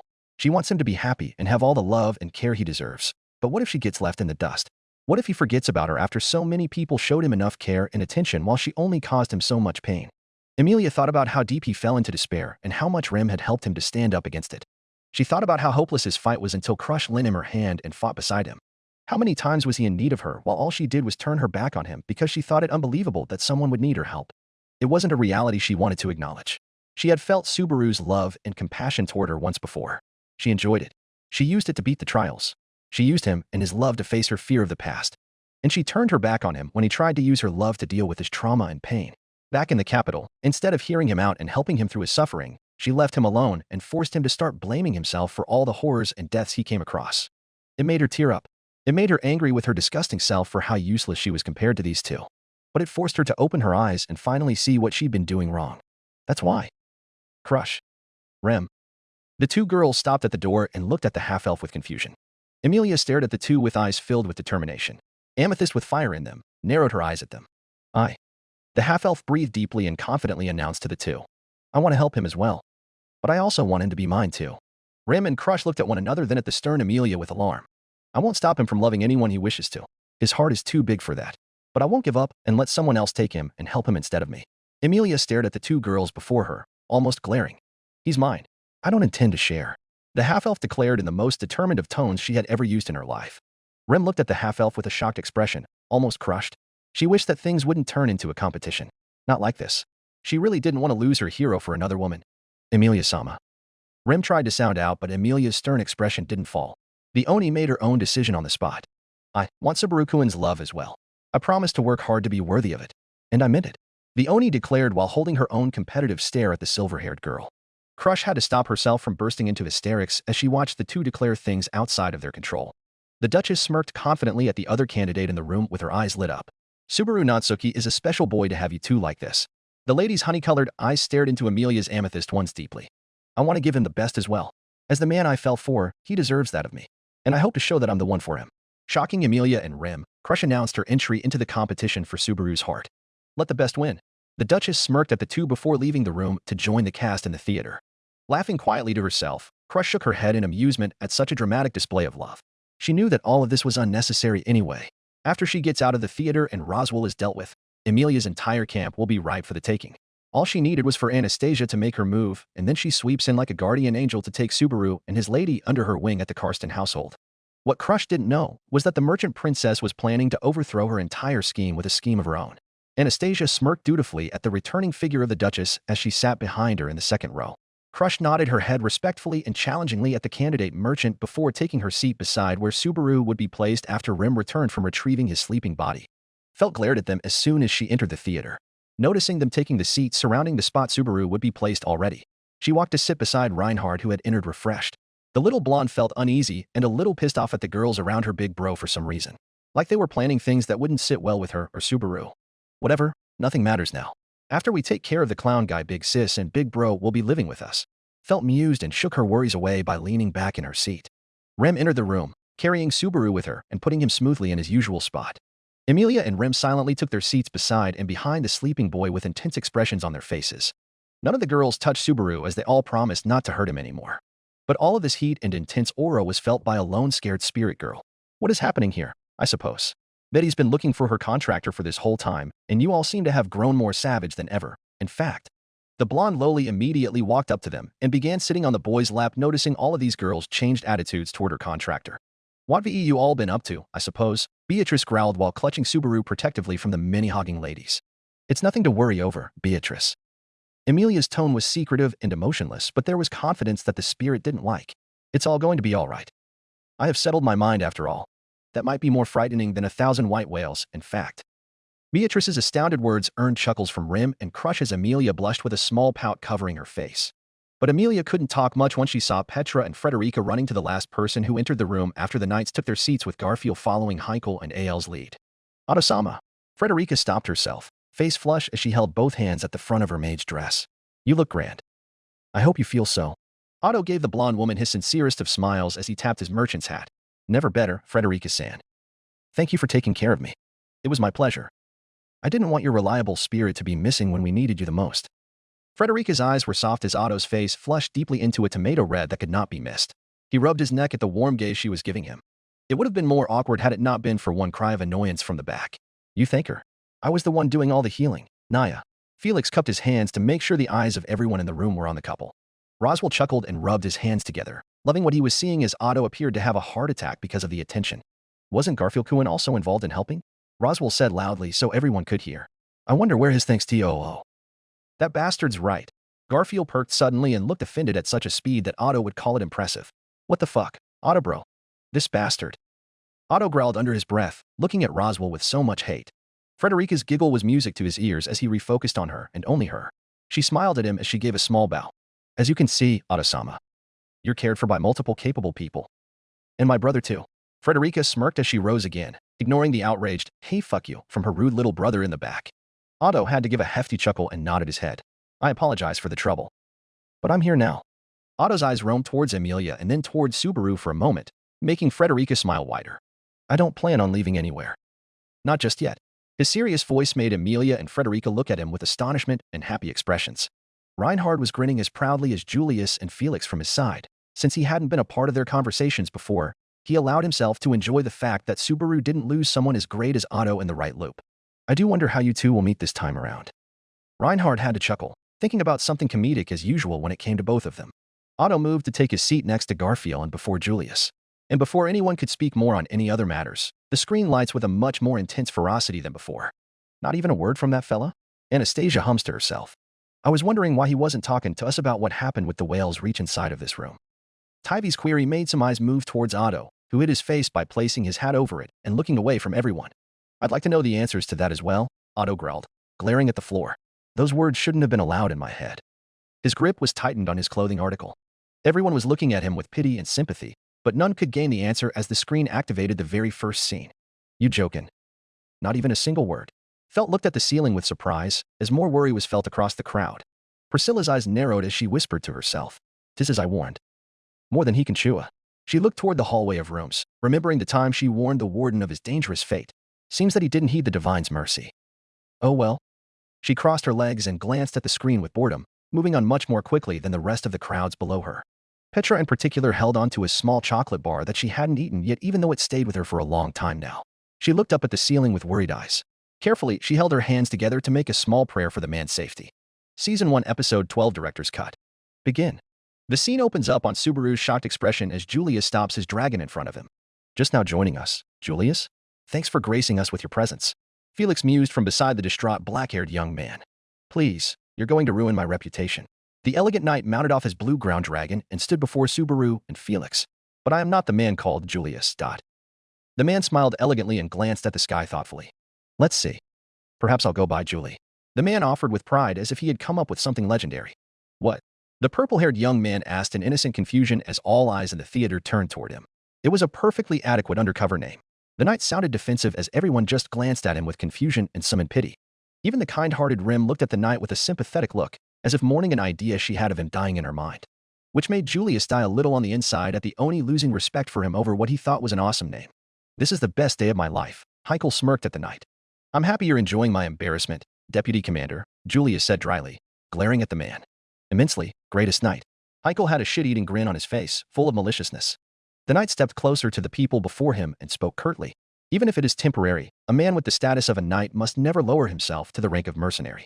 The man you see here is not Julius Euclius, the knight. Julius gave a diligent wave of his hair as he announced suavely, but a simple wanderer called Julie.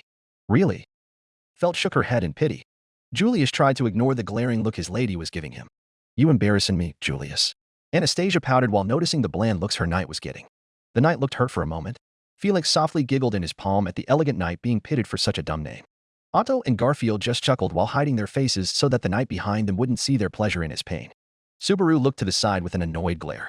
Natsuki-san still hasn't forgotten that beating, huh? Otto managed to calm his laughter down and noticed Subaru's annoyed look. Captain S still a man with pride. Garfield nodded his head and hoped to see his captain do his awesome invisible providence attack to take some revenge. He was wondering why Subaru hadn't used that attack. Subaru. Emilia shook her head with a disappointed look on her face for her knight's pettiness. He will make up with Julie and kick that creepy witch guy's ass, Mimi shouted in glee, wanting to see the green man in pain for everything he did. He will save our village and Emilia-sama. Petra gave a small smile of anticipation. I hope he will be safe. Julius just looked a bit disappointed by the way his relationship with Subaru started, but he was willing to make his friendship with the boy work. His respect for him grew too much. Another knight was watching the screen with a bit of frustration and jealousy, and a cowboy was biting his lip. If I apologize, maybe he could trust me too? Felix thought to himself quietly as he looked at the interaction on the screen with guilt, wondering if he could have Subaru forgive him as he did Julius. Ah. Heikel's eyes narrowed with interest. The boy sitting at his side looked interested in what the man had to say. Just that. He began explaining awkwardly to Schultz, still trying not to speak about Schultz's sudden faith in him. This must be the first time Draculius and the evil-eyed brat met since the time of that public humiliation. Humiliation. Schultz looked at the screen in alarm. Kiki. I forgot about that shit. When I was off duty, that brat Draculius beat the kid to a pulp.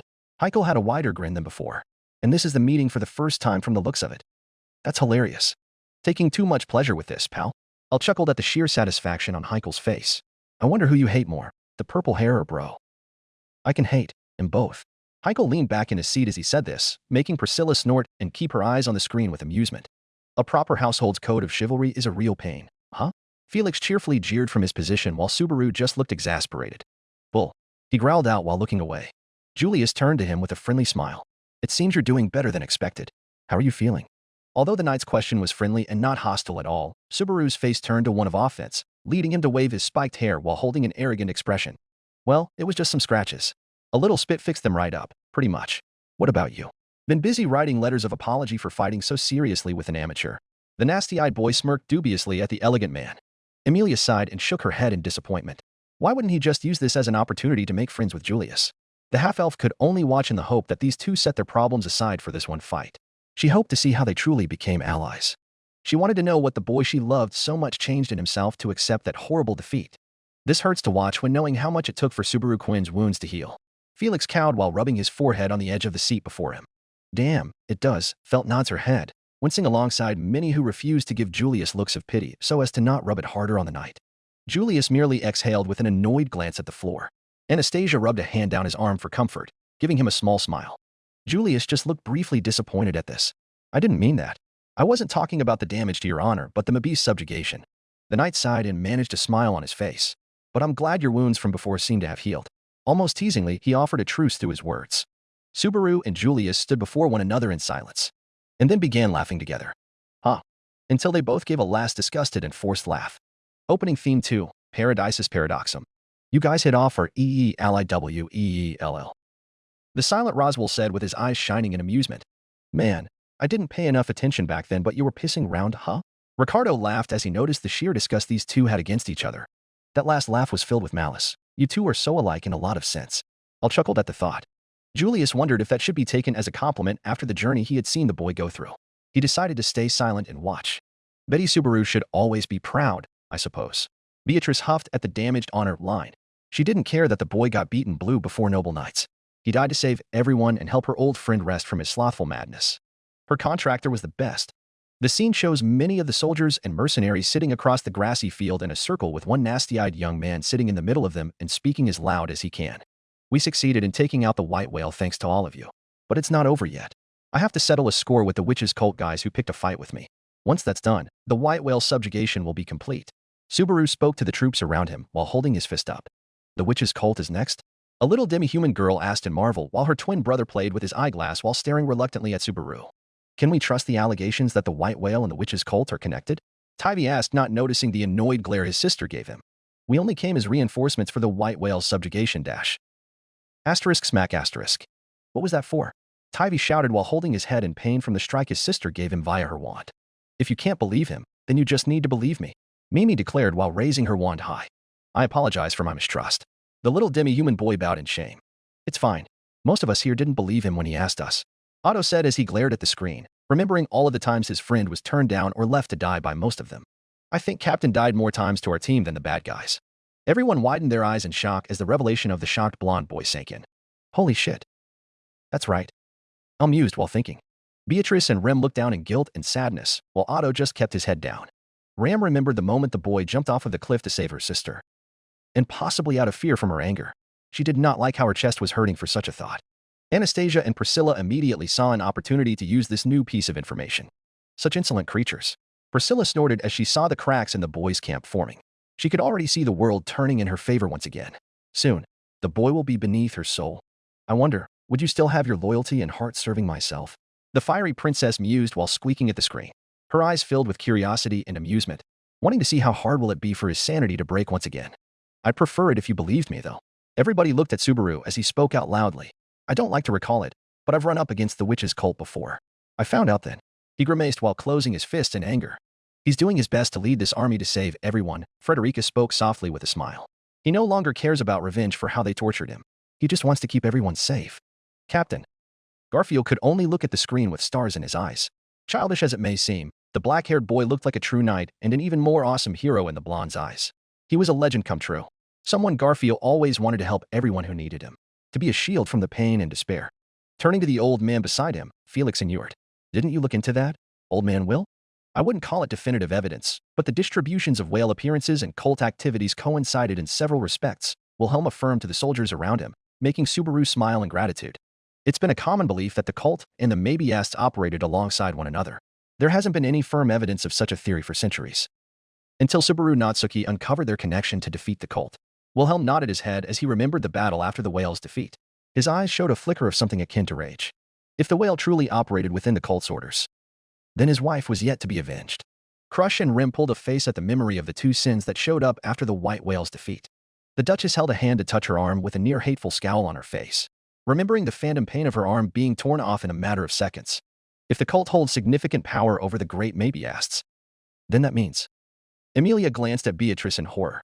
Alarming both Crush and Rim, they noticed the half-elf's expression. The blonde girl only replied with a growl as a rage-filled scowl found its way to her adorable face.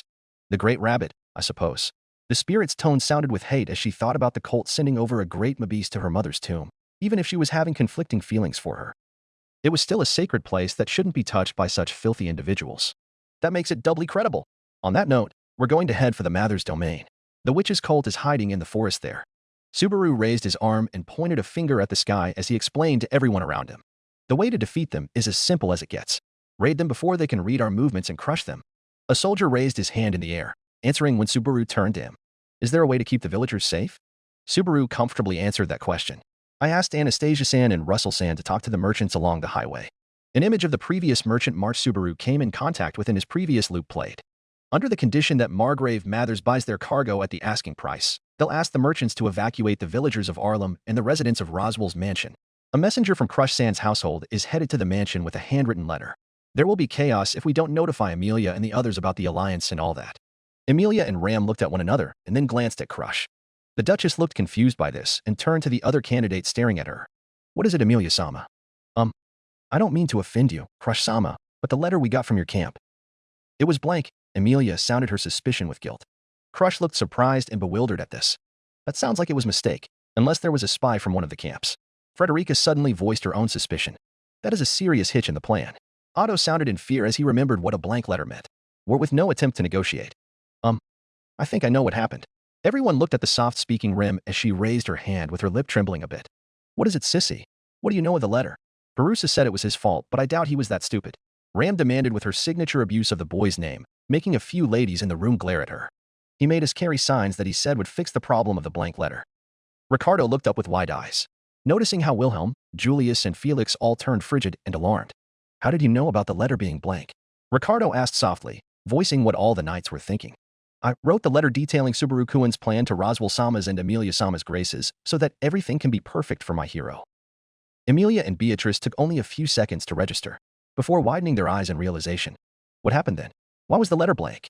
Ram asked heatedly as she felt a bad feeling from this. She was erased by gluttony. Crush immediately uttered with an alarmed expression. Ram winced immediately and looked down with tears in her eyes. Since you wrote the letter and fought gluttony before Subaru could reach the Mathers grounds, your existence being erased must have blanked your writing on the paper, Beatrice concluded with a soft hint of pity in her tone. Rim looked horrified at the inclination that her stupid sacrifice made things even harder for Subaru. But Natsuki-san made it right though. He saved the village just fine, Otto said with a sharp look aimed for the maid. Ram's eyes widened. That's what we've been thinking about. He already knew about the letter being blank. Julius pointed out to those who weren't fighting with Subaru in the battle. Otto had to take a moment before his eyes widened as well. How could Big Bro know about the letter being blank? Felt slowly stopped talking as her face turned chalk white from the realization. The blonde girl slowly turned away from the group and stared at the screen with her face set in a pleading look. Helsake. Please don't do this again. Otto shook his head and looked away from the cast towards the ground. Garfield just gritted his teeth and held his head in his palms while trembling. What a joke. Crush and Emilia looked at one another. Each girl had looks of horror and disbelief. Slowly, softly, gently. Crush and Emilia held each of Subaru's hands. Both ladies trembling with Emilia having tears of despair in her eyes as she remembered how many words of love and encouragement he gave her after taking a blast to the face. She didn't even know that he might have died. They said that the hunt for Sloth was one of the most excellent expeditions against the witch's cult. No casualties. Crush noted in a hardened tone as she held the boy's hand and softly caressed it for relief and warmth. A glare of iron hatred on her face. But the whale hunt, it went perfectly. 9? If he died. Felix was alarmed and completely bewildered. It must have up AAA Ted once again. But to where? Roswell wondered where Subaru's spawn point had changed with a cold smile. He died once again. Reinhard closed his eyes and shook his head in condemnation and grief for his friend's painful battles. Young Subarudano also knew of a special power sloth that we still haven't seen appear on the screen. The hard and stern voice of Wilhelm cut into everyone's thoughts as he glared at the ground and kept his posture rigid, a look of murderous intent clear on his face as he understood that he failed to protect the boy. What special power, I suppose? The authority of the unseen hand is all the sloth should get from the factor. In fact, Beatrice asked sharply, afraid of what Gyu's amazing magical knowledge was used underneath the cult's banner. The soldiers all looked at one another with wide eyes as Wilhelm's words caught them by surprise. I think we should watch for now. It clearly will be solved, Air. Anastasia voiced out her opinion with an aggravated look on her face as every mystery fed into the conclusion everyone wanted to avoid. He dies once again. Priscilla softly stated with a little narrowing of her eyes toward the screen while fanning herself. Rem could only shed tears of grief for her hero dying possibly because of her mistake once again, praying that the boy will not blame her for this. In her heart, she knew that he would never do that, which made the guilt intensify. Sounds like we're all ready. An excited Dogman announced. Yeah, two twins shouted from his lap. We have never enjoyed such an advantage in a battle with the witch's cult. Wilhelm nodded his head with some cheer in his eyes. I never want an advantage like that if this is what we have to pay for it. The old man sternly refuted his screen self's words while shaking his head at the boy's pain, remembering that he had to die and lose so many friends to get to such advantages. It's tactically sound. Heikel surprised his father by interjecting with a scoff. The kid's doing a miracle for you. Just take it. Schultz smiled at the drunkard beside him, knowing how hard he was trying to encourage Subaru's way of doing things over the worried people below them. If I had done better, he would never need to do such a thing. Reinhard grits his teeth, dying to gather information. It's insane, Felt nodded her head alongside her knight's words. It's all he can do. Heikel's voice was dark and firm as he earned a look from Reinhard. The knight looked at his father with surprise. Heikel refused to meet his eyes as he stared at the screen instead. Don't underestimate the useless. They are desperate enough to sacrifice even that for the people they love. Father. Reinhard looked a little struck at the tone Heikel was taking. Wilhelm didn't want to look back in order not to ruin this moment. Heikel scoffed and looked away from the screen, refusing to meet Reinhard's eyes after he had defended Subaru's actions with such a soft look in his eyes. Emilia and Crush frowned as they looked between each other and then at the man behind them, having several confusing thoughts about the person who almost killed Subaru in front of them in the theater and his relationship with the Astria men who knew and loved Subaru. Yeah, with Julius and his crew joining us, we don't have to worry about being outnumbered. Subaru turned to the knight with a smirk, only to find that same knight raising his hand in the air. I'd like to offer one correction. My name is Julie. Please take care to use it. And as the soldiers glared tiredly at Julius, Subaru pointed at the knight with an annoyed glare on his nasty-eyed face. That's just gonna be a hassle in informal settings. Do you really think that's a good name, dude? I'll asked in a normal, uncaring tone as he usually did. Julius didn't grace him with a response as the knight was heavily contemplating how his friend would die like the others in the room. Subaru looked down and closed his eyes. A look of reminiscence showed on his face. The battle with the white whale was so tough, I thought I'd die. A soldier had some blades sitting on the grass beside him. He had a look of grief as he caressed the blades. Some of us did die. Some others vanished, never to return. Everyone stared at Subaru as he bowed his head. Let's win the war without losing anyone here. He raised his head and met all of the fighters around him with a confident grin. Let's all go back home alive. And as the sun shined bright over him, the soldiers howled and cheered in excitement. He's moving so many hearts. I wish I could be like you, Subaru. Emilia whispered with a sad smile on her face. The tears from the realization that the boy might die were still present, but her amazement at his ability to lead the others was truly overwhelming. She wanted to be a leader like Subaru is, someday. She needed to be one so that he wouldn't be hurt again. An adequate job of raising morale. Crush nodded her head in approval at the boy's speech, with a slight smirk showing how much she enjoyed seeing him lead her army to stop the evil murderers. Crush hummed a bit while thinking the idea over. She couldn't ignore the painful tug at her heart at the image of the boy dying on the battlefield. The Duchess just caressed his hand softly while in thought. I thought so too. Julius voiced his agreement but kept his eyes on the screen like a hawk, looking for any difference to indicate this was another loop. I mean, wasn't the morale high enough? They beat the white whale. Felt muttered in confusion. The white whale wasn't as easy as you think. The fear was instilled in everyone's hearts, and the boys' plan was the only thing that forged a way out of that fight. When they learned that we will be fastened, the witch's cult. It was about to get messy. Ricardo explained while shaking his head as he remembered the looks on the soldiers' faces. Garfield narrowed his eyes a little after hearing this and shook his head. He would have helped. But he was too busy dancing like a fool in his cage while his captain was suffering and leading everyone to safety. Subaru Kyun's speech was just perfect for everyone around him to hear. 9. He was the one who made the final plan to fight the whale. So when he said he had a plan for the cult too, everyone just followed him easily. 9. Felix spouted with a small smile before turning and watching the screen to see if anything went different. The catboy gripped his fists hard and tried to pray for whatever entity out there that he could have at least helped the boy in any loop. In any way. Just give Felix a chance to be a friend to the man he respected and owed so much to. Scene change. Subaru was riding Petrash with the rest of the army catching up around him. A young man with purple hair and sharp eyes trotted on his blue-ground dragon beside Subaru. At this sight, the soldiers all winced at the same time with looks of astonishment and despair going all around. What's up with you? Garfield asked as soon as he noticed the many bad looks on Felix, Julius, Ricardo, and Wilhelm. Everyone in the theater looked at them with curious eyes. Julius Cohen. Anastasia asked expectantly of her knight. The knight simply shook his head with a grim look on his face. Just watch, my lady. Just watch. The merchant princess had a look of understanding on her face. Shaking her head, Anastasia looked at the screen to continue watching, understanding the look on her knight's face. For a simple second, her eyes stared at the back of Subaru's unmoving head, filled with pity and emotion. Poor fella. She whispered with her eyes beginning to form a glare of frustration. A boy so useful and detrimental to the country's advancement shouldn't be playing doggy for someone who only brings death and painful memories upon him.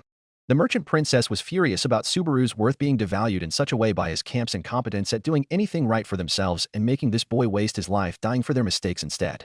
He needs someone to help him, Anastasia muttered in a growl. Someone that understands how useful he truly is. She hummed thoughtfully. Her eyes returned to look up at the screen. Her gaze was thoughtful and cool, her fist shaking in anger, not at all matching what her expression was portraying. You really managed to win? The man asked while looking at the road ahead. Subaru had a look of pity and disgruntlement as he gazed at the man. Huh. The subjugation of the white whale was a long-standing wish that the Imperial Knights were to fulfill. Subaru looked surprised at the knight. Julius turned to him with an earnest look on his face. Julius simply watched with an expectant look on his face, wanting to see what happened between him and his friend in this loop, wanting to see if he had failed and let Subaru suffer death for it. A conversation that he was starting with Subaru. This he had to see. It seems I owe you my thanks. Looking away, Subaru grumbled. You don't have to force it. For putting an end to a calamity that all nations ignored for far too long, I thank you. Julius's eyes were stern and filled with unwavering gratitude. Honesty. Subaru's face turned to one of struggle and shame as he stuttered slowly.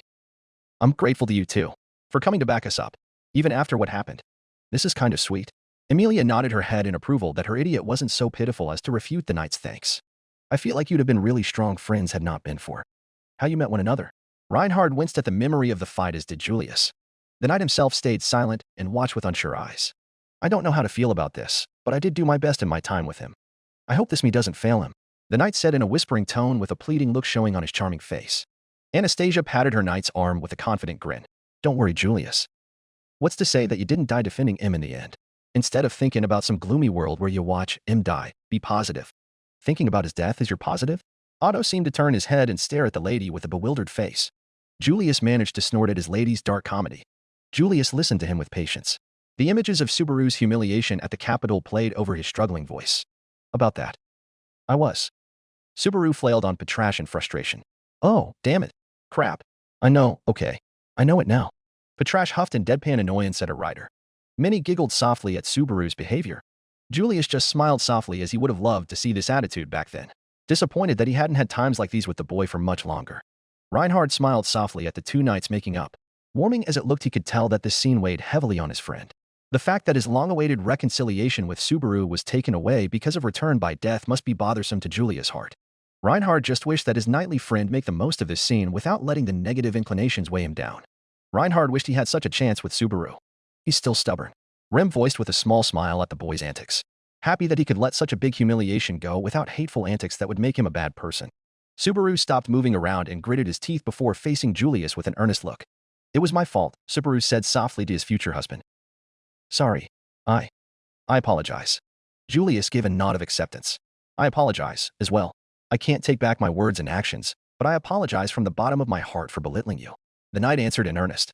I'm sorry, but... Subaru glared at the road with a stubborn look. I hate your guts.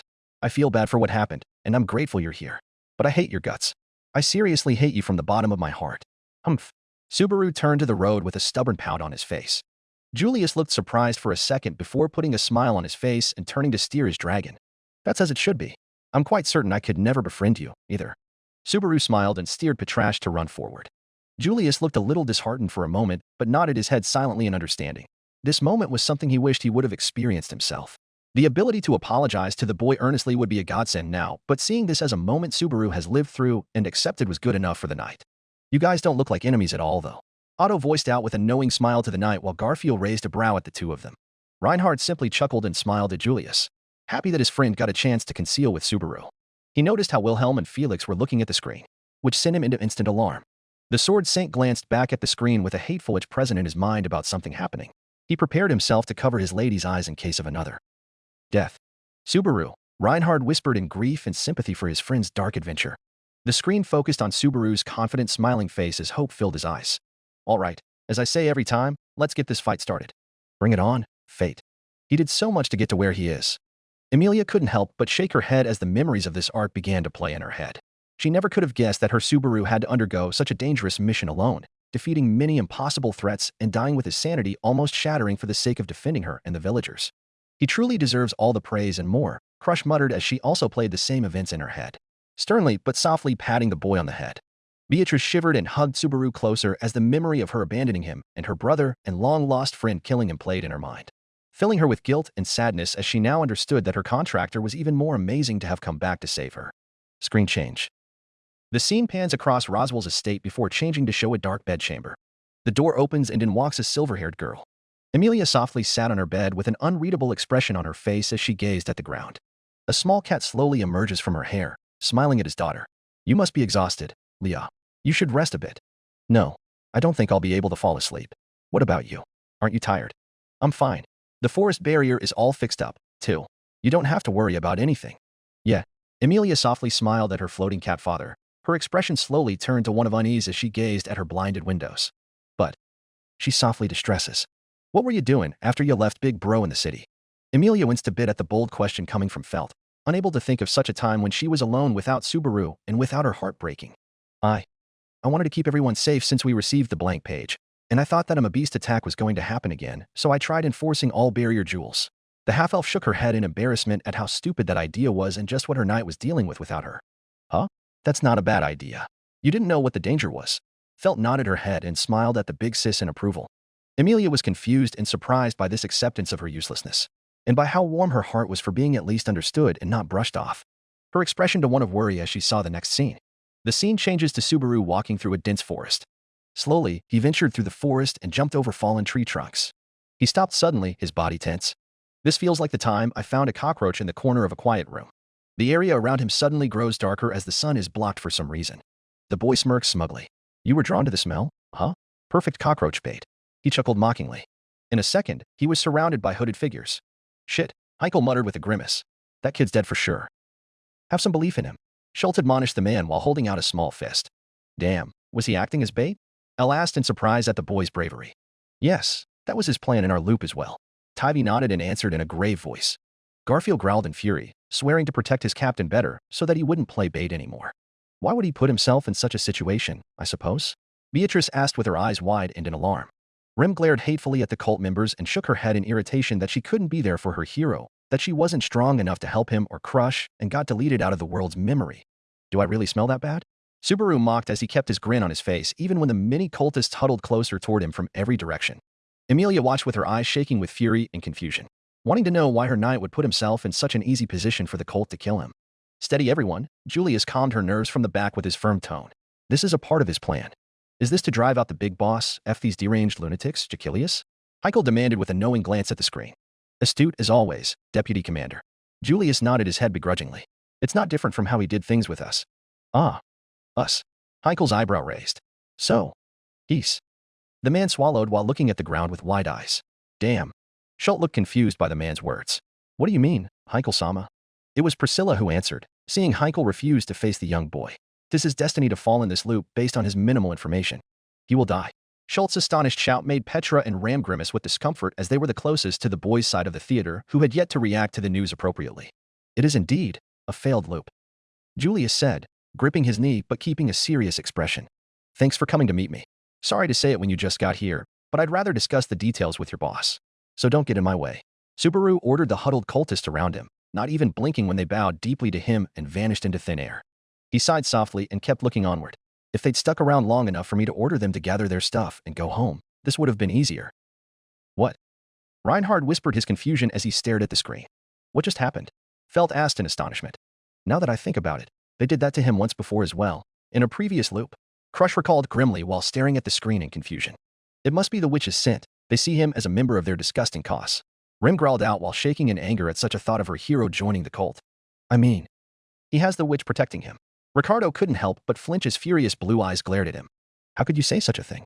Subaru has been taunted by death and danger because of the witch's sick pleasure. Didn't you see how she wouldn't allow him to share his pain with anyone else? She isn't protecting him. Petra shouted in outrage. The dogman knew when to shut his mouth and not fight back. But something the maid said was off.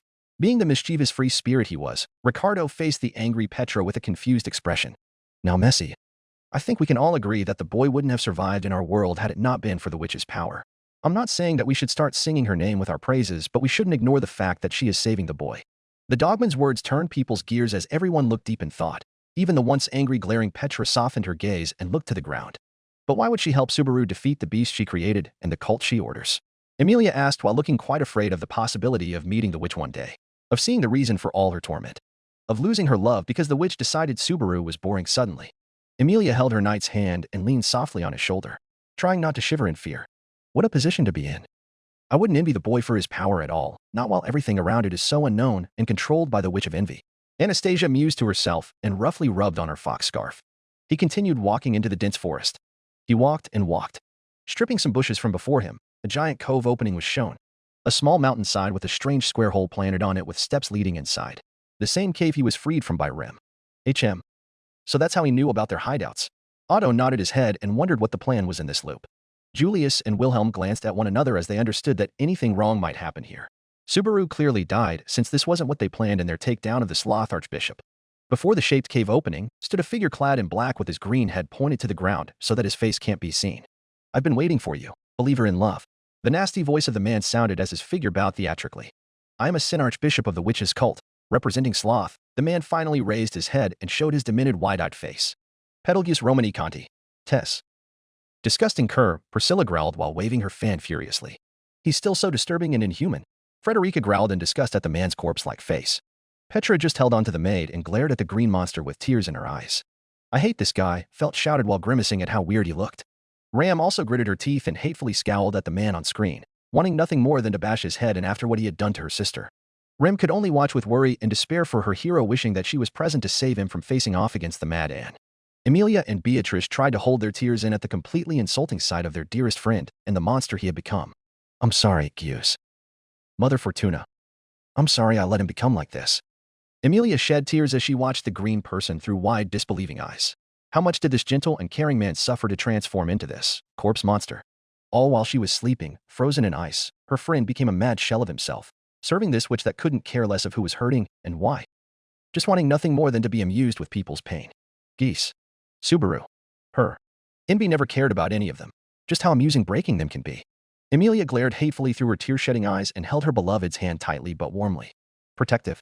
Wanting nothing more than to protect Subaru and avenge Gyu's pain. Even vowing it. I welcome you, beloved child blessed with love. Wonderful. Wonderful. As the madman wiggled around lewdly, Subaru slowly stepped towards him, stopping only when there were a few feet between him and the green-skinned madman. Subaru's calm, determined expression turned into a soft smile as he waved his hand to the cult head before him. Hey. Pedalgus seemed to have frozen in the middle of a pose at the boy's strange calmness. I really appreciate the unexpected welcome, but I'm not sure I really feel this love you keep bringing up. Subaru carried on talking calmly to the frozen green man. "'Tis most surprising the boy's keeping his cool after what that filthy swan has done to him." Priscilla snorted while hiding her impressed expression behind her fan. "Great service, I am pleased. It's part of his plan to lure the head out," Julius said while leaning forward to see what would go wrong, since there must have been a mistake made by someone on their team for Subaru to have returned by death. Learn to disguise your emotions. He took her advice after all. Otto shook his head and admired his brother's tenacity. Who? Garfield asked while keeping his demonic glare set on the green man, waiting to see what his captain will do to defeat this asshole. Remember what the Bowel Hunter said when she met Natsuki-san in the slums. Hide your fear, forget your anger. Otto whispered to his blonde friend sternly. Garfield looked at his captain with his eyes wide. The thought that his captain would actually take that killer's words seriously made him look more shrewd and dangerous in any onlooker's eyes. It was truly scary how cooler his captain was becoming. He might become half as cool as Garf's amazing self. I could never possibly. Subaru's gone through so many amazing things. Emilia looked away from her knight to take the shock of seeing Elsa once again when she remembered Otto's words. It's horrifying, not amazing, in fact. Beatrice snorted, glaring at the archbishop who was wearing the face of her beloved friend. Pedalgu's nerves seemed to have caught up with him as his body mechanically moved from its frozen state while he spoke calmly. It always begins suddenly. Everyone, on a certain day, realizes that they are loved. They feel the love.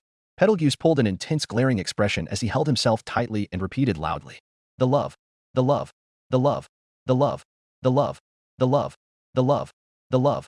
The love. The love. The love. The love. The love. Subaru only smiled uneasily. And what am I supposed to do now? Pedalgus stopped his weird dancing and suddenly smiled eerily.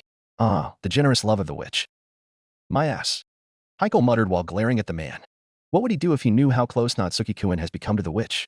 Anastasia asked while rubbing her scarf in frustration as she glared stiffly at the man on screen. It wouldn't be anything good. Rem shook her head at what might happen to her hero. Or, they place him higher in their organization. Ram suggested with a thoughtful look.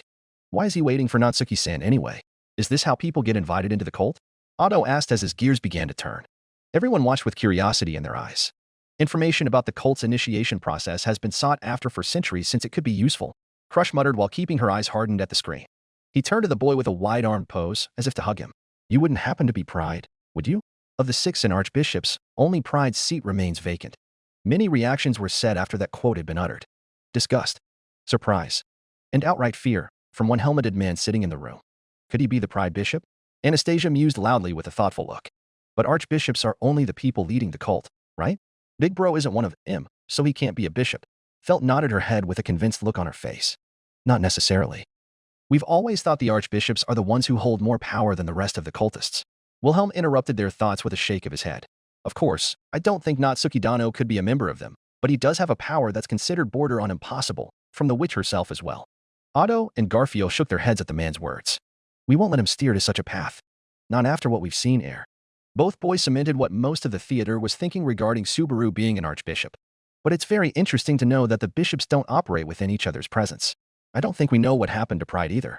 Crush voiced her thoughts while glaring at the screen with interest. If that kid's an archbishop. It wouldn't fucking be any different from what I said.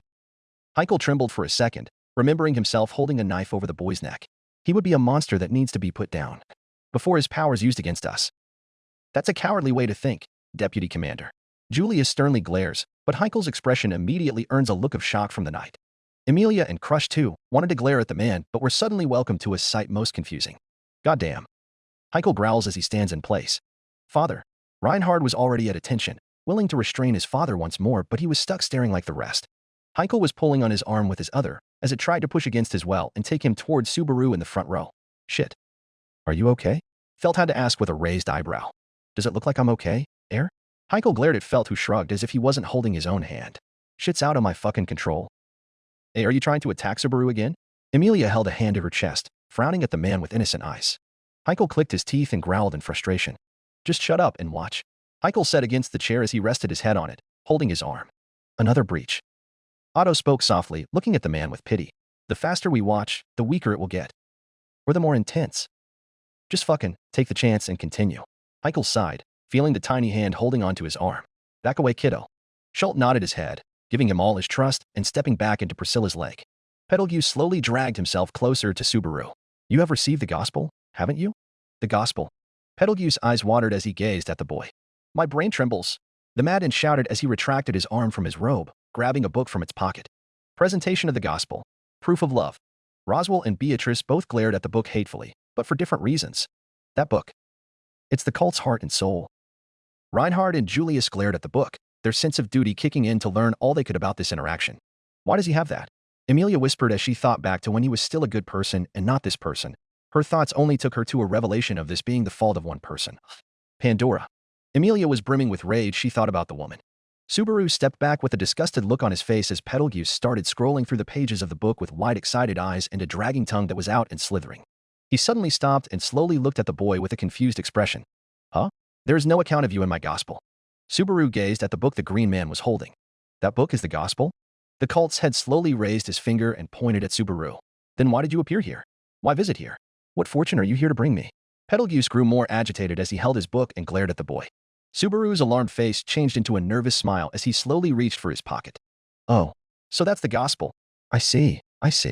He tapped the book Petalgue held in front of him and reached his hand out of his jacket pocket with a smile. I understand. You should have just said so. Subaru slowly tapped his pants and began looking in his back pockets. Petalgue watched the boy with a bewildered expression. What's he doing? Priscilla asked in boredom, not even acknowledging the fight Heikel was putting against his hand. Glaring as everyone shushed her to keep quiet since they were on the edge of their seat. Ah, darn it. I'm sorry. As Subaru apologized with a sheepish smile, Petalgue's eyes narrowed suspiciously. What? He growled out. My gospel is, well, you know. Subaru smiled with a hand on his forehead as he proclaimed. I used it as a coaster, and I got messy, so I threw it out. Holy shit, he's a fucking bellend. Heikel had to stare at the screen with pure rage visible on his bastardly face.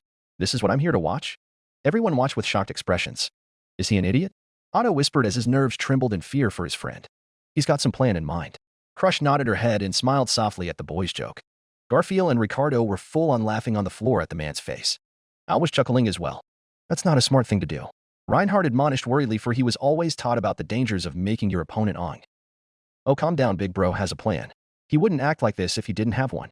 Felt softly punched Reinhardt's shoulder while smiling confidently, waiting to see her bro wreck the man shit. Emilia and Beatrice both had their eyes wide in alarm at the absurdity of Subaru's interaction before turning to worry immediately after seeing Betelgeuse's face.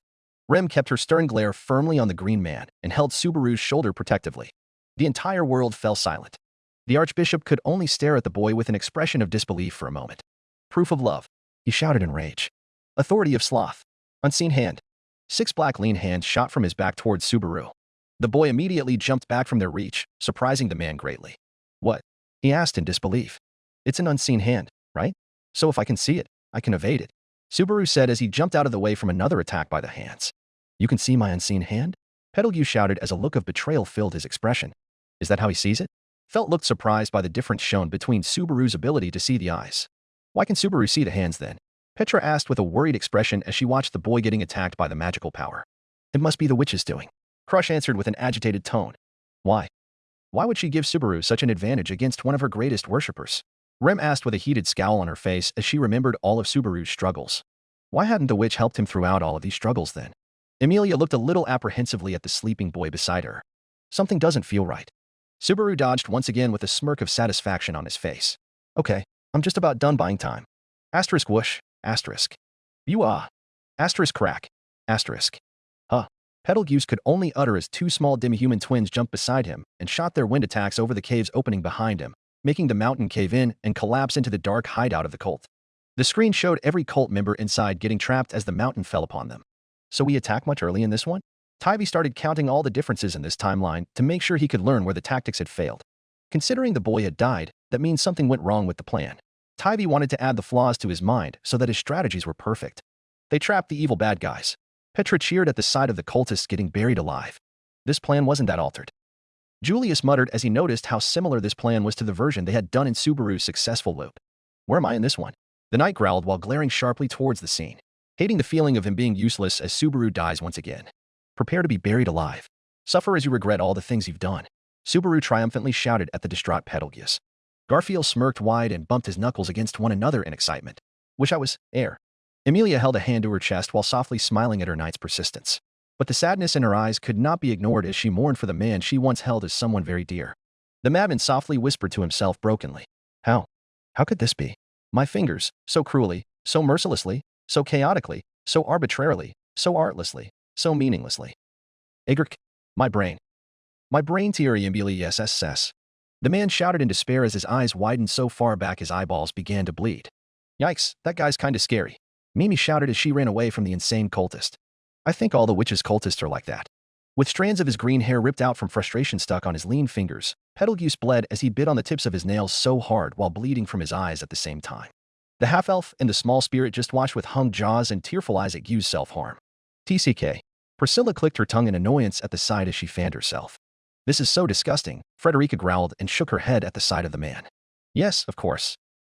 His horrible face turned to the boy snappishly. Fine, fine, he growled. I understand. Let's do this. I'm ready to do this. The time has come to learn which of us is worthy of her love. Her love. Yes, her love. Sorry to interrupt your fun, but... Oh, I've got someone else lined up to take you on, Subaru declared as a floating figure suddenly dropped from atop the mountain over Beetlejuice's head. Julius leaned forward with a surprised look on his face. If he was the one Subaru had dropped on Sloth, then he must have failed in defeating the bishop. Eyes sharp, Julius watched with dread filling him. An old man with an intense glare suddenly dropped behind the archbishop with his sword at the ready. Swoosh. With one slice of Wilhelm's sword, the man was cut in half. Betelgeuse Romanicanti was dead. Wait. Otto looked taken aback for a moment. But that's... Felt uttered with a shocked face. That wasn't even a fight. Priscilla shouted in annoyance as she wanted to see that green freak suffer. Emilia and Beatrice breathed a sigh of relief and both leaned closer to hug Subaru a bit. Both girls suffer from intense emotion from seeing their friend killed so suddenly, yet feel relieved that he was put down to rest in peace at last. Something didn't feel right though. But how? Nyan. Felix looked bewildered as he tried to comprehend why this was a failed loop. The cat boy grew more worried the more he thought about it. Things seem perfect now. Too perfect, Frederica muttered with worry, making a certain pink-haired Oni snort. Of course they are. Ram tried not to show any emotion as she gazed heatedly at the screen. Her eyes were watchful of anything that might appease her very instinctive suspicions that something was going to go wrong. The whale in the sky? You outdid yourself, old man. Heinkel growled and removed his arm from the other one. Has it stopped? Otto asked with a worried glance towards the man's hand. Yeah, it's better. Heinkel looked at his palm with confusion. This place can't keep the kids safe forever. Thank you for holding out. Amelia surprised everyone by nodding towards the man who almost succeeded in hurting her night of viewing ago. You did a job well done, Wilhelm Donno. Crush voiced out her compliments towards the old man serving her cause. The old knight simply bowed his head but never removed the look of apprehensiveness from his face. Subaru Donno's death. It should have happened here. It's the possession. Julius voiced out loud with a glare as sharp as his eyes, gripping where his sword should have been as a way for comfort from this frustration. This cult's ways are so nasty. No one dared to question what the angry knight was talking about. They just watched the scene, knowing that whatever it was, it will be shown eventually. Scene change. It's over, right? Subaru asked the cat boy as he examined the torn green body. He's very much dead. The most powerful healer in the capital guarantees it. Felix assured cheerfully. If only to have the satisfaction of doing this many more times to everyone in that damn cult. To gluttony. Felix growls under his breath, holding onto his skirt. I see. Subaru sighed in relief and turned to the old man that was cleaning his sword. Wilhelm-san, I'm sorry to ask such an unreasonable favor. The old man turned to the boy in confusion. Was it unreasonable? Subaru bowed his head and explained. Isn't cutting someone down from behind without warning the worst thing a knight can do? Wilhelm just continued cleaning his blade. Chivalry is long dead. He stared at his blade with a reflection of his face on it. You need not concern yourself with that. Subaru could only smiled uneasily at the man before turning to the humming Felix. Fuck off. Heinkel glared at the old man with such annoyance it was practically poisonous for everyone near him. Wilhelm couldn't help but give a soft smile towards the boy's noble attitude.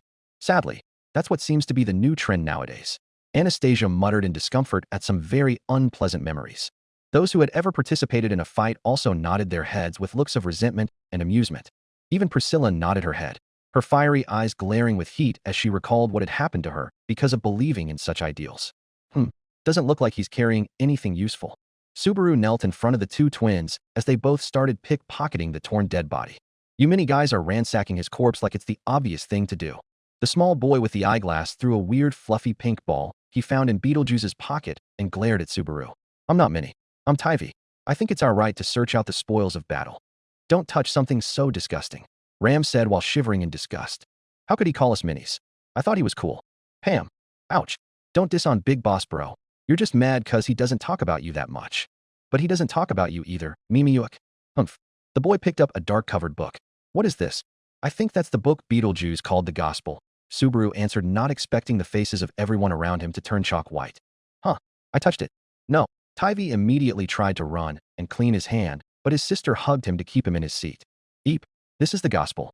Tivy threw it away from him and into Felix's lap, making the catboy stand up and throw it away from him into the dirt. Oh no, I touched it. Subaru slowly picked up the book and scrolled through it. I can't read it. Turning to the catboy beside him, Subaru opened the book towards the healer. Felix, can you read this? Don't point it at me, Nyan. Felix shouted in terror as many in the audience looked at the scene in horror. He's touching the Gospel as if it's nothing. Reinhard uttered in worry as the idea of his friend getting corrupted by the evil wills of the book immediately set in. Beatrice just shook her head and looked apprehensive of this. She was disgusted by the mere fact that she had held the monster's book so lovingly, but she was also uncaring towards the book since it was just a fake replica. A clown-dressed man also looked at the scene with indifference, as if he was bored with the mere thought of the book itself. A mere copy of the original. Useless. The knight could only flinch in terror and hid behind his hands. Wayo no way. Don't point that thing at me. And don't do something as stupid as trying to read the Gospel. Is that dangerous? The Gospel is the proof that one belongs to the witch's cult. It's their sacred text. Subaru found no one to explain to him but the toughest of the four around him, Wilhelm. Sacred text. The rumors say that one is delivered to anyone with the potential to join the cult. And once a person gets it, imagine that. They're now a devout member of the witch's cult. Felix weighed in his explanation. How shady can you get? Well, I guess I'll take this with me. If I can decipher it, maybe I can figure out what the witch's cult really is. Subaru's speculation was cut off as Mimi came out of the discarded cloak of the once great sloth. Hey, we've killed the enemy here, so shouldn't we go make sure the other enemies are dead too? That's kind of disturbing to hear from a child, Otto muttered with a shake of his head. Garfield just gave him an annoyed glance, liking the personality of the little girl. You know, as adorable as you look, you say some pretty disturbing things. Otto snorted at the coincidence, while Garfield huffed at his own thinking not being on the same wavelength as his other two friends. At least his captain agreed about the girl being adorable. I'm adorable? You're making me blush. Mimi was humming to herself without a care in the world for what was happening on screen. So the subordinates that Betelgeuse called fingers, number 10 in total? Wilhelm asked as he strutted behind Subaru. I think one of them is pinned under there. Tivy pointed to the rubble that was once a cave entrance. 10 minus 1 is 9, Mimi announced excitedly. The old man and the greatest knight both narrowed their eyes thoughtfully for a moment, before glancing at one another. The possession. Spirit power. Sloth is a spirit. Julius muttered softly before glaring at the screen with a look telling of his anxiousness. Emilia frowned deeply as she remembered that fateful day in her forest. She was helped by one of these fingers. She was saved by them. And now, to have Hughes and his fingers from the cult all getting hunted for the madness instilled into him. The pain in her heart as she mourned all of the good people of the old cult who fought to save her was only comforted by the slight rhythmic beating of the sleeping boy's heart. The one she was leaning on while watching the death of this mentally unstable organization. Or a faction of it at least. You guys used to do so much good for us in the forest. Emilia whispered to herself, remembering the supplies the cult would spread to the marginalized communities like her elven kind. Just, how can so much go this wrong? Her lips trembled. Then, shall we go? Wilhelm started walking away with a very still suspicious Subaru still glaring at the dead body of the archbishop. Subaru slowly walked away, only to return with his arms up and his eyes fiercely on the torn corpse. But they really are dead, right? They're not going to come back the second we look away, right? Subaru glared stubbornly at the body to see if any inch of it was moving. That is an excellent assessment. Priscilla nodded her head in approval of the commoner. She loved to make sure her enemies were truly put down once and for all. It was a truly wonderful instinct to have in a fight. He's been chopped in half. I don't think he could come back to life. I think. Otto grimaced at the sight of the dead man, starting to feel just as agitated and paranoid as Subaru on the screen. The more he thought about it, Otto began to believe that Subaru had the right idea. It's best to make sure about this. Garfield nodded his head in agreement with his captain, and in agreement with his desire to see the green man getting more put down as well. Reinhard stared at Julius with a nervous gaze. His friend had been staring at the screen with such heated concentration, as if the knight found something completely wrong and was waiting for something to happen. He wished he could ask what it was that Julius was looking for with such indignity. But he was sitting far away from him, and he had to stay close to his lady's side if he wanted to shield her eyes from another horrible ending to Subaru's life.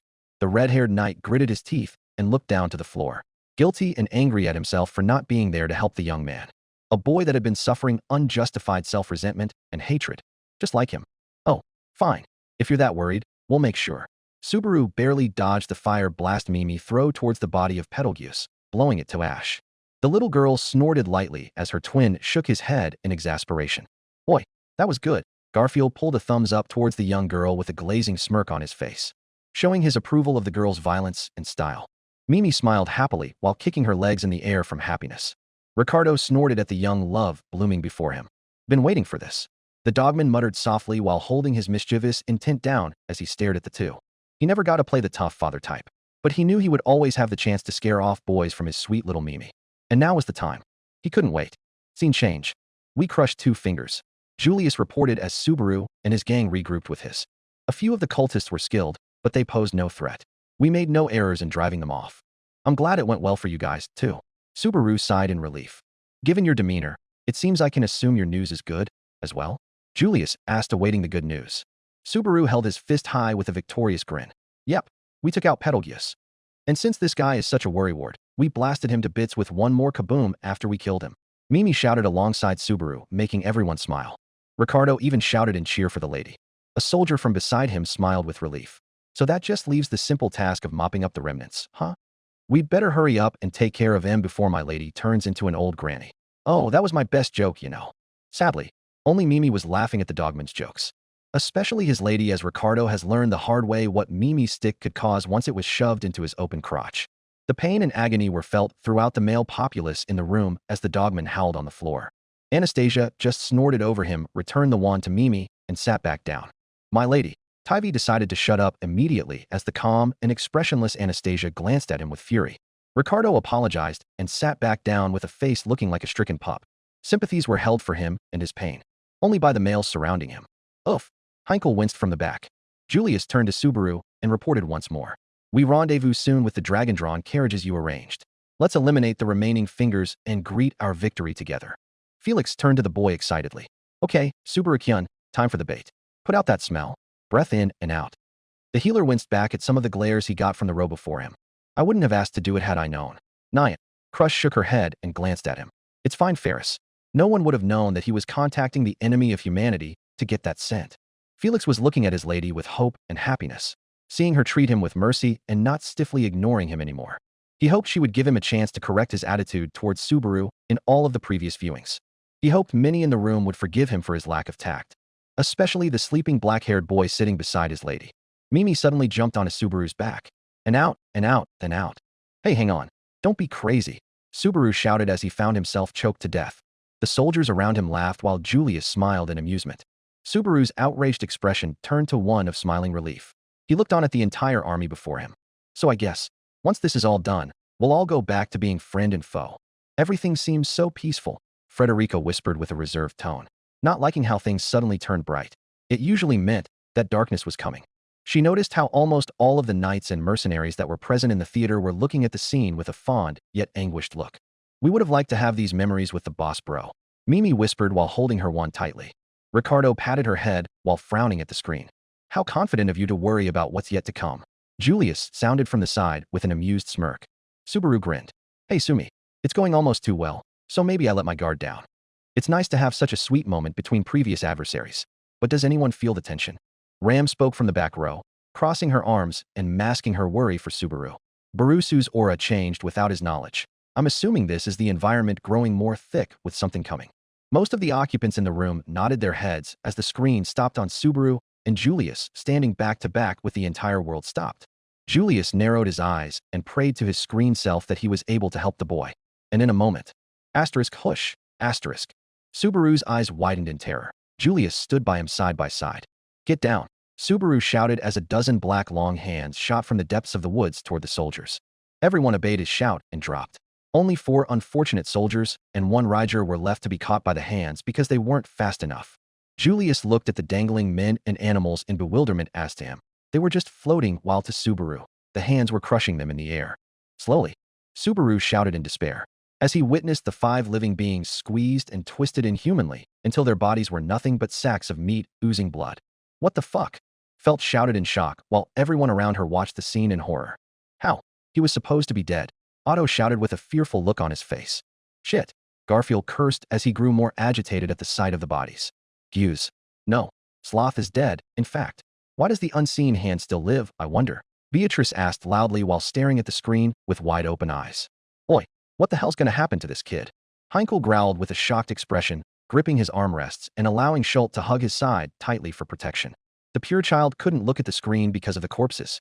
What is this? What's going on? Ricardo shouted as he held the twins close. Subaru glared heatedly and looked around in panic as the soldiers ran into the woods. The unseen hand, Petalgius, should be dead. So whose? Before he could finish his thoughts, a hand black as the knight caught his ankle and swept his entire form into the woods. No, Petra shouted on top of her lungs, wishing she could hold on to him and stop him from being dragged away. Emilia, Beatrice, and Crush seemed to jump in their seats with varying expressions of panic and horror. The soldiers and knights looked back in alarm to find the boy being dragged across the ground into the darkened woods. Subarudano, Wilhelm, and Julius ran after him only to be intercepted by a group of hooded cultists appearing from the ground. Subaru Kuin. Rem screamed in horror while holding her hands together in a praying motion for the boy's safety. I should have never let him go alone. The maid uttered her guilt as the scene played out her hero being kidnapped by the Black Hands. This is bad. The helmeted knight beside Priscilla muttered with a shake of his head. Damn it, Subaru shouted as he was dragged across the dirt by the ankle. The arm forced him into a secluded area, planting him against a tree. He grunted and began kicking the arm to free his ankle. Ah, a voice of a female sounded across the empty clearing of the woods. My brain trembles. What?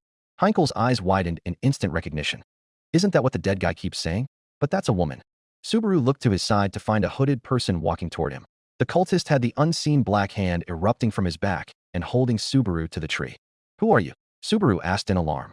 The person took her hood off to reveal a manic, grinning female. Who the hell are you? Are you Petalgius? Finger yes. The female grinned wider as she forced 2 more unseen hands to wrap around Subaru's body and the tree, crushing him. Let me go, he stuttered while trying to free himself. What? Petra shouted her confusion as her panic finally reached its limit as she saw the cultist reaching the boy.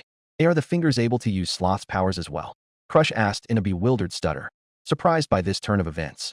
It's something much more disgusting. The purple-haired knight couldn't keep the hatred in his tone from showing as he glared at the screen with one thought in his head.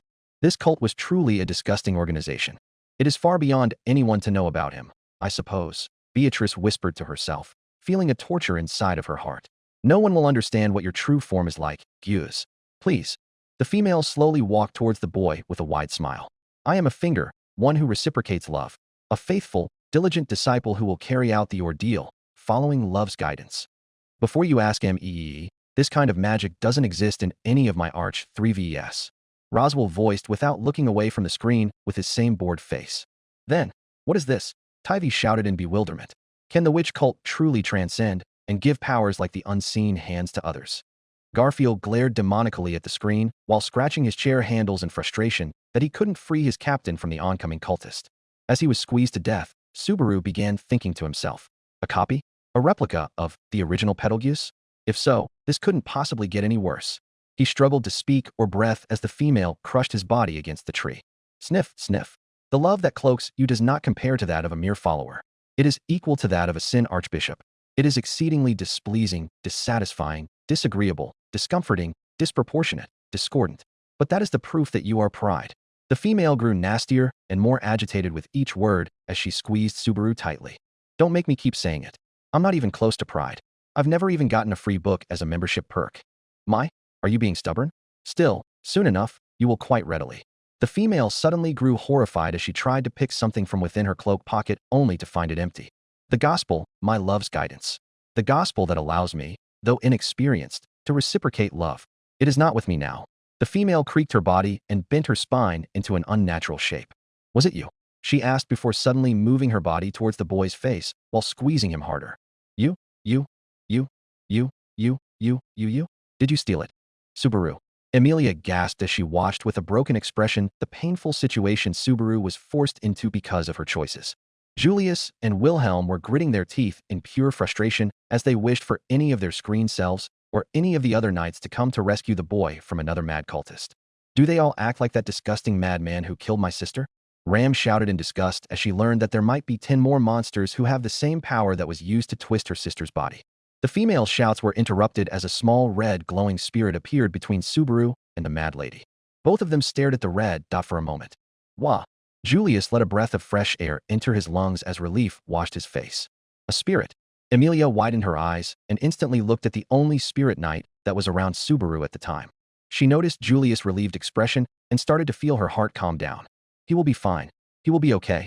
The half-elf softly sank back to lean her head into the crook of Subaru's neck. Anastasia slapped a hand on Julius' arm, giving him a proud grin. Always rely on the Knight of Knights for the greatest customer satisfaction. I hope I can be of help, Anastasia-sama. Julius looked at the screen reluctantly. Relax, I trust your work. You won't let him get hurt. Anastasia smirked at him with such confidence that it filled his heart with warmth. I'm honored for your belief in me, my lady.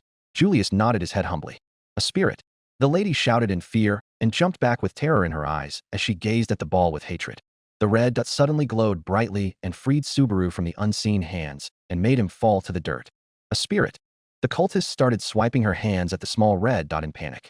Damn it. She's scared of a spirit? Petra wasn't the only one who caught the scared expression on the cultist's face. Seems like my theory is proving more correct. Julius clicked his teeth, earning attention from many in the room. The Sloth Archbishop is a spirit himself. The only damage that can truly be done to him is attacks from spiritual arts users like me and Emilia-sama. And Betty's contractor, in fact. Beatrice held her head low, unable to look at anyone since she knew the truth about Betelgeuse from her prior knowledge of the man he once was. But Betty isn't with him right now, in fact. That's another thing too. Reinhard tried to calm everyone down. It's best not to be too hopeful, because we still don't know what might happen in this failed loop. You had to remind us of that. Felt swiped a hand on her face from frustration and worry. The madwoman swiped her unseen hands all across the forest, breaking many trees and bushes. Thank the power of the OD for your spirits, Julius-san. Otto praised the knight with a relieved face. The knight only nodded his head and kept watching with a bewildered look. How did he die then? It's hard to believe I would let him die. And the monster looks really scared of her. Nyan. The healer growled out his question at the events playing, confused as to what was truly happening in this loop. These witch cult guys are fucking insane. Heinkel's teeth were gritted as his arm trembled subconsciously. How are we supposed to fight such cheating filth with these twists? We power through. Garfield nodded his head, answering without any hesitation, which only managed to anger the man in the back. What bullshit is that? So we can all die like the kid's gonna kick it at the end of all of this. Heinkel glared at those who were glaring at him from the knights and maids. I'd say some respect for Subaru's sacrifice must be brought to attention, Deputy Commander. Julius seethed from his seat, already frustrated enough without the disrespectful drunk's commentary. You're not hearing what I'm saying. Heinkel shook his head and bit his lip out of frustration. Enlighten the crowd, asshat. Felt growled while glaring at him with annoyance. Heinkel didn't meet anyone's eyes. He merely looked at Amelia's expression for a second before looking down. If you don't find a way to fight them on common grounds, then we're going to stay oblivious to this kid's suffering every time he has to die because of another cheat. Heinkel growled back to Felt's demand with nothing else to give but another cowardly retreat back into his seat. You're worried that Subaru will keep dying? Amelia looked at Heinkel with equal surprise to everyone else. No, I'm worried that all of us will die. The kid's got a power that keeps him alive. He is the one who's fine. Heinkel snorted, crossing his arms in denial. Felt and Julius looked at one another with surprised faces, not expecting such words from the drunkard. Reinhard and Wilhelm locked eyes as well, but had hopeful expressions on their faces after hearing their relatives' tone and words. Suddenly, Mimi and Tivy showed up and shot their magic against the tree Subaru was stuck on, forcing the wooden blanks to drop into a nearby pool of water and making droplets of water splash all around the madwoman. Is that all you can do? The lady mocked while smirking at the twins, not noticing how the water was making her unseen hands visible to the twins. It can be seen even without Subaru-sama's connection. Crush noted with an excited expression for finally finding a weakness in this monster's ability that didn't require her to place the boy in danger. If so, be dismayed, disappointed, dejected. Are you too slothful? The lady shouted in glee as she shot her hands towards the two small children. Before the authority could reach the twins, Wilhelm's sword swiped through and cut all of the hands into pieces. The old man moved in a split second, running across the water puddle and cutting the lady in half instantly. Sword demon. Whoa. Otto breathed in awe at the man's ability. Al whistled in amazement while the children cheered for the old man. Go Wilhelm-sama. Go. Petra cheered away her worry and fear as she saw the evil monster being slain by the old knight. The old butler simply bowed his head humbly, not accepting any praise but not denying them their right to celebrate Subaru's safety either. As she bled, the woman had a distraught look on her face. My life is spilling out. My blood is running dry. My diligent pulse, my life support, is stopped. Disappeared. My brain trembled dash. And the lady fell dead. Good riddance. Priscilla snorted at the mad cultist's death without remorse. Many found themselves to be agreeing with the lady as heads nodded. Felix quickly came to inspect the body. So the first sloth we defeated was a double, and this was the real one? No, Julius answered from the side. This may not even be a matter of which is the real one. You mean that there may be more than one Sin Archbishop of Sloth? Wilhelm asked. Either that, or all 100 followers, including the fingers, are the Sin Archbishop of Sloth. Julius answered with clear disillusionment in his eyes. That's one scary possibility, Reinhard said with coded anger in his tone, wanting nothing more than to stop this cult from hurting any other innocents. An entire group of heavily influenced people with the authority of a witch. What have you done, Gyuz? Beatrice whispered in heartbreak, trying to figure out the reason for Gyuz's sudden change. How did he acquire the sloth factor? The small spirit was thinking in disbelief and shock, while Amelia stared at the screen in horror. She never witnessed a situation more unlucky than where Subaru was right now. Her worry increased when she learned that the entire faction could possibly have the same madness that had been instilled into her previously kind mentor as well. The half-elf princess was practically disturbed by how similar this cultist's mannerisms were to the insane Petalgius that ruled this faction of the cult. What happened to them? Amelia asked dryly, her expression one of anger and pain as she thought of more people like her Gyuz who had been nothing short of kind and good-hearted getting forced to turn into broken shells of themselves. It angered her greatly. How? Why would that monster do this? The half-elf growled while shaking her head. The pain of what had become of her old friend and his faction combined with her worry for the sweet, brave boy trying to stop them. I'm so sorry, Subaru, Amelia whispered while glaring at the screen in agitation and discomfort. As the others mulled this over in their heads, a black-haired young man weakly spoke in a tone filled with guilt and grief. I dragged you all into this, Subaru spoke through gritted teeth. What an idiot, I suppose. Beatrice shook her head with a sad look on her face. Rem simply looked down in shame for not having been able to stay by his side and prevent him from sinking into such regretful thoughts about himself. Amelia and Crush simply shook their heads with closed eyes. Their disappointment at the boys' thinking was clear in their expressions as they both held on to his hands fondly. Scene change. The group tasked with saving Subaru came back from the woods to a gruesome scene of an entire clearing filled with blood from the grass to the tree trunks, as well as the dirt. 10 bodies were covered with blankets, indicating the casualty count this finger had caused. Sloth. What disgusting power. Anything that has come from the witch will always be dishonorable and disgusting no matter. Julius muttered as he bowed his head in respect to those who died on screen. Just because they were from another timeline didn't mean that he wasn't grateful for their help and extremely angry for their unfair ending at the invisible hands of another sloth. Or possibly, the same one.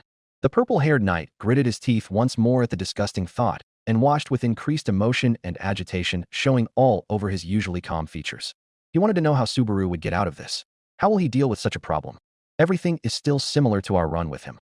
So what had he done that was different? More so, how did we fail to protect Subaru in this one? These were the same thoughts that Julius lamented over. They were voiced by a worried-looking healer who had been sitting on the edge of his seat with his worry increasing as he thought that Subaru was going to be killed by the demon then and there. Subaru could only look at the scene and close his eyes, trembling in place. If I could have realized it sooner. I knew what kind of power it was, so I. Subaru trembled in despair and held his shaking fists tightly. Subaru Dano.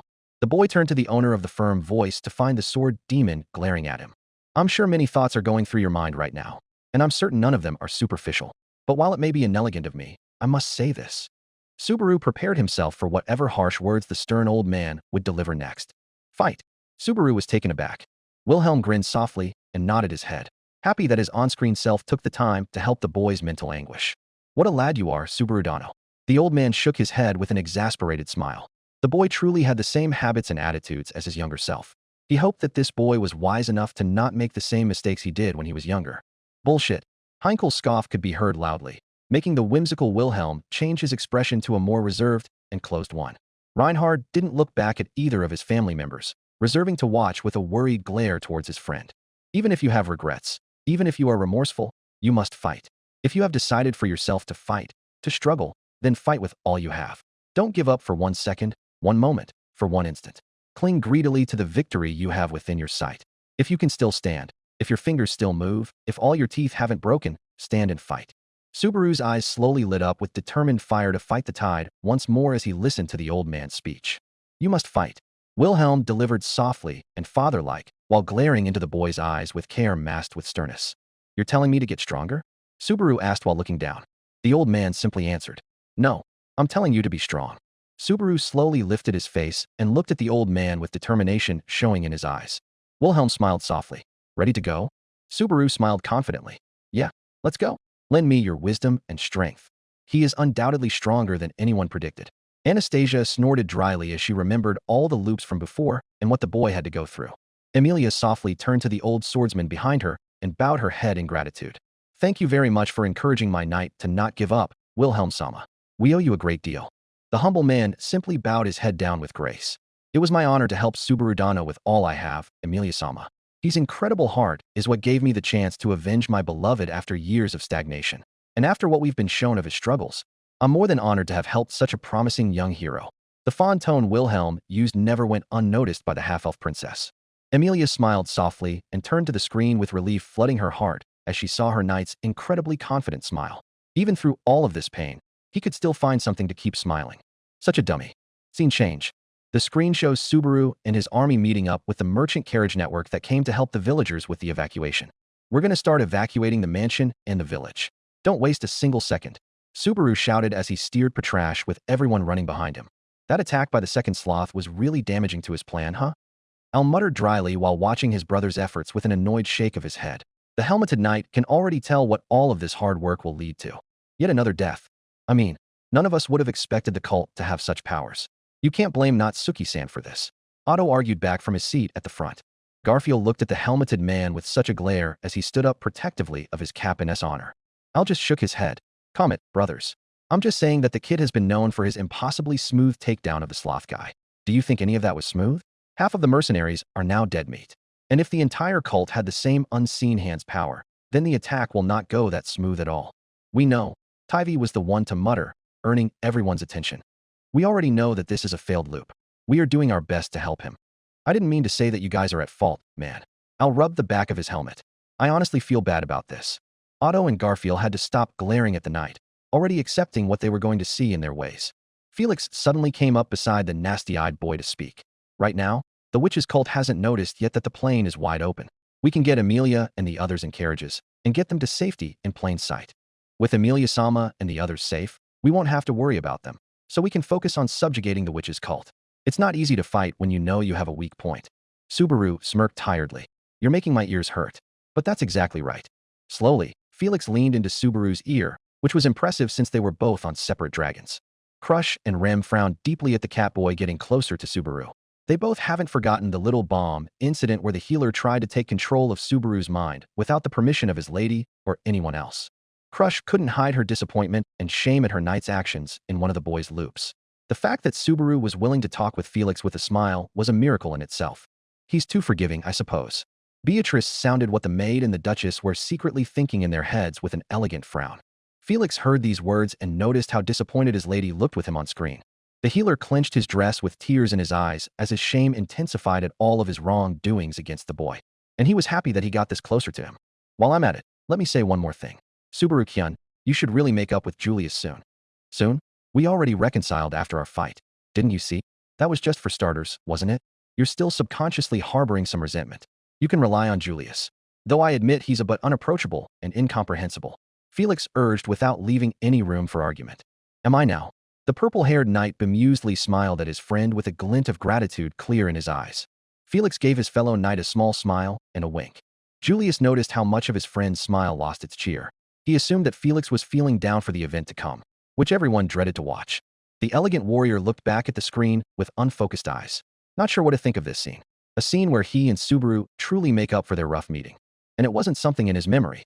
He truly didn't know if he should feel angry or happy that he would see this. Maybe he and Subaru could remember this moment and laugh about it. Hopefully.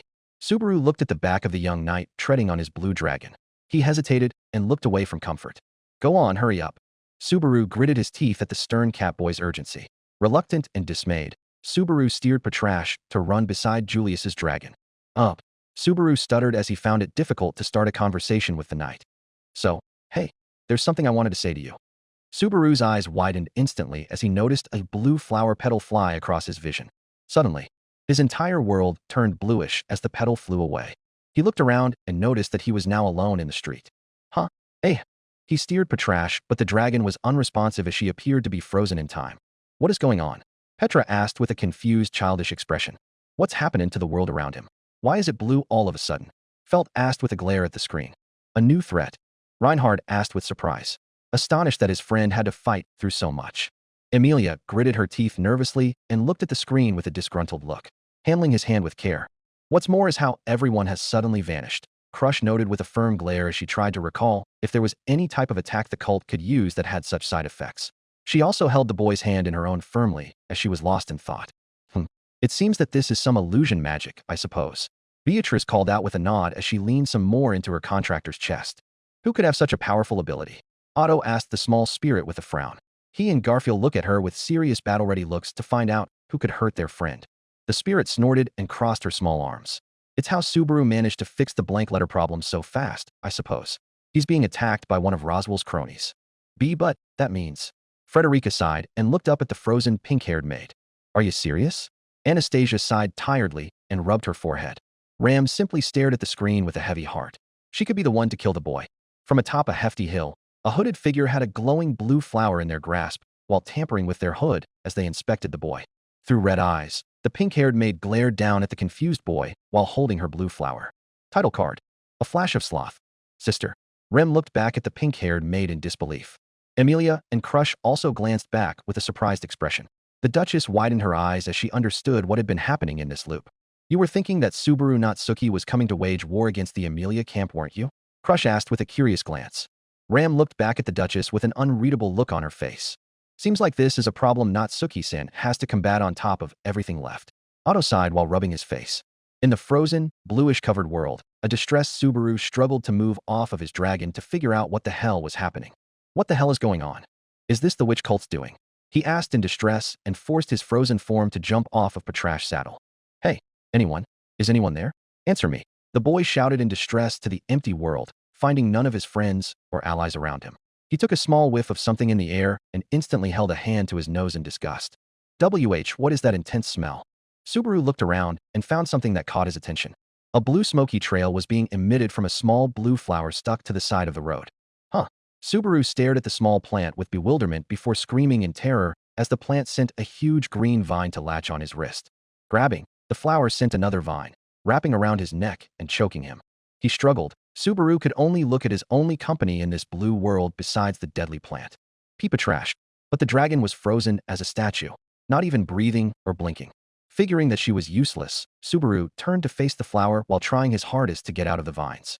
No, a flower like this couldn't actually exist. And Patrash wouldn't just let me die? Which means this is an illusion. It's all make-believe. Subaru shouted while gripping the vines with his hands as they wrapped around his body and squeezed him. If this is truly illusion magic, then he should be just fine after the vision ends.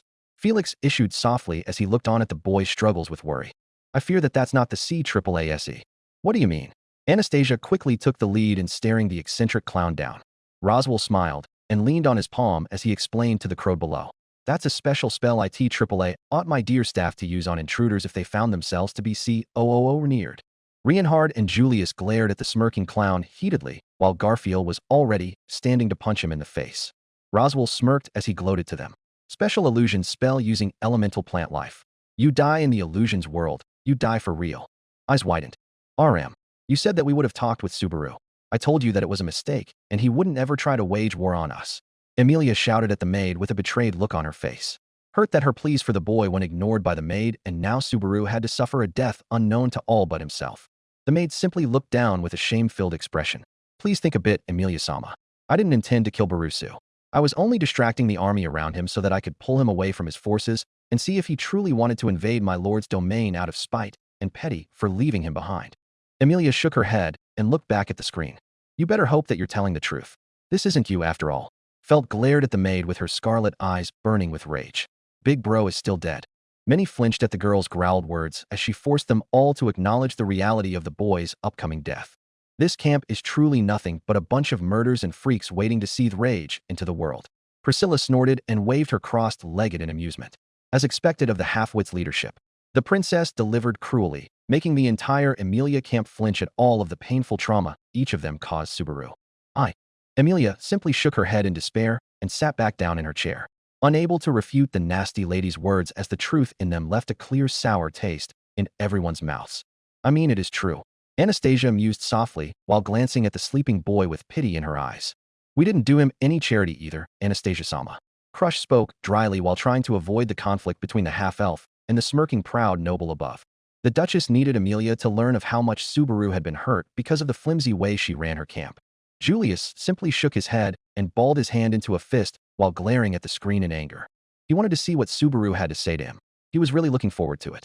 But now there was a good chance he's been killed off by Roswell's magically capable maid for the blank letter misunderstanding. Damn, Ricardo cursed while ruffling the worried twins' heads as they watched in worry and frustration. Suddenly, the small red spirit showed up and hovered over the hostile flower. Once it descended over the plant, an inferno of bright flames covered it, turning the small flower into ash. Aye for the win. Mimi shouted and jumped on Ricardo's lap with her arms out while Schult and Petra cheered happily. Oomph. I shall give that wimp of a spirit the chance to help Betty's contractor since Betty wasn't with him, I suppose. Beatrice snorted in disgruntled upset as she had to watch another lesser kid save her Subaru when she couldn't even care to try. Julius felt a little honored that this great spirit acknowledged his eye, but also quite offended for having her insult one of his little PUDs. A lesser spirit? Did you come to help me? The boy asked the diving red dot in confusion. The spirit entered his jacket pocket and forced a spell on him. Before he could blink, the bluish world dissipated into normal colors. Subaru. The concerned voice of Julius sounded as the blurry colors merged to reveal the true normal state of the world around Subaru without a blue filter. It was you. Instantly recognizing his surroundings, Subaru asked with a hint of annoyance if the night had saved him. That spiteful tone means it's definitely you. Julius only smirked at the downed boy. I can't imagine my subconscious creating such a realistic imitation of you.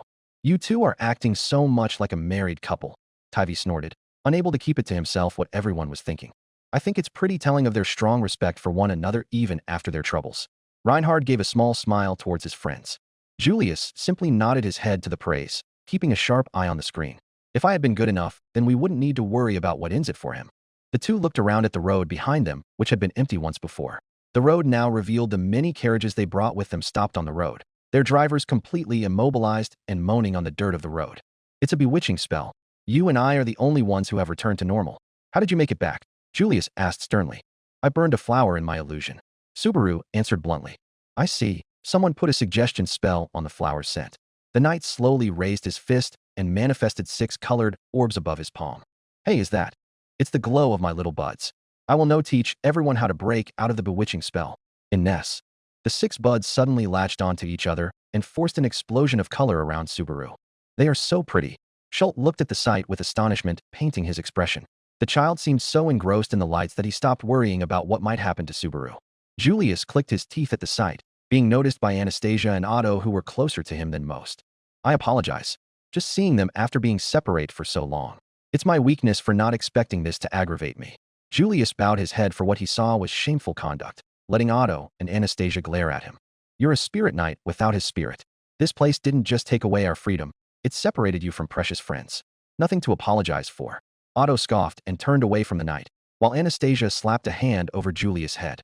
The knight didn't rub where he had been hit due to not being able to seem hurt by such a hit. It did hurt him emotionally, though. Once the blow was dealt, Subaru and Julius found themselves standing in a distorted world filled with the terrorized voices of those bewitched around them. Hi-ho, hi-ho. There's nobody here. Where am I? We've been strayed away. No, we've been pulled apart. This is bad. If I don't do something. Is his affinity too great? Julius wondered as he watched Subaru weather around in pain, holding his hands to his head and groaning in agony. I'm sorry. Take a deep breath and endure it. I can't spare the energy to fine-tune it just for you. Julius stared sternly at the agonizing boy as the voices of their comrades filled the void around them. Bringing them back is our priority. Just how great is your knight's affinity to spirits? Anastasia asked Amelia, who was too busy looking on with shock and worry for her knight as he cried in pain. The small spirit girl snorted and took liberty to answer, since she was the most knowledgeable about Subaru's affinity. Betty Subaru has the highest affinity for spirit arts Beatrice had ever seen, in fact, much more comfortable than any knight in your kingdom. Beatrice held her head high as everyone, especially the knights, looked at her with slack-jawed faces. It's one of the reasons why Betty chose him, in fact. Julius and Reinhard could only slump back with rigid shock as the great spirit before them gloated how powerful Subaru's spirit arts was. They couldn't help but be impressed and a little jealous of the boy. Amelia simply registered the information for a second before looking on at the screen with fear for her knight still present in her eyes. The information about how special Subaru truly was never surprised her, since she was already seeing his amazement firsthand. Julius slowly closed his eyes to carry on his rescue of everyone around him, while Subaru fell to one knee while screaming in pain. They both suddenly looked up as a figure rocketed towards him from the sky. The figure dropped before Subaru and held his wrist to drag him away. The boy managed to get out of their grasp, but the figure instantly took his collar in their hand and ran while carrying him. They would have escaped with their prey had it not been for the blade pointed at their hooded face. That will be quite enough. Wilhelm ordered the figure as he stopped them from running with the boy. Ricardo and Felix surrounded the small hood as she threw the boy away. Pulling her hood down, Ram sternly demanded of her captors. Kill me. I won't accept this disgrace. Always hot-headed, Otto said nervously, showing some happiness that it didn't end badly for Ram or Subaru. Ram breathed a sigh of relief as her scowl returned full force. She will punish Barusu for this disgrace. But she was glad that she wasn't going to hurt him, except for that plant thing. But she was sure that her amazing skills were going to save him before any damage happened. Scene change. And what is all of this? You will explain it to me, right, Barusu? Ram was shown asking the boy as everyone else got back on the carriage. That's what I'd like to ask you. You're the one who attacked us first. What were you thinking? Subaru asked, miffed out. That's rich, coming from an ingrate like you. The maid bluntly answered without remorse. Ingrate? Subaru asked, a little hurt. Ram only glared at him. You are, aren't you? After everything Roswell-sama did for you. Once you're done with him, you rush to wag your tail for another master. Subaru just looked confused. Hang on. I think you've got your stories mixed up. Subaru tried to argue his confusion only to be met with a hardened stare from her. So this is what it means to bite the hand that feeds you. Ram said spitefully. Listen to me. The handwritten letter. I wrote a letter about it. Wasn't it delivered to the mansion? Subaru asked frantically, ignoring the disappointed glance thrown at him from Julius. Yes, I did get a letter from the capital. But that was quite an amusing scheme, sending me a blank letter. A blank letter? The boy sounded out in confusion as the elegant knight took it upon himself to answer his confusion. To send a blank letter is a metaphor meaning you have no intention of speaking to the recipient. Julius shook his head with a hardened look on his face. It could easily be interpreted as a declaration of war. Subaru's face trembled into shock and alarm before quickly turning to one of desperation as he looked at the maid pleadingly. This is a huge misunderstanding. Do I even look that clever to you? The boy pleaded with the scowling maid. So this is what it means to bite the hand that feeds you. Subaru just held his head in his hands in grief. You're still saying that. I can't say it enough. But I get the gist now. The blank letter was some kind of mistake, and you are still Emilia-sama's dog. Correct? The maid slyly demeaned the boy in front of everyone around them. Not really, but okay, sure. Dogs are like family, anyway. I'm fine with being a dog if I'm Emilia's. The boy smiled excitedly at the idea. An old man standing beside him had to comment. Wouldn't you say that standard is a bit low? Laughter filled the air as everyone reacted to Ram's relationship with Subaru. Rem simply shook her head with a smile of amusement and happiness on as she saw her sister believing in her hero right away. The boys from Otto and Garf to the Knights all gave small snorts and chuckles at their friend's abuse from the Oni girl. At least he wags his tail to his master. Priscilla sighed with a disappointed look on her face at the way the boy gave up all dignity for a chance to be some half-wit's plaything. Said half-elf was currently blushing so hard and trying to cover herself by holding her hands up. The thought of a leash Subaru, following her around and barking whenever she pleased was just EW. Stupid, disgusting, Subaru. The half-elf whined pathetically while covering her face up. Almost all the ladies around the boy started giggling, even Petra and Frederica, which made Emilia pout even harder. In any case, these guys are reinforcements. They're friends. We pulled them together to wipe out the witch's cult. There's no time. We need to start by evacuating the villagers. Ram listened intently to what the boy had to say and reluctantly nodded. You believed in him right away? Heinkel glared at Ram from the side, since he was in the same row as her. Barusu's a bad actor when it comes to hiding his worries. Seeing that face explains everything within his heart, no matter how perverse the intentions. Ram huffed proudly, making Heinkel blink rapidly in confusion. So do you like him or hate him? He asked with another glare aimed at the maid. One cannot place the word love and hate to someone like Barusu. Both are disgustingly insufficient. Huh, how much do you hate him then? Heinkel was starting to get frustrated by the maid's confusing attitude. One cannot measure the limit of something larger than the OD itself. Heinkel rubs a hand on his face. How much do you like him then? One cannot punish me enough to admit the existence of such a myth. Ram shook her head while holding a hand to her chest. Fuck this, Heinkel sighed. I don't care anymore. Scene change. Showing the alarm village's humble market square, the screen showed almost every man, woman, and child standing in it. Huddled up as a group, while Subaru's army stood around them in a circle, scaring some kids and making the villagers spare odd glances to the many armed men around them. Seeing the distress, Julius slowly leaned to Subaru's ear. Subaru, they seem rather uneasy. Remember to be considerate.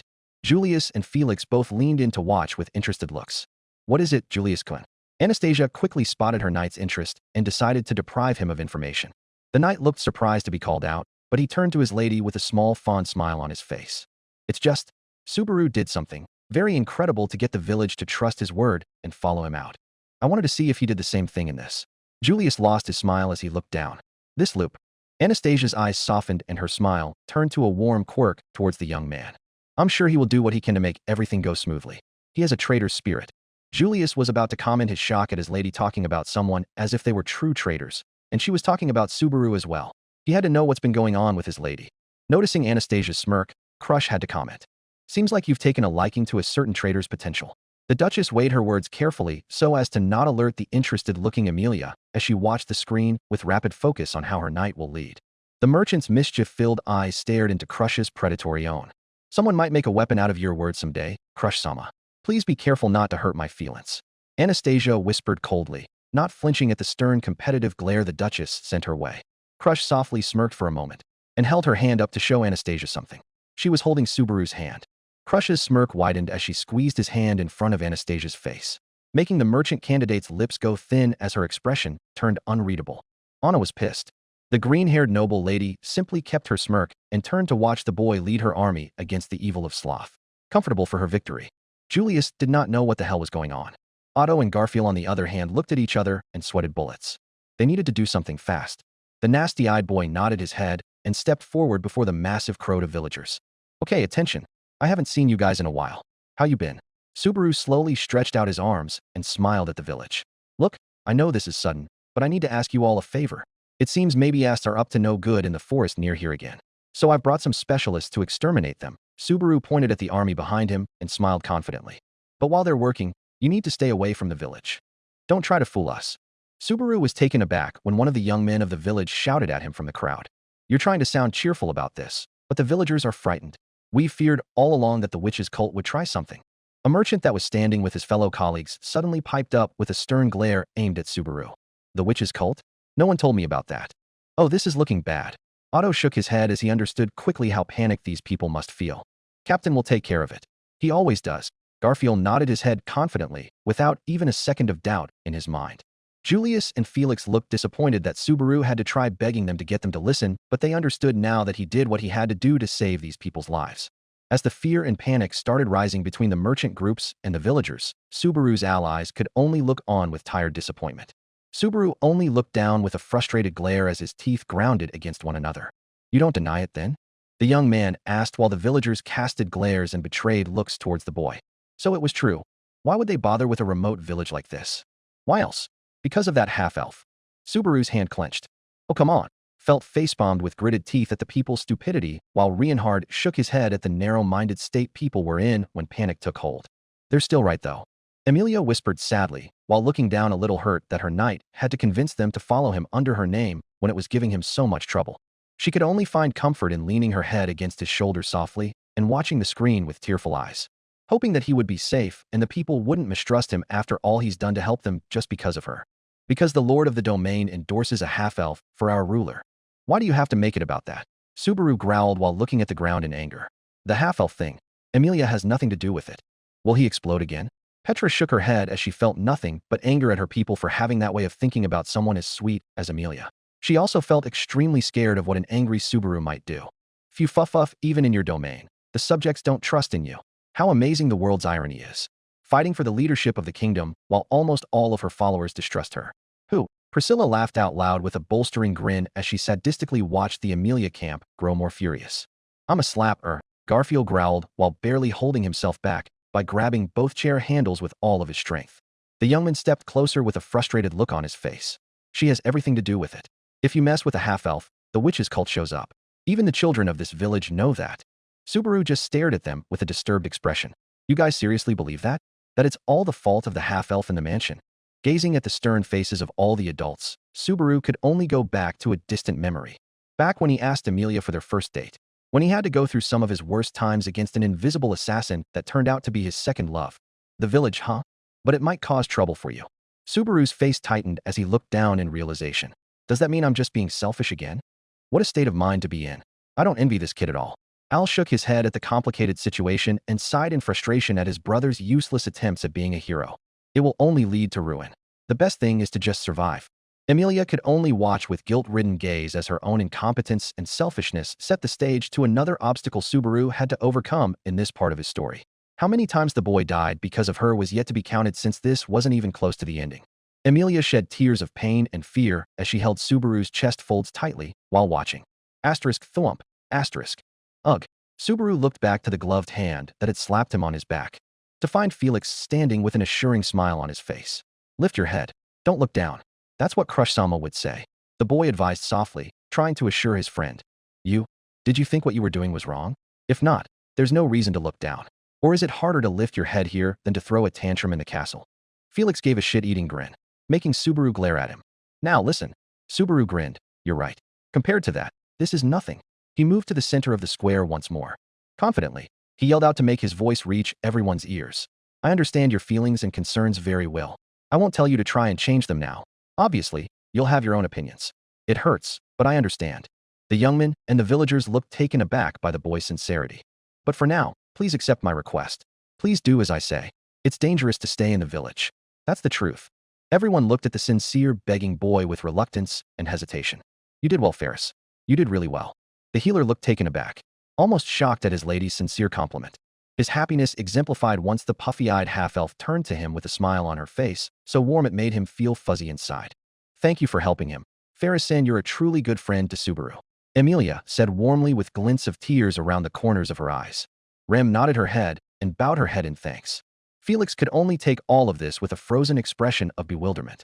His tears were those of disbelief and happiness, but their attention moved as soon as the calm, commanding tone of the maid behind him sounded out. The words of my household's employee are those of our master, Roswell-sama, himself. Ram.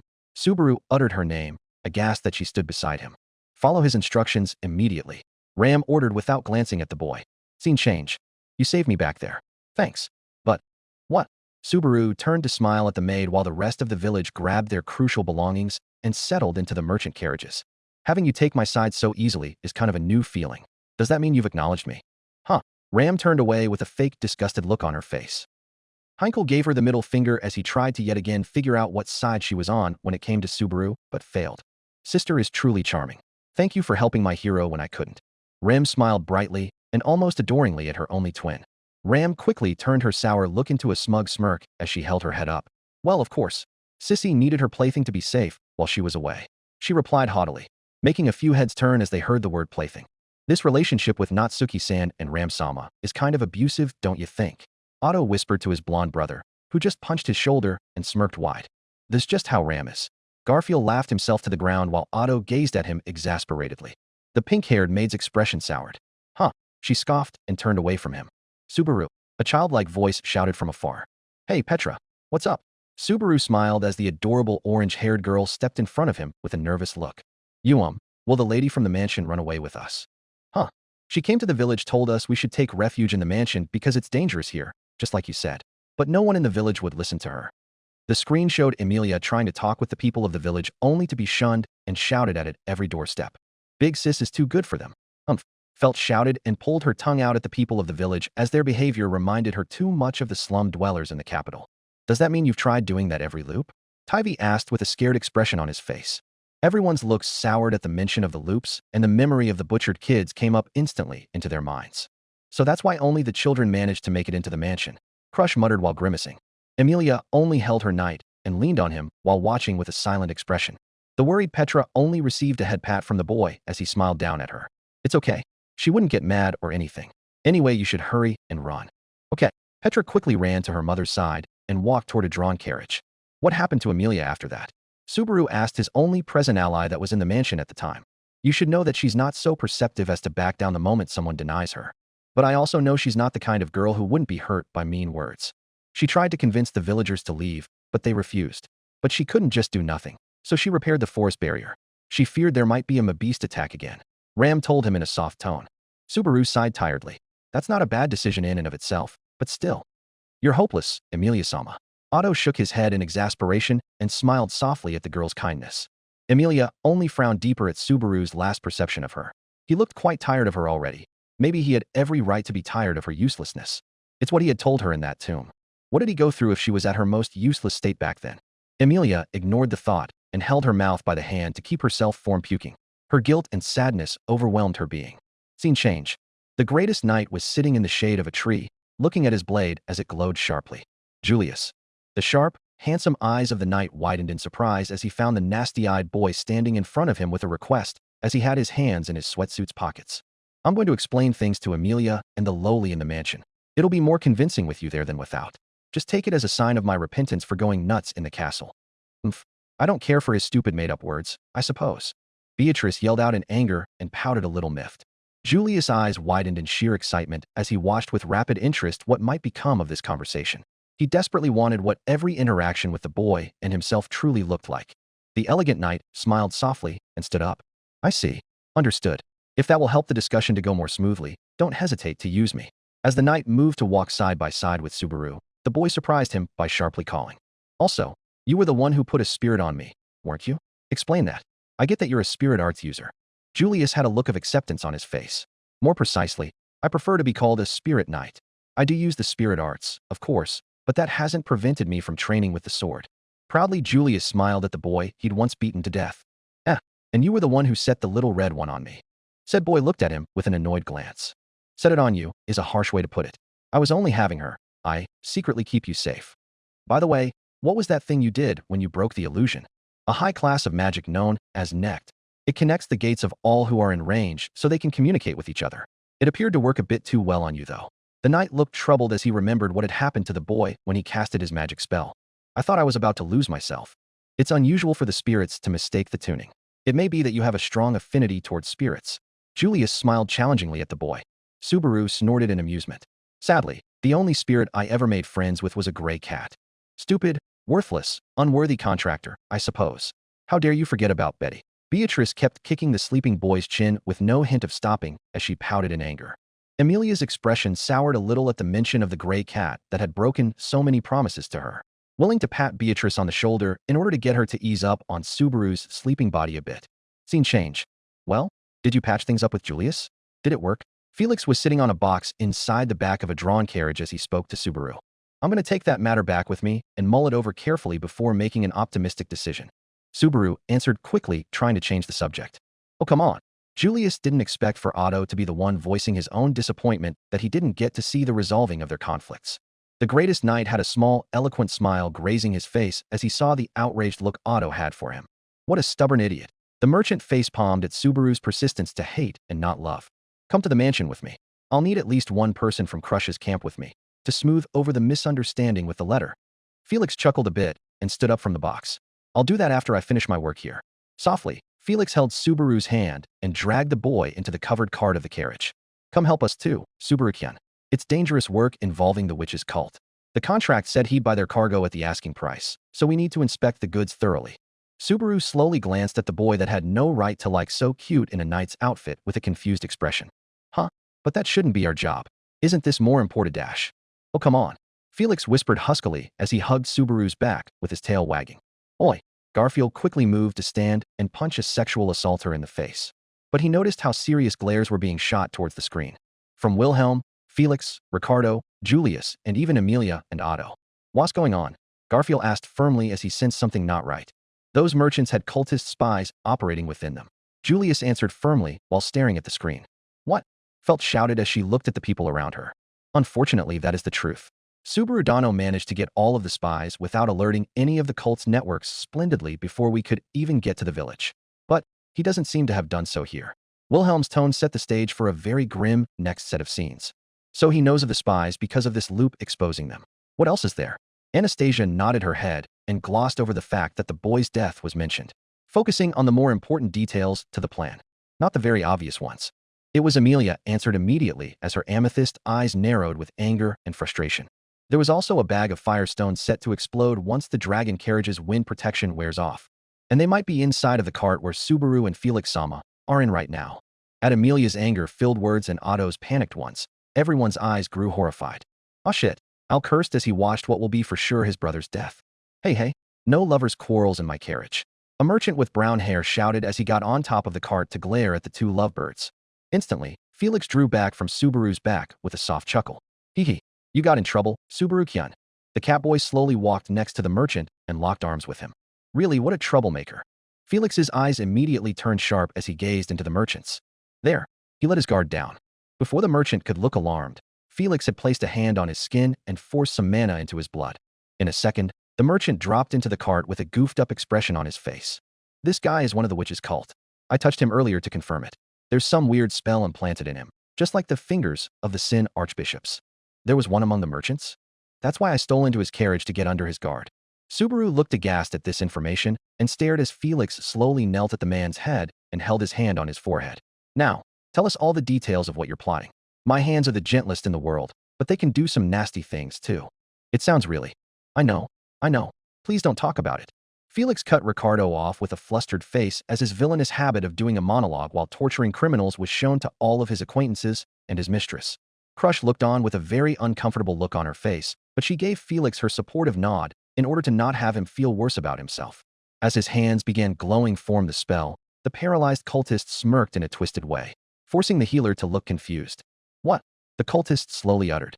Right. That guy's bad news. Heinkel alerted them all, foreseeing things going badly even before Wilhelm or Reinhard. The deputy commander glared with his heart pounding from investment. I know a scaredy cat when I see one. That guy's gonna cause havoc to get back at those cornering him. Don't you mean you know how he thinks because you do the same thing as him? Al snorted from the side, unable to keep to himself. Heinkel's middle finger was raised quickly once more to the other side of his row. Felix immediately looked alarmed and shouted at the top of his lungs. Protect him.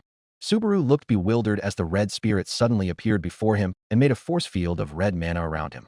And now it begins. The beginning of the end. The cultist shouted in glee. And a second later. Asterisk, boom, asterisk. And the carriage was instantly engulfed in flames all over as a huge explosion rocketed the entire town. Damn, Ricardo cursed as him and the others looked on in horror at the destruction of the explosion. Subaru. Petra shouted in worry and horror at the giant blaze that had covered the boy. Amelia and Beatrice held on to him firmly while watching the scene with fear written on their faces. Hearing the voices of panicked villagers around him, Subaru forced his closed eyes open through the pain and exhaustion. He slowly sat back up while looking around him. The entire village was dark as the sky was covered with smoke and dark clouds. Buildings were burning, and some even turned to rubble around him because of the explosion. Thank you, IA. Julius breathed, looking a bit disturbed by how much damage the bombs inflicted upon the village. Mr. Saisu. Petra screamed in horror with tears in her eyes as she watched her neighbor getting stabbed to death and her town being burned to the ground.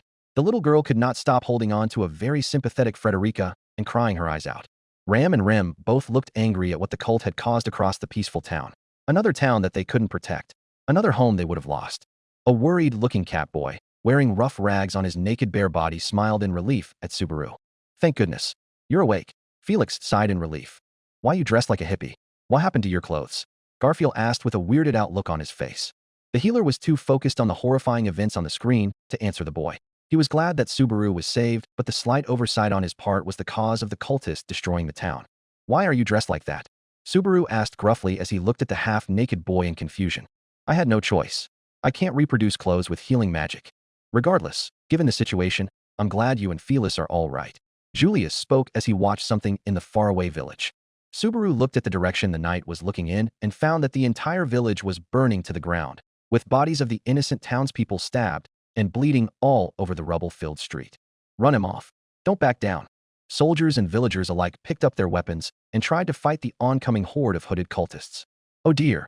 Frederica shouted in heartbreak as she watched the massacre. Bastards!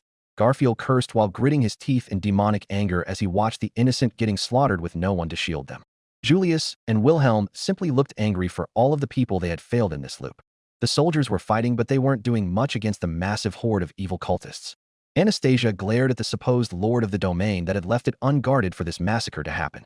Her eyes raging with so much fury, even her scarf tried to comfort here. The clown-dressed man simply stared at the happenings in the screen with an indifferent expression. Subaru got up in alarm, struggling to breath due to pain. How did they get into the village? They stowed away in the carriages. There was a finger among the merchants, and we didn't take care of him. I failed. Felix looked down in grief and agony. No, it's all my fault. The healer looked distraught and even disturbed as he realized just how much he's failed at his duty. Not only to his lady, but to the innocents of the village as well. Wilhelm and Rem put comforting hands on his shoulders, trying to give the healer a bit of reprieve. What an unruly child. Priscilla didn't even snort as she commented. Her face had a furious, narrow-eyed look as she watched the murders of these innocent villagers. This is not the time for regrets. We had Tivy and Madame Ram evacuate to the mansion with the join them and heal who you can. Julius ordered and took the lead immediately.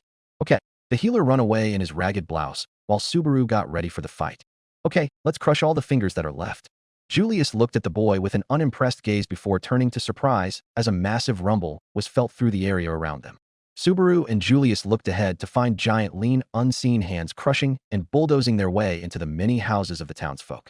It was shown to be the work of an old, insane-looking man wearing the cult's signature robes as he sent his authority to smash the person he was fighting. Another one felt shouted in rage. So the fingers are all able to use the sloth powers as well. Crush noted with a stern look, hiding her disturbance. Wilhelm van Astria was revealed to be the one keeping the finger busy as he dodged and jumped out of the supposed invisible hands trying to kill him.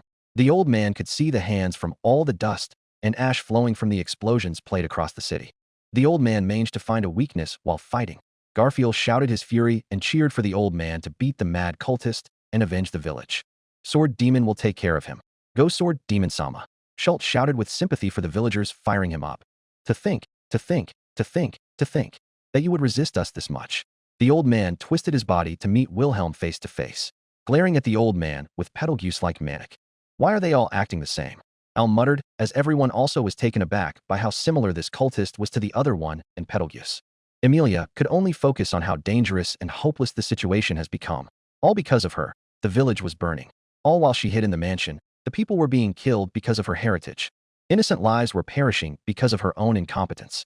Her own knight had to live through this alone and hide his trauma with a smile because she was so untrustworthy and useless. Emilia could only sob heavily and watch the massacre with wide, tear-filled eyes. I'm so sorry. The old man instantly swiped his blade against the dirt road in front of him, making the dust cloud fill the entire area and revealing the unseen giant hands bursting from the man's back and hanging over him as tall as trees. Such tenacity, clinging so to this ever-increasing love. As a diligent disciple, I cannot begin to express my respect. My brain trembles. Wilhelm dodged and slashed his way closer and closer to the rambling madman. until he was close. Got you. The old man instantly drove his blade into the man's chest, making him scream in agony. Subaru and Julius arrived at the scene with shocked expressions. The children all cheered at the old man's apparent victory over the finger. Even the tear-shedding Petra was screaming her cheers for the old man as she saw him avenging her village. Wilhelm, however, he could see what his on-screen self couldn't. He was too careless once again. The old man gritted his teeth in frustration. I'm sorry, my boy. I couldn't save you all. He whispered in a gruff voice as he saw the end of his own life coming because of how weak-minded he was in this battle. The old man smirked manically. If one focuses on what the unseen arm does in battle, one will fail to see what is visible. That is sloth, yes.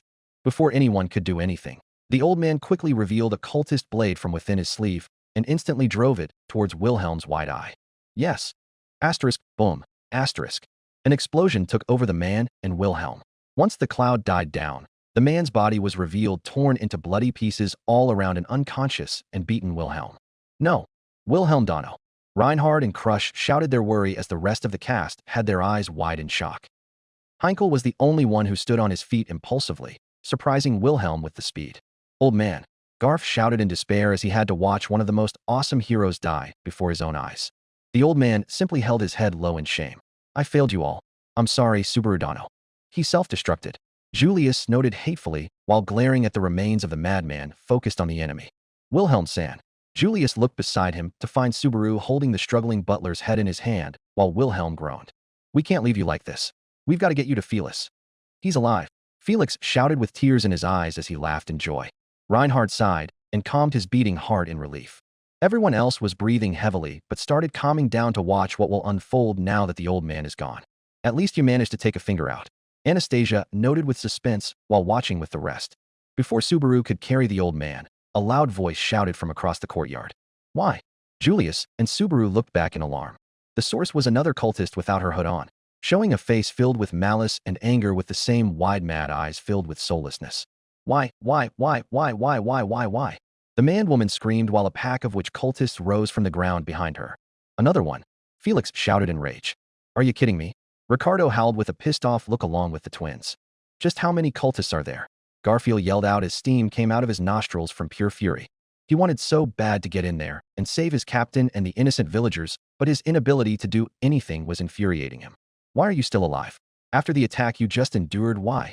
The madwoman slowly bit her finger off and spat it on the ground while manically shouting at the three men in front of her. Why do you not bend to my diligence? A time like this, and still they just keep coming. Subaru growled hatefully as he stood side by side with Julius and took out a black book from his back pocket. He's planning to take on the Archbishop alone? Crush asked in surprise, making the many girls around her widen their eyes in worry. No, Felt shouted as she couldn't see her big bro dying a gruesome death at the hands of this freak. Subaru, run. Petra screamed in horror as she noticed how the finger was looking at him. Hey, look here. This is what you're looking for, right? It's a gift from your precious witch. The madwoman slowly scratched her face while her wide eyes focused on Subaru. You thief. So you really did have it. Quit shouting. If you keep yelling at me like that, it'll make my brain tremble. Subaru smirked as he pointed at his forehead. Otto held his head in both hands as he watched in shock and disbelief. What are you doing? The merchant began to cry as he saw how Subaru was sacrificing himself to distract the finger. Julius leaned forward with a pleading expression, praying that he won't fail the boy and help him live. Come on, Subaru. Julius whispered dryly. You can still live. The knight begged as his mind pushed the thought of this being a failed loop away, wanting nothing but hope. Hope that he hasn't failed his friend here. The finger had a look of disbelief as she slowly held her head in her hands. You must die. And several hands sprouted from her back. Julius, I'll handle things here. You handle things on your end. And take care of Wilhelm-san. The knight unsheathed his sword and glanced at his ally/friend. That is quite a vague order, but very well. The knight smirked confidently as he prepared to fight the cult. Subaru looked reluctant for a moment, but spoke. Julius. The knight looked at his ally/friend. Subaru bit his lip and shook his head. Actually, it can wait. Julius could only watch in confusion as Subaru ran ahead, making the finger follow him. It's a battle, Julius-kun. You can do nothing but trust in your allies. Anastasia comforted her clearly distraught knight with a small smile, yet a stern expression that told him to be strong. Julius bowed his head silently and respectfully and watched the screen with grimaced eyes. He had totally forgotten about the many innocents that his on-screen self also had to protect. Not just Subaru. The boy bought him time so he could save the people. It was haunting how good his heart is. Julius muttered while watching the battle with a heavy heart, feeling ashamed of himself for foregoing his duty to protect the innocent.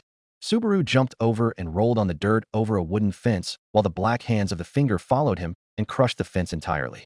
Wait, wait, wait, wait, wait, wait, wait, wait, wait, wait, wait right there.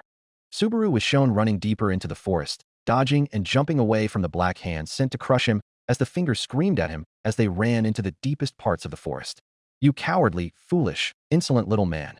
The lady shouted while grabbing and breaking trees and bushes off from the ground, trying to crush the boy. No matter where you try to run, it is futile. She laughed in glee as she followed him. Run, I suppose. Come on, Subaru. Captain, run. They all looked on as the weakest amongst them distracted and evaded the evil follower of the witch's cult, all waiting for him to die. He's doing what he can.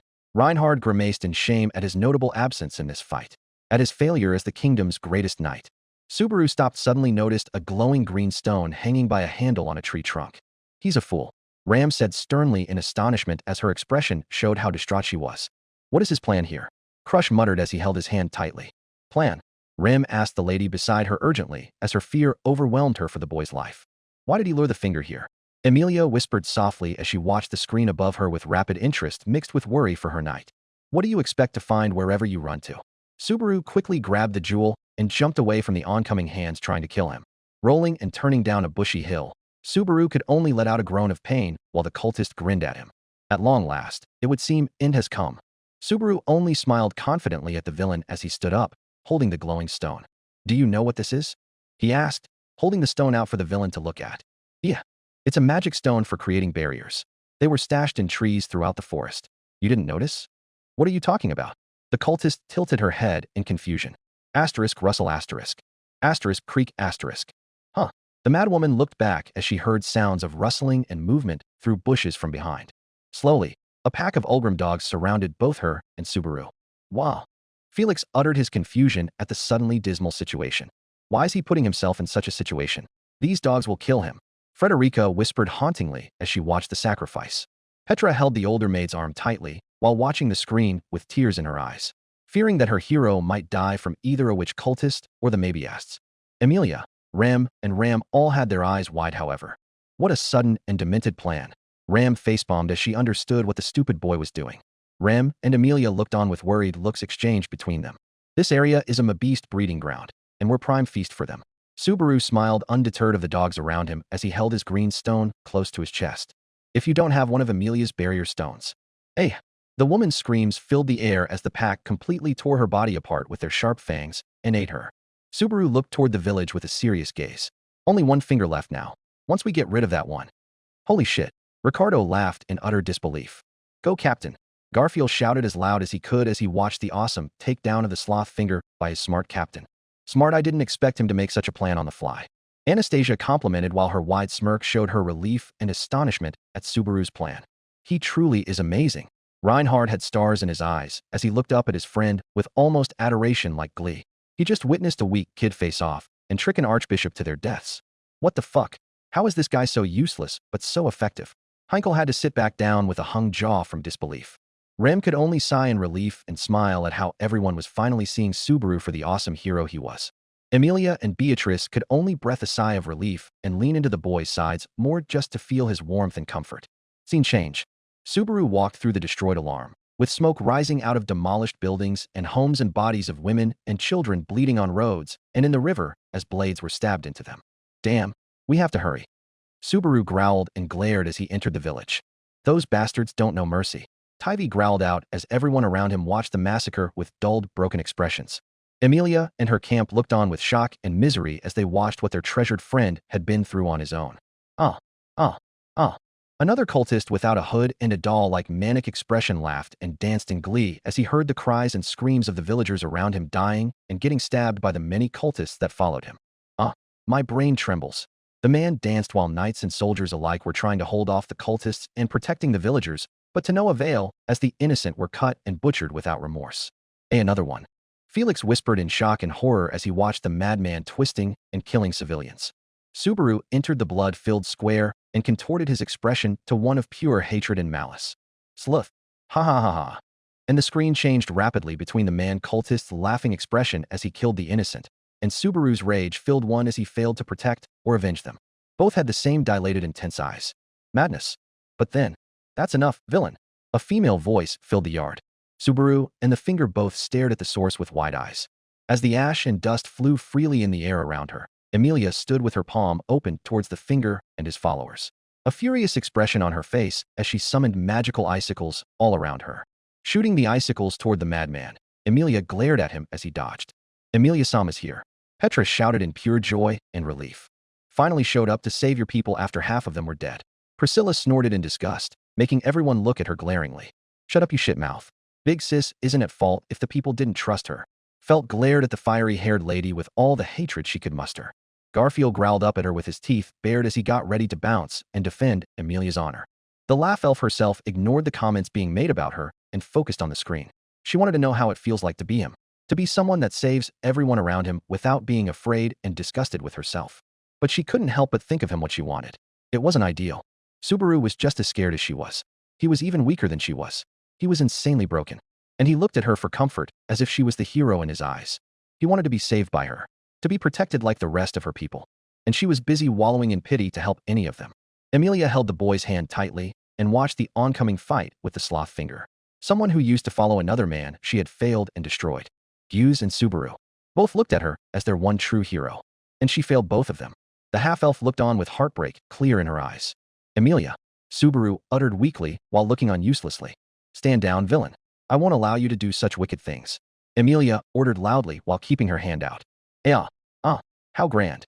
The madman cried in joy while holding his head in his hands. What a grand day. What a lucky day. What a grand destiny. The finger manifested his unseen hands while shouting madly. Subaru quickly took off in alarm. Emilia, wait. Subaru looked back as his wrist was gripped tightly. I can't wait around right now. Do you want to make Emilia fight him? Subaru shouted at Felix in anger, to which the healer only smiled softly. Have a little faith in her. Subaru was taken aback by Felix's soft reply. The people you want to protect are not just those behind you. Felix smirked as he watched the fight. He needs to learn how to trust his friends more. Crush and Julius nodded their heads at Otto's words.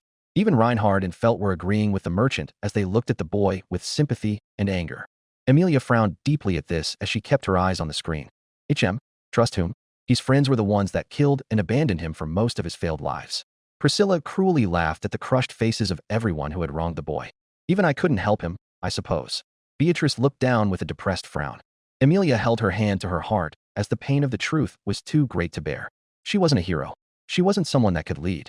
It's why this weak boy was forced into a role that had him facing all of these horrific endings to his life over and over without having anyone to hold his hand to stand beside him.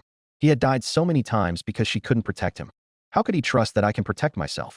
Emilia shook her head and watched her useless self fight to protect whomever was still alive of the massacre. Subaru looked on as an unseen hand moved through the smoke Emilia's eyes had emitted. Emilia's eyes narrowed immediately, and she jumped into the air like a bullet, avoiding the hand as it crushed the ground she was standing on. Softly, Emilia landed on a tree she made out of ice, looking down at the cultist. Oh, my witch, my love's guide, the man cried while marveling the power Emilia was displaying. Nice. Kick his ass. Garfield and Ricardo cheered dutiful for the fighting maiden as they wanted Emilia to end this cursed madman once and for all. A gray cat slowly revealed himself from within her hair, glaring at the man below him. I don't blame you for being charmed by my beloved daughter, but I won't allow any unwanted pests around her. Fuck you, Garfield. Watch your mouth. Frederica admonished her brother, even though she was just as angry with seeing the demon cat as he was. Everyone in the theater was glaring heatedly at the cat's spirit. Even Beatrice and Emilia had soft frowns once the cat had shown himself. All these two girls could think about when they see Puck is that giant beast that mocked Subaru's worth as a human while shattering the boy's desperate soul as cruelly as he could. Puck casted his magic to provide ice crystals sharply pointed down right above the man's head. Emilia manifested her icicles, and both shot towards the madman from all directions. Naive, naive, naive, naive, naive, naive, naive, naive, naive, naive, naive, naive, naive, naive, naive, naive, naive, naive. The man shouted and swiped all of his hands around him, breaking every ice attack from both Puck and Emilia. Emilia jumped and landed softly on a standing pole of wood. This is love's true ending. The fruit of my love.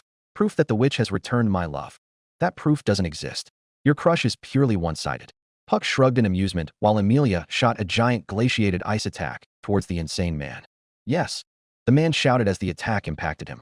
Slowly, the cloud of dust fell apart, revealing the man with his arms and legs tightly bound by ice while he had a backdrop that looked like a rough cross.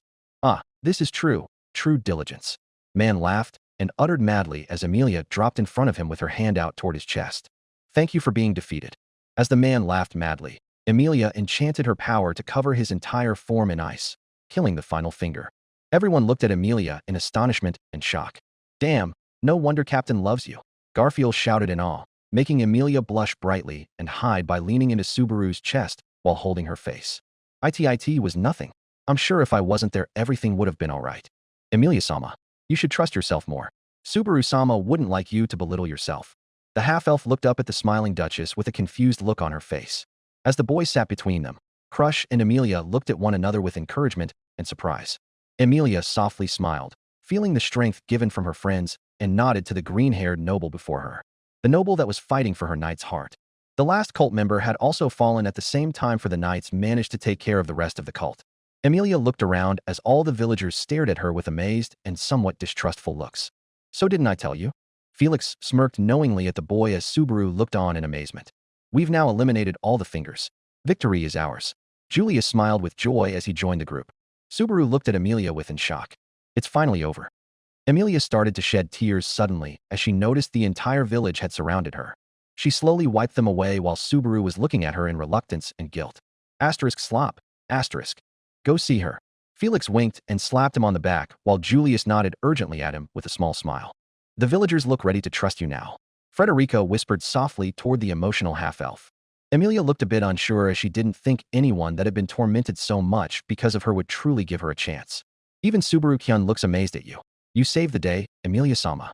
Felix said humbly, happy that he won't have to see any more blood or madness from these fingers again. You took care of the last monster. Our village is free. Petra tried to sound out energetically, but it came out as a whimper. She was happy that the last cultist was killed, but her town was still burned down, and half of her people were murdered.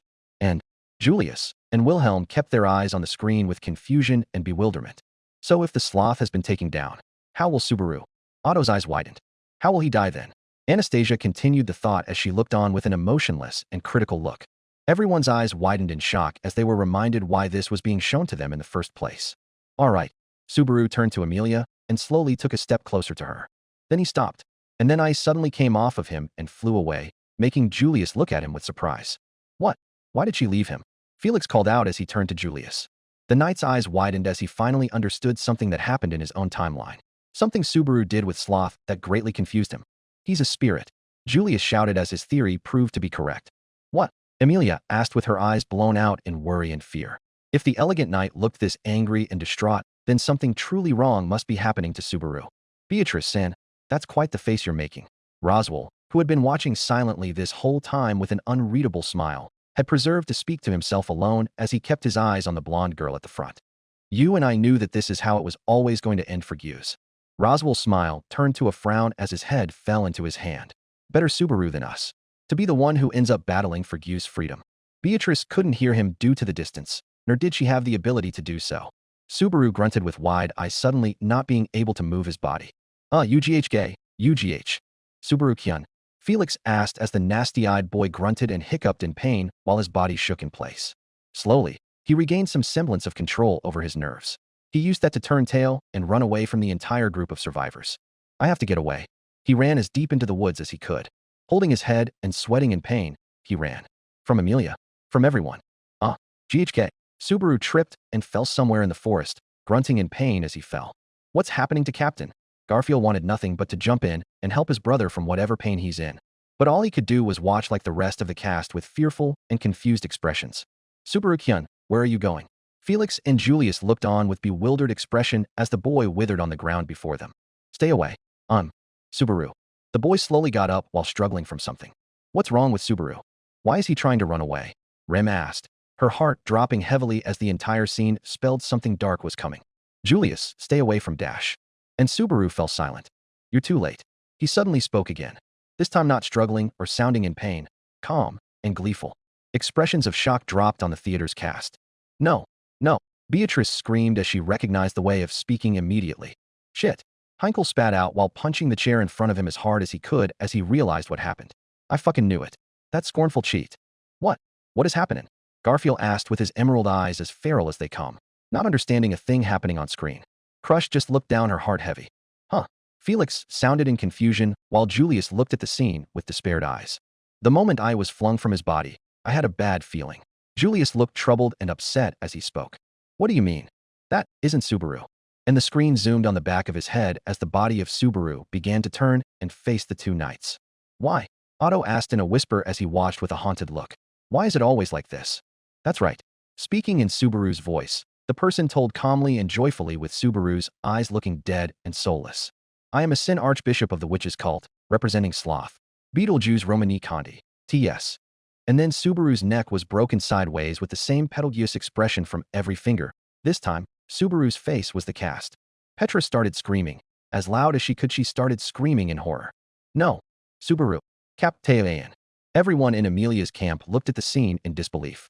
Horror and despair filled their faces as they understood what will kill their most precious member. No. Please don't let this be it. He still haven't talked to me yet. Amelia gasped as her sobs overwhelmed her speech. He was so close. So close to talking things out with her and tell her how much he suffered for her.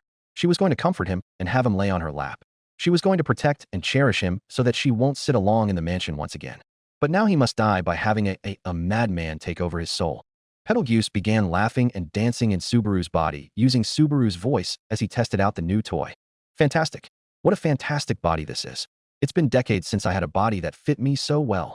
Betelgeuse shouted in Subaru's voice as he danced and tested his limbs out. Subaru's friends and allies had mostly been reduced to crying silent onlookers, just watching with horrified faces with tears freely flowing down. Ricardo and Wilhelm reserved themselves to lowering their heads down with angry expressions as each man held their chair handles as tight as they could. The twins cried their eyes out as they watched with disbelieving expressions as well. Unable to hold his anger anymore, Julius unsheathed his sword and pointed the tip at the side of Subaru/Betelgeuse's face with a furious expression. Get out of that body right now. The Archbishop only smiled softly. Madman. He slowly turned his head towards Julius, not caring for how he grazed Subaru's cheek against Julius's bald, deeply scaring it. That's right. I am driven mad with love. Julius gritted his teeth and moved the sword away. Generous love, respectful love, pure love, tender love, familial love, erotic love, friendly love. Love, love, love, love, love, love, love, love, love, love, love, love, love, love, love, love. The mad Subaru screamed and repeatedly over and over as if a broken record. Lou Vivi. He fell on the muddy floor of the forest while gasping for breath.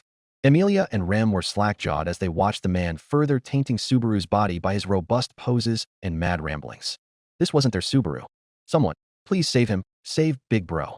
Felt shouted from the bottom of her heart while crying tears of anguish for her dear brother. Otto and Garf were just slack-jawed at this turn of events, unable to think of anything to say or do as they watched their brother suffering one more time without being able to help him. Priscilla and Anastasia simply held the positions of silence and spectating as they watched the scene with no emotions present on their faces, except for a narrowly small glare of sadness and anguish from the merchant's clear eyes, and the gritted teeth of Priscilla hidden behind her beloved fan as she watched with her scarlet eyes burning in rage. Subaru, wake up. Julius shouted in plea while watching the disturbing scene happen with a pained expression like Felix. It's no use. This body is already under my subconscious control. Betelgeuse smirked evilly through Subaru's face. Realize what you're about to do, Subaru. Remember what you came back here to do. Julius urged and pleaded loudly for some kind of hope that the boy was still inside of his own mind and bailed to take back control. What? Betelgeuse suddenly asked as he started shaking in Subaru's body. Don't, what me, you moron. Suddenly, Subaru's voice shouted unexpectedly with a different familiar tone. I am Betelgeuse Romani Conti. This body has already become my finger. Shut up. I'm not Suki Subaru. He can fight it, I suppose? Beatrice shouted with hope returning in her bright blue eyes, holding her contractor as close as her little arms could as she sniffled in his jacket. Amelia and Crush looked at the screen with hope in their eyes, holding their breaths. Julius and Felix watched with heartbroken expression as Subaru's body twitched and formed unnatural poses while holding his head, as the boy shouted different contradicting sentences toward himself, as the boy fought for control of his own body with Betelgeuse Romani Conti. And then Stay Alive played. Quickly, Subaru ran toward the knight and held his shoulders in despair. Kill me, Julius. No. Rem shouted in anger and horror. Everyone around her started shouting. Subaradano, you can't give up the fight. Wilhelm growled out while reprimanding himself in his head for being taken out of the fight so quickly. Subaru begged while struggling for control. Use your sword. Subaru gasped in pain and pleaded of the knight. No. A purple-haired young man whispered while holding his head in his hands to hide his tears, withering and trembling from the horror of the scene before him. I wanted to hear what you wanted to say. I wanted to have you as my friend. Why did it come to this? The young man spoke with a tone filled with pain and despair. He couldn't believe it. I don't want to be the who kills him. Julius chocked a bit as he held his arm in front of his face, hiding his shame and his weakness. Thinking of all the reasons he failed in this loop. How much he could have helped if he wasn't so useless and careless. He was never someone to lament on futile things like destiny, but this failure must have been shown to him as a sign of what he truly was. He was a failure that killed his own friend. What are you saying, Subaru? Julius asked in outrage and pure rejection of the idea. If you don't stop me now, we can't win. Subaru gurgled in pain and gave a pain-filled smile towards his friend. Before that happens. Subaru slowly stepped back as the sun began to fall. No, Subaru. I can't do that. Julius shouted emotionally. You told me. It can wait. Wasn't there something you meant to say to me? Julius pleaded and tried to convince the boy, but Subaru only smiled at him while holding himself in pain. Sorry. It looks like I won't get the chance. Reinhard watched with a frozen expression. The sword saint was in shock with no emotion showing as he stared at the screen, except for 2 tear tracks flowing down his cheeks. He had to watch his own friend killing someone he wanted to have as one. All because he wasn't there to help the struggling Subaru and free him from this pain. But the one that couldn't even begin to form words was a lone cowboy sitting rigid in the middle of the theater. Subaru looked at the healer who's been silent this whole time. Fearless. The healer's eyes widened. The healer's eyes widened. Subaru's eyes lost their shine as he smiled pleadingly. Please. The healer softly teared up and gritted his teeth. Slowly stepping towards the boy, Felix placed his hand on the face of the person he wanted to call a friend. You can resent me for this, Subaru-kun. He forced his mana lock on Subaru's blood. I'll too. Felix cried as he whispered softly. As Subaru's nerves were fried and his blood turned boiling liquid from Felix's mana, Julius could only watch with an outraged expression as the paralyzed boy fell on the ground with his back against a fallen trunk, screaming in agony and bloody pain as he was burned from the inside out. Ferris. Crush quickly let go of the boy's hand and jumped over the row to hold the boy tightly.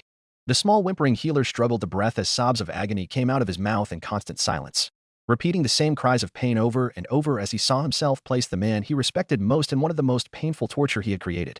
Crying and sobbing into his lady's chest, Felix couldn't breathe as Subaru's screams filled the theater. Felix. Julius shouted furiously. No one else can do it, can they? Felix turned with tears falling as he glared at the night. This is what Subaru-kyun wants. But still. Do you think I did that because I wanted to?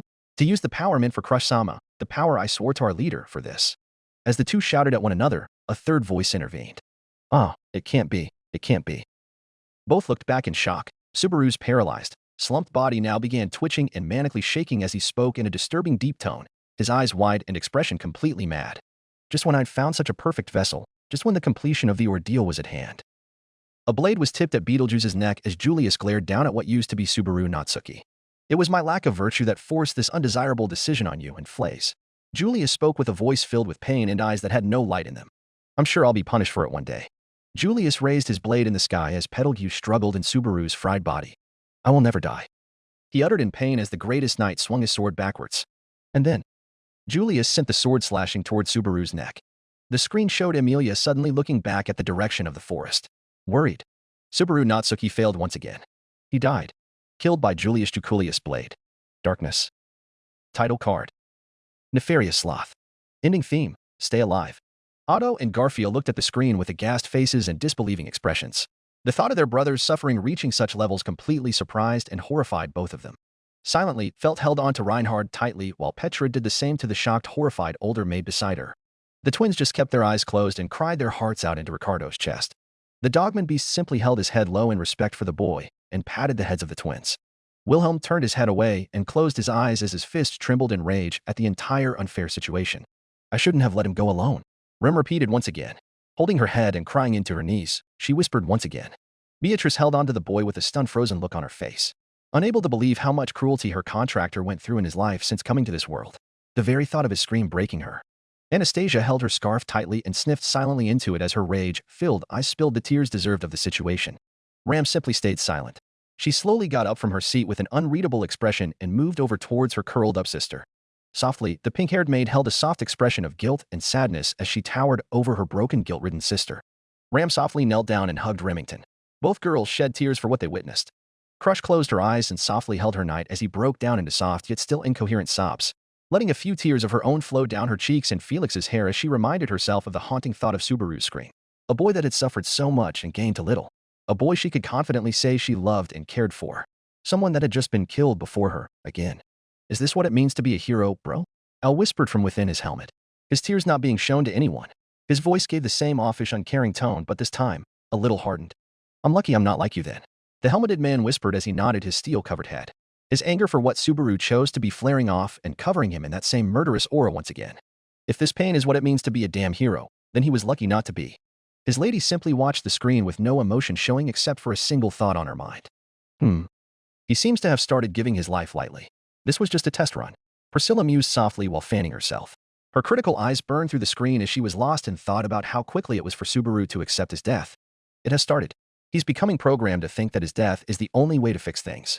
The very thought disgusted the lady as she watched from the back of the theater with a regal, emotionless look. I ain't going anywhere close to be like that kid. Heichel's tone was one finalized by his gradually selfish tone, making Schultz frown through his silent tears from the side. I ain't gonna be a hero who dies like that.